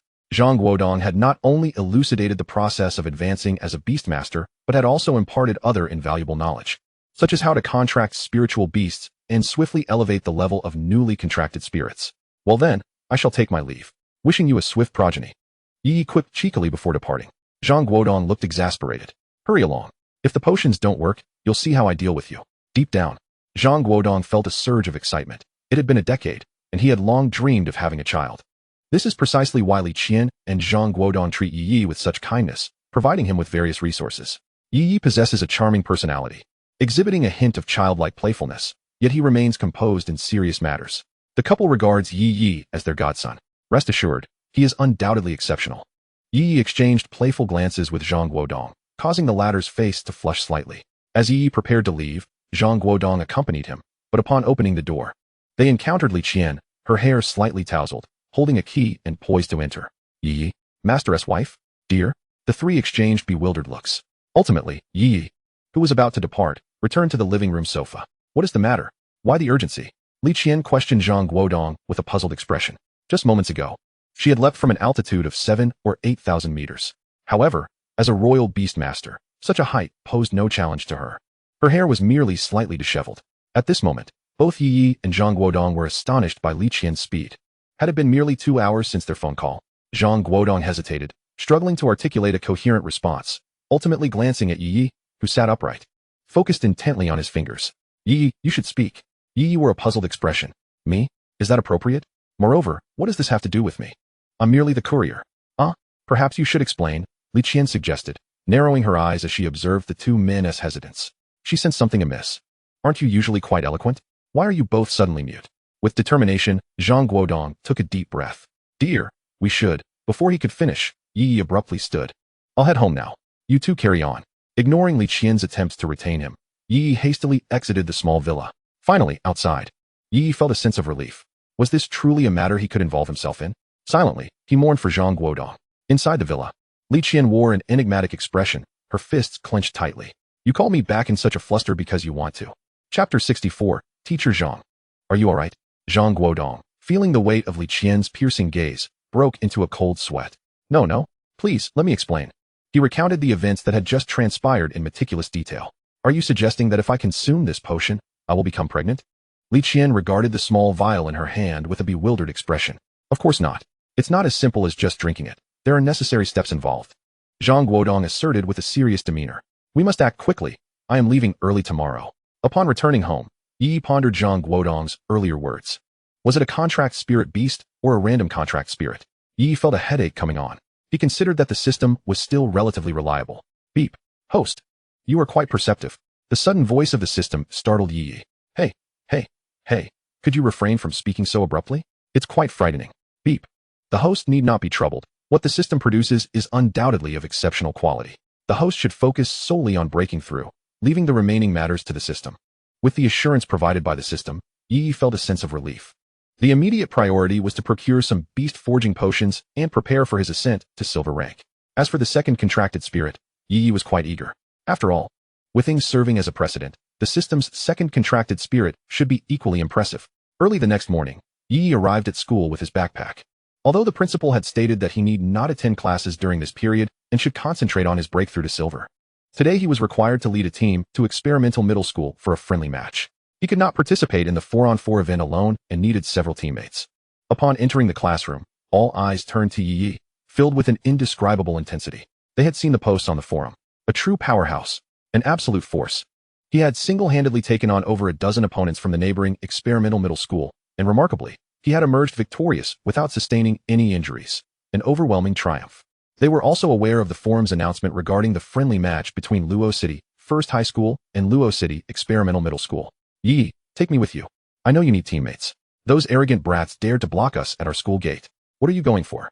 To embarrass yourself? Take me with you. My contracted spirit is a control type. I'll be a tremendous asset in a 4v4. As one student initiated the request, the classroom erupted with enthusiasm, each eager to volunteer. After all, the prospect of heading to another school to make a mark was exhilarating. With Ye Ye, the formidable ace, leading the charge. How could they possibly lose? Ahem, actually, I already have candidates in mind, Ye Ye replied, surprised by the fervor of his classmates. Lan Yunsheng, Lu Xiangnan. You two will come with me. As for the fourth member, all eyes sparkled with anticipation. Lan Xiangnan and Lan Yunsheng were undoubtedly the strongest in their class, making them the obvious choices. Ye Ye had not even considered students from other classes. He pointed to a girl at the front of the classroom. This girl, whom Ye Ye had always kept an eye on, was Lu Jejia. Typically a quiet presence in class with little recognition, she was cute, petite, and not particularly talkative. Those were Ye Ye's only impressions of her. However, he had noticed during yesterday's assessment that her contracted spirit had reached the impressive level of bronze 6 stars. And it was a healing-type spirit. It was rare for students, aside from exceptional cases like Ye Ye, to elevate their contracted spirits beyond bronze 5 stars at this stage. Me? Lu Jejia's face flushed with excitement as she looked at Ye Ye. Indeed. You will join us in making a statement, Ye Ye declared, and Lu Jejia nodded eagerly, astonished that Ye Ye had chosen her. While others felt a tinge of envy towards Lu Jejia, They respected Yi Ye's decision and refrained from voicing their thoughts. At that moment, Zhang Guodong walked into the classroom. Upon seeing Zhang Guodong, Yi Ye's expression shifted to one of alarm. "Teacher Zhang, are you alright?" After indulging in a hearty meal enhanced by Yi Ye's culinary skills yesterday, Zhang Guodong appeared invigorated, his complexion radiant, as if he had shed several years. However, he now bore a pallid visage, his steps unsteady, and his lips showing a hint of ashen hue. Upon seeing Yi Ye, Zhang Guodong weakly remarked, "Am I alright to choose the good ones? Once selected, let us depart." A vehicle awaits at the school gate. Observing Zhang Guodong stride away, Yi pondered the opportunity to provide him with further nourishment. "Does the system offer a special version of the 6-flavor Remania pill?" he inquired. "Alas, it does not. However, the host may experiment with a body enhancement potion as fertilizer for cultivating leeks, which should yield superior results," the system responded. Yi's lips twitched. Can these leeks be consumed? Might the potency be excessive? Yet, the system's words opened a new realm of possibilities for Yi. Chapter 65. Only the ruthless stand firm. Accompanied by the unsteady Zhang Guodong, Yi and his companions reached the school gate. Luan Yunsheng and Lu Xiangnan engaged in a spirited discussion about their strategies. Prompting Yi to reflect on their naivety, their hearts lacked the requisite cunning. What if the cotton candy ensnares the enemy, while the little monkey launches an attack? Or the little monkey feigns an assault, concealing the cotton candy to execute a surprise strike? Will such tactics yield results? Lu Jejia. If we engage in a 4v4 battle shortly, and you were in command, what would you do? Lu Jejia was taken aback by Yi Ye's sudden inquiry. Luan Yunsheng and Lu Xiangnan ceased their conversation, and Zhang Guodong turned to listen. "I would have the class leader's contracted spirit, cotton candy, envelop the shadow, merging them into one, then exploit the shadow's physical attacks, which cannot harm the cotton candy, to launch a surprise attack. We would catch them off guard and reduce their numbers first. The little monkey would merely need to distract their tank, while leveraging the shadow's agility and high damage to eliminate them one by one." Yi nodded, noting that Lu Jejie's approach mirrored that of Zhang Guodong and his companions. Adhering to a conventional battle strategy. "In this 4v4, I shall refrain from intervening. The school intends for you to hone your practical combat experience." Zhang Guodong conveyed to the trio. Luan Yunsheng and Lu Xiangnan exchanged glances, taken aback. "Yi won't take action? That complicates matters," they mused. Acknowledging that a 3-against-4 scenario, especially with a healing beast master on their side, significantly escalated the challenge. To secure victory, Luoqing Experimental High School will undoubtedly select its 4 strongest contenders. Therefore, we must emphasize strategy. We shall proceed as planned, just so. Observing the troubled expressions of his companions, Yi raised an eyebrow and began to outline his tactical maneuvers. "Isn't this approach somewhat flawed?" one questioned. "What is amiss? The battlefield is unpredictable. Teaching them a lesson is for their own benefit." Hearing Yi Ye's strategy, Zhang Guodong felt a chill run down his spine. This lad is truly ruthless. Yet, will this not hinder the intended training effect? I hope my top students do not fall into Yi Ye's trap. The thought of returning to a classroom filled with cunning students filled Zhang Guodong with trepidation. Upon reaching the school gate, a sleek black business vehicle awaited them. As Yi boarded the vehicle, he discovered that the principal was seated in the back, with Zhang Guodong taking the passenger seat. "Greetings, principal." Yi and his companions offered their salutations. "This time, it is up to you all to showcase the spirit and demeanor of our Luo City No. 1 high school. Make sure to impart a thorough lesson. Additionally, there are rewards for this competition. The victorious team will receive 10 bottles of beast strength elixirs from each of the 2 participating schools, while the defeated team will receive nothing." Yi's eyes sparkled at the mention of the elixirs. Beast strength elixirs. This is truly a fortuitous opportunity. It was worth noting that Yi had spent all his money on lotteries and could not afford the elixirs unless he sold his spirit orbs.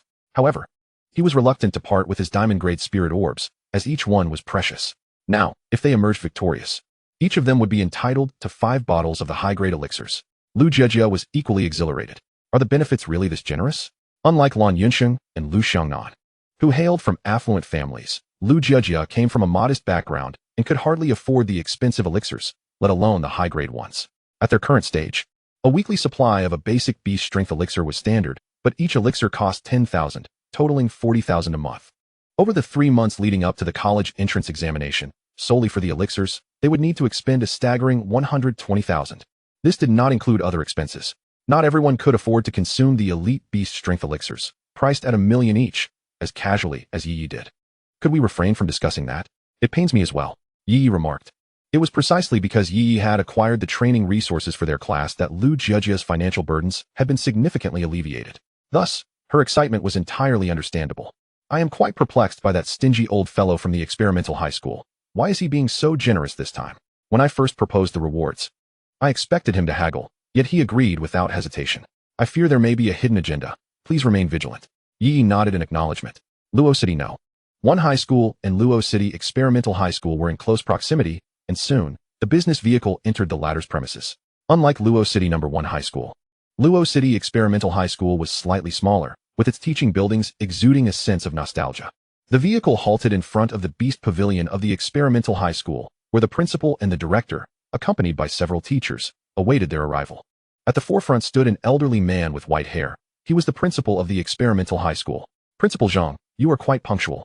The venue has already been prepared. Please come in and have a look, the principal of the Experimental High School greeted as they disembarked. Zhang Zheng, the principal of Ye Ye's school, wore a disingenuous smile and responded courteously. Punctuality has always been a cherished tradition at Luo City No. 1 High School. It's rather intimidating to have you personally welcome us. The principal of the Experimental High School smiled thinly, saying little more, yet inwardly mused, smile? I wonder if you'll still be smiling after a while. Chapter 66. The impetuous elder brother Ye Ye. As the group entered the Beast Pavilion, they found it to be equally luxurious as that of Luo City No. 1 High School, adorned with exquisite decor. The venue was abuzz with excitement. Nearly 3,000 students from Experimental High School had gathered, and even reporters from television stations were present, adjusting their cameras at the edge of the arena. Ye Ye was taken aback upon entering. So many people. Zhang Zheng's expression grew serious as he observed the confident principal of Experimental High School, feeling a twinge of apprehension. Based on his understanding of the principal, such grandiosity would not be displayed without a sense of assured victory. While Lan Yunsheng and Lu Xiangnan remained relatively composed, Lu Jiejia, witnessing such a grand spectacle for the first time, felt a surge of anxiety and hid behind Ye Ye. The competition was to be held in 2 rounds, one a one-on-one match, and the other a 4-on-4 battle. A tie would be declared if each side won 1 round, followed by an additional one-on-one match to determine the ultimate victor. The old principal of Experimental High School addressed Zhang Zheng. Zhang Zheng nodded in agreement. That sounds fine. You may take a break. We will commence in half an hour. Ye Ye and his companions were escorted by the teachers of Experimental High School to a resting area beside the arena. As Ye Ye settled down, he sensed a hostile gaze fixed upon him. Glancing toward the opposite side of the arena, he noticed a young man with short hair staring intently. Seemingly taken aback that Ye Ye had looked his way, the young man blinked, then narrowed his eyes. That over there is your opponent for today. According to the intel I have received, that short-haired fellow is the ace of Experimental High School this year. Huang Shang, a bronze-level advanced beastmaster, with a contract spirit being an S-class talent Silver Moon Wolf at bronze level 9 stars. Ye Ye was astonished. So formidable. This was also a source of concern for Zhang Zheng. This year, apart from 2 prodigies possessing S-class talent spirits in Luo City, neither was from Luo City No. 1 High School. One was at Experimental High School, and the other at Yucai High School. As 2 of the oldest and most prestigious schools in Luo City, both institutions boasted exceptional faculty and student bodies, being in close proximity to one another. This proximity resulted in fierce competition, and the principal of Experimental High School had not hesitated to use Huang Shang, the S-class prodigy, to provoke Zhang Zheng. Emperor? What a flamboyant name. Ye Ye remarked with a hint of sarcasm. Zhang Zheng rolled his eyes. His name is flamboyant? What about yours? He then proceeded to introduce the remaining 3 opponents, who seemed rather average. Ye Ye felt confident he could easily overpower them. At that moment, he noticed Huang Shang again staring at him, this time with a distinctly provocative gaze. Ye Ye felt momentarily taken aback. Was this person so arrogant? He muttered to himself. Zhang Guodong, aware of Ye Ye's temperament, felt a pang of concern and quickly placed a hand on Ye Ye's shoulder. Don't act recklessly. Once the match begins, you can perform however you like. But engaging now would be unwise. Ye Ye, exasperated, brushed off Zhang Guodong's hand. Am I really that rash? In all honesty, Ye Ye merely found the other side's arrogance excessive, so brazen that it suggested a lack of experience with the harsh realities of life. With that, Ye Ye turned to Huang Shang, who was still fixated on him, and exaggeratedly began to gesture. Hey, little brat, take a good look. After making the gesture, he even flashed Huang Shang a middle finger. Upon witnessing Ye Ye's actions, Huang Shang could no longer remain seated. He stood up, pointing at Ye Ye and bellowing. What did you say? Dare you repeat that? Huang Shang's face turned pale. He was accustomed to being the tyrant at school, always bullying others. Ye Ye, however, refused to yield. His forehead veined with fury as he stood up and shouted, What is wrong with you? If you have the guts, come up to the stage now. Zhang Zheng and Zhang Guodong, standing nearby, were taken aback by the escalating confrontation as the entire venue erupted in excitement. Damn! How dare he act so arrogantly in our school? Go after him. Huang Shang, you can do it. Just start already. They don't need a half-hour break. They look more than ready. Meanwhile, The principal of experimental high school wore a helpless expression as he approached Zhang Jing. Shall we start early? Zhang Jing nodded in agreement. Let us begin. I can see they can hardly contain themselves.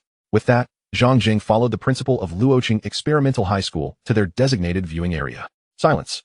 The loudspeaker in the venue echoed, plunging the vast hall into an immediate hush. The first match, a one-on-one, is about to commence. Contestants may begin their preparations. Yi Yi rose and began his warm-up exercises.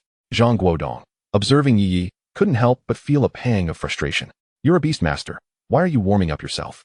In a few swift steps, Yi Yi ascended the stage, provocatively gazing at Huangshang.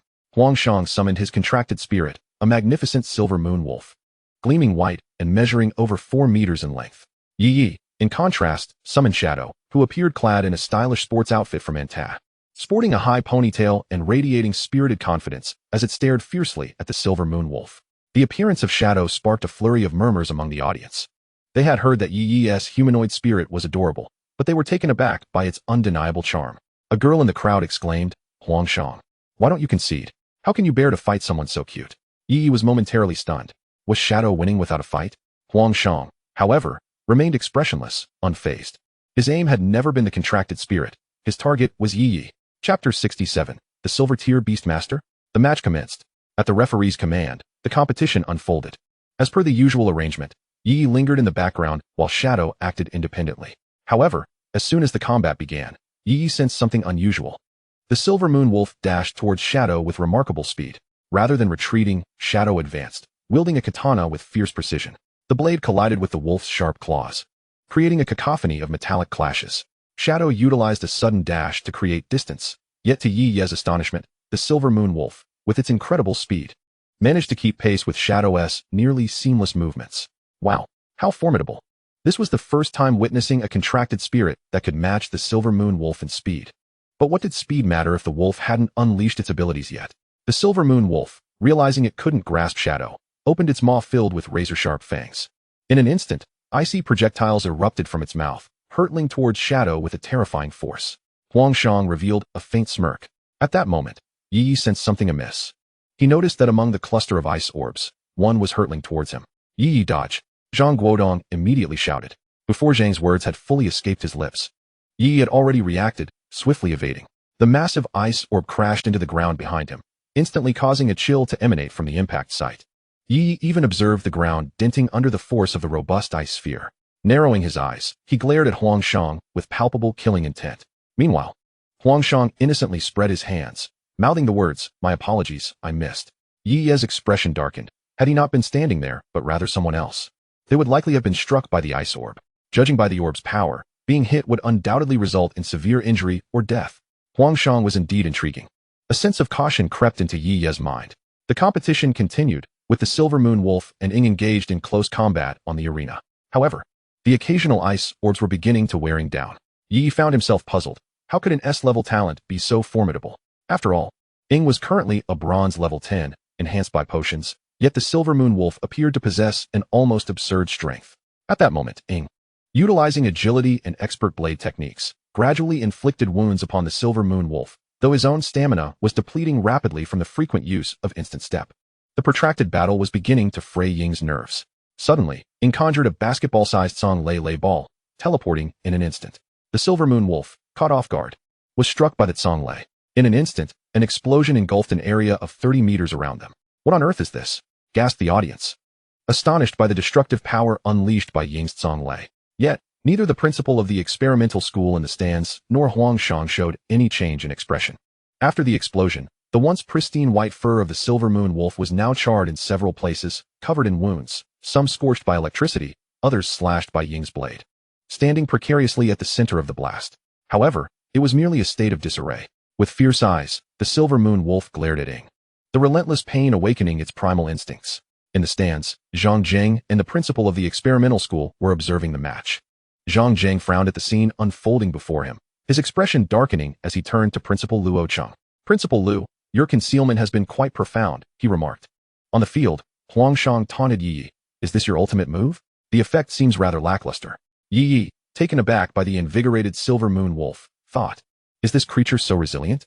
Ing, hearing Huangshang's words, did not allow him to get away with it. "One shot isn't enough. How about 2 or 3? In an instant, Ing sheathed his Tang Dao, transitioning to hand-to-hand combat. Both of his hands ignited with electric energy. Huang Shang, witnessing this spectacle, felt a twinge of panic. Does such a powerful move not have a cooldown? The shadows swiftly condensed the azure thunder, achieving a basketball-sized orb in an instant. The audience erupted in astonishment at the spectacle. Just as the shadow prepared to strike the silver moon wolf again, Zhang Guodong's voice rang out. Ye, be cautious. A serpent, as thick as a water bucket and over 7 meters long, appeared behind Yi, flicking its tongue and lunging with its gaping maw aimed directly at him. Startled, Yi glanced back and instinctively dodged. Observing Yi Ye's unexpected ambush, the shadow executed several rapid steps, slamming the 2 azure thunder orbs onto the serpent's body. The serpent's defenses were not as formidable as those of the silver moon wolf. It howled in agony, writhing on stage like a worm crushed underfoot. Is he a silver tier beastmaster? Lu Xiangnan abruptly rose from his seat. Incredulity etched on his face as he regarded Huang Shang. Chapter 68. Is this what silver tier entails? This is your trump card for this year's experiment? From the stands, Zhang Zheng spoke up. Lu Ji shook his head in disappointment. It's not exactly a trump card. It's merely unfortunate. On the battlefield, Yi wore a look of lingering fear. Being bitten by such a massive serpent was no trivial matter, given his physical prowess. He was not equipped to withstand such an assault. The situation was becoming increasingly intriguing. Typically, he was the one ambushing other beastmasters, yet today, he found himself on the receiving end of a sneak attack. Seeing his strike miss, Huang Shang felt a tinge of regret. He had initially intended to conceal his strength and unleash his second contracted spirit during the 4-on-4 match, catching Yi and his companions off guard.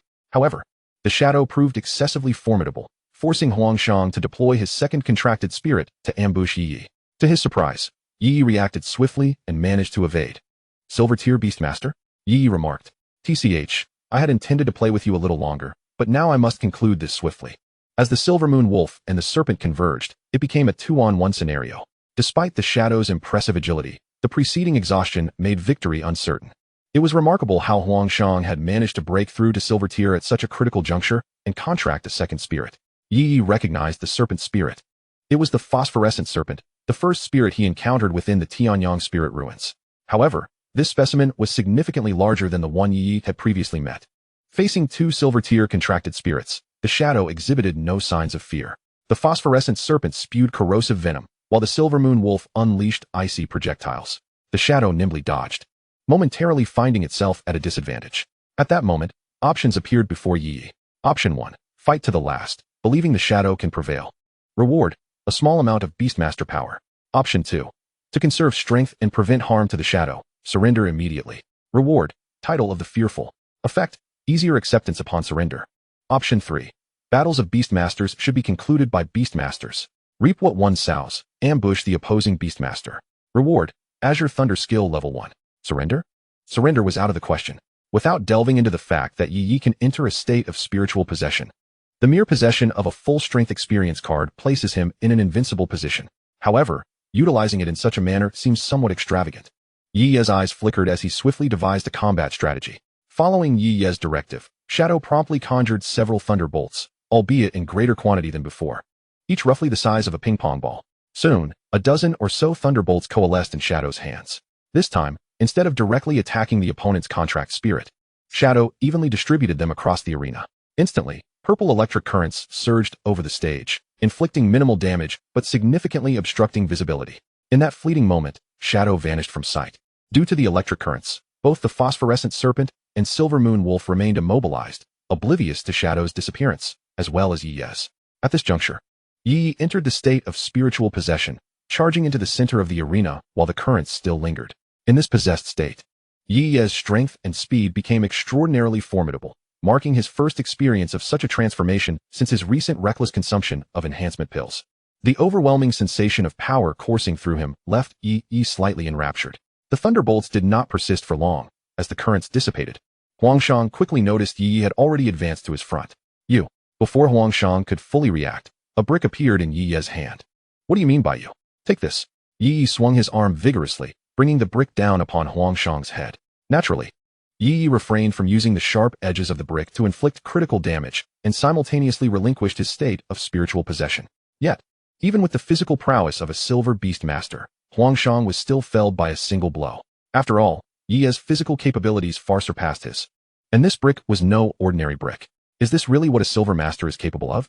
He only awakened a few days ago and dares to strike with a brick. The arena fell silent, with Lu Ji wearing an expression of utter shock. Zhang Jing had anticipated such an occurrence and, with a smirk, remarked, "This Yi, he is utterly devoid of decorum. How can he directly assault a beastmaster? Oh, but Huang Shang initiated the attack first? Then it's of no consequence." Zhang Jing delivered a caustic comment, while Lu Ji's wrinkled face darkened considerably. There was little he could do.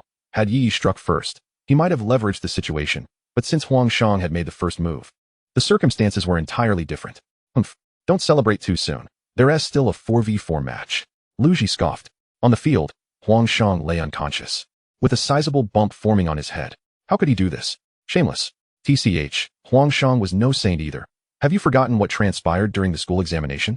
Dissent arose in murmurs, and ultimately, the referee announced that the second match of the 4v4 would commence in 1 hour. In truth, it could have started immediately, but the main force of experimental high school, Huang Shang, remained in a state of unconsciousness.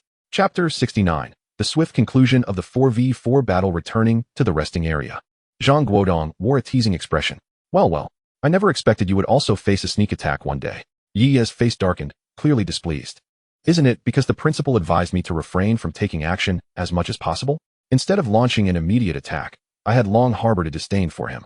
Huang Shang, too, born in injustice. Had he unleashed two contracted spirits from the outset, despite the slim chances of victory, the outcome would not have been so dire.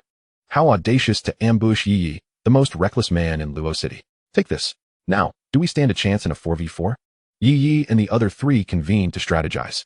Intelligence indicated that the quartet from experimental middle school was exceptionally well matched. A tank, an attacker, a healer, and the silver-ranked Huang Shang. Although it remained uncertain whether Huang Shang would awaken before the match began, Yi muttered softly, "Isn't this a bit too ruthless?" Zhang Guodong, listening nearby, did not contest Yi Ye's perspective. Although the tactics were somewhat unsavory, they were undeniably straightforward and effective. An hour soon elapsed, and both teams took their positions. Yi Ye observed that Huang Shang had indeed regained consciousness, his head bandaged, his gaze fixed intently on Yi Ye, a glint of murderous intent evident. Regardless of the outcome of this 4v4, Huang Shang was incensed. A silver-ranked beastmaster reduced to a mere ambush by a bronze-ranked counterpart. As if the ambush were not enough, he had been thoroughly humiliated in the process. He could already envision the evening's forum discussions. As both sides stood ready, the match commenced. Huang Shang summoned his two contracted spirits, while his teammates called forth their own. Yi did the same, though, due to Huang Shang's silver rank, they were at a disadvantage with one less spirit. The Silver Moon Wolf and Phosphorescent Serpent, both silver-ranked spirits, charged forward. Behind them, a butterfly with a wingspan of nearly 1 meter took to the sky, enveloping the Silver Moon Wolf and Phosphorescent Serpent in a protective shield, sending shivers down Yi Ye's spine.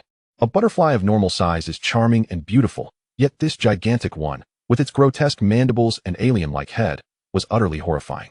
Blue Yunxing summoned a formidable 3-meter-tall strength demon ape. The ape employed an enhancement skill, rapidly growing to nearly 10 meters in height. Marshmallow released smoke bombs, creating a visual disturbance on the battlefield.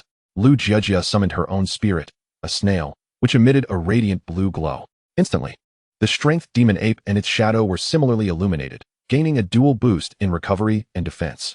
The strength demon ape was now face-to-face with the Silver Moon Wolf and Phosphorescent Serpent, its fists clad in specialized gauntlets, slicing through the air with a sound like the breaking of the wind.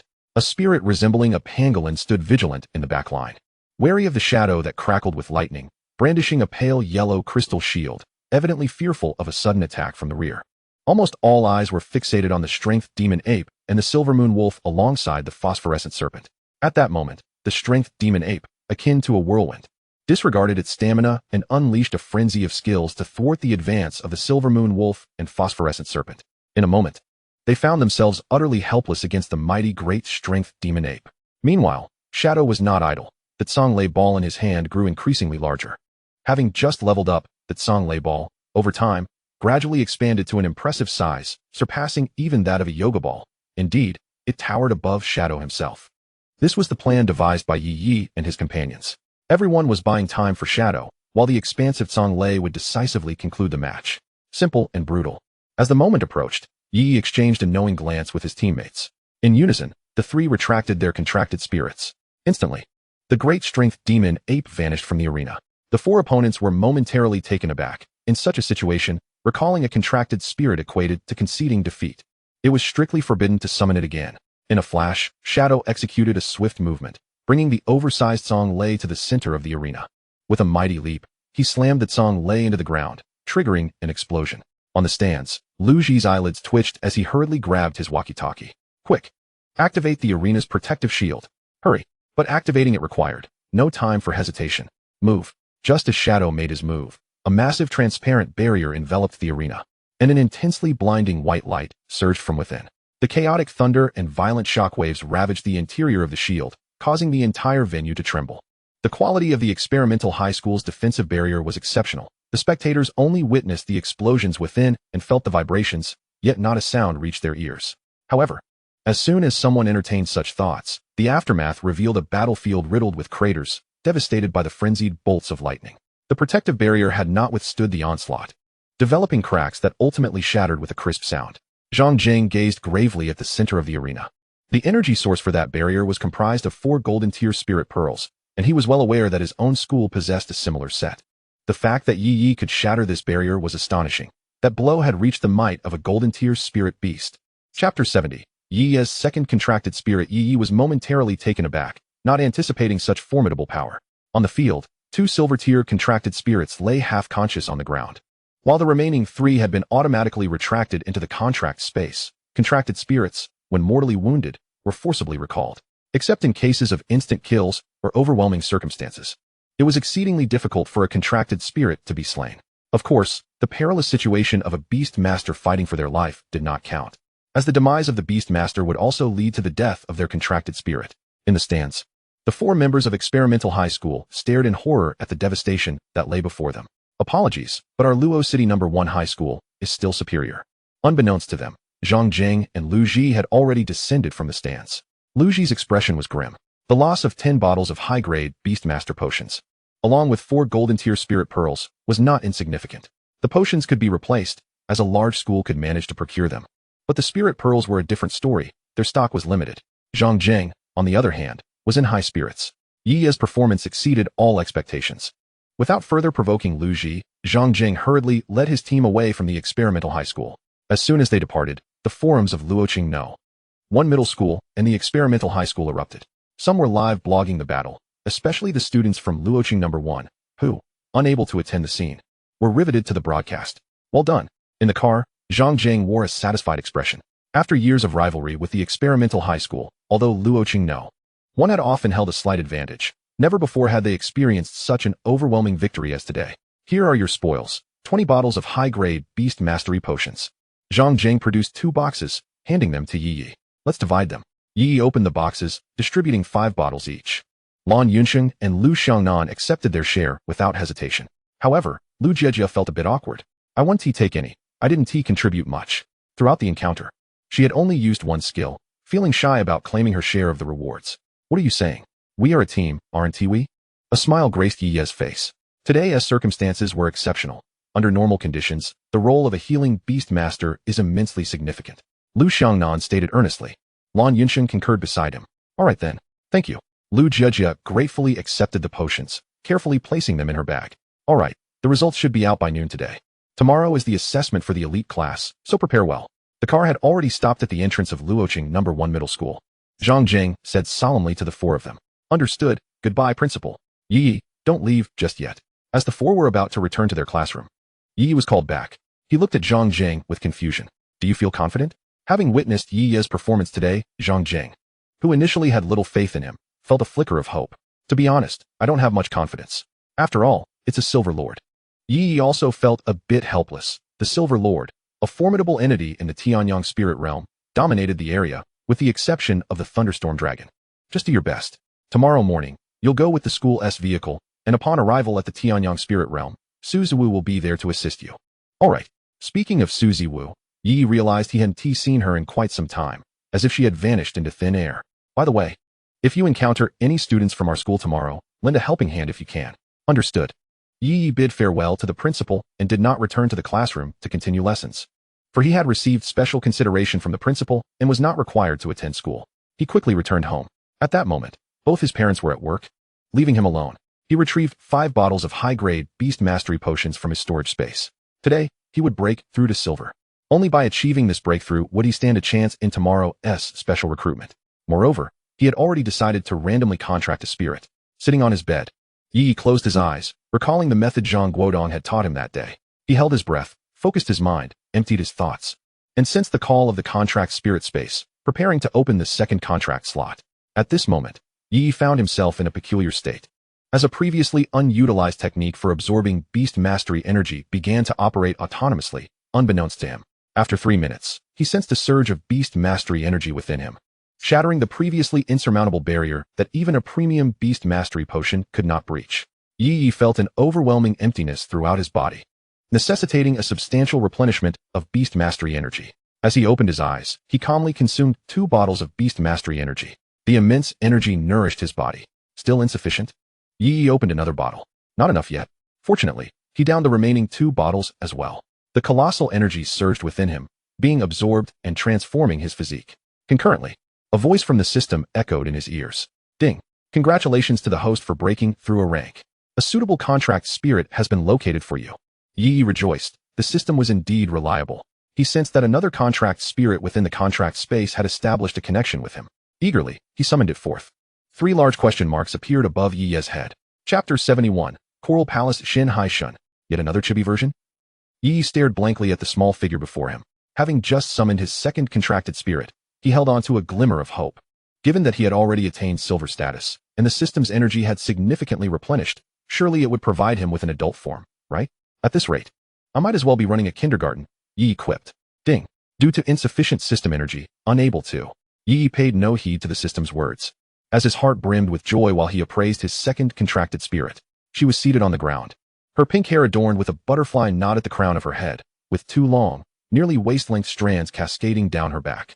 Around her neck was a black choker embellished with a droplet decoration. She wore a blue dress with water wave patterns, featuring a bow at the chest center, where a blue divine eye of the water element gently glowed. The lower half of her dress resembled a tailcoat, complemented by white stockings and blue wooden clogs, each adorned with a bow. It seemed she had an affinity for bows. Her light blue eyes gazed adorably at Yi Ye, melting his heart. This was his second contract spirit, Coral Palace Shin Hai. As a water-type support character from Genshin Impact, she possessed remarkable healing capabilities. Yi Ye had been lacking a healing contract spirit, and Shin Hai's arrival significantly enhanced his sustained combat ability. Although she was a chibi version and only a bronze 1-star, it was not a major concern. At that moment, a brand new virtual panel appeared before Yi Ye. Name, Coral Palace Shin Hai level, bronze 1-star personality, socially anxious. Shy attribute, water type, humanoid talent, sea deity princess, can move freely in water skills. Oath of the Sea Moon, LV1.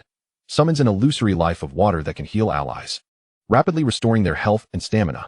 Potential, F, upgradable. Yi Ye's expression darkened slightly. This potential F was indeed standard, wasn't it? Summoning Ying, who had now advanced to silver 1-star. Huh, why hasn't she grown? Ying still resembled her former self, neither taller nor bigger. Yi Ye had assumed that after Ying's breakthrough, she would experience some growth. At this moment, Ying, with her curious purple eyes, was peering curiously at Exine Hai. Surveying her from side to side, she felt a strange familiarity with this pink companion before her. Exine Hai, under Ying's scrutinizing gaze, felt a flush rise to her cheeks and lowered her head, unable to meet Ying's gaze. Observing the 2 little girls huddled together, a smile crept across Yi Ye's lips. Exine Hai, could you perhaps cast a skill for us to experience? Exine Hai stood up from the ground, gesturing upwards, and a blue jellyfish materialized amidst the 3 of them. The jellyfish, about the size of a palm, was somewhat translucent and under Exine Hai's control. It floated gracefully above Ying's head. Yi Ye, intrigued, poked the jellyfish's body. It felt soft and slippery. As the jellyfish made its appearance, the humidity in the room surged dramatically, and both Yi Ye and Ying felt a slight dampness. Meanwhile, Ying, beneath the jellyfish, comfortably squinted her eyes. This feels wonderful. The jellyfish possessed the ability to swiftly heal injuries and restore stamina, yet in Ying's current prime state, she could merely sense the delightful sensation as if she were submerged in water. All right, take some time to get acquainted. You shall be companions moving forward. Yi Ye addressed the 2 little girls. Ying grasped Exine Hai's small hand and hurriedly pulled her to Yi Ye's computer. Eagerly, she opened the computer, excited to share her toys with her new friend. Meanwhile, Yi Ye was reveling in the changes brought about by her breakthrough to silver. The most immediate difference was an enhancement in her physical constitution. Previously, Yi Ye's physique was already remarkable, but now she felt as though she could single-handedly take down a silver-level spirit beast. Of course, it was merely a feeling. Other changes were less apparent. In this world where spirit tamers were revered, breakthroughs primarily fortified the contracted spirits. Ying's ascent to silver undoubtedly represented a significant enhancement. Yet the extent of her strength would only be revealed through battle, and the truth would soon unfold within the spirit realm. Xian Hai's arrival undoubtedly provided Ye Ye with a layer of security for this journey into the spirit realm. At this moment, Ying was engrossed in playing on the computer alongside Xian Hai, who had grown fond of a particular strategy game on Ye Ye's device. In this game, players assumed the role of battlefield commanders, navigating the ever-changing dynamics of combat by formulating strategies, commanding troops, and devising tactics to secure victory. Ying, though inexperienced, continuously found herself outmatched, but remained undeterred, playing daily with unwavering enthusiasm. After acclimating to Ying's fervor, Xian Hai gradually became captivated by the game as well. Observing Ying fall victim to various tactics and traps, she faced repeated setbacks. However, Xian Hai's mind raced, swiftly crafting a flawless strategy within a short span of time. For her forte lay in turning the tide of battle. Taking over Ying's mouse, she had nearly grasped the computer's operations through observing Ying's gameplay. Within the game, she executed a series of maneuvers: empty city stratagem, counteracting scheme, stealing the beam and changing the pillar, distancing the far and attacking the near. The golden cicada shedding its shell, leading the tiger away from its mountain, killing with a borrowed knife, taking advantage of the fire to rob. With a deft maneuver from Xinhai, the situation took a sudden turn. Yi was drawn over by the gasps of surprise from Ying. Upon witnessing Xinhai in a frenzy, Yi was momentarily taken aback. Is this what talent truly means? Chapter 72. Return to the Tianyang Spirit Ruins. That evening, when Yi Ye's parents returned home, they were astounded by their son's sudden breakthrough into the silver tier. How long has it been since Yi Ye awakened his abilities? Upon noticing Xinhai clinging to Yi Ye's leg, too timid to emerge from behind him, Ye's mother was utterly captivated. With one arm around Ying and the other around Xinhai, the latter blushed from the unexpected warmth, while Ying, having already adapted, nestled comfortably in Ning Xiangtong's embrace. Meanwhile, Yi busily prepared dinner. At the dining table, the five of them gathered. Yi Min felt a swell of joy at the increasing number of family members. Initially reserved, Xinhai gradually succumbed to Yi Ye's culinary prowess, becoming lost in the delightful flavors fed to her by Ning Xiangtong. The following day, the school had organized an examination that required them to venture into the spirit ruins, which meant they might not return home for several days. Spirit ruins? Yi briefly explained the significance of the examination to his parents, who expressed no concern but advised him to remain cautious. In their eyes, accompanying the school posed little danger. If they had known Yi was to confront Lord-level spirit beasts, it might have induced a heart attack. After dinner, Xinhai's eyes spun with fatigue. As someone who experiences social anxiety, interacting with so many people in a short span had drained her energy. For her, managing interpersonal relationships was an exceedingly exhausting affair, especially at her juvenile stage. Deciding to send Xinhai back to the contract spirit space for a restful slumber, Yi stepped outside. Tomorrow marked the special recruitment assessment, and he needed to prepare several items. He ventured to a nearby supermarket to procure supplies. With storage equipment at his disposal, he no longer had to carry bulky bags as before. Barbecue grill, charcoal, seasonings, what else might he need? If someone were to see him now, they might mistakenly believe he was planning a picnic. The next day, with a small backpack slung over his shoulder, Yi arrived punctually at the school gate. The entrance of Luoqing No. 1 High School was bustling with activity, as numerous students gathered in anticipation of departure, accompanied by many concerned parents. Though they understood that beast tamers would eventually confront the dangers of the spirit ruins, the reality of it stirred an undeniable anxiety within them. Rest assured, this operation will be safeguarded by both teachers and the Spirit Ruins Military District Spirit Guardians, ensuring that risks are minimized. Zhang Guodong and other homeroom teachers found themselves surrounded by anxious parents. 3 days prior, the Education Department had begun preparations within the Spirit Ruins for this assessment. The Spirit Guardians, as the overseers of the ruins, took it upon themselves to protect the students. Just as Yi located Lan Yunsheng, who had arrived earlier, they had barely exchanged a few words when 2 dark green military transport vehicles arrived at the entrance of Luoqing No. 1 High School. Everyone, board the vehicles. The students eagerly climbed into the cargo area, commencing their journey into the spirit ruins. Yi sat alongside Lan Yunsheng, Lu Xiangnan, and Lu Jiejia. Have you all had breakfast? Lan Yunsheng gazed in astonishment as Yi extracted instant chicken wings and duck legs from his bag, distributing them to the crowd. What on earth are you holding? The perceptive Lan Yunsheng caught a glimpse of something else within the bag as Yi produced the fast food. Is this what you mean? Yi then unveiled a brick, specifically a honeycomb brick. It seemed that at some point, a sense of security could only be achieved by carrying a couple of bricks on long journeys. Those nearby, upon hearing Yi Ye's words, twitched their lips in disbelief. What peculiar habits? Lan Yunsheng expressed his exasperation. This was merely a trivial episode. As the transport vehicle departed from the city, the students inside were filled with excitement. After all, a portion of them had never visited the spirit ruins before. Meanwhile, those who had previously been to the spirit ruins wore expressions of disdain, seemingly mocking their peers for their lack of worldly experience. Yet they too felt a thrill. What if this vehicle suddenly explodes? What if we are attacked by spirit beasts upon entering the spirit ruins? Do you think the teachers can protect us? Will we get hurt?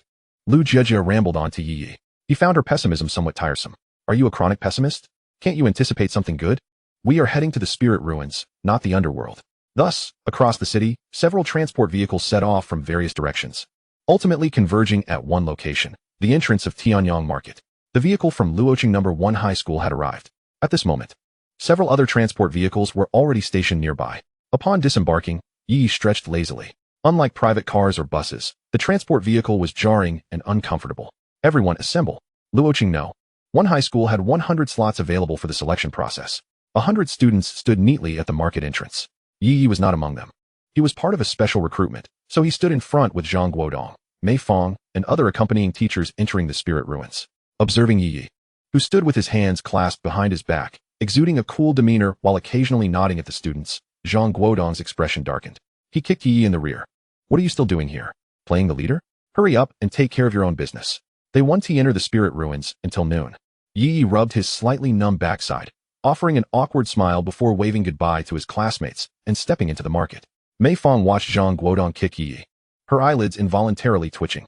Chapter 73. The Girl's Pink Diary. Upon entering the market, Yi immediately sensed a difference. The last time he visited, the streets were bustling with beast-taming groups and incessant calls for sales. Today, however, the merchants appeared more subdued, and there were few beast-taming groups to be seen. Instead, curious students filled the streets. The patrolling enforcement teams had also increased. Unbeknownst to Yi Ye, the education department had taken measures 3 days prior to ensure the examination would proceed flawlessly, clearing the area and prohibiting beast-taming groups from entering the spirit ruins, while also expelling those already inside. Of course, the authorities were not entirely oppressive. They offered everyone a complimentary ticket to enter Tianyang spirit ruins. Once inside the market, Yi quickly spotted Su Ziwu in the center of the street. As if anticipating Yi Ye's arrival, Su Ziwu had already been waiting for him. Upon seeing him enter, she greeted him with a cheerful wave. Today, Su Ziwu was clad in a sleek black combat suit, which accentuated her youthful figure to perfection. Her hair was neatly tied into a ponytail at the back of her head, and her lightly adorned face broke into a slight smile upon noticing Yi Ye's somewhat dazed expression.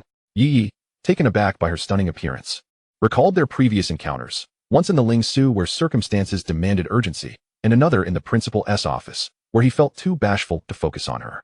However, under the warm sunlight now, the vibrant aura of youth she exuded stirred something within him.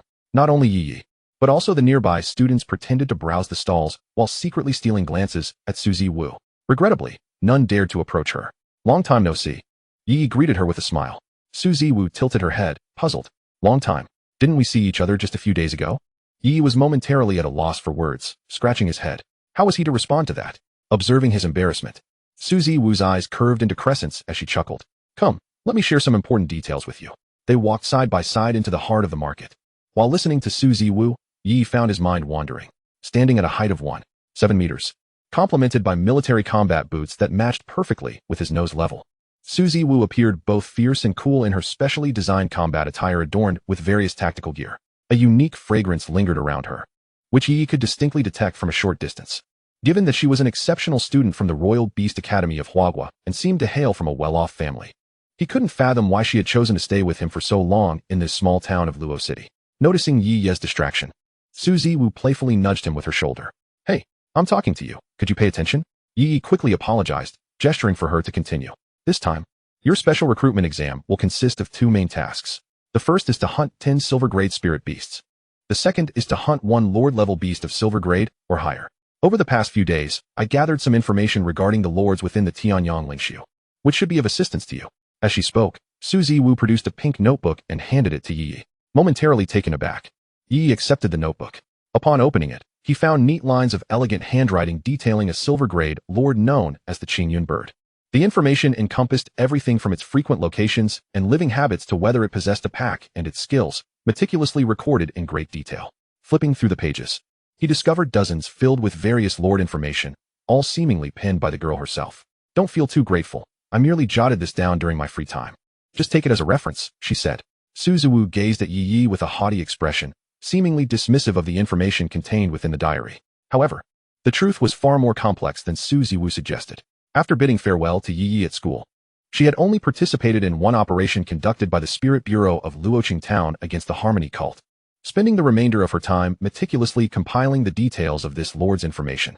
After extensive research, Suzuwu dedicated several days within the Tianyang spirit ruins to ensure the authenticity of her findings. In fact, to verify the intricate details of certain lord-level spirit beast skills, she even engaged in combat with them. Despite her formidable strength, she couldn't evade the pursuit of these lord-level spirit beasts, and on one occasion, she even encountered the ruler of the Tianyang spirit ruins, the Thunderstorm Dragon. Yi understood that acquiring such detailed information was certainly not as simple as Suzuwu claimed. I will read it carefully, thank you, Yi said earnestly to Suzuwu. Upon seeing Yi's sudden seriousness, Suzuwu's cheeks flushed slightly as she continued onward. Shortly thereafter, the two arrived at the entrance of the spirit ruins, where numerous personnel from the Spirit Bureau were bustling about, transporting supplies into the ruins. After all, this assessment attracted thousands of participants, and the resources of the military base within the ruins could not sustain such a consumption rate. Follow me. Instead of allowing Yi to enter the ruins immediately, Suzuwu led him into a small room within the task release center. Chapter 74. Preparations before departure. The room was modest in size, approximately 60 to 70 square meters. Various weapons and equipment adorned the walls, and Yi even spotted some firearms. Suzuwu retrieved a set of black tactical combat gear, identical to her own. Put this on. This combat suit is made from a special fabric, boasting excellent resilience and defense. It is equipped with a positioning device and an array of high-tech tools to aid your exploration within the spirit ruins. Yi was taken aback. For me? This combat suit must be quite expensive, right? He had seen this type of combat suit before. It was worn by Wang Lu when he was gravely injured. However, the suit Suzuwu presented was clearly of superior fabric and material. A C-grade combat suit typically retailed for around 2 million blue star coins. And while there were better B and A grades, those were rigorously regulated by the authorities and unobtainable even with ample funds. 2 million? Yi exclaimed in shock. This suit costs 2 million? Suzuwu looked puzzled. Is 2 million a lot? The military sells such combat suits at cost due to the materials and craftsmanship required. Moreover, this one has been specially requested from the school for you. As a student participating in the special recruitment, the school will cover these expenses. Are you saying I don't have to pay? At this moment, Suzuwu was well aware of Yi's concerns and rolled her eyes. No need. It's free. Hurry and put it on. Upon hearing that it was free, Yi's eyes lit up. How could Yi have the fortune to wear a suit worth 2 million? Suzuwu observed as Yi swiftly snatched the combat uniform from her grasp. Rolling his eyes before striding out of the room, closing the door behind him, Yi hastily picked up the combat uniform, which consisted of a top, pants, and a pair of boots. The fabric was exceptionally smooth yet resilient. As he discarded his previous attire and donned the combat gear, he discovered that it fit him perfectly, embracing his form snugly. The black combat boots, crafted from the hide of an unknown spirit beast, felt substantial in his hands. After quickly dressing, Yi surveyed the array of firearms surrounding him. Ultimately, his gaze settled upon a wooden chest nestled in the corner of the room. Upon opening it, his pupils dilated in surprise. This was indeed a valuable find. He swiftly glanced over his shoulder like a thief, hastily retrieving 4 or 5 spherical black objects and stowing them away in his storage space. As he opened the door, Suzuwu awaited him outside. Upon seeing Yi, her eyes sparkled with admiration. Standing over 6 feet tall, Yi's physique was remarkably well proportioned, enhanced by various potions, and the contours of his abdominal muscles were subtly outlined beneath the snug combat attire. Coupled with his fresh short hair and the inherited good looks from his parents, he presented a striking appearance. Not bad at all. Who knew a change of clothes could make you look so handsome? Suzuwu unabashedly expressed her appreciation. This was particularly notable given Yi's usual casual dressing style. At that moment, Yi also realized that this 2 million might hold some value.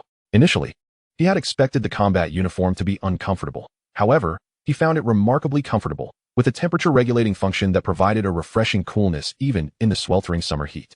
Alright, let us set off. But first, let us take a glance at the task hall.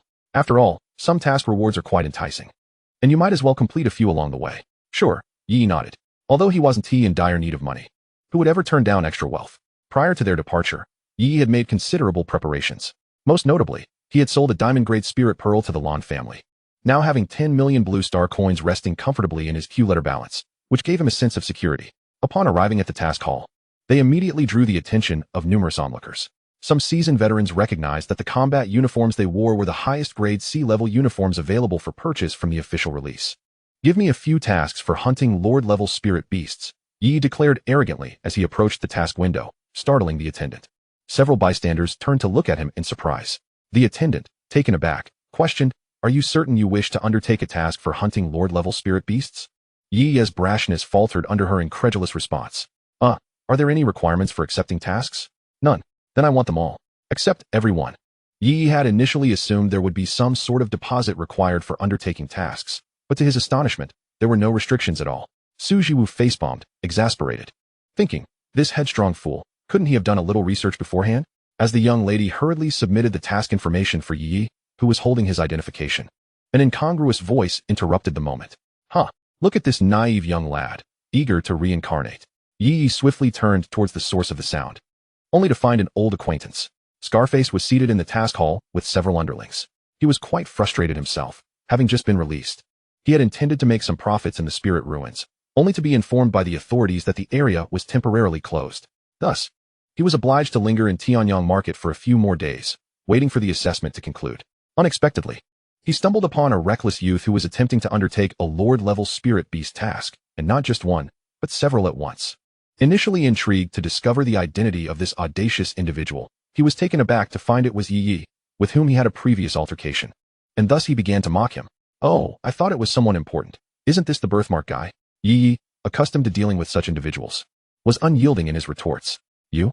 Scarface exclaimed, slamming his hand on the table and rising to point at Yi. Yi remained expressionless, even suppressing a smile. "What of it? If you dare, come at me." Scarface, taken aback, quickly resumed his seat. "Humph. Fate may bring us together again. But do not let me encounter you in the spirit ruins." Yi dismissed the comment entirely. Truth be told, he felt capable of easily overpowering Scarface with a single hand. Meanwhile, Su Jiwoo, upon hearing Scarface's words, exhibited a flicker of coldness in her eyes. However, she refrained from taking action, merely committing Scarface's visage to memory for future reference. Soon, the young lady successfully registered all the Lord-level spirit beast tasks available in the task center for Yi.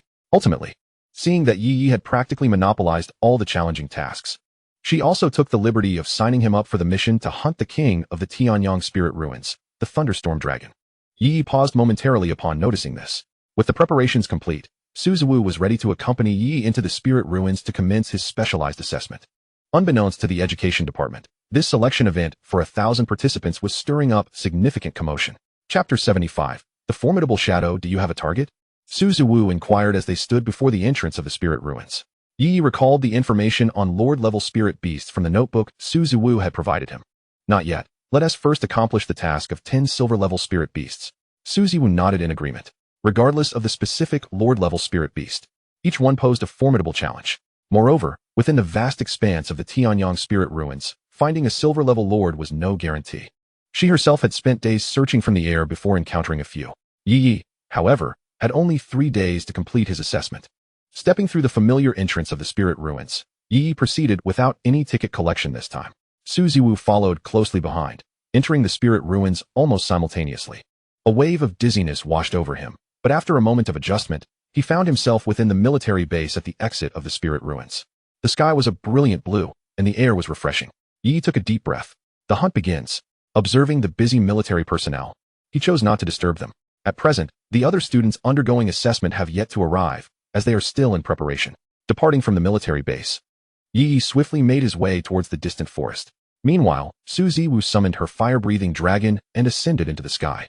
As the examiner and safety officer for this assessment, her sole responsibility was to ensure Yi's safety without interfering in his evaluation. Wishing him good luck, she smiled faintly as she observed Yi's figure diminish into a mere black against the backdrop of the forest. This assessment would last 3 days, during which he needed to locate 10 silver-grade spirit beasts in the shortest time possible, while also refraining from venturing too deeply to avoid encountering a silver-grade lord too soon. As he ran, Yi meticulously crafted his plan in his mind. His speed was remarkable, and Shadow had already been summoned, keeping pace at his side. Given that Hai was not well versed in speed and agility, Yi opted not to summon her for the moment. The spirit realm was not akin to the city. Here, Yi could unleash his full potential, and, in an instant, he surged across the plains. Suddenly, overhead, a pitch-black eagle set its sights on Yi. To the eagle, Yi, moving rapidly across the plains, appeared as a living target. A trace of blood lingered upon the eagle's sharp beak, evidently from another spirit beast. And with its fierce eyes fixed on Ye Ye, it began to fold its wings, diving swiftly towards him. Ye Ye detected a shift in the air above and looked up in alarm. Goodness! The eagle approached with blinding speed, closing the distance in mere breaths. What an exhilarating welcome! Judging by its size, it must be a silver-grade spirit beast. Ye Ye came to an abrupt halt, and as the eagle drew closer, Shadow, wielding a tang knife, prepared to strike. The eagle let out a fierce cry, its body enveloped in a crimson glow, its already swift speed surging even further. As Shadow recognized that the eagle had entered the attack range, it vanished in an instant. In the next moment, Shadow reappeared directly in the path of the eagle's assault on Ye Ye. With an austere demeanor and violet eyes brimming with cold, merciless intent, Shadow drew the tang knife and swung it at the eagle, which had not yet registered its presence. The blade flashed, accompanied by a surge of violet energy, illuminating the sky 30 meters above ground. The eagle was struck down by Shadow's blow, crashing heavily to the earth. Seizing the moment, Shadow pursued, landing almost simultaneously with the eagle. The creature's wings, grievously wounded by Shadow's earlier strike, were nearly severed, rendering it unable to take flight. Before the eagle could react, Shadow delivered a fatal thrust to its throat. Ye Ye stood frozen, astonished. How formidable! In both strength and speed, Shadow had transcended its bronze form to become a powerful silver-grade entity. A silver-grade flying spirit beast had succumbed to Shadow with but 2 strikes. Descending from the sky, Suziwu alighted from the back of the fire-breathing dragon, gazing in awe at the adorable Shadow. "You've broken through to become a silver-grade beastmaster?" she exclaimed, astonished as she looked at Ye Ye. He nodded in affirmation. Suziwu gazed in astonishment at Ye Ye. How much time has passed? Suppressing the myriad of questions swirling in her mind, Suziwu approached to examine the corpse of the eagle, capturing a photograph with her phone. A silver 2-star. The Gale Eagle. Ye Ye nodded, indicating that there were still 9 remaining. However, it seemed that this task might not be as daunting as anticipated. "My anticipation for your arrival at our school grows ever stronger." Suziwu regarded the calm Ye Ye with intrigue. Even at the Global Beastmaster Academy, it is rare for anyone to surpass the silver level during the entrance examination.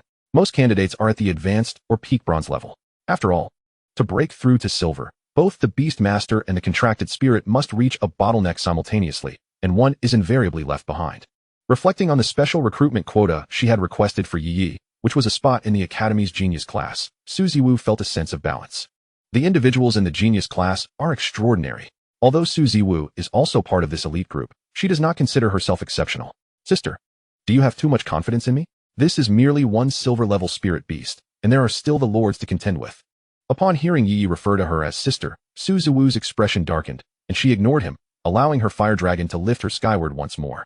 Ye Ye, puzzled by Suziwu's sudden change in demeanor, continued undeterred. Regardless, the assessment must proceed. Having entered the spiritual ruins for less than 10 minutes, he had already encountered a silver-level spirit beast. This examination was increasingly promising. Ye Ye extracted the spirit pearl from the Gale Eagle and pressed onward. Yet this time, no careless spirit beasts dared to attack him. After a continuous journey, Ye Ye reached the edge of the forest. The Tianyang spiritual ruins predominantly consist of plains and forests. The plains are primarily inhabited by bronze-level spirit beasts, with the occasional sighting of a silver-level beast. In contrast, the forests are home to higher-tier spirit beasts. It is said that deep within the forest lies a vast natural swamp, perpetually shrouded in thunderstorms due to magnetic interference, where the ruler of the Tianyang spiritual ruins, the Thunderstorm Dragon, resides. Just then, as Ye Ye was about to enter the forested area, options appeared before him. Option 1. Continue forward to collect 5 7-pattern mushrooms. Reward, abundant beast mastery power. Option 2. Trust that a blind cat will eventually catch a dead mouse and continue to fish in the plains. Reward, shadow skill, Thunderbolt Blade Technique, level 1. Option 3. Walk left along the forest edge towards an area 2 kilometers away to hunt silver-level spirit beasts. Reward, shadow skill, Spirit Energy Manifestation 1. Ye instantly made his choice.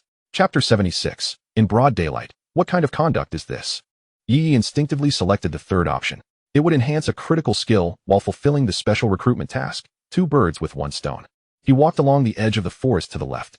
High above, Suziwu noticed that Ye had not chosen to enter the forest, but was instead moving left along the border, which piqued her curiosity. However, her intrigue quickly transformed into astonishment, and her cheeks flushed. For from her aerial vantage point, she spotted 2 silver-level spirit beasts in action. How did Ye know? Does he possess a form of navigation? At this moment, Ye also discovered 2 spirit beasts engaging in a rather inappropriate display. Under the bright sky, such indecency was utterly absurd. The scene before him was so shocking that it stung his eyes. Beside him, Ing observed the two spirit beasts with curiosity. Puzzled by Ye Ye's reaction, her thoughts echoing in his mind. Why are they fighting in such a peculiar manner? Furthermore, this posture seems oddly familiar. As if I have seen it on your computer. Ye turned pale and quickly covered Ying's eyes. He then instantaneously entered a state of spiritual energy embodiment, causing Ying to vanish from sight. Goodness, I almost corrupted my daughter. Yi then stealthily concealed himself in the grass, rubbing the Tsang Lei pill in his hands. As he gathered the Tsang Lei energy, he couldn't help but sneak a glance. Before him were two tigers, one black and one white. Realizing he was shaping a Tsang Lei pill over a meter in diameter, he sensed that this was his limit. Any further infusion of energy would lead to an explosion. My apologies, I hope you can unite in paradise. With a sudden burst of speed, Yi appeared before the two tigers. The black tiger trembled in fear at his unexpected arrival, shaking as if it were a sieve. Meanwhile, the white tiger displayed a hint of human disdain, swatting at the black tiger with its paw in irritation. Yi found this scene quite peculiar. You two are lacking, huh? He then slammed the Tsang Lei pill forcefully before the two beasts. Boom. A thunderous sound reverberated through the forest as a colossal thunderball enveloped an area of 70 to 80 meters, with wild lightning raging within, accompanied by an exceedingly brilliant light. Suzy Wu, high above, shielded her eyes with her hand. Yi stood there, his face darkened. His battle suit worth 2 million blue star coins now marred by several punctures. Suzy Wu, hovering in the air, was at a loss for words. Did he just unleash a powerful move that also affected himself? Yi was overwhelmed by a singular sensation, numbness, following his spiritual energy embodiment. The 90% resistance to lightning was no joke. He had never dodged before, always enduring it head-on. However, this time, the force seemed excessively potent. Despite his lightning resistance and exceptional physical condition, he still felt a slight numbness coursing through his body. Descending from the sky, Suzy Wu gazed in disbelief at Yi, who was intermittently flickering with electricity. Her eyes widened in shock as she surveyed the devastated ground before her. The two spirit beasts had vanished without a trace, leaving only two piles of black ash, faintly smoking. Furrowing her brow, Suzy Wu nudged the small mounds of ash with her foot, uncovering two gleaming spirit orbs lying quietly on the ground. With a sense of accomplishment, she took out her phone to document the scene, then turned to Yi, who was gazing sorrowfully at his tattered battle suit. Suzy Wu mused that if she weren't there, he might have shed a tear or two. Alright, enough of that. Look at all the spirit orbs you've collected. You can sell them and buy a new suit. Yi tidied his emotions, pouting with evident dissatisfaction as he picked up the two spirit orbs from the ground. He wiped them on his clothing before contentedly storing them in his spatial pocket. Why buy new ones when he could simply visit a tailor for repairs? Suzy Wu shook her head, exasperated, and leaped onto the back of the fire-breathing dragon, ascending into the sky. Before taking off, she cast a curious glance at Yi. Could it be that he still hadn't realized that the online friend who had gamed with her daily was actually her? Perhaps it was for the best that he didn't recognize her. It spared them both the awkwardness of an in-person meeting. At that moment, Yi finally had the opportunity to survey the scene of his devastation. He was indeed startled, especially after the enhancement brought on by the spirit energy infusion. The silver-level shadow energy amplified his abilities far beyond that of bronze. Ultimately, Yi achieved his goal, acquiring two spirit orbs and an upgrade in shadow skills. System. Open the shadow panel. Name, shadow level, silver 1-star personality, innocent, kind-hearted, diligent attribute, lightning type, humanoid talent, exceptional lightning resistance, capable of withstanding 90 of lightning element attacks. Lightning manipulation, can freely wield the power of lightning elements. Skills, Thunderblade technique, LV6, instant step, LV6, enables displacement within 15 meters. Spirit possession, LV4, temporarily possesses a beast master, granting complete power of the contracted spirit and access to any skill. Azure Thunder, LV2, accumulates and compresses lightning elemental energy into a spherical form, then releases an extraordinary force. The potency varies with the amount of energy infused. Potential, E, upgradable. This was the first time Yi had examined the shadow panel since its breakthrough to silver. The earlier aspects were quite standard, with no significant changes, except for the addition of an upgradable option under potential. However, Yi refrained from inquiring about the materials required for the shadow's upgrade, as he currently found himself in the spirit ruins where such items were unavailable. He felt a slight sting from his own Azure Thunder, with a lingering tingling sensation across his body, and several areas of his skin had suffered minor burns. Summoning his Heart Sea, which had rested for quite some time, it appeared revitalized, its large blue eyes darting around, seemingly intrigued by the surrounding environment. Upon noticing Yi Ye's somewhat disheveled appearance, complete with several torn garments, the Heart Sea became anxious, summoning 5 jellyfish that promptly stacked atop Yi Ye's head. In an instant, Yi Yi felt as though he had plunged into cool water. The sensation was refreshing, yet not bone-chilling or uncomfortable. The discomfort began to dissipate, and the slight pain from his burns was swiftly overshadowed by the soothing coolness, prompting Yi Yi to involuntarily emit a groan of relief. A comical sight unfolded as 5 pale blue jellyfish piled atop his head, resembling an extravagant hat. Upon realizing the situation atop his head, Yi Yi could only shake his head in resignation. 1 jellyfish would suffice. Why summon 5? Wasn't he that a waste of energy? Currently, the bronze 1-star Heart Sea possessed just enough Beast Master energy to cast the Ocean Moon Oath 5 times, and in its haste, it had completely exhausted itself. Shinhai shook her head earnestly, believing that her approach would yield better results. However, the truth was that the healing effects of the Oath of the Sea Moon did not stack, as Yi Yi had already dispelled his spiritual energy attachment. Ing, witnessing her newfound friend Shinhai, was about to approach for a friendly interaction when she noticed that 5 jellyfish had floated above Yi Yi's head. Immediately, she pouted in jealousy, hands on her hips, casting a discontented glance at Yi Yi. Seeing Ying's displeasure, combined with Yi Yi's earlier revelation that the Oath of the Sea Moon was not necessarily more effective in greater numbers, Shinhai hesitated for a moment. With a flick of her delicate hand, the jellyfish perched atop Yi Yi's head gracefully drifted to Ing's own. In an instant, Ing's expression transformed into one of delight. How pleasant it felt.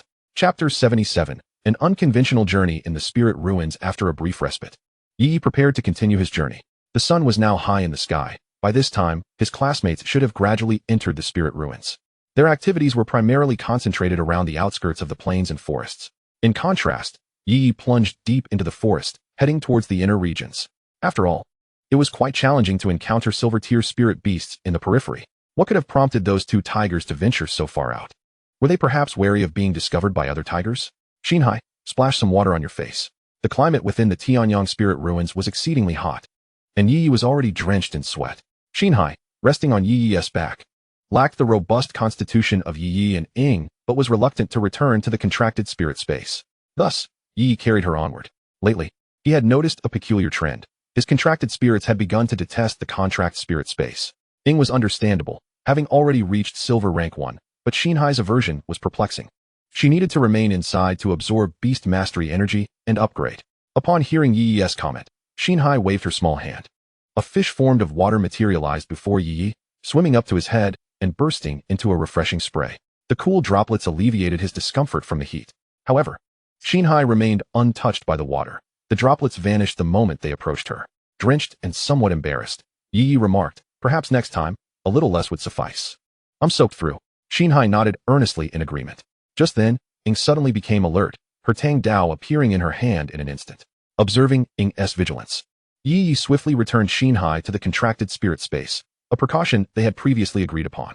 Should danger arise, he would summon her for healing. Although initially resistant, wishing to fight alongside Yi Yi and her sister Ing, Shinhai understood her current limitations and reluctantly acquiesced to Yi Yi's decisions. Yi Yi remained watchful, his body slightly crouched, ready to confront any potential threats. At that moment, a dark shadow darted past a branch overhead, rustling the leaves. Yi looked up, but saw nothing. Ing, however, reacted with remarkable speed, hurling her Tang Dao like a javelin, pinning a massive bat to the tree trunk. How could there be bats in broad daylight? Soon, Yi's confusion was resolved. He noticed numerous tree hollows of varying sizes surrounding him, and within these hollows, pairs of glowing eyes were intently fixed on him. In an instant, Yi felt the sky darken. Countless bats erupted from the tree hollows, densely covering the space above him. The sheer intensity of this situation startled Yi. Although each bat was weak individually, their overwhelming numbers were daunting. With a grim expression, Yi took off running, while the bats pursued him like a swarm of rubber bands. He skillfully dodged through the forest, entering a state of enhanced energy, occasionally using a swift movement to evade their bites. How infuriating! Yi rubbed his hands together, forming a thunderball, and when it reached the size of a basketball, he hurled it behind him. A tremendous explosion erupted, causing significant casualties among the bats that had been chasing him. The scent of blood sent the remaining bats into a frenzy, and seeing their seemingly increased speed, Yi cursed under his breath, preparing another thunderball. Thus, the forest echoed with explosions for what felt like an eternity. After 10 exhausting minutes, Yi finally came to a halt, panting heavily. He had lost count of how many thunderballs he had thrown, but by the end, the bats no longer dared to pursue him. These bats were a particularly troublesome spirit beast known as bloodthirsty bats, which typically resided in their self-dug tree hollows and hunted only at night. True to their name, they were extremely bloodthirsty, targeting anything that bore even the faintest hint of blood, refusing to relent until they had fed. Ye Ye had simply encountered one of these bloodthirsty bats in broad daylight by sheer misfortune, and to make matters worse, it had been killed by a shadow strike, triggering the bat's instinctual hunger for blood. However, Ye Ye was also a werewolf, and during the 10 minutes of bombardment, he had managed to eliminate more than half of the swarm. Ultimately, they dared not follow him any longer. Ye Ye dispelled his enhanced state and took a deep breath, summoning his Heart Sea. As soon as it appeared, Heart Sea provided both Ye Ye and Shadow with a jellyfish. At that moment, Ye Ye deeply appreciated the advantages of having an auxiliary contract spirit.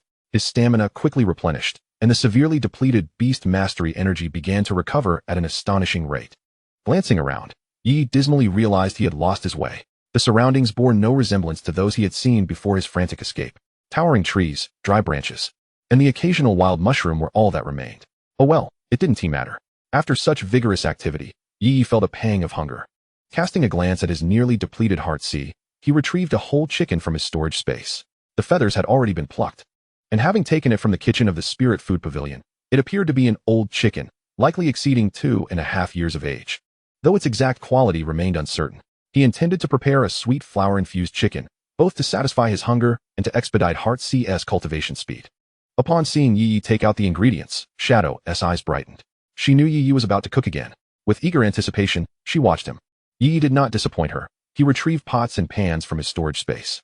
He instructed Ing to chop the chicken, while Xi summoned a fish crafted from water, which gracefully landed in the iron basin Ye Ye had just produced. Ye Ye marveled at the convenience of this ability. In such a desolate wilderness, where would he find water? In no time, a fragrant and sweetly brewed flour chicken was ready. The chicken weighed a hefty 10 pounds, ample for the three of them. He distributed small bowls to Ing and Xi, each containing a chicken leg, and declared the inaugural meal within the spirit realm to commence. Meanwhile, high above, observing Ye Ye joyfully gnawing on a chicken wing, Suzy Wu refrained from sulking and scavenging for food. Instead, she retrieved a compressed biscuit and a bottle of mineral water from her own storage space, quietly nibbling away. Why did everything turn peculiar as soon as she entered the spirit realm? Who would waste precious storage space on cooking utensils? A few compressed biscuits would suffice, filling her up without occupying much space. After a couple of bites, Suzy Wu found her appetite waning. Her lips pursed in annoyance. After a moment of internal struggle, she ultimately decided to join them for a meal, deeming it a form of compensation for her protective services during his assessment. Chapter 78. An opportunity for ascending to Golden Beastmaster. As Suzy Wu landed and observed the three gorging on their meal, she couldn't help but swallow hard. Perhaps she should join them? Watching her stand still, occasionally glancing at the pot without engaging in conversation with Ye Ye, he realized she was not oblivious. Suzy Wu quickly approached him, asserting that it was his invitation that drew her near, not her own initiative. Ye Ye felt a tinge of embarrassment as he handed her a set of utensils. In no time, the 10-pound chicken had vanished into the bellies of the four. Once Xi finished, she promptly expressed her desire to sleep, retreating into her contracted spirit space. Ing, perched on a nearby stump, was engrossed in her phone. Was that pink-haired girl your second contracted spirit? Suzy Wu inquired curiously. If so, is your second contracted spirit also in human form? Indeed, her name is Xi. A healing-type contracted spirit in human form, Ye Ye replied, snatching the phone from Ying's hands. What sort of example is this for a child, constantly glued to a screen? Aren't you worried about nearsightedness? Ing shot an indignant glance at Ye Ye, crossing her arms defiantly, signaling her disinterest in further interaction. Suzy Wu shook her head in resignation, witnessing Ye Ye teasing the young girl. You are indeed fortunate to have not one, but two rare human form contracted spirits at once is remarkable. How is your talent? F rank, Ye Ye replied. Suzy Wu frowned. Generally, human form contracted spirits are expected to possess high talents, while not necessarily S rank. F rank seems rather low. Is there perhaps an issue? It appears your first contracted spirit also lacked a high talent. Ye Ye shook his head helplessly. It should be fine. What could possibly go wrong? It's just a minor hiccup. The system is definitely playing tricks. You tell me that Ing and Xi possess F-rank talents? How can other F-rank contracted spirits survive in such a world? After exchanging a few more words, Suzy Wu chose not to follow the fire-breathing dragon into the sky this time. As the sun began its descent, Ye Ye's hunting expedition was momentarily brought to a halt. Within the spirit realm, numerous spiritual beasts roamed and foraged during the night, often in groups. Without formidable strength, it was advisable to refrain from reckless actions after dark. Yet, Ye Ye soon found himself in a predicament. He glanced at Suzy Wu, who was diligently setting up a tent, and realized with a pang of regret that he had overlooked this crucial detail. In his eagerness to procure various cooking supplies, he had neglected to buy a tent. The mosquitoes and insects of the spirit realm at night were no trifling matter. Daring to lie exposed overnight could very well cost him dearly by morning. Observing Yi Yi lost in thought, Suziwu couldn't help but smile. She was aware that Yi Yi possessed storage equipment, but judging by the current situation, it seemed improbable that he had only acquired pots and pans without a tent. Amused, she shook her head internally. Just as Yi Yi pondered his options, Suziwu had already erected the tent. Realizing the sky was dimming, Yi Yi resolved to venture out and gather some spirit pearls. Resting tonight was out of the question. Hey, where do you think you're going? Suziwu called out as she noticed him heading deeper into the forest. I'm going to collect some spirit pearls. There's no time for rest. Her expression shifted in an instant. Are you out of your mind? Hunting spiritual beasts at night? Yi Yi remained unfazed, confident in his agility. If he couldn't fight, he could always flee. Don't worry, I'll return before it's completely dark. I can't resist those bloodthirsty bats' spirit pearls. Suziwu glanced up at the still twilight sky. Just come back early. You have a locator device on you. If anything goes awry, send a distress signal. On the collar of Yi Ye's combat suit was a diminutive red button, smaller than an ordinary button. Pressing it would transmit a distress signal at the highest speed. Yi Yi nodded and proceeded into the forest with Shadow. However, after taking only a few steps, he slapped his thigh in dismay. Curse it, I'm lost. How could he remember which direction he had come from earlier? He had forgotten to ask Suziwu. But returning to inquire now? Absolutely not. Yi Yi had his pride to consider. Resolutely, he pressed onward. At that moment, the system's options reappeared. Option 1. Proceed forward and encounter the Silver Tier Lord, the Silver Moon Wolf King, after a post-meal stroll. Reward, Shadow Level 1. Option 2. Veer left and confront a large pack of hunting spiritual beasts. Reward, Heart Sea Skill, Oath of the Sea Moon 1. Option 3. Retreat and cuddle up with Suziwu. Reward, Outdoor Camping Tent 1. Option 4. Remain stationary for 6 hours and await the passage of the Silver Tier King, the Thunderstorm Dragon, to hunt it. Reward, Host Beastmaster level increase to gold. Gazing at the options before him, Yi Ye's eyes turned crimson with frustration. He seated himself on the ground, his expression resolute. I'm not moving. Yet, soon after, the desire for the enticing lychee faded, and he gritted his teeth, quietly choosing to proceed left. His heart ached. Option 4 was incredibly tempting, but Yi felt he was unworthy of such fortune. In the first option, Yi had studied and learned that among the creatures depicted in Suziwu's lordly bestiary, the Silver Moon Wolf King proved to be the most troublesome adversary. Not only did it command numerous minions, but its combat prowess also surged under the cover of night, making it an exceptionally formidable lord. Silently, he ventured to the left, and after approximately 20 minutes, he beheld his target. Although referred to as a spiritual beast horde, their numbers paled in comparison to the initial onslaught of iron-armored ants and the recent wave of bloodthirsty bats. About 7 or 8 phosphorescent snakes slithered across the ground in search of sustenance, with the leader measuring nearly 10 meters in length. Yi hesitated. The foremost phosphorescent snake was evidently not newly evolved to the silver tier. At that moment, an unexpected turn of events unfolded. A bear, seemingly petrified, suddenly launched an assault from the side, startling Yi Yi. It was an armored bear, an entity renowned for its formidable attack power, substantial health, and exceptional defense. Exhibiting almost no weaknesses, reigning supreme within the Tianyang spirit ruins. Yet, Yi Yi was unaware that, during the brief 10 minutes spent evading the bloodthirsty bats, he had unwittingly ventured deep into the heart of the forest. The armored bear initiated its attack, standing nearly 10 meters tall, yet remarkably agile, swiftly pinning the leading phosphorescent snake underfoot. The snake horde erupted into chaos as the corrosive venom sprayed onto the bear's armored hide, hissing and bubbling without inflicting any significant damage. In stark contrast, the armored bear delivered a devastating blow with its massive paw to the silver tier phosphorescent snake, which emitted a piercing, mournful cry, blood gushing from its mouth. The surrounding minions, witnessing their leader's peril, entwined themselves around the armored bear in a futile attempt to assist. But their efforts were utterly ineffectual. The two sides were simply not of the same caliber. Yi stood paralyzed with fear, realizing that the armored bear was likely of lordly status. Chapter 79, A Singular Dream. The armored bear effortlessly decimated the phosphorescent snake horde, beginning its meal as if savoring noodles. It even consumed the spirit pearls of the snakes, crunching them like candy. Yi dared not make a sound, terrified of being discovered. The armored bear, a solitary spirit beast with overwhelming strength and virtually no natural enemies, ruled the Tianyang spirit ruins with an iron fist. Particularly, a lord-level armored bear possessed explosive qualities in every aspect. At that moment, Yi's expression froze as he noticed the bear casting a glance in his direction. A hint of perplexity crossed the bear's humanoid face. This was bad, Yi thought to himself. He should have fled while the armored bear was preoccupied with the phosphorescent snakes. Bears possess an extraordinarily acute sense of smell, and it was likely that it had detected the presence of another being nearby. with all four paws firmly planted on the ground. The armored bear began to approach Ye Ye's direction. Instantly, he felt an overwhelming surge of anxiety. Ing, too, wore a grave expression, sensing the immense pressure emanating from the advancing bear. As the armored bear approached within 30 meters of Ye Ye, he could no longer restrain himself from retreating. However, the sudden appearance of an option halted his retreat. Option 1. Provocation of the Silver-level Lord, Armored Bear. Reward, Weapon, Dream's Heart 1, Skill, Essence, Dream's True Statement. Option 2. Option 3. Ye Ye ignored the latter options entirely, fixating intently on the reward of Option 1. Dream's Heart? Dream's Heart is a blade, a weapon steeped in history, shadowing its wielder. It was birthed from the hands of Shadow's sister, Raiden Shogun, who entrusted it to Shadow on the day of her passing. This blade can only unleash its true power when wielded by Shadow. Currently, Shadow finds the Tang knife, crafted with the assistance of Blue Cloud Ascension, somewhat inadequate. The crux lies in the fact that only Dream's Heart can empower Shadow to unleash the legendary Dream Blade, a fabled technique that gathers myriad truths and exhausts countless wishes to shatter all curses. Abandoning the void of thought, it bears the collective dreams of the people. Observing Ye Ye, who stood transfixed, Shadow anxiously scanned her surroundings with her violet eyes. What is happening?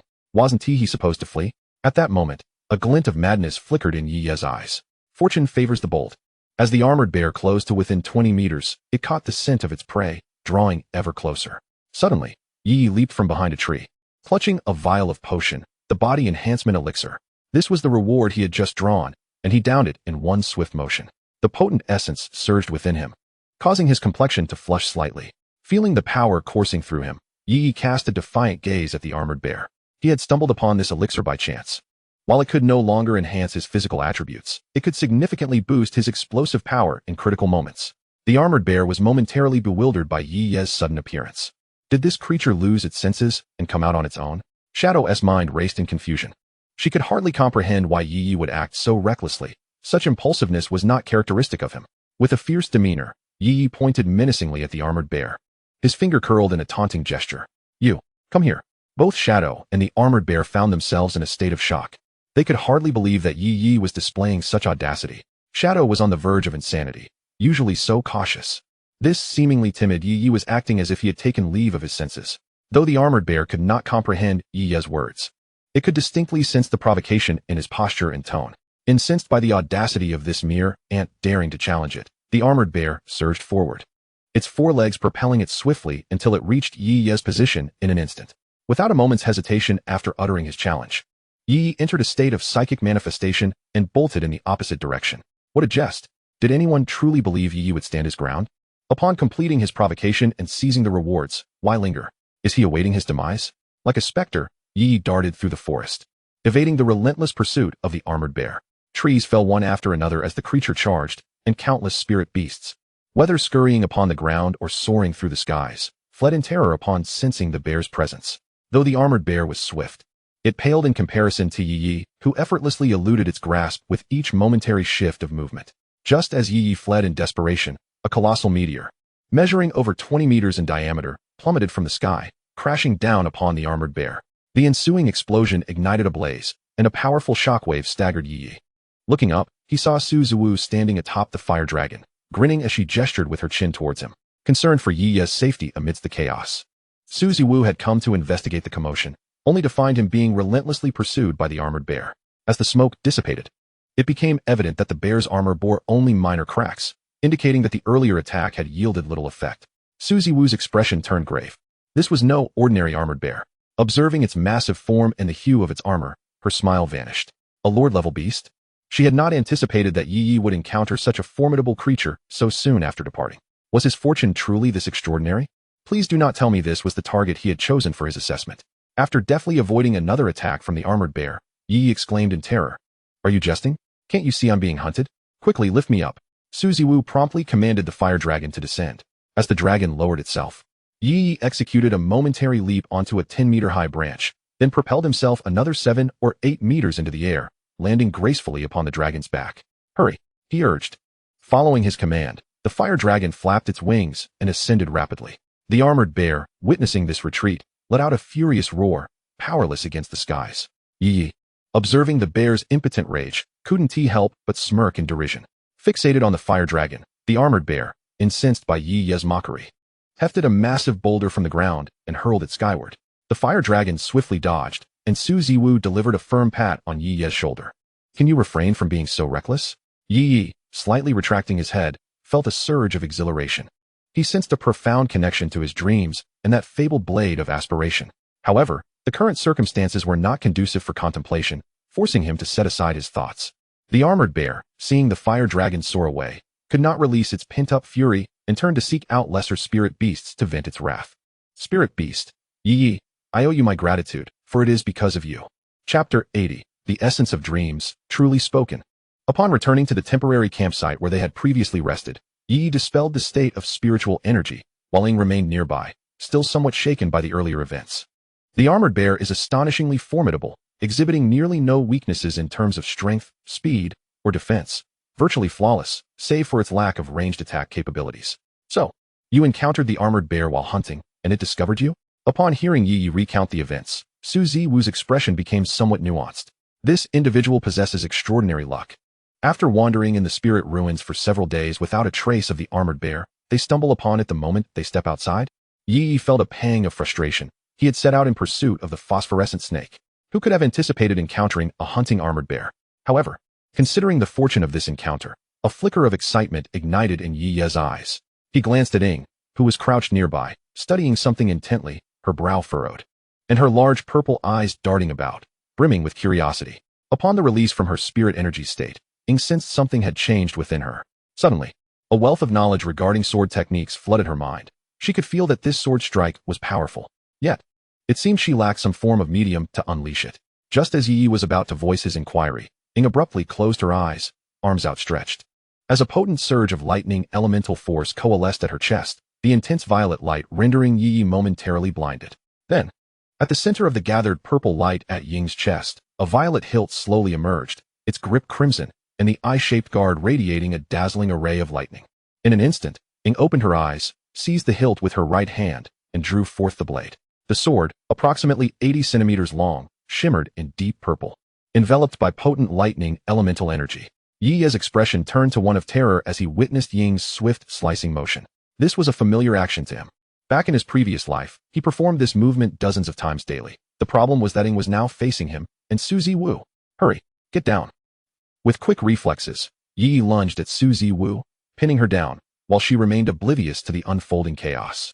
Who am I? Where am I? Why did Ye Ye just tackle me? Wait, where is his hand resting? Before Su Ziwu could process the situation, her eyes widened in horror as she realized Ye Ye was atop her.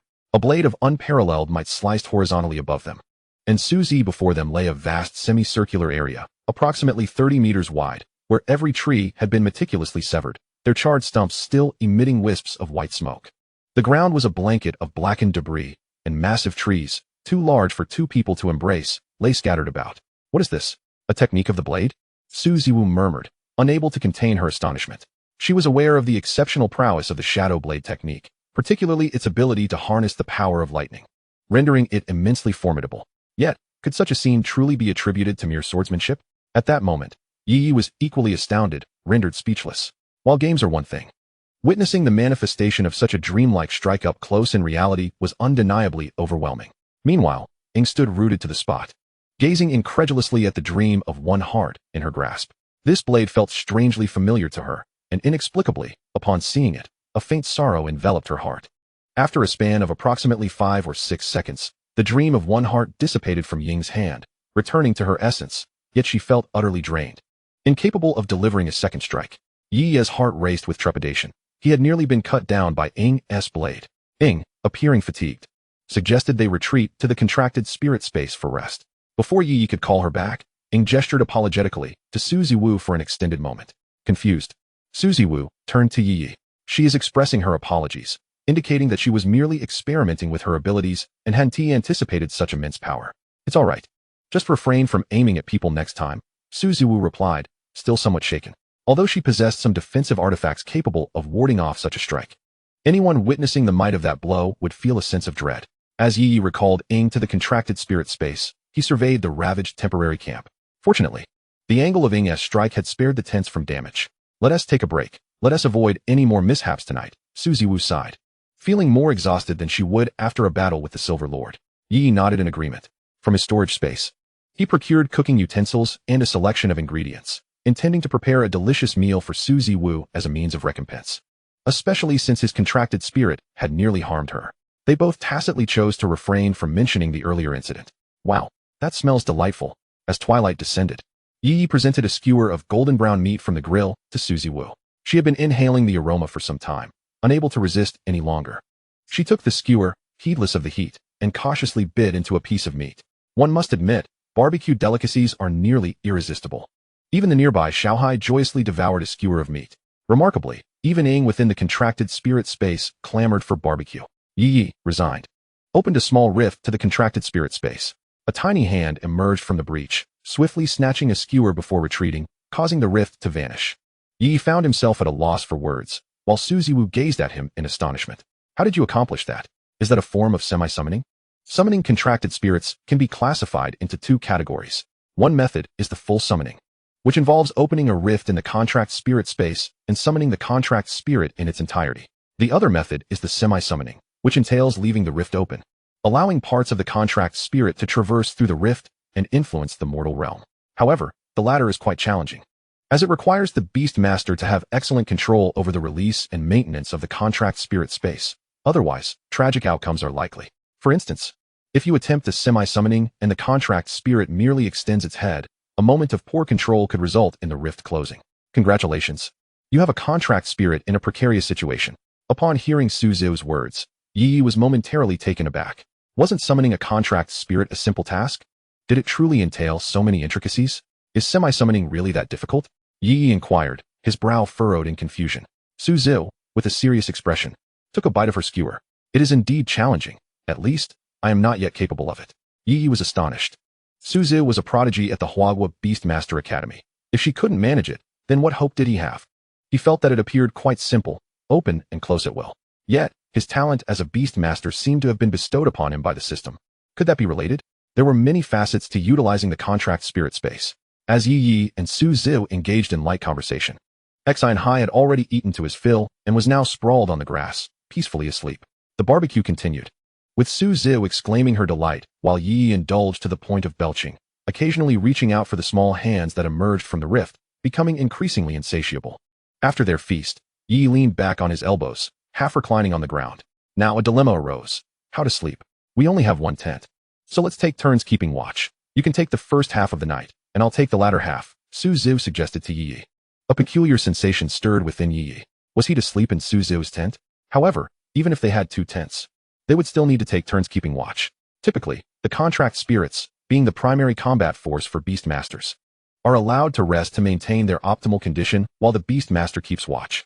Of course, this applies mainly to low-tier Beastmasters, as higher-tier Beastmasters tend to possess multiple contract spirits, allowing one to stand guard without significant concern. Yet, Ye Ye was reluctant to leave Ing or Xine Hai alone to keep watch outside. All right, if you have no objections, then I certainly have none, he replied. Su Ziwu shot him a glance of mild annoyance before retreating into the tent to sleep, clearly exhausted. Meanwhile, Ye Ye gathered some dry twigs and set them ablaze. With the campfire lit, certain fearsome beasts that shunned fire and light would stay at bay. Leaning against the fire, he retrieved Su Ziwu's pink diary from his storage space and began to study it. He had to admit, Su Ziwu had put in considerable effort. The information within was exceedingly detailed. Ye Ye even contemplated making copies to sell at the Tianyang market, certain they would be in high demand. Shaking his head, he suppressed the impractical idea and continued his research. Time passed swiftly, and a full moon ascended to its zenith above Ye Ye. He closed the diary, rubbing his temples, which had begun to throb. He had nearly pinpointed his target. The Silver Moon Wolf King and the Armored Bear were the first to be eliminated by Ye Ye. He would never choose either under normal circumstances. The Poison Spike Queen, the Ironclad Ant Lord, and the Flame Lizard Lord. These were the three targets Ye Ye ultimately selected. They all shared a common trait. They were social creatures with numerous minions, yet not particularly formidable on their own. As long as he could manage their minions and combine that with the full-strength experience card, Ye Ye was utterly confident in his ability to complete this special summon. Especially with the enhancements from Dream Unity and the profound essence of Dream Truth, Ye Ye felt a sense of security. However, it was somewhat frustrating that even in a state of psychic embodiment, he could not utilize Dream Unity, let alone the Dream Blade. Nevertheless, Ye Ye was indifferent. He had no desire to engage in combat, suddenly brandishing a knife from his chest. That would be utterly mortifying. Su Ziwu was punctual, emerging from the tent just after midnight. Aren't you going to sleep a little longer? You must be tired. Go rest. Ye Ye did not indulge in pretense. Maintaining a good condition in the spiritual ruins was paramount. He added a few twigs to the nearly extinguished campfire and crawled into the tent. As soon as he entered, a delightful fragrance enveloped him, identical to that of Suzy Wu. The pillow and blanket still held a lingering warmth, and Yi Yi shook his head in disbelief. He never expected to find himself sleeping in a girl's bed, though it was not quite a bed, but a tent. Yet, wasn't he at nearly the same? Lying on the soft blanket and inhaling the pleasant scent, Yi Yi quickly succumbed to slumber. Unbeknownst to him, the flickering firelight outside illuminated the girl's face, casting a shy blush upon her cheeks. Chirp, chirp, chirp, chirp. I am truly about to lose my mind. At around 5 or 6 in the morning, the calls of unknown avian spirit beasts disrupted Yi Ye's sleep. Awakened, he was in a foul mood. Pulling aside the tent zipper, he found Suzy Wu seated beside the extinguished campfire, engrossed in a book. The verdant mountains and waters, the melodious chirping of birds. An array of sunlight brought by the morning sun illuminated the serious expression on the girl's face, her hair dancing in the gentle breeze. For a moment, Yi Yi was entranced. Noticing movement behind her, Suzy Wu turned her head. Are you awake? I am awake. What shall we have for breakfast? Consistently dissatisfied with her figure, Suzy Wu had been consciously controlling her weight. Yet, for some inexplicable reason, she had no resistance to the meals prepared by Yi Yi. Yi Yi raised an eyebrow and patted his chest. Just wait, leave it to me. He began to tidy up the cooking utensils, planning a lighter breakfast that morning. He took out some spiritual rice, along with scallops, shell pearls, and a prawn as long as his arm. These were all acquired from the spirit food pavilion. He intended to simply make a seafood porridge, albeit a gourmet version. For him, the body-enhancing potions were not particularly valuable, but for others, they were treasures beyond compare. Their effects surpassing any commercial potion. Yi Ye's seafood porridge is quite simple. It is essentially rice porridge infused with seafood. However, when serving Suzy Wu, he discreetly added a small amount of a physical enhancement elixir, just a third of a bottle. After all, adding more would render it too diluted. Mealtime. As soon as Suzy Wu, who had just finished packing the tent, heard this, she rushed over. Gazing at the sumptuous seafood porridge, her appetite was piqued. After taking a sip, the delicious and sweet flavor left her singing praises. Moreover, the ingredients Yi Yi used were exceptionally refined. Even the scallops were sourced from within the spirit abyss. Yet, rather than attributing this refinement to Yi Yi, it would be more accurate to credit the spirit cuisine pavilion. As she continued to drink, Suzy Wu began to feel something amiss. Her cheeks flushed, and it felt as if her entire body was ablaze. Down the hatch. Do you realize how precious this concoction is? Sensing the effects of the elixir without needing Yi Ye's reminder, Suzy Wu disregarded the heat and gulped down the entire bowl of seafood porridge. She then sat on the ground to process the elixir's effects. Before long, she was drenched in sweat, clenched her fists, and looked at Yi Yi in astonishment. What is this? I feel like my physical abilities have multiplied several times over. This is a type of spirit food I developed. It is safe and carries no side effects, rest assured. Yi Yi, lacking sufficient strength, could only use the spirit food as a facade. Suzy Wu was privy to many secrets, including the ambitions of the Harmony sect in Luo City over the past decade. She understood that the sect's primary mission now was to develop agents that could enhance physical capabilities. However, she could guarantee that compared to Yi Ye's spirit food, the sect's concoctions were utterly inferior. She was eager to rush out and share this news with her grandfather. If the Harmony sect discovered Yi Ye's potential, he would be in grave danger. Yet, with Yi currently undergoing an assessment, she had to temporarily quell this thought. Unbeknownst to her, Yi was already among the upper echelons of the Harmony sect, and their connections with her family were far more intricate than she imagined. But that was a matter for another time. Chapter 82. The system map guides you after a simple breakfast. Yi prepared to set off. He was now in an area very close to the core of the forest, the ideal location to complete his special assessment. Suzy Wu summoned her fire dragon. But this time, instead of soaring high to observe Yi, it followed closely beside him. To ascend recklessly here would be tantamount to courting death. Did high-ranking flying spirit beasts not exist? Look, over there. After walking for a short while, Yi pointed ahead. Today seemed to be auspicious. Not long after setting out, he encountered 2 silver-grade spirit beasts drinking at a naturally formed lake. Isn't this a stroke of luck? Yi murmured. In the next moment, Ing dashed forward with a blade in hand. In less than a minute, she returned with 2 silver-grade spirit orbs, presenting them to Yi with her arms crossed. Exuding an air of a skilled practitioner savoring solitude, Suzy Wu watched from the side, her eyelids twitching. Was this assessment task too simplistic for Yi? After acquiring the Dreamheart weapon, Ing could slice through these 1- or 2-star silver-grade spirit beasts as easily as chopping vegetables. The 2 silver-grade spirit beasts had hardly registered what happened before they met their end. Before unleashing his ultimate move, one could only anticipate a swift annihilation. Let us proceed. Ye Ye proclaimed, his enthusiasm palpable. With the current situation favoring him, he resolved to extract more spirit orbs, even if they were not sold. They would provide energy for the system, hastening the activation of the next function. The system, feeling neglected, lamented, "I am in tears. He has finally remembered me." After a few steps, the system began to assert its presence. Option 1. Continue forward and encounter a silver-level lord, the Armored Bear. Reward, abundant beast mastery. Option 2. Veer left and acquire a silver-level spirit plant, the Flame Fruit. Reward, 5 shadow power. Option 3. Turn right and face a silver-level spirit beast, the Phosphorescent Serpent. Reward, moderate beast mastery. Ye Ye suddenly halted, prompting Su Ziwu to blink in confusion. "What is it?" she inquired. "I have a feeling there might be something valuable to our left," he replied, abruptly changing direction, leaving Su Ziwu no choice but to follow suit. After approximately 5 minutes, they stumbled upon a diminutive plant adorned with 3 strikingly translucent, ruby-red fruits. Nearby, a lizard, measuring over 5 meters in length, lay sprawled on the ground, its eyes half closed. Seemingly asleep. "Flame fruits?" Su Ziwu exclaimed, momentarily stunned. "Is this truly a treasure?" She questioned whether Ye Ye possessed some sort of internal navigation system. The flame fruit was among the rarest spirit plants within the Tianyang spirit ruins, an essential ingredient for crafting flame potions. With the excessive exploitation of the spirit ruins, the number of spirit plants had dwindled significantly. How had Ye Ye so effortlessly discovered 3 flame fruits? "Is this item valuable?" Ye Ye inquired, lacking extensive knowledge about spirit plants. The flame fruit is the primary material for flame potions, with market prices ranging from 400,000 to 600,000. Su Ziwu elucidated. Ye Ye was taken aback. So these 3 could fetch over 1 million? He licked his lips, instantly entering a state of spiritual empowerment, disappearing in an instant. Given the level of spirit plants, the defending spirit beasts were likely also silver level, presenting a mutually beneficial opportunity. In a flash, Ye Ye appeared before the lizard, causing spatial distortions in the air as the hilt of a knife materialized. Grasping the hilt of Dreams United, he drew it sharply. A brilliant flash of lightning erupting as a bolt surged toward the lizard. Sensing the energy disturbance, the lizard opened its eyes just in time to witness a formidable blade of light. Before it departed, a flicker of confusion crossed its gaze. "Who am I? Where am I? Why am I being struck?" With precision, Ye Ye extracted the spirit orb and uprooted the flame fruit along with its roots, contentedly placing them into his storage space. Previously, while Shadow had just mastered the profound essence of Dream's true words and had recently acquired Dreams United, Ye Ye had been unable to utilize Dreams United and the corresponding strike in his empowered state. Only after Shadow had begun to harness Dreams United and Dream's true words could Ye Ye wield them in his empowered form. Observing Ye Ye's actions of uprooting the plant, Su Ziwu felt a headache coming on. "You won't be able to keep it alive if you take it back." Ye Ye was momentarily taken aback. "Huh, why not?" Ye Ye still clung to the naive notion that a chicken lays an egg and the egg hatches into a chicken.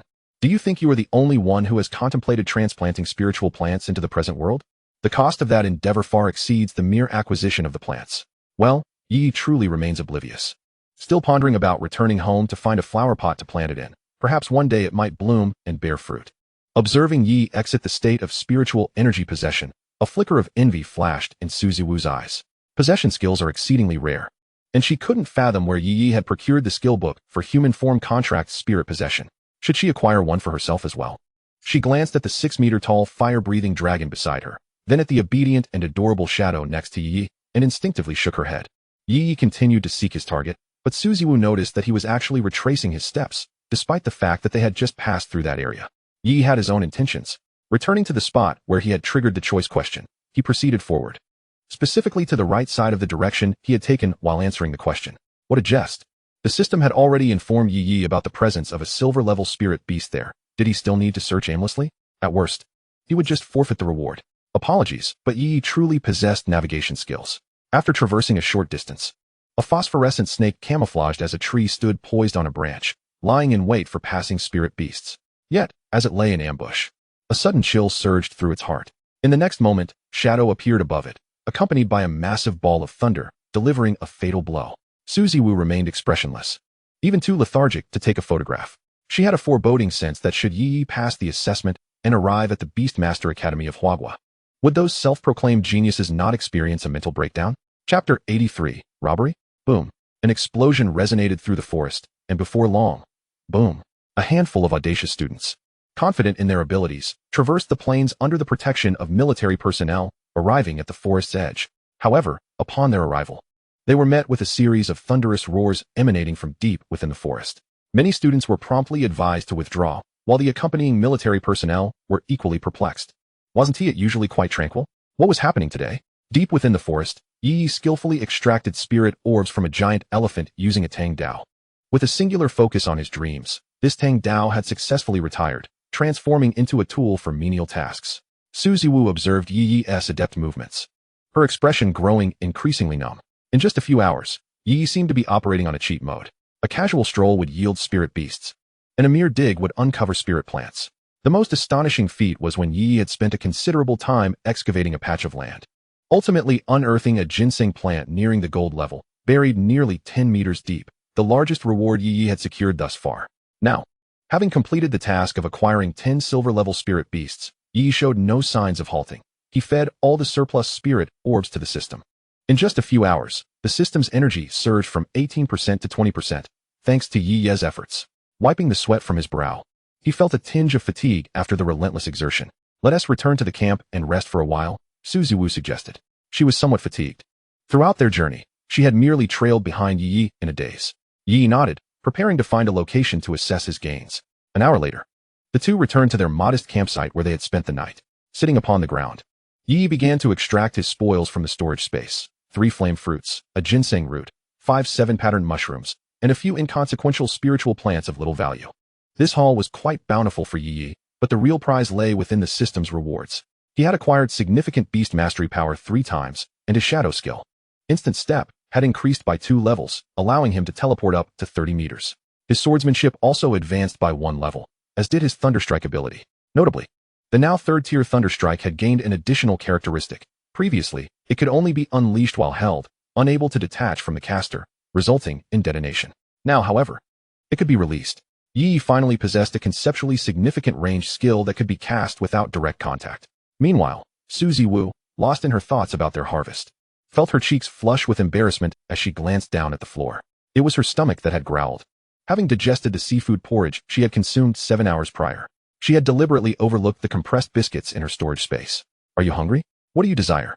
Yi Yi inquired tentatively. Anything, Su Ziwu replied, genuinely famished and craving Yi Yi's cooking, though she feigned indifference, unwilling to reveal her gluttonous nature. Yi Yi felt a twinge of frustration, pondering why there was no dish called anything in this world. After much contemplation, he resolved on barbecued meat.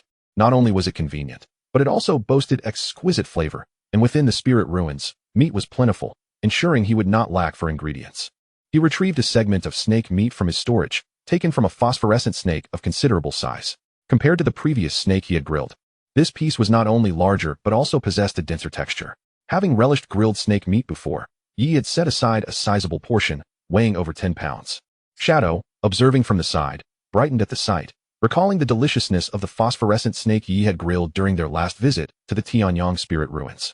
Shadow, come help. No using dream focus, Yi commanded. Shadow obediently nodded. Yi commenced his performance, tossing the snake meat into the air. In an instant, Shadow vanished, only to reappear in place, the interval nearly imperceptible. The snake meat plummeted heavily onto the cutting board Yi had produced. Then, before Su Ziwu's astonished gaze, the entire piece of snake meat swiftly fragmented into chunks the size of a fist. Yi gazed at Shadow in disbelief. What are you doing cutting such large pieces? Can you even fit that in your mouth? Shadow, appearing slightly embarrassed, cast a pitiful glance at Yi. Heartsea wants big pieces, she replied. Yi felt a few beads of sweat form on his forehead. Have you learned to shift the blame now? Heartsea was still absorbing beast mastery power within the contract spirit space. Under the auspices of Yi, a silver-ranked beast master, the power of the contracted spirit space has surged compared to when it was merely a bronze-ranked beast master, intensifying manifold. In such a short time, Xian High has already advanced to the rank of bronze 2 stars. Once I return, I shall strengthen Xian High further, allowing it to soar. However, glancing at the morsel before him, Yi helplessly ignited the bamboo charcoal. How could he allow his beloved child to go hungry? With deft movements, he enabled Su Ziwu to unlock the door to a new realm. Is this how one utilizes a contracted spirit? Casting a glance back at the eagerly watching fire dragon, Su Ziwu shook her head in disbelief. As the furnace warmed with the bamboo charcoal, Yi brushed a layer of oil onto the snake meat and began the grilling process. Moments later, an enticing aroma wafted through the air, causing Su Ziwu's mouth to water in anticipation. Yi truly possessed culinary prowess. Sprinkling spices over the golden, crispy snake meat, Ing could not resist the temptation and hastily grabbed a piece, eagerly taking a bite. Ye Ye, too, prepared a skewer of the meat and offered it to Suzy Wu. With a gentle nibble, Suzy Wu savored the crispy exterior and tender snake meat, enhanced by the perfect harmony of cumin and chili, all brought to life by the charcoal's heat. The rich fats of the meat were tantalizingly aromatic, indulgent yet not greasy, leaving a delightful aftertaste. Exine Hai, too, was summoned from the contracted spirit space by Ye Ye. Seeing her dear sister so joyful, Ing offered her a skewer of snake meat. Thus, several dozen pounds of snake meat were devoured, most of which was consumed by Ing. Observing this, Ye Ye could only exclaim, "Huawa barbecue, truly exceptional." Transforming a sweet-toothed Inazuma into such a state was no small feat. Suddenly, a sense of danger emerged as the fire dragon sensed an unusual presence nearby. Just as everyone was wrapping up their meal, Suzy Wu swiftly alerted Ye Ye. He hurriedly packed away his cooking gear. To Ye Ye's astonishment, the newcomers turned out to be humans. For individuals approached his campsite, clad in the uniforms of Luoqing Yucai High School, accompanied by a soldier in military attire, whose primary role was to protect them in moments of peril and document their performance. Should the soldier intervene, it would signal the end of their elite class assessment, after which he would escort them back to the military base. "Ah, quite perceptive, aren't we?" the leading student remarked upon noticing Ye Ye's awareness of their approach. A fierce eagle perched on his shoulder. "Hand over your spirit orbs, and spare me the need to resort to violence." Ye Ye was taken aback. Was this a robbery? Casting a puzzled glance at the imposing 6-meter-tall fire dragon behind him, he wondered if this person was blind or simply lacking in common sense. "Am I truly so easy to bully?" Ye Ye directed a glance at Suzy Wu, who seemed to revel in the unfolding drama. The soldier behind the 4 students hesitated, torn between speaking out and remaining silent. While he did not recognize Ye Ye, he was well aware of Suzy Wu, especially after her recent capture of a silver-ranked lord's hammer within the spirit ruins, news that had spread throughout the military base. Lu Yang gazed at the impassive Ye Ye, his expression turning cold. How dare anyone disregard his authority? "Lu Yang, how many times must I remind you to address me as captain?"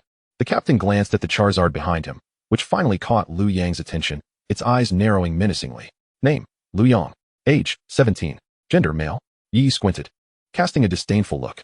Bound tightly by ropes and lying on the ground, Lu Yang hastily replied, "Male? Male? Why are you here?" "To participate in the elite class selection." Ye Ye nodded. "Why did you attempt to rob me?" "The selection for the elite class only has one criterion: the quantity of spirit orbs obtained within the spirit ruins."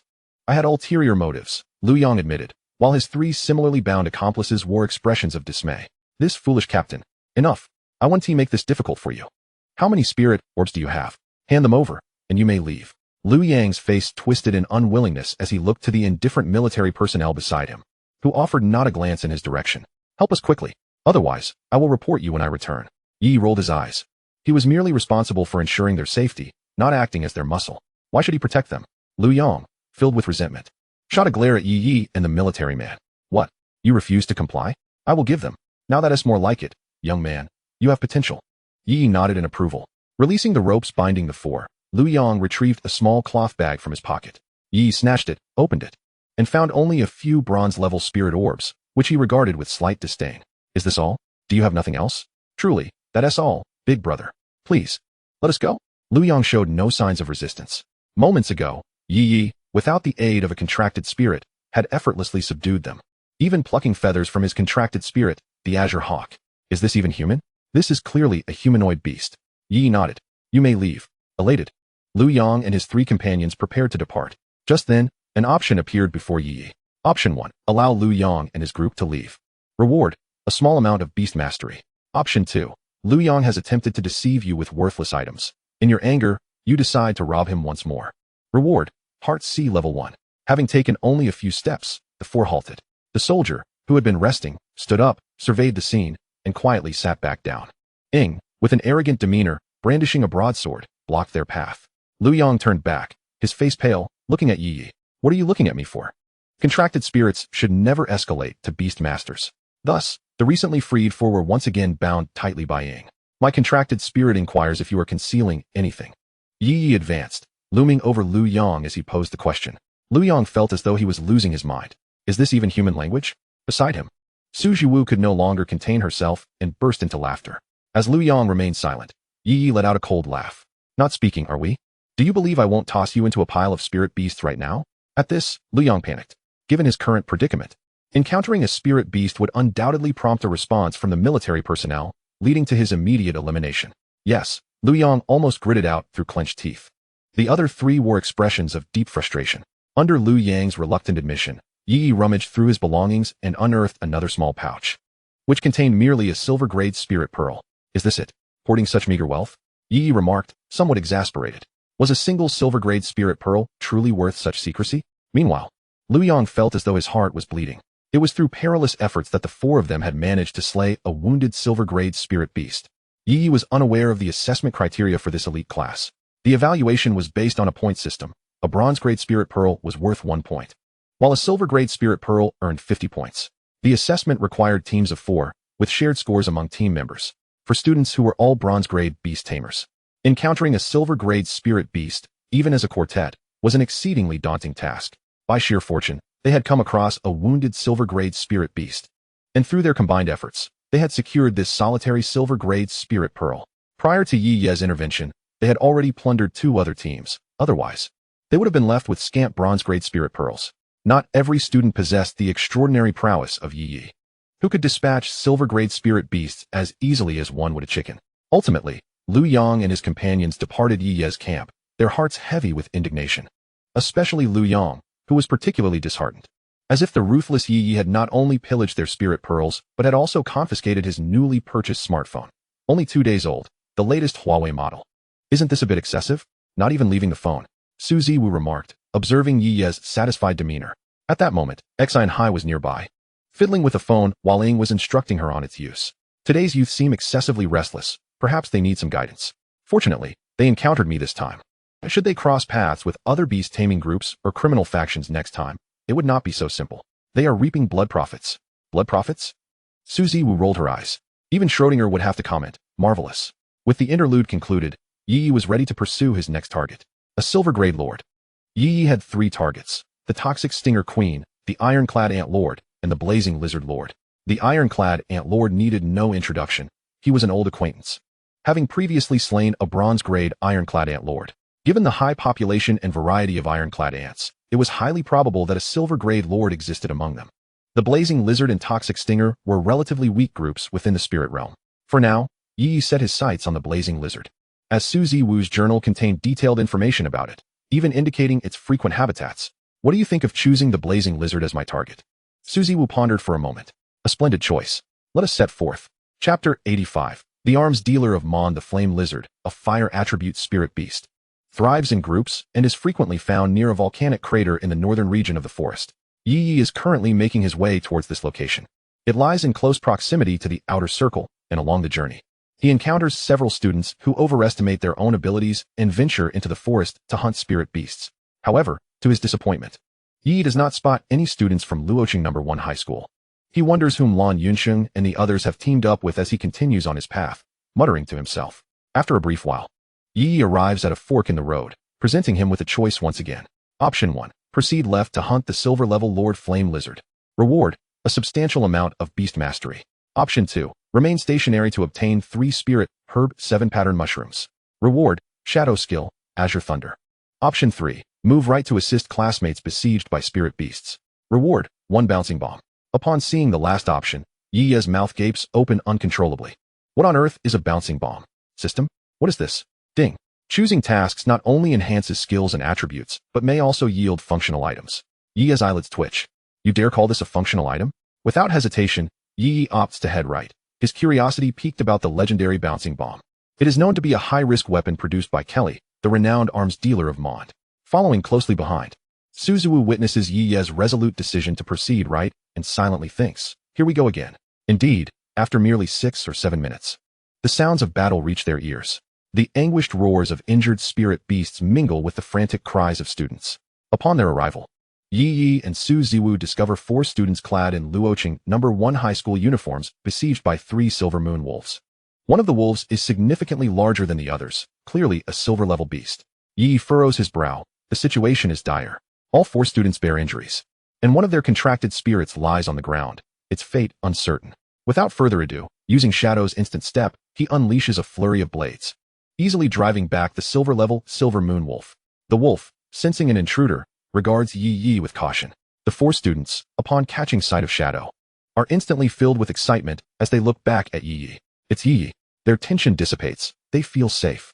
Shadow does not pause, conjuring a sphere of azure thunder in hand and hurling it at the leading silver moon wolf. Boom. The strike misses its mark as the silver-level wolf, sensing danger, skillfully evades the attack. The two bronze-level wolves, however, are not so fortunate.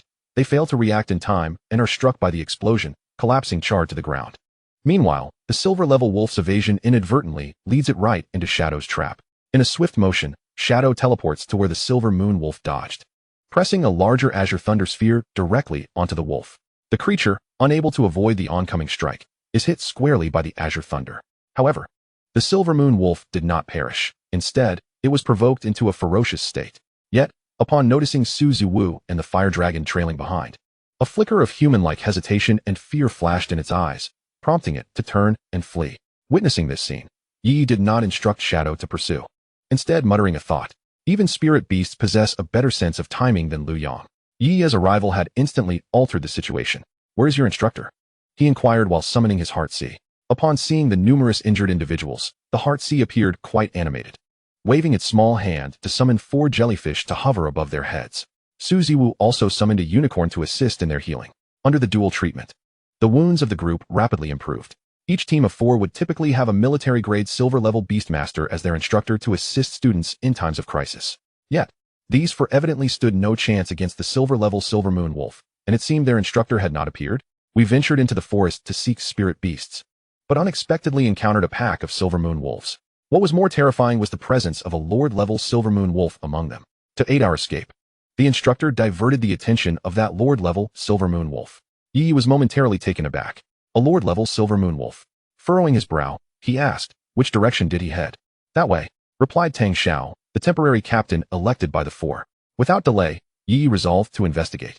If he could save, he would. If not, he would retreat. He swiftly made his way towards the direction pointed out by Tang Xiao. Along the path, signs of battle were evident everywhere. Listening closely, Yi drew nearer to the battlefield. Dodge. At that moment, a 2-meter-long ice spike, with a diameter of 30 centimeters, hurtled towards Yi, its sharp tip shimmering with a hint of cold light. As Su Ziwu's warning escaped her lips, Yi instantaneously entered the state of spirit energy manifestation, evading the incoming ice spike with a sudden burst of speed. Yi was drenched in cold sweat, relieved by his quick reflexes. This was the Silver Moon Wolf King's skill, Ice Spike. Moreover, this ice spike was not aimed at Yi, but rather at the military instructor who was valiantly battling.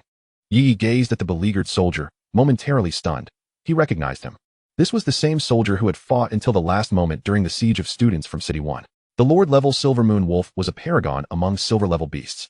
Such a creature could give even a gold-level beastmaster a headache. Typically, one would avoid such encounters. Despite its designation as silver-level, it overwhelmingly surpassed other silver-level spirit beasts in all aspects. Not to mention, the signature skill of that Lord-level Silver Moon Wolf, Icebound Miles, was not something a silver-level contracted spirit or beast could withstand.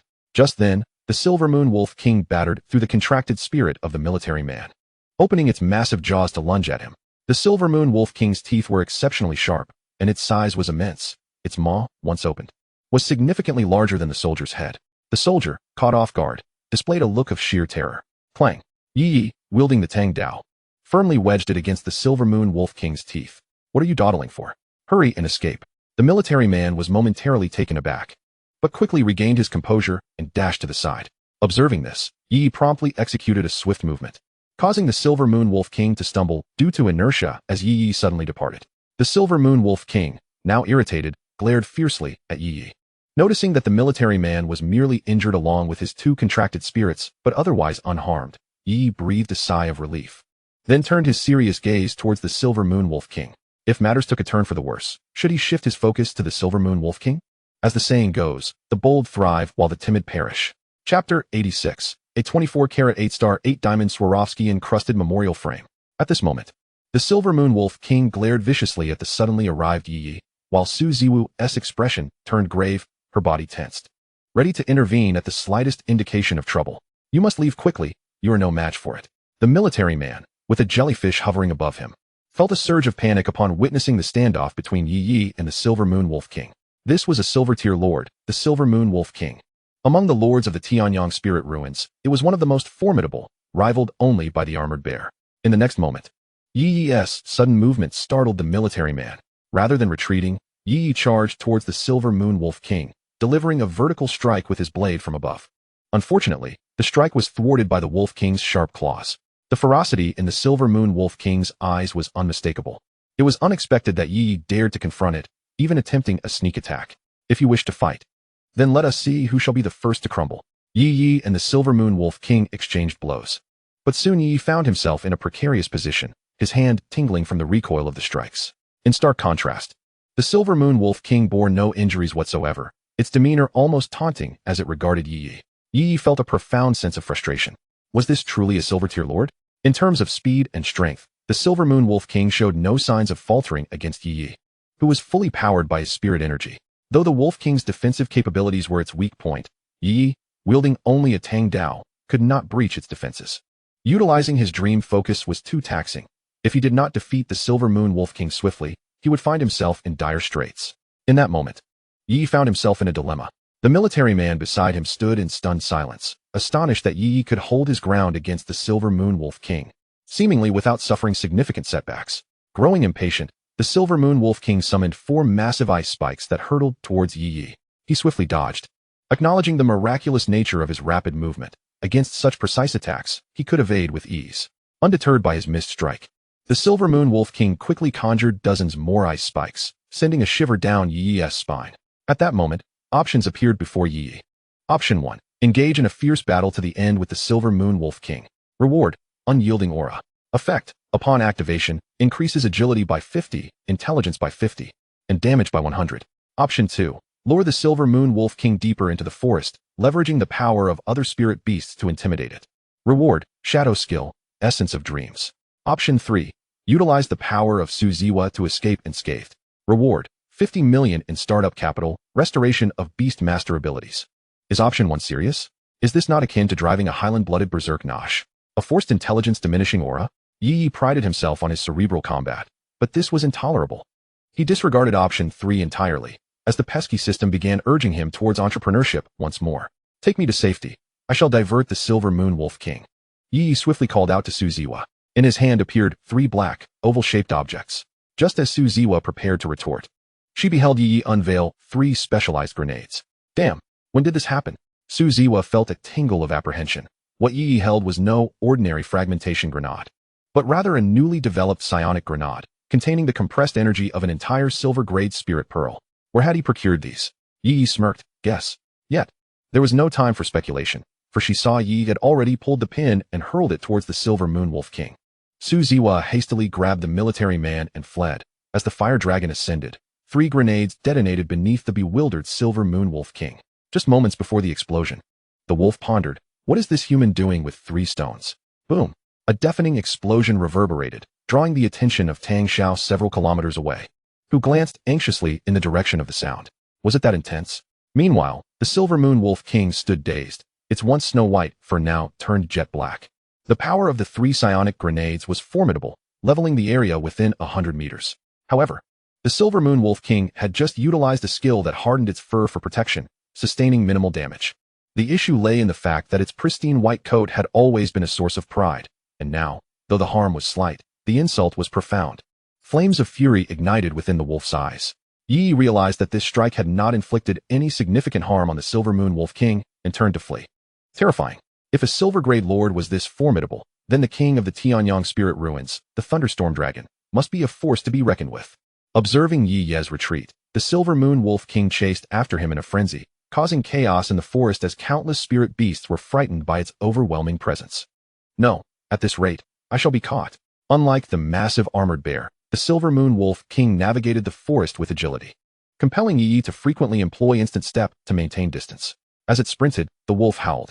The howl resonated powerfully, echoing throughout the forest. This is bad. It is summoning its kin. Just as Ye Ye's thoughts settled, he felt the ground tremble beneath him.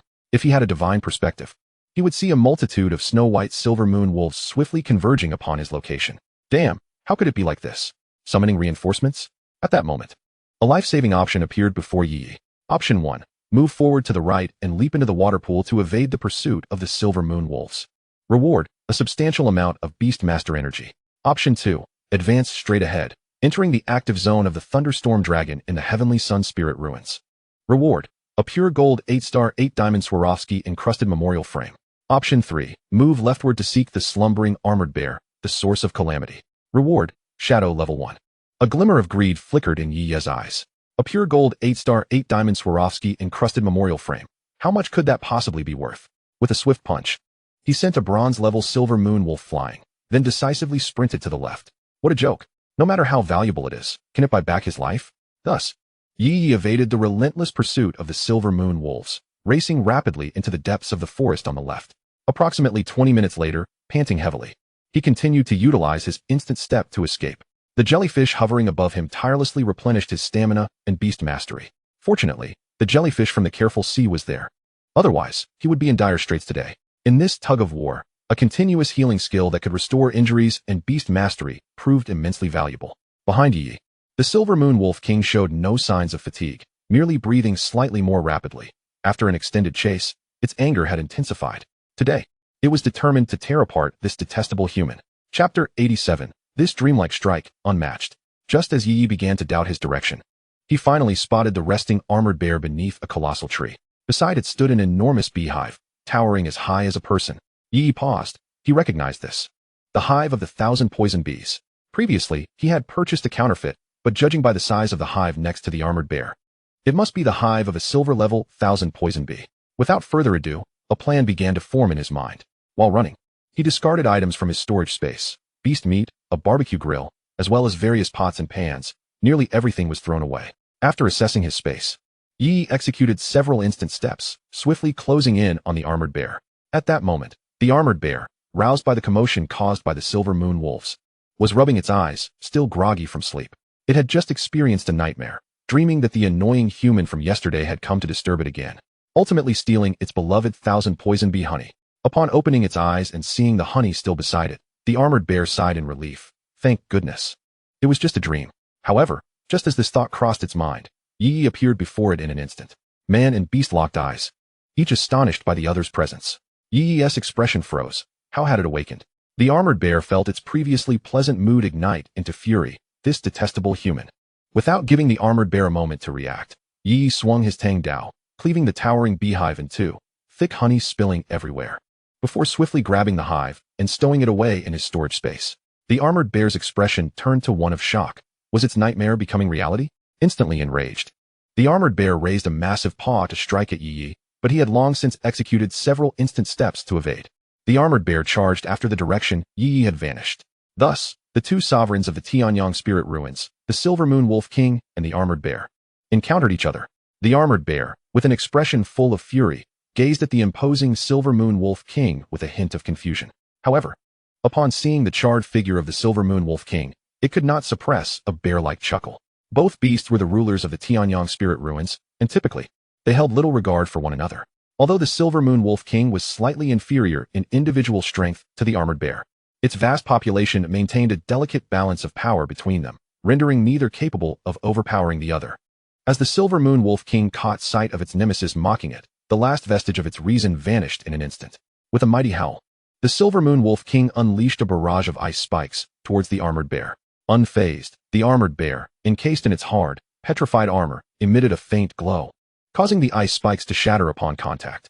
Watching the spectacle from a distance, Ye Ye's heart raced with excitement. Let the battle commence. Thus, the two formidable rulers of the Tianyang Spirit Ruins engaged in combat. Ye Ye felt an involuntary twitch in his eyelids as he observed. The armored bear, confident that the Silver Moon Wolf pack could not breach its defenses, disregarded the smaller wolves entirely, while the Silver Moon Wolf King boldly lunged at the armored bear. The 10-meter-tall armored bear and the 4-meter-long, 2-meter-high Silver Moon Wolf King entered into a fierce melee. Ye Ye initially believed the Silver Moon Wolf King would be at a disadvantage, but to his surprise, the Silver Moon Wolf King nimbly darted beneath the armored bear, executing a series of agile maneuvers reminiscent of the Qin King circling a pillar. Ye Ye nodded, appreciating the lesson learned. At that moment, Suzy Wu, who had been searching for Ye Ye for quite some time, finally located him. Upon witnessing the distant battle and the engrossed Ye Ye, she paused in astonishment. Are you all right? Ye Ye, fully absorbed in the spectacle, was startled by Suzy Wu's sudden approach from behind. Oh, don't sneak up on me like that. Unfazed, Suzy Wu turned her attention back to the fierce struggle between the two beasts. Both creatures bore visible wounds. The battle was intensely fierce. What do you plan to do? Suzy Wu inquired, aware of Ye Ye's penchant for unconventional ideas. Given that the two beasts were locked in a battle that could soon turn catastrophic, it was likely that Ye Ye had orchestrated this conflict. Ye Ye found himself in a quandary. He had no means to confront either beast. He could neither defeat them in combat nor successfully ambush them. Turning to flee was not in his nature. Did he earn the title of the foremost brawler of Luo City High School for nothing? After a moment's hesitation, witnessing the ferocious clash, Ye Ye gritted his teeth. I'm going in. Stay back. Su Ziwu nodded, understanding that retreat was essential. Just as she began to turn away, she exclaimed, You're going in? Where? Realizing something was amiss, Su Ziwu quickly turned back. She saw Ye Ye pouring a vial of potion into his mouth, instantly entering a state of spiritual energy infusion. Su Ziwu's expression shifted to one of terror. Hey, Ye Ye, you can't be serious. Before she could finish, Ye Ye had vanished. Enveloped in the aura of spiritual energy, the usually unflappable Su Ziwu felt as if the sky was collapsing. An expletive slipped from her lips. How could there be someone so reckless in this world? In the distance, both beasts were now drenched in blood, panting heavily, and both exhibited signs of retreat. At this moment, both the Silver Moon Wolf King and the Armored Bear were nearing their limits, and if the battle continued, only one would emerge alive. Perhaps even a mutual demise. Just as they paused, locked in a stalemate, a voice broke the tension. Ah, what a coincidence. Both of you are here. Ye Ye appeared a short distance away, observing the bloodied beasts with a smile as he approached. A flicker of wariness ignited in the eyes of the Silver Moon Wolf King and the Armored Bear. This cunning and treacherous human was the architect of their injuries. Ye Ye, fully aware of the subtle laws of danger, understood that uttering even a single word could invite unforeseen consequences. His resolve to speak was already at its limit.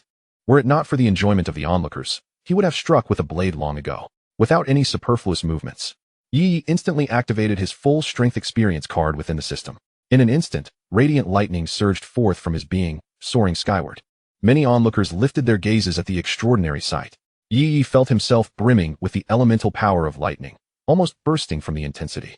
Meanwhile, his level had been forcibly elevated to the pinnacle of platinum. Empowered by this energy, Ye Ye reached heights he had never before attained. In this moment of impending annihilation, unable to contain himself, he dramatically proclaimed, Now, I shall unleash my true potential. Extending his right hand, the fabric of space shattered, and his aspirations materialized before him. The skies darkened with ominous clouds, and the rumble of thunder enveloped all creatures witnessing Ye Ye. With a swift motion, he drew his blade. A nearly celestial arc of light, infused with potent lightning energy, surged towards the Silver Moon Wolf King and the Armored Bear. Behind him, Su Ziwu felt a tingling sensation across her face as the electrifying energy brushed past her, her heart racing in disbelief as she gazed at Ye Ye. Wherever the blade's light traversed, not a single blade of grass remained. At the pinnacle of platinum, Ye Ye unleashed his ultimate technique, the Dreaming Strike. Almost everyone witnessed the fleeting flash of lightning deep within the forest. The blade's luminescence vanished, and as Ye Ye exited his empowered state, the shadows dissipated, leaving him utterly exhausted as he returned to the spirit contract space. Bang! Though Ye Ye had maintained an impressive stance, the next moment his legs buckled, and he knelt upon the ground. Seeing this, Su Ziwu rushed over, disregarding the battlefield, and helped him up. Cough! I didn't anticipate this technique would be so taxing. Ye Ye attempted to retain his dignity, oblivious to Su Ziwu's dazed expression as she silently stared in the direction of his blade. Following her gaze, a chill ran through Ye Ye's heart. Had he truly caused this? Before him, within a 1,000-meter radius, not a single blade of grass remained. Towering trees had vanished, and the Silver Moon Wolf King and the Armored Bear were nowhere to be found. The charred earth emitted wisps of white smoke, a scene of utter desolation. Just then, a furious roar echoed from afar. Su Ziwu's face paled instantaneously, and without hesitation, she pulled Ye Ye onto the back of the fire-breathing dragon. That roar belonged to the sovereign of the Tianyang spiritual ruins, the Thunderstorm Dragon. Meanwhile, Ye Ye lamented, Don't go. I have yet to clean up the area. Those were 2 Lord-level spirit orbs. Su Ziwa delivered a sharp slap to Ye Ye's nape, her impatience palpable. At this moment, how could one still be so greedy? Chapter 88. Is Ye Ye planning to blow up the spirit ruins? Ye Ye's expression was one of utter despair. As for the precious treasure, it was likely reduced to ashes. Without even obtaining the spirit pearl, how could this not be a complete loss? A mere experience card had yielded nothing but a sound. The more Ye Ye pondered, the angrier he became. Yet, this was not the time for anger. The voice of the Thunderstorm Dragon grew ever closer, and Su Ziwa's face turned grave. There was no time to worry about the potential attacks from other flying spirit beasts. The fire dragon took to the skies, carrying the 2 of them in flight. As they ascended, Su Ziwa and Ye Ye beheld the trees in the distance collapsing like a row of dominoes, and the direction of their fall was precisely towards them. A roar erupted from the thunderstorm dragon, causing the spirit beasts in the forest to halt their frantic escape, redirecting their path toward the source of the roar. "We're in trouble," Suziwa exclaimed in alarm. The thunderstorm dragon was summoning other spirit beasts within the ruins. As the ruler of this domain, it wielded immense control over them, and if I am not mistaken, its target is us. Observing 3 or 4 flying spirit beasts charging toward them, Suziwa's complexion turned pale. The ground trembled as well, sending countless students participating in the assessment into a state of panic. What was happening? The instructors accompanying the examination also changed countenance. Forgetting the assessment, they summoned their contracted spirit generals to deal with the attacking beasts, hastily escorting the students toward the edge of the forest. At that moment, a bolt of lightning shot skyward, revealing a colossal beam of electricity with a diameter of over 10 meters approaching from afar. Yi felt a tingling sensation at the back of his head. The fire dragon accelerated, swiftly spiraling in the sky, pursued by the menacing lightning beam. Feeling the immense power, Yi's face paled. Was this the oppressive force of the ruler of the spirit ruins? With such destructive capability, surely the Silver Moon Wolf King and the Armored Bear could not withstand even a second? The attack directed at Yi was none other than the Thunderstorm Dragon's skill. Thunder Roar Cannon, the only recorded skill of this dragon. It was said that those who witnessed its second skill had met their demise. As the lightning beam vanished, Yi sighed in relief, only to see another Thunder Roar Cannon hurtling toward him. What the heck again? Yi couldn't help but curse. The Thunderstorm Dragon swiftly closed in on him, while the Fire Dragon, hindered by the Thunder Roar Cannon, struggled to maneuver, desperately evading in the air. A stray strike from the Thunder Roar Cannon scorched its side, leaving it charred black. Wasn't the Thunderstorm Dragon merely a silver tier ruler? How could it be so powerful? Yi clung tightly to the back of the Fire Dragon, doing his utmost to avoid falling. Suziwa rolled her eyes. As the supreme sovereign of the spirit ruins, it was far from simple. It was classified as silver tier because this was a bronze tier spirit ruins. That was the limit of the ruins, not its own. At this moment, the Thunderstorm Dragon had arrived at the very spot where Yi had previously struck with his dream blade. Observing the marks on the ground, the Thunderstorm Dragon felt an inexplicable annoyance. Just moments ago, it had been roused from slumber by the sudden flash of lightning. Upon sensing that pure and orthodox aura of oppression, it faltered. It perceived that flash of lightning, though not as powerful, was far more pristine and held a higher stature. However, it clearly sensed that the imposing presence was rapidly diminishing. Without hesitation, the Thunderstorm Dragon charged towards the lightning. Its sovereign status could not be usurped. It must eradicate any threat. To its astonishment, it discovered that the source of that earlier might was a mere human. The towering figure of the Thunderstorm Dragon, standing 20 meters tall amidst the ruins, bore a striking resemblance to Godzilla, exuding an overwhelming sense of authority.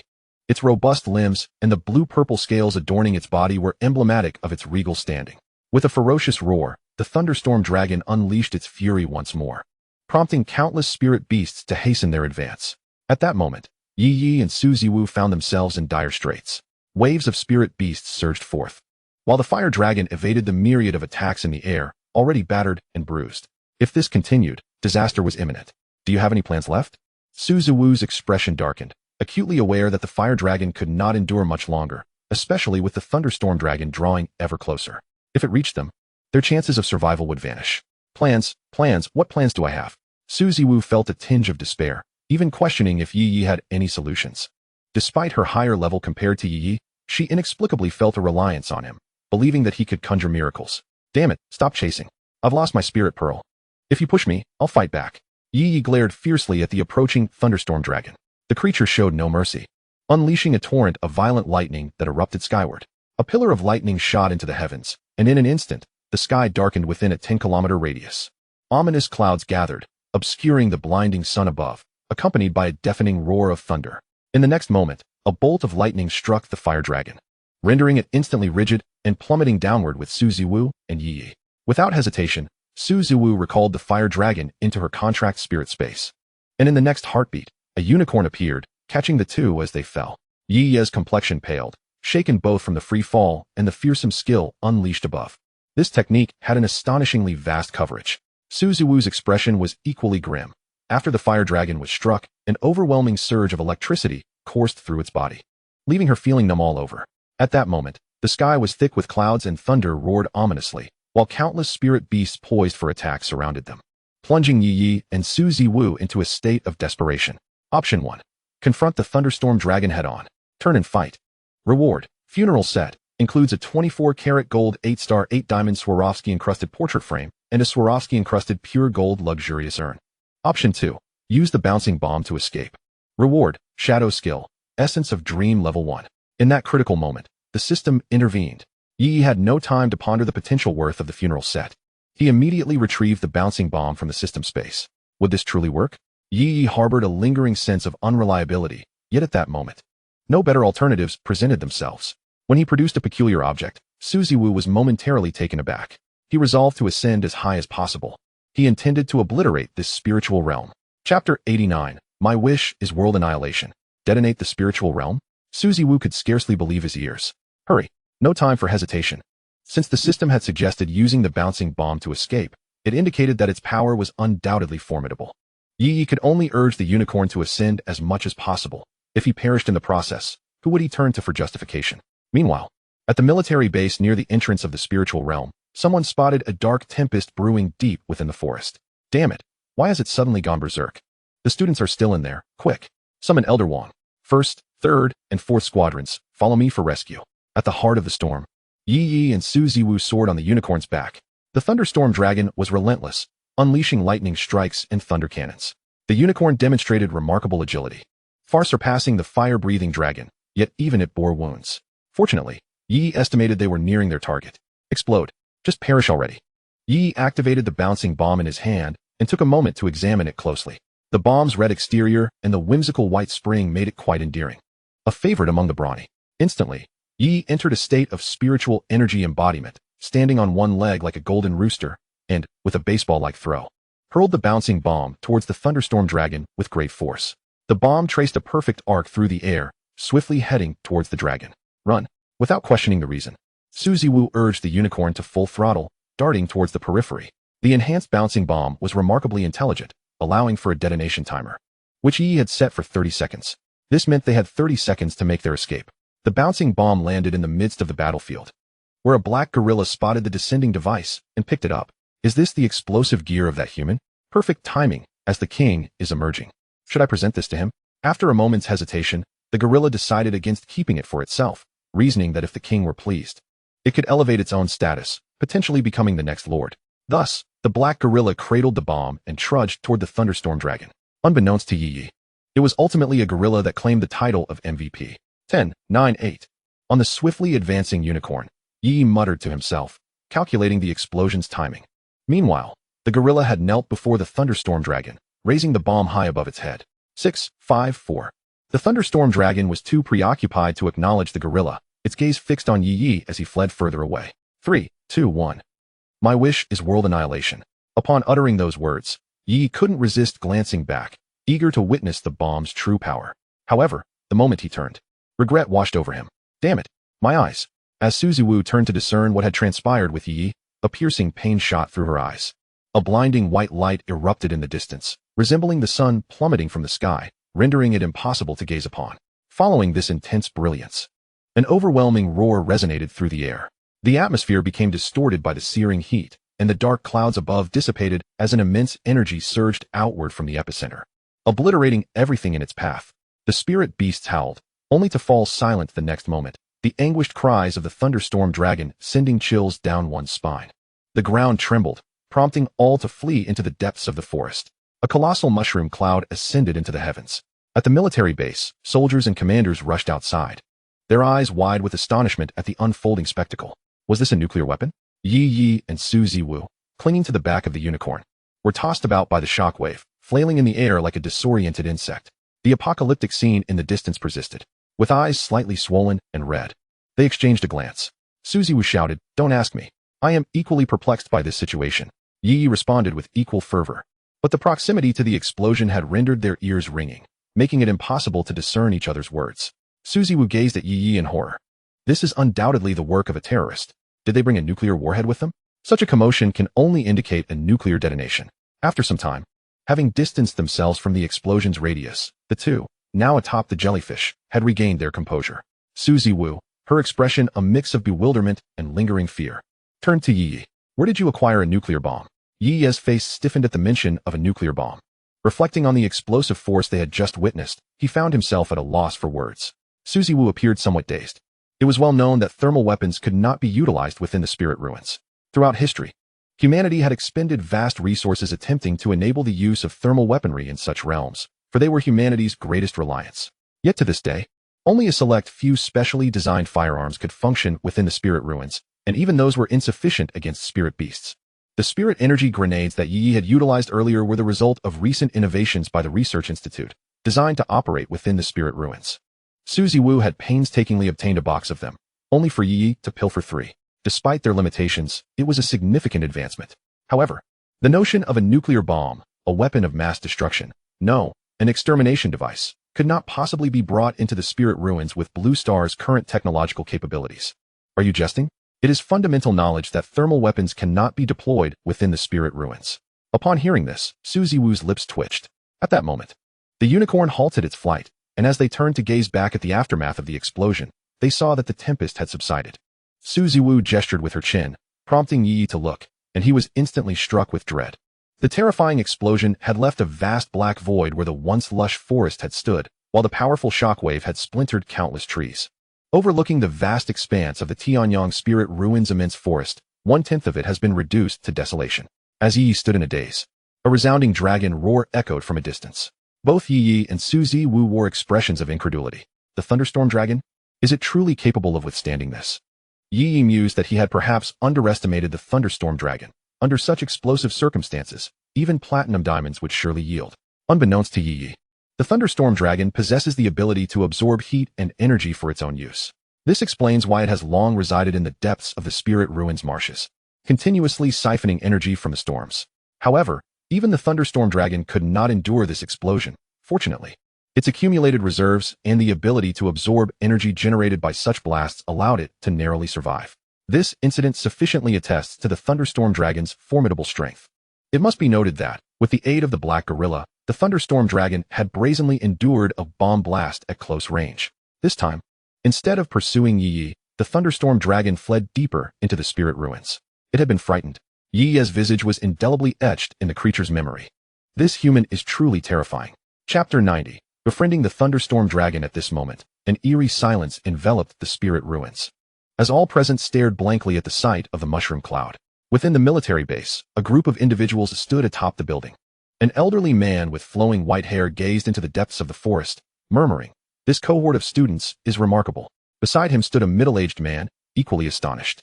Initially, they had summoned the elder to oversee the situation, fearing uncontrollable circumstances. Little did they anticipate that upon entering the spirit ruins, he would be startled by the mushroom cloud. At this juncture, not only military personnel, but also leaders from the education department were convening an urgent meeting. "Let us suspend this assessment for now," concluded the leaders amidst a chaotic discussion in the military base's conference room. A brilliant yellow signal flare shot into the sky, prompting all instructors to lead their students back to the military base. Nationwide, such occurrences are unprecedented and astonishing. Remember, should anyone inquire, you must claim ignorance. Suzy Wu urged, swallowing hard as she spoke solemnly to Yi Yi. He nodded vigorously, surprised by the immense power of the bomb provided by the system. The spirit ruins represent a critical strategic resource for the nation, particularly the lower-tier spirit ruins, which serve as a foundation for countless novice beast tamers. Given the damage Yi Yi inflicted upon the Tianyang spirit ruins, a sentence of 10 or 8 years would not be unjust. Although the situation was dire, was the depth of this gaping pit not somewhat exaggerated?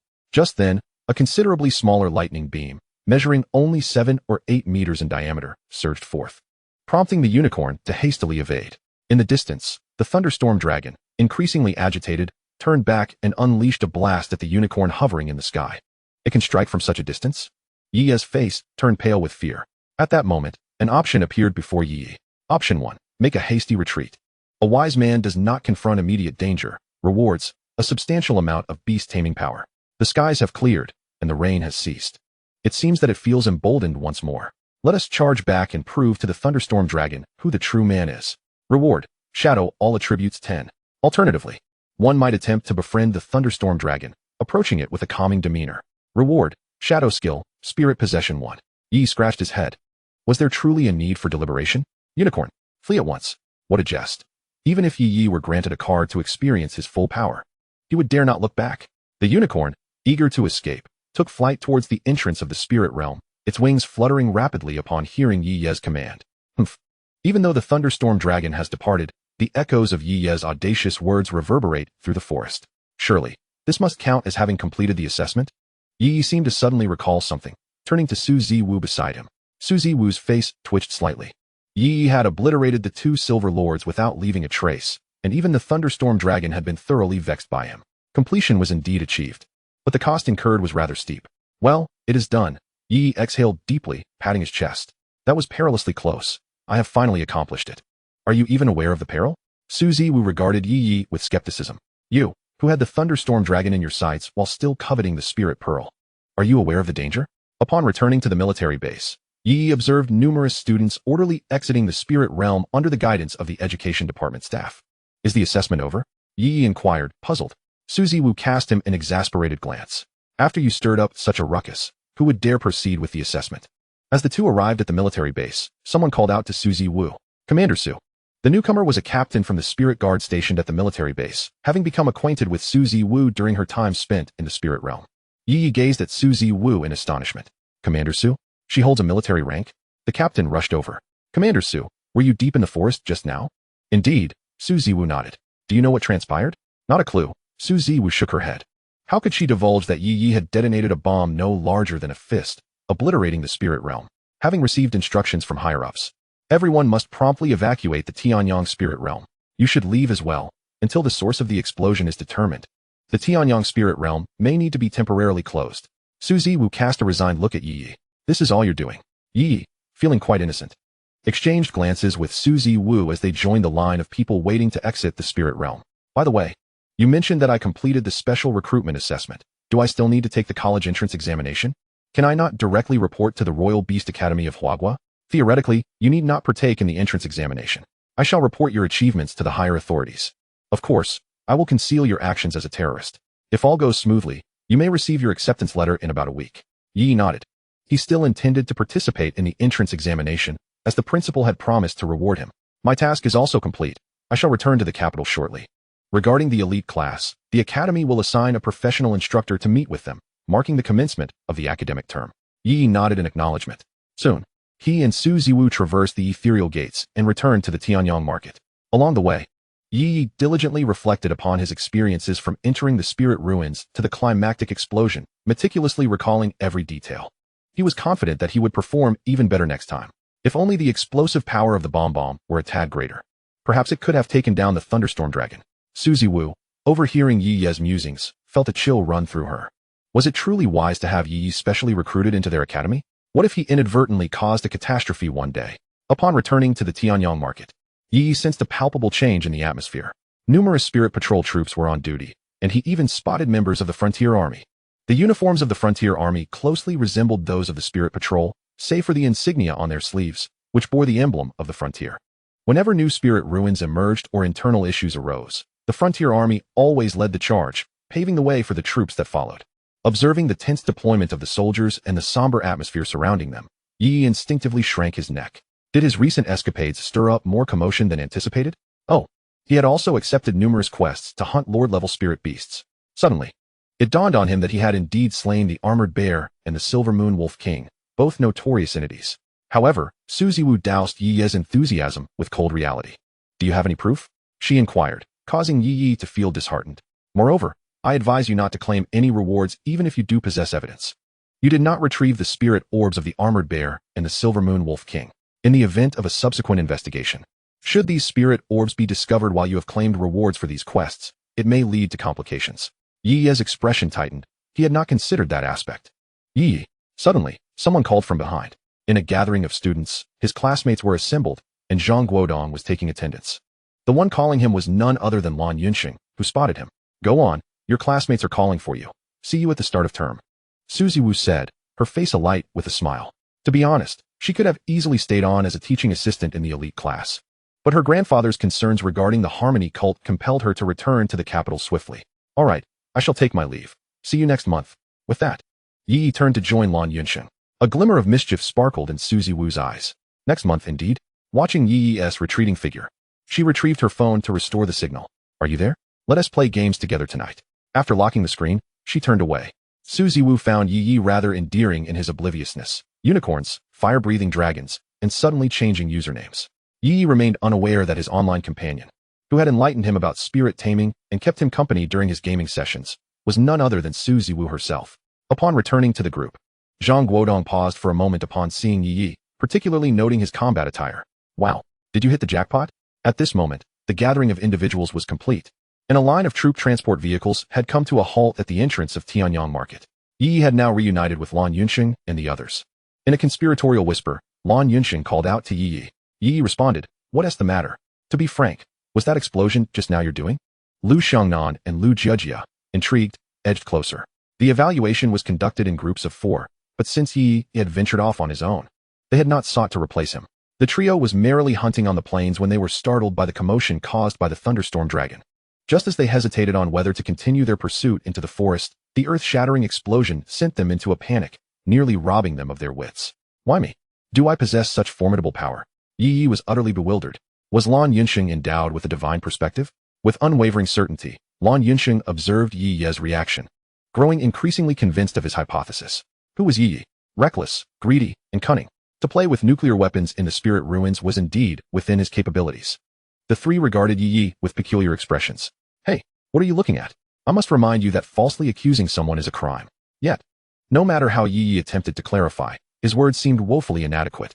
Lan Yunxing gazed at Ye Ye in silence, conveying a multitude of unspoken thoughts. Soon, the students boarded the troop transport, preparing to return to school. After a tense experience in the spirit ruins, the students relaxed as they settled into their seats, each displaying signs of exhaustion. The elite class evaluation was abruptly halted, and the education department decided to assess the students based on their current achievements. On the vehicle, Ye Ye reflected on the outcomes of this expedition. However, the more he pondered, the more disconcerted he became. The 10 silver-grade spirit orbs intended for the evaluation had been taken by Su Ziwu for reporting purposes, while the subsequent kills were absorbed by the system. Not a single strand of fur remained from the 2 Lord-level spirit beasts, and he dared not collect any spirit orbs. Instead, he had deployed both his full-strength experience card and the formidable Bomb as trump cards. Ultimately, his spoils amounted to merely some spirit plants and 2 massive beehives. Estimating their value, it barely totaled 1 to 2 million. What a loss. Ye Ye felt a profound sense of disillusionment. Yet he still possessed an acceptance letter from the Global Beast Tamer Academy. Typically, he would never return empty-handed, but after expending so many resources, to end up with such meager rewards was disheartening. Upon arriving at school, Ye Ye did not even enter through the gates. He grabbed a shared bicycle and headed home. He resolved to strengthen his contract spirit alongside himself. One must forge oneself to become formidable. Facing the Silver Moon Wolf King and the Armored Bear had made him acutely aware of his inadequacies, not to mention the despairing presence of the Thunderstorm Dragon. Even if he were to acquire another full-strength experience card in the future, granting him the ability to annihilate the Thunderstorm Dragon, what would that matter? Its minions could effortlessly tear him apart, leaving him in tatters. Upon returning home, Ye Ye retreated to his room and summoned Ing and Xian Hai. He currently possesses a substantial fortune, aside from the funds allocated for the lottery within the spiritual realm, amounting to a staggering 9 million. He intends to fortify both Shadow and Heart Sea significantly. Lottery. The potions acquired through the lottery serve as crucial credentials for Shadow and Heart Sea to triumph over, or even dominate, their peer contract spirits. Ding. Thank you for your patronage. The opening Thunderstrike does not faze Ye Ye in the slightest. Ding. Thank you for your patronage. Ding. Thank you for your patronage. Ding. Ye Ye feels as though he has accumulated 100 draws from a card pool. The sky is filled with azure light, rendering him somewhat numb. After spending nearly 8 million blue star coins in draws, the system's space is brimming with potions. At that moment, an unexpected notification jolts Ye Ye from his reverie. Ding. Detected that the host has spent over 10 million in the system's lottery page, introducing a new lottery pool. Ye Ye is perplexed. A new pool? What does that make of his previous draws? A permanent pool?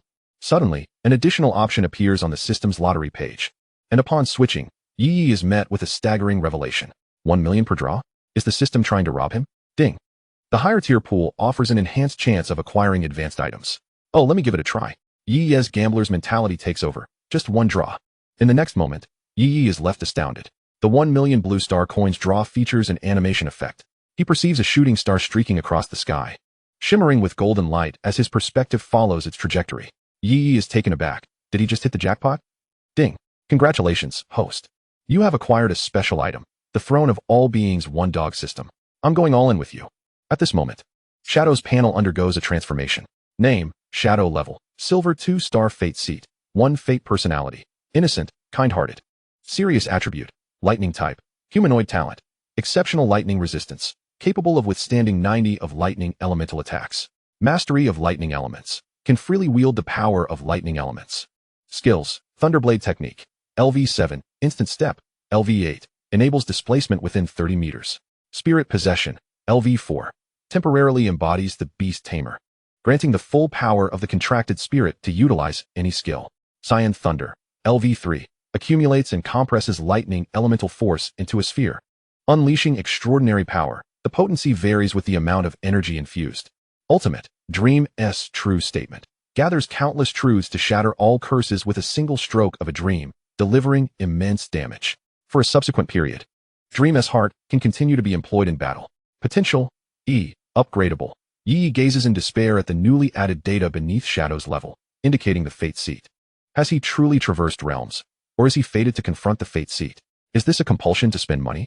Chapter 92. Strength through daydreaming. Absurd. It is indeed a fate seat. However, shortly thereafter, the system provides its explanation. Ding. Do not compare such trivial matters with the products of the system. The benefits of the life constellation are manifold. I encourage the host to experience it personally. Ye Ye rolled her eyes, exclaiming that after all this talk, it was merely a ploy for in-game purchases. She glanced at Ing, who was staring down, inspecting herself from different angles. Ing felt an unexpected surge of power. Why was it that every time Ye Ye lost herself in thought, she seemed to grow stronger? Ing had discerned a pattern. Whenever Ye Ye's gaze turned vacant, it was highly probable that she would be enhanced. Sometimes her skills grew in strength, and other times her level would rise significantly. This time, however, it felt even more profound. Ing sensed that she was becoming stronger in every aspect, as if some shackles binding her were finally lifted. She reached out with her small hand and tugged at Ye Ye's clothing. Ye Ye was taken aback. What is it? Ing gestured animatedly and quickly dashed over to Shinhai, grasping her hand and pulling her before Ye Ye. Ye Ye's face was a canvas of confusion. You want me to enhance your little friend as well? Ying's expression was brimming with anticipation as she nodded vigorously. She felt that Shinhai's level was rather low and needed bolstering to fight alongside her. Ye Ye's countenance turned serious as she regarded the two little girls.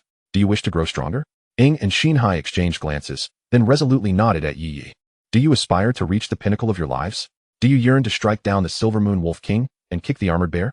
Do you hope to confront the Thunderstorm Dragon and unleash its very essence? With each rhetorical question, Ye Ye's voice grew more impassioned, veins standing out on her neck. Her fervent gaze fixed upon Ing and Shinhai. At that moment, it seemed as if flames ignited in their eyes, their small faces serious, nodding fervently. Excellent. Ye Ye clapped her hands, and dozens of potion vials materialized on the bed. Drinking these will be your first step toward success. Once consumed, you shall no longer be hindered by physical limitations, nor will you need to hide in the contract spirit space when faced with formidable foes. With these, you will swiftly surpass your peers of the same rank, perhaps even dominate them. This is your moment of growth. Do you understand the significance? Ing and Shinhai, filled with determination, clapped their tiny hands together with resounding enthusiasm. Now drink. Each took a vial, and, exchanging glances, raised them in a toast. Ye Ye exhaled deeply, relieved that Ing had not uncovered her greatest secret. The recent lottery was not in vain. The plethora of potions was sufficient to maximize Ing and Shinhai's physical attributes, strength, speed, and defense. Thus, for the next few hours, Ing and Shinhai indulged in their potions. Shinhai consumed 20 vials in total, 5 of each type, body enhancement, speed, and so forth.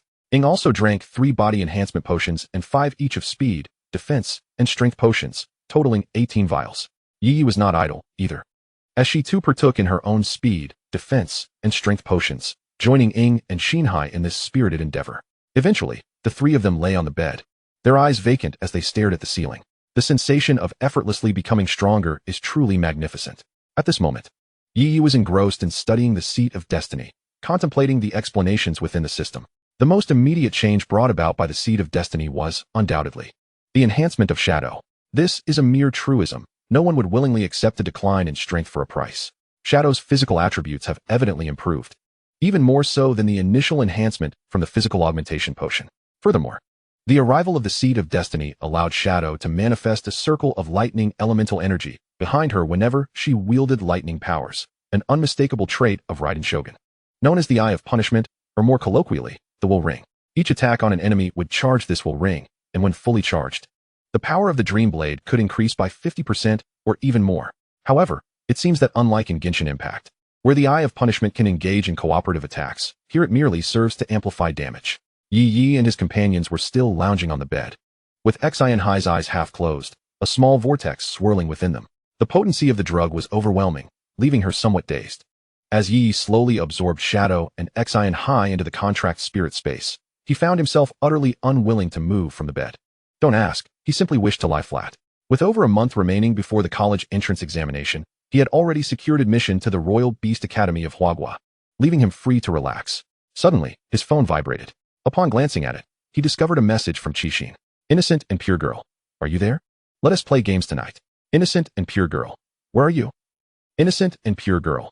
Morning for 3 minutes. Innocent and pure girl. HTTP. Ye had indeed seen her earlier messages, but at that moment, he was under the influence of the drug and had little desire to play games, so he had not replied. However, upon receiving a new message from Innocent and pure girl, he felt a surge of excitement. He immediately sprang up, locked the bedroom door, drew the curtains, and lay back down, eager to click on the link. Yet, the content that appeared left Ye Ye flabbergasted. The anticipated material did not materialize. Instead, it was a link to a video on Douyin. The headline read, "A catastrophic change at Tianyang Spirit Ruins in Luoqing." Several shocking images flashed by, depicting scenes of explosions, panicked spirit beasts, and ominous clouds lingering in the sky. The background music was Mind Heist, which anyone interested could search for on Douyin. The video continued, featuring an elderly man with white hair being interviewed, with a massive crater caused by a bomb visible behind him. A tremendous explosion has occurred at Tianyang Spirit Ruins. Spirit beasts are in a frenzy, and at the time, 1,000 high school students from Luoqing were taking exams. Fortunately, there were no casualties. We have invited the esteemed Platinum Beastmaster, Mr. Wong, to clarify our queries. Ye Ye was taken aback. What did Innocent and Pure Girl mean by sending him this video? Innocent and Pure Girl. Aren't you in Luoqing? I stumbled upon this video and thought you might find it interesting, so I sent it to you. Meanwhile, on the high-speed train, Su Ziwu patted her chest, quite pleased with her explanation. After all, only Su Ziwu knows the instigator behind this explosion. The innocent and naive young girl remains oblivious. Ye Ye was indeed intrigued by the video, and, unable to respond to messages in time, clicked to continue watching. Chapter 93. The weary principal. In the video, a reporter clad in a television station vest was interviewing Mr. Wong. Although Mr. Wong had aged, he appeared vibrant and composed before the camera. Hello everyone, I am Wang Yun. Prior to this explosion, due to the uprising of the Lingshu king, I was invited into the Lingshu and happened to witness this explosion firsthand. The camera shifted to reveal an unfathomable pit behind Wang Yun, seemingly capable of engulfing anyone. The crimson stains on the ground had yet to be cleared, evoking a chilling sensation. The reporter inquired, Mr. Wong. Some discussions in the outside world suggest that this explosion may have been man-made. What are your thoughts? Wang Yun shook his head, furrowing his brow. It can be largely ruled out as man-made. An explosion of this magnitude would require at least a royal-level contract spirit to achieve. And royal-level beast tamers must register to enter the Lingshu. There are no records of royal beast tamers entering the Tianyang Lingshu. Furthermore, royal beast tamers are not so idle. Attributing this to human action is utterly absurd. The reporter nodded and asked, Mr. Wong, others are also speculating if it was caused by thermal weapons. As many students witnessed a mushroom cloud at the time, Wang Yun replied with a smile, countering the reporter's question.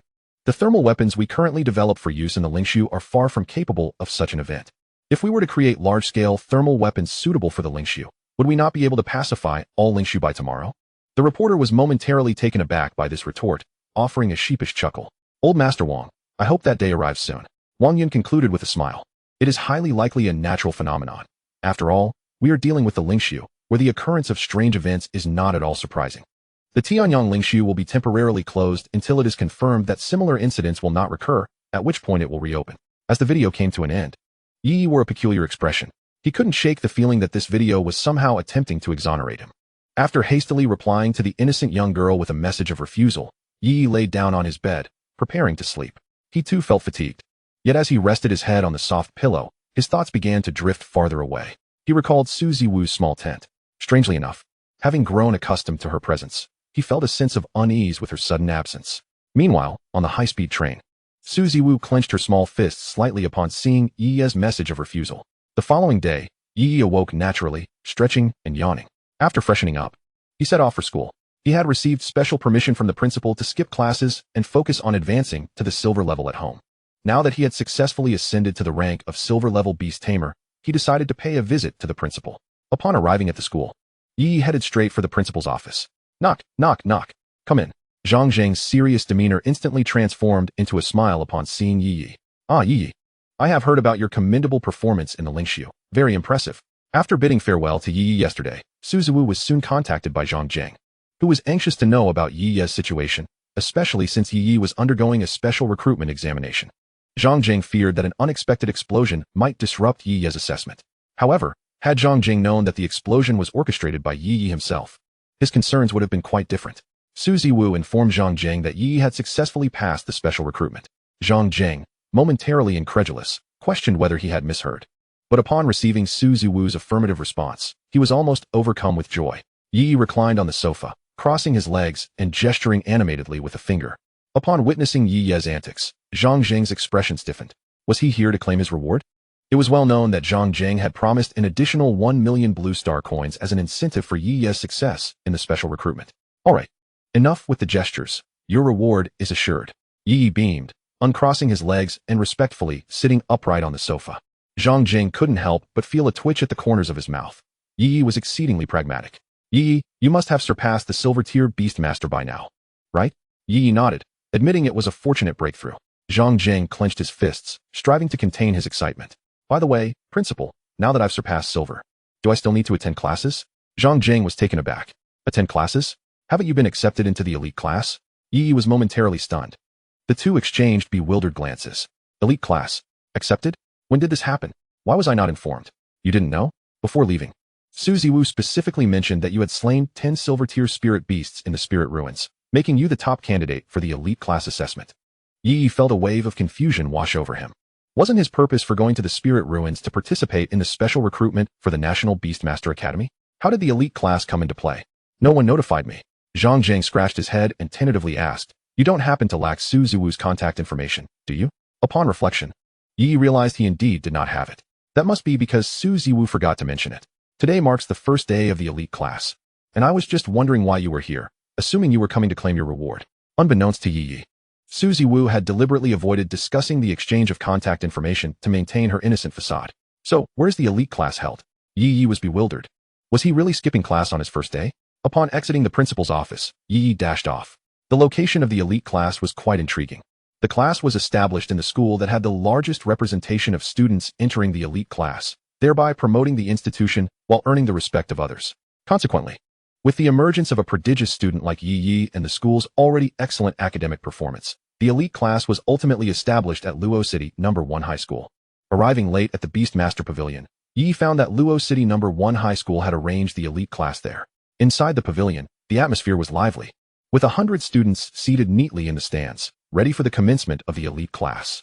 Before the stands, a tall and slender man clad in a white short-sleeve shirt was speaking, with a pair of black glasses perched on his nose and a warm expression. He suddenly noticed the tardy Yi Yi. He paused for a moment, but did not make things difficult for him. Instead, he gestured for Yi Yi to take a seat in the stands. Yi Yi quickly spotted Lan Yunxing among the crowd and hurried over. Chapter 94. The Thugs of Luo City. In truth, Yi Yi had not arrived late by much. At that moment, the teacher at the front was introducing himself. Hello everyone. My name is Deng Feng, and I hail from the Huagua Beastmaster Academy. For the time to come, I will be responsible for all matters regarding the elite class. And I will also be your teacher. Yi Yi was scanning the room, recognizing several familiar faces. Besides Lan Yunxing, Lu Xiangnan and Lu Jiejia were also among the crowd, as were Huang Shang from Luo City Experimental High School and Lu Yang, who had been robbed by Yi Yi in the spirit ruins. Now, I shall announce the rules. First and foremost, my class does not permit tardiness. Deng Feng stated matter-of-factly. Teacher, Yi Yi was late just now. Lu Yang raised his hand from the front row. Yi Yi squinted at Lu Yang. Feeling brave? Do you dare to provoke me? It seems my reputation as Luo City's most notorious troublemaker is not well known enough. Deng Feng smiled at Lu Yang. I have not finished speaking. Tardiness is not allowed, but there is an exception for Yi Yi. Lu Yang protested. Teacher, this seems like favoritism. Why is he exempt? Deng Feng looked at Yi Yi with feigned astonishment. What do you mean seems like? I am indeed treating him differently. Is my intent not obvious enough? Quite apparent, Yi Yi quickly replied. Precisely. I would appreciate it if this student could adjust his phrasing. I am employing differential treatment. Oh. In the parlance of youth, one might call it double standards, Deng Feng said, returning his gaze to Lu Yang. Yi Yi licked his dry lips. Finding this teacher somewhat intriguing, the crowd began to stir as Lu Yang was rendered speechless. Deng Feng continued, the elite class, as the name suggests, only accepts the elite. And the elite often enjoy certain privileges. If any of you can single-handedly hunt dozens of silver-tier spirit beasts in the spirit ruins like Yi Yi, you too may enjoy his status. Seeing the students left without retort, Deng Feng nodded in satisfaction. This motivational tactic was quite common at the Global Beast Master Academy. Earlier, he had been worried because he had not spotted Ye Ye at all. Fortunately, Ye Ye arrived just in time to keep his plans intact. However, to be late for the first class, he would pay for that. Ye Ye felt a bit exasperated as he noticed the other students' gazes upon him. He had merely come to fulfill a requirement, yet now he found himself the center of attention. The elite class consists of only one subject: practical combat. Only through rich practical experience can you adeptly engage in battles with spirit beasts in the spirit ruins. My job is to instill in you a stronger combat awareness in the shortest time possible. Deng Feng concluded his address, which turned out to be much shorter than anticipated, prompting many students to breathe a sigh of relief. Starting today, all students are mandated to reside on campus, with the school providing accommodations under a militarized management system. Instantly, the students erupted in uproar. What? Mandatory boarding? What about my wives in my room? I cannot bear to leave them. Stop fiddling with your figurines. I have 2 life-size dolls in my room.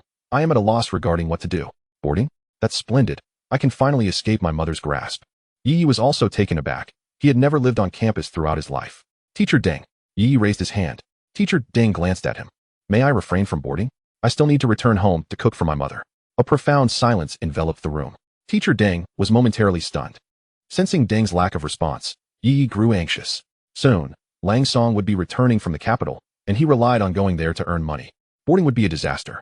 But, teacher, you just mentioned that I have privileges, Yi Yi whispered. Yet, the silence persisted. Yi Yi's quiet murmurs resonated clearly in everyone's ears.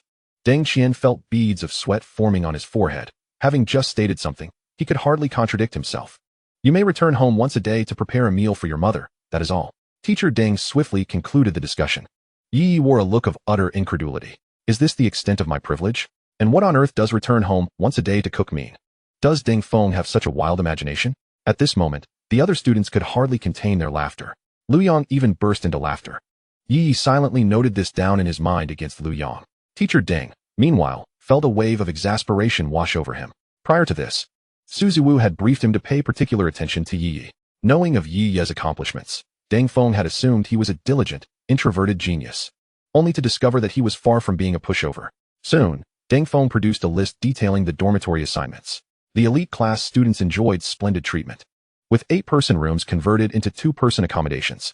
Yi Yi's assigned roommate was a student he did not recognize. Interestingly, Lan Yunsheng was paired with Lu Yang as his roommate. With a glint in his eyes, Yi Yi leaned over to whisper in Lan Yunsheng's ear. The two shared a close bond and naturally wished to reside in the same dormitory. However, Yi Yi had abandoned thoughts of leveraging his supposed privileges, believing that even if he spoke up, Deng Feng would concoct some excuse to dismiss it. Upon hearing this, Lan Yunsheng's eyes sparkled.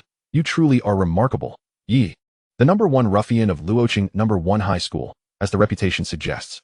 After confirming that the upheaval at Tianyang Lingshu was orchestrated by Yi Yi, his status had escalated from the foremost brash individual to the premier ruffian of Luoqing #1 High School. A ruffian merely exhibits reckless behavior, while a thug requires no further explanation. After the dormitory assignments were made, Deng Feng announced the dispersal of the assembly, granting them a day to gather supplies and inform their parents. They were to convene at the Beast Master Pavilion at 7 o'clock this evening. Once Deng Feng departed, the crowd erupted into chatter. Yi Yi, Lan Yunsheng, Lu Xiangnan, and Lu Jiejie reformed their quartet and headed towards the school's neighboring shopping mall to procure supplies. Upon entering the supermarket within the mall, Lu Xiangnan confidently crossed his arms. Today it's my treat. Take whatever you fancy, and do not hesitate. One must admit, owning a business does provide a certain liberality. Yi Yi and Lan Yunsheng's eyes sparkled with excitement. Although Lan Yunsheng hailed from wealth, the thrill of seizing a bargain was undeniably delightful. Yi Yi, on the other hand, was simply elated by the prospect of free goods. Lu Jiejie felt a touch of embarrassment, yet Lu Xiangnan, noticing her discomfort, seized her hand, gathering various items and insistently stuffing them into her arms. Lu Jiejie was soon overwhelmed, pondering, couldn't we just push a cart? Meanwhile, Yi Yi and Lan Yunsheng diverged from Lu Xiangnan and Lu Jiejie, embarking on their own shopping spree. Let us get this, Yi Yi exclaimed, leading Lan Yunsheng to the seafood section, pointing at the majestic king crabs displayed in the showcase. Isn't this a bit extravagant? We came here for essentials, didn't we? Lan Yunsheng, bewildered, nodded in response. To survive, one must consume food, right? Another nod. Then how can the king crab not be considered a staple?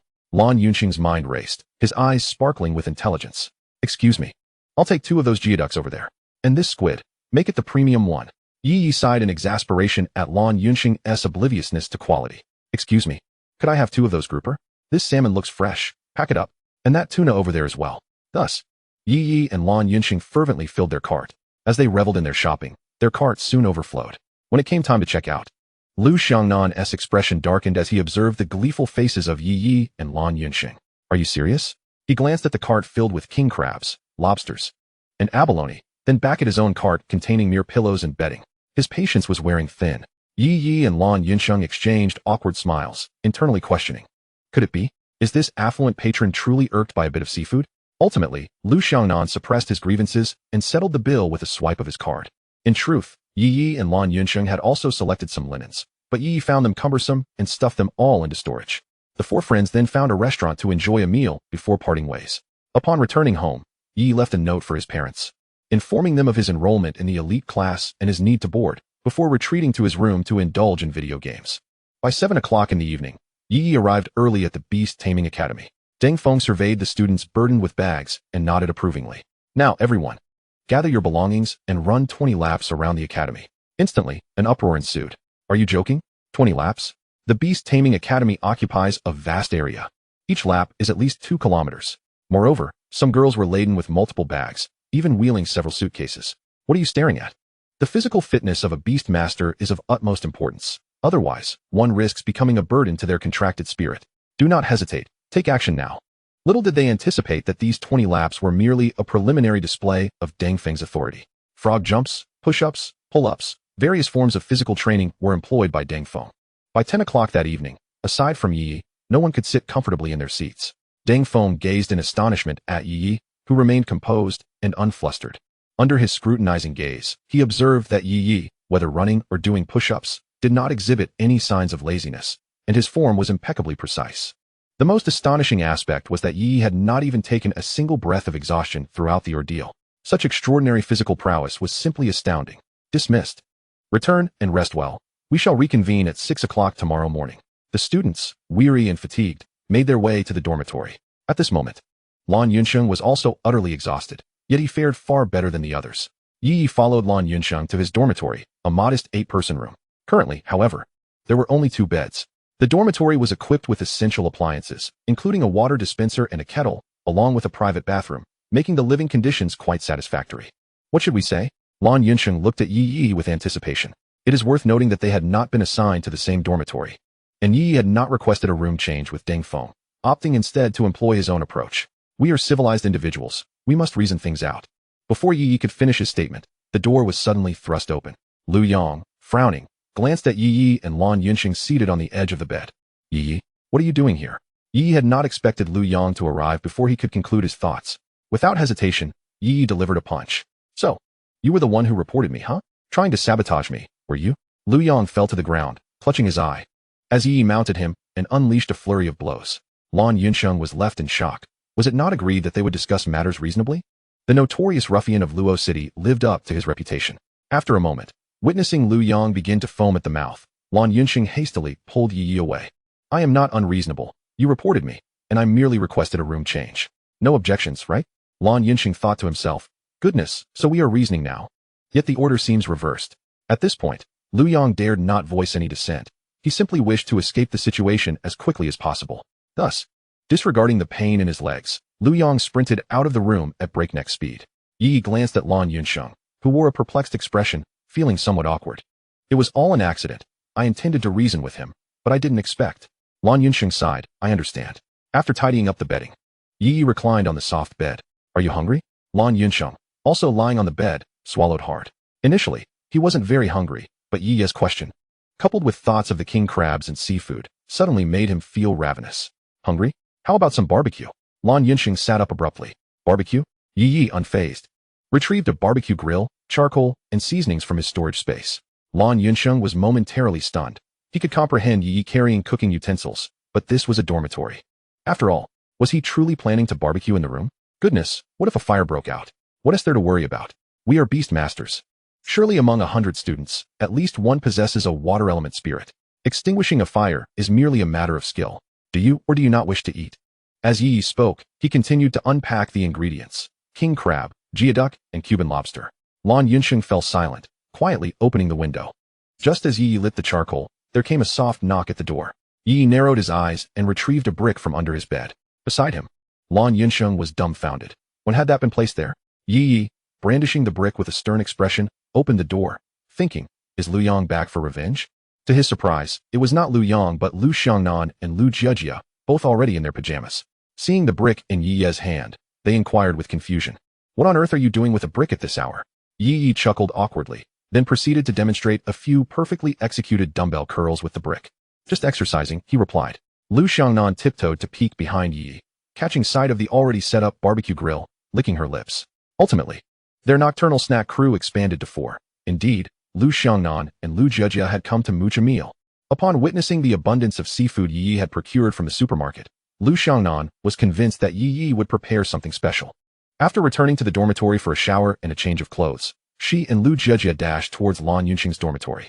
Given Yi Ye's temperament, it was highly likely that Lu Yang would be driven away, making their decision to come here undeniably correct. Thus, students throughout the dormitory building were greeted at midnight by the enticing aroma of barbecued seafood. The following morning, Lan Yunsheng was roused from his slumber by Yi Ye's alarm clock. Exhausted, he lamented the early hour of 6 for class. Stretching, he noticed that Yi remained fast asleep, completely undisturbed by the alarm. Lan Yunsheng got out of bed and shook Yi awake. Class is starting. Get up. Yi remained unresponsive. Yi, there's a special offer at the school gate. Buy a jianbing guozi and get a free sausage. Limited to 50 servings. At once. Yi bolted upright. Let us go. Hurry. They'll be gone in no time.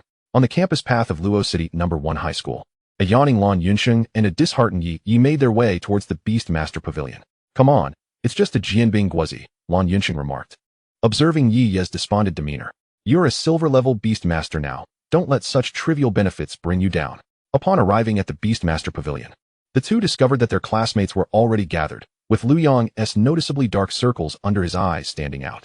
Deng Feng was already positioned in front of the stands, ready to address the assembled students as soon as Yi and Lan Yunsheng took their seats. The elite class places paramount importance on practical combat. Now, a draw will determine today's opponents. Yi and Huangshang, please step forward. Both of you are silver-tier beast masters, and you shall form a duo. The audience erupted in astonishment. Silver-tier? While everyone was aware that Huangshang held this rank, they were taken aback to discover that Yi did as well. Upon hearing the instructor's words, Huangshang felt a pang of anxiety. Fighting against Yi? I couldn't best him even when I was a bronze tier. How could I possibly contend now that he has ascended to silver? Soon, the draw concluded, and Yi and Huangshang stood upon the arena, the only silver-tier pairing, making them the first group to compete. Begin, announced Deng Feng, his voice firm. In an instant, Shadow was summoned by Yi. Almost immediately, he executed several rapid steps, traversing the vast expanse of the arena, comparable to the size of a playground. Just as Huangshang summoned his 2 contracted spirits, he found Shadow, wielding a blade, already looming before him. In the silence of the crowd's stunned gaze, Shadow gently grazed the back of his blade against Huangshang's neck, then tilted his head to regard him. You have already succumbed. In the realm of martial prowess, speed is paramount. Huangshang was unable to react before Shadow dispatched him with a swift strike. The arena fell into a hushed stillness, with many in the audience swallowing hard. Is this the caliber of the champion? It was overwhelmingly swift, leaving no time for reaction. To be candid, Yi typically engaged in battles against elite leaders like the Silver Moon Wolf King and the Armored Bear, and even exchanged blows with the Thunderstorm Dragon. It seemed rather unfair to pit him against these students. Huangshang, fists clenched and pallid, recalled the last encounter where he managed to hold his ground against Yi. Yet now, Shadow returned to Yi's side, displaying a triumphant demeanor, and Yi affectionately patted Shadow's head. With the duel concluded, Deng Feng announced the end of this brief engagement, his mind swirling with astonishment. Is this student excessively powerful? No wonder he was specially recruited for the genius class at the Global Beast Tamer Academy. Yi returned to the viewing platform, observing the successive battles below, nearly succumbing to boredom. Thus, on the inaugural day of the elite class, Yi found himself relegated to the sidelines. Duel? No one dared to face Yi. Strength training? Shadow obliterated the testing machine with a single punch. Speed training? Shadow, possessing the skill of instant movement, had no conception of slowness. In summary, Yi spent the entire day seated in the stands. This is hardly the elite class experience I envisioned. For 3 long days, Yi languished in the elite class, akin to a hawk in confinement. One must admit, Deng Feng's philosophy is remarkably advanced and effective, compared to all the high schools in Luoqing. The intensity here is much greater, and discipline is rigorously enforced. Moreover, Deng Feng's continuous array of training programs left students lamenting, yet the results were exceptional. Everyone felt a noticeable improvement, enduring silently, except for Ye Ye, who felt as if he were on the verge of sprouting feathers.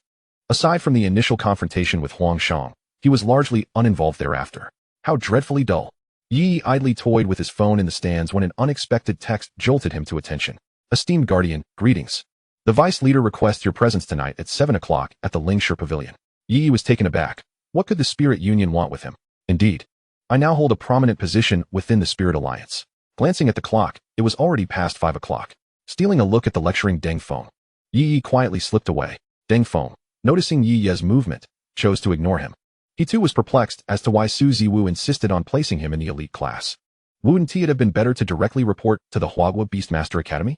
As Ye Ye exited the Beastmaster Pavilion, he took a deep breath. He hurried to the school gate, scanned for a shared bicycle, and pedaled toward the black market. Arriving at the Lingshi Pavilion just as the clock struck 6. He realized he had time to spare and began to wander through the black market. The current Ye Ye was no longer the naive newcomer he once was. Having seen the world, he found little interest in the wares displayed by the vendors. After some time, with 7 o'clock approaching, he made his way to the Lingshi Pavilion for his appointment. Upon entering, he was greeted by someone who led him to a private room on the second floor. As he stepped inside, his eyebrows arched in surprise.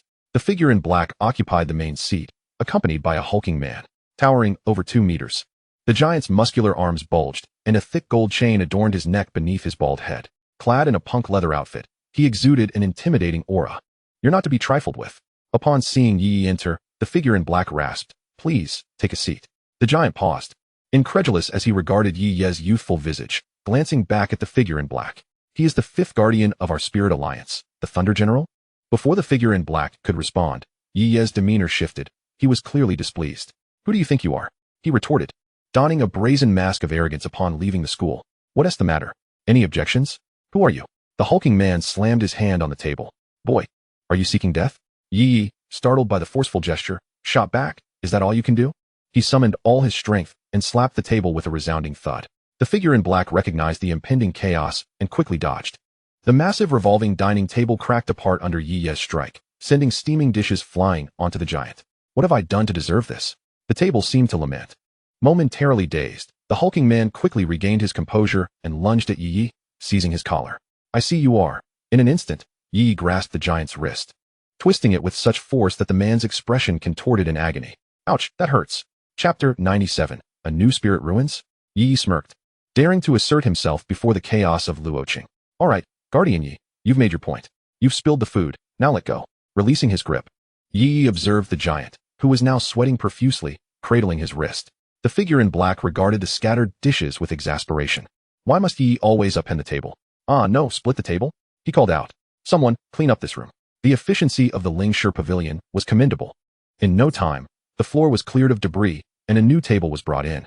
The staff, feeling a twinge of anxiety, resolved to treat Ye Ye with utmost respect in the future, for he was the one bold enough to upend a table in front of the vice leader. Rubbing his throbbing temples, the cloaked figure returned to his seat. Allow me to introduce Ye Ye, the 5th guardian I have trained, codenamed General Raiden. He addressed the brawny man. Li Biao, the son of our guardian, King Kong. Ye Ye's lips twitched as he regarded the imposing figure. Li Biao? Indeed, quite robust. I have summoned you today to ensure you keep a watchful eye on Li Biao. After all, in the future, your leader will require this boy, who is yet to fully mature, to look after him. Ye Ye glared at Li Biao, but before the latter could finish his retort, the cloaked man delivered a sharp slap to the back of his head. Let me finish my sentence. Also, he is older than you. You shall either address him as guardian or brother, understood? Got it, Li Biao replied, nursing the back of his head, looking somewhat aggrieved. Huh, I'm older than him. The cloaked man cleared his throat. Cough, cough. He appears youthful due to genetic factors. If your school records are accurate, you are actually 3 months his senior. Ye Ye gazed at Li Biao in disbelief. Standing over 2 meters tall, with well-defined muscles, a full beard, and a shaved head. Could one truly believe he was merely a 17-year-old youth?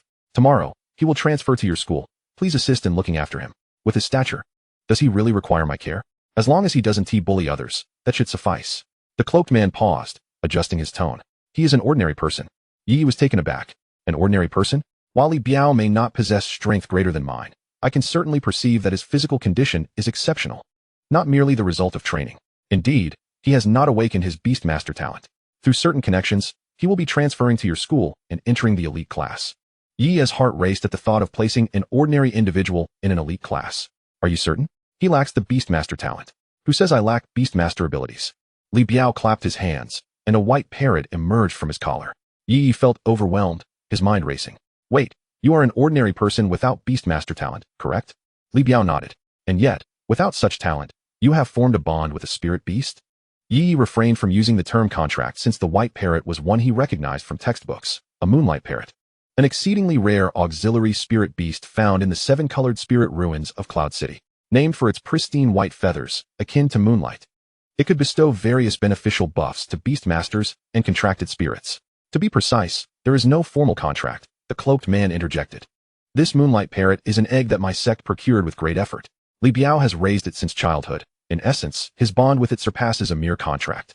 Yi Yi clicked his tongue, truly wealthy and extravagant. He had heard that some ordinary individuals sought to raise spirit beast offspring or eggs from a young age to cultivate a bond, ultimately achieving a contract. However, this method had a high failure rate, and encountering a spirit beast as rare as the moonlight parrot was nearly impossible, let alone obtaining its egg. Tomorrow, or the day after, a significant transformation will unfold in the city of Los, presenting both crises and opportunities. Therefore, I would like you to be acquainted with Li Biao, and if possible, to look after him. The figure cloaked in black spoke solemnly. Li Biao turned his head away. A hint of defiance in his demeanor, yet he refrained from voicing his thoughts, intimidated by the presence of the black-cloaked man. Transformation? What kind of transformation? The specifics remain uncertain. However, if our conjectures hold true, a brand new spiritual realm may very well emerge in the city of Los. Various factions have already converged upon the city, observing the unfolding events, and our sect is no exception. Yi Yi was taken aback. A new spiritual realm. Each time a fresh spiritual realm is unveiled, it signifies a potential crisis. Yet, behind that crisis lies an inexhaustible resource of spiritual treasures, untouched by human hands. Yi Yi nodded, deeply resonating with this notion. The Tianyang spiritual realm, classified as a bronze-level realm, has been thoroughly exploited. During his previous explorations, he encountered numerous spiritual beasts. Yet he scarcely stumbled upon spiritual flora or rare treasures, even with the guidance of a system. The emergence of a completely new spiritual realm signifies a resource point that humanity has yet to tap. While it may not be abundant in spiritual plants, it undoubtedly promises a wealth far surpassing the barren Tianyang spiritual realm. Nonetheless, high rewards come with high risks. I am aware that your elite class is under the tutelage of Deng Feng. Do not be misled by his usual jovial demeanor, for he harbors immense ambition. If the spiritual realm indeed opens, he will undoubtedly devise a means for your elite class to enter or, at the very least, to cultivate at the entrance when the realm is unveiled. After all, the overwhelming presence of beast-taming energy immediately following the realm's opening will be exceptionally potent, yielding better results than consuming beast-taming potions. Yi Yi nodded in understanding. This conversation did not linger for long. Very well, I shall refrain from further discussion. Should any changes arise, I will contact you. By the way, you've made quite a mess of the table. Are you not obliged to compensate us for it? The black-cloaked man remarked with a hint of amusement. Yi Yi's expression faltered. He felt a twinge of regret for having smashed the table in a moment of impulsiveness. It is worth noting that the black-cloaked individual was a formidable figure, possibly of royal or even imperial stature, should he take offense. Yi Yi would have nowhere to seek redress. Fortunately, the black-cloaked man did not press the matter further, allowing Yi Yi to breathe a sigh of relief, only to find himself confronted with this unexpected remark. No worries, I'll just make a quick trip to the kitchen, Yi Yi said with a strained smile, realizing he would have to part with some resources today. Thankfully, he still had some reserves left from his last lottery. Go ahead. But do not add too much salt this time, the black-cloaked man advised in a low tone. Yi Yi hastily exited, pretending he had not heard that last comment. Chapter 98, Cult of Evil? Upon arriving in the kitchen, Yi Yi skillfully rummaged through the refrigerator. With limited storage space remaining, he only took what he deemed necessary.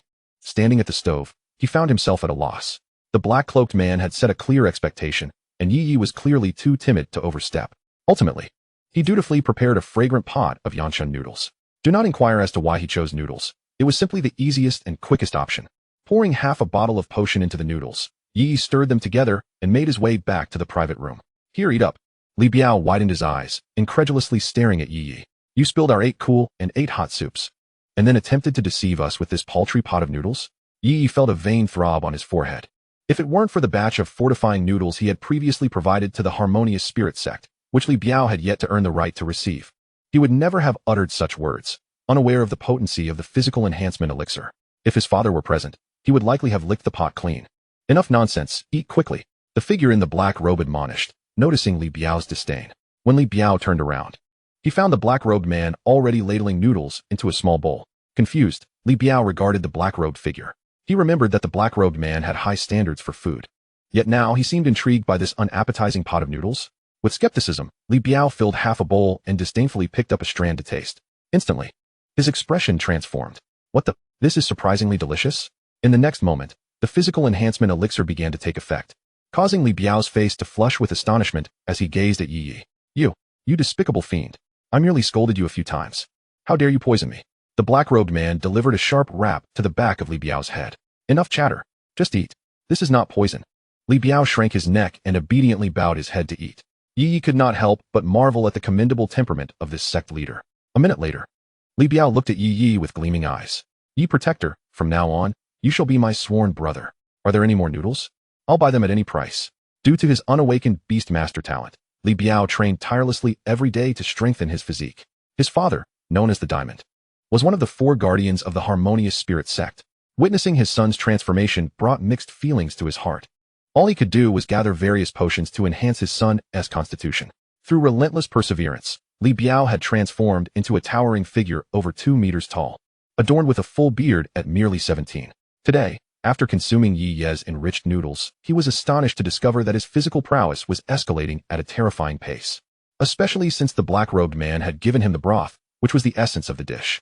Yi Yi was equally astonished. He had watched as half of the noodles vanished into Li Biao's stomach, yet the side effects only lasted a minute. He recalled that during his first experience, he had been thoroughly exhausted. With the noodles gone and the ingredients too rare to procure more, Li Biao nodded in understanding. After all, such a significant enhancement to his physique could only be achieved through highly advanced spiritual plants. The thought that Yi had actually brought forth such a precious item moved him deeply. He felt a pang of guilt for the harsh words he had just directed at Yi. I truly am despicable. Little did he anticipate that perhaps his association with the esteemed deputy leader might be the very reason he could bask in reflected glory. The figure in the black robe, having achieved their objective, revealed a hint of a smile beneath the mask, showcasing an exquisitely beautiful visage. Tomorrow, Li Biao would report for duty. The remainder would be left to chance. Yi nodded, glancing at Li Biao beside him, who was licking the pot clean, and shook his head in mild disapproval. By the time Yi returned to the dormitory, it was already past 8 in the evening, and the students of the elite class were still engaged in physical training, a matter of little interest to him. Upon returning, he released his companions, Xi and Hai and Ing, allowing them some freedom. As soon as they emerged, the dormitory was filled with their playful banter. Meanwhile, Yi lay on his bed, staring vacantly at the ceiling. The new spirit ruins? At that moment, options materialized before him. Option 1. Depart immediately from Luoqing No. 1 High School. Survival is paramount. Reward, a modest amount of beast mastery power. Option 2. Engage in a life-and-death struggle against the attacking cult. Reward, Xi and High Skill. Oath of the Sea Moon 1. Option 3. Remain in the dormitory and observe the unfolding situation. Reward, 5 increase in Xi and High's power. An attack? A cult? Before Yi Yi could fully process the situation, the resounding blast from outside shattered the momentary calm. The Beastmaster Hall of Luoqing No. 1 High School was engulfed in flames. A gaping hole blasted into one side of the building, with countless skills pouring into the hall from outside. Chaos erupted within the hall. Fortunately, the elite class students had previously endured the Tianyang Spirit Ruins incident, and compared to that cataclysmic explosion, this was merely a minor skirmish. The students quickly regained their composure, some fortifying defenses while others retaliated with counterattacks. However, the elite students were still too weak to withstand the onslaught from outside, resulting in numerous injuries. At the onset of the attack, Deng Feng's expression soured as he summoned 4 contracted spirits, prompting gasps of astonishment from several students who realized Deng Feng was a platinum-level beastmaster. Ignoring their exclamations, Deng Feng leaped onto the back of a flying contracted spirit and soared into the sky, clearly heading towards a more formidable adversary. Deng Feng, after many years, it seems you have made no progress at all. Soaring through the air on a large bird, he faced a middle-aged man clad in a suit. The man, with slicked-back hair and gold-rimmed glasses, sported a rose tucked into the pocket of his chest. Deng Feng chose not to engage in conversation. Instead, he unleashed his 3 contracted spirits to attack. His sole desire was to conclude the battle swiftly while hoping the elite students could endure until reinforcements arrived. Unbeknownst to him, similar incidents were unfolding throughout Luoqing, leaving the Spirit Regulation Bureau overwhelmed with chaos. As the confrontation began, Deng Feng quickly gained the upper hand against the suited man. However, the situation within the Beastmaster Hall was dire. The elite students could not withstand the overwhelming firepower from outside. At that critical juncture, Yi arrived on the scene.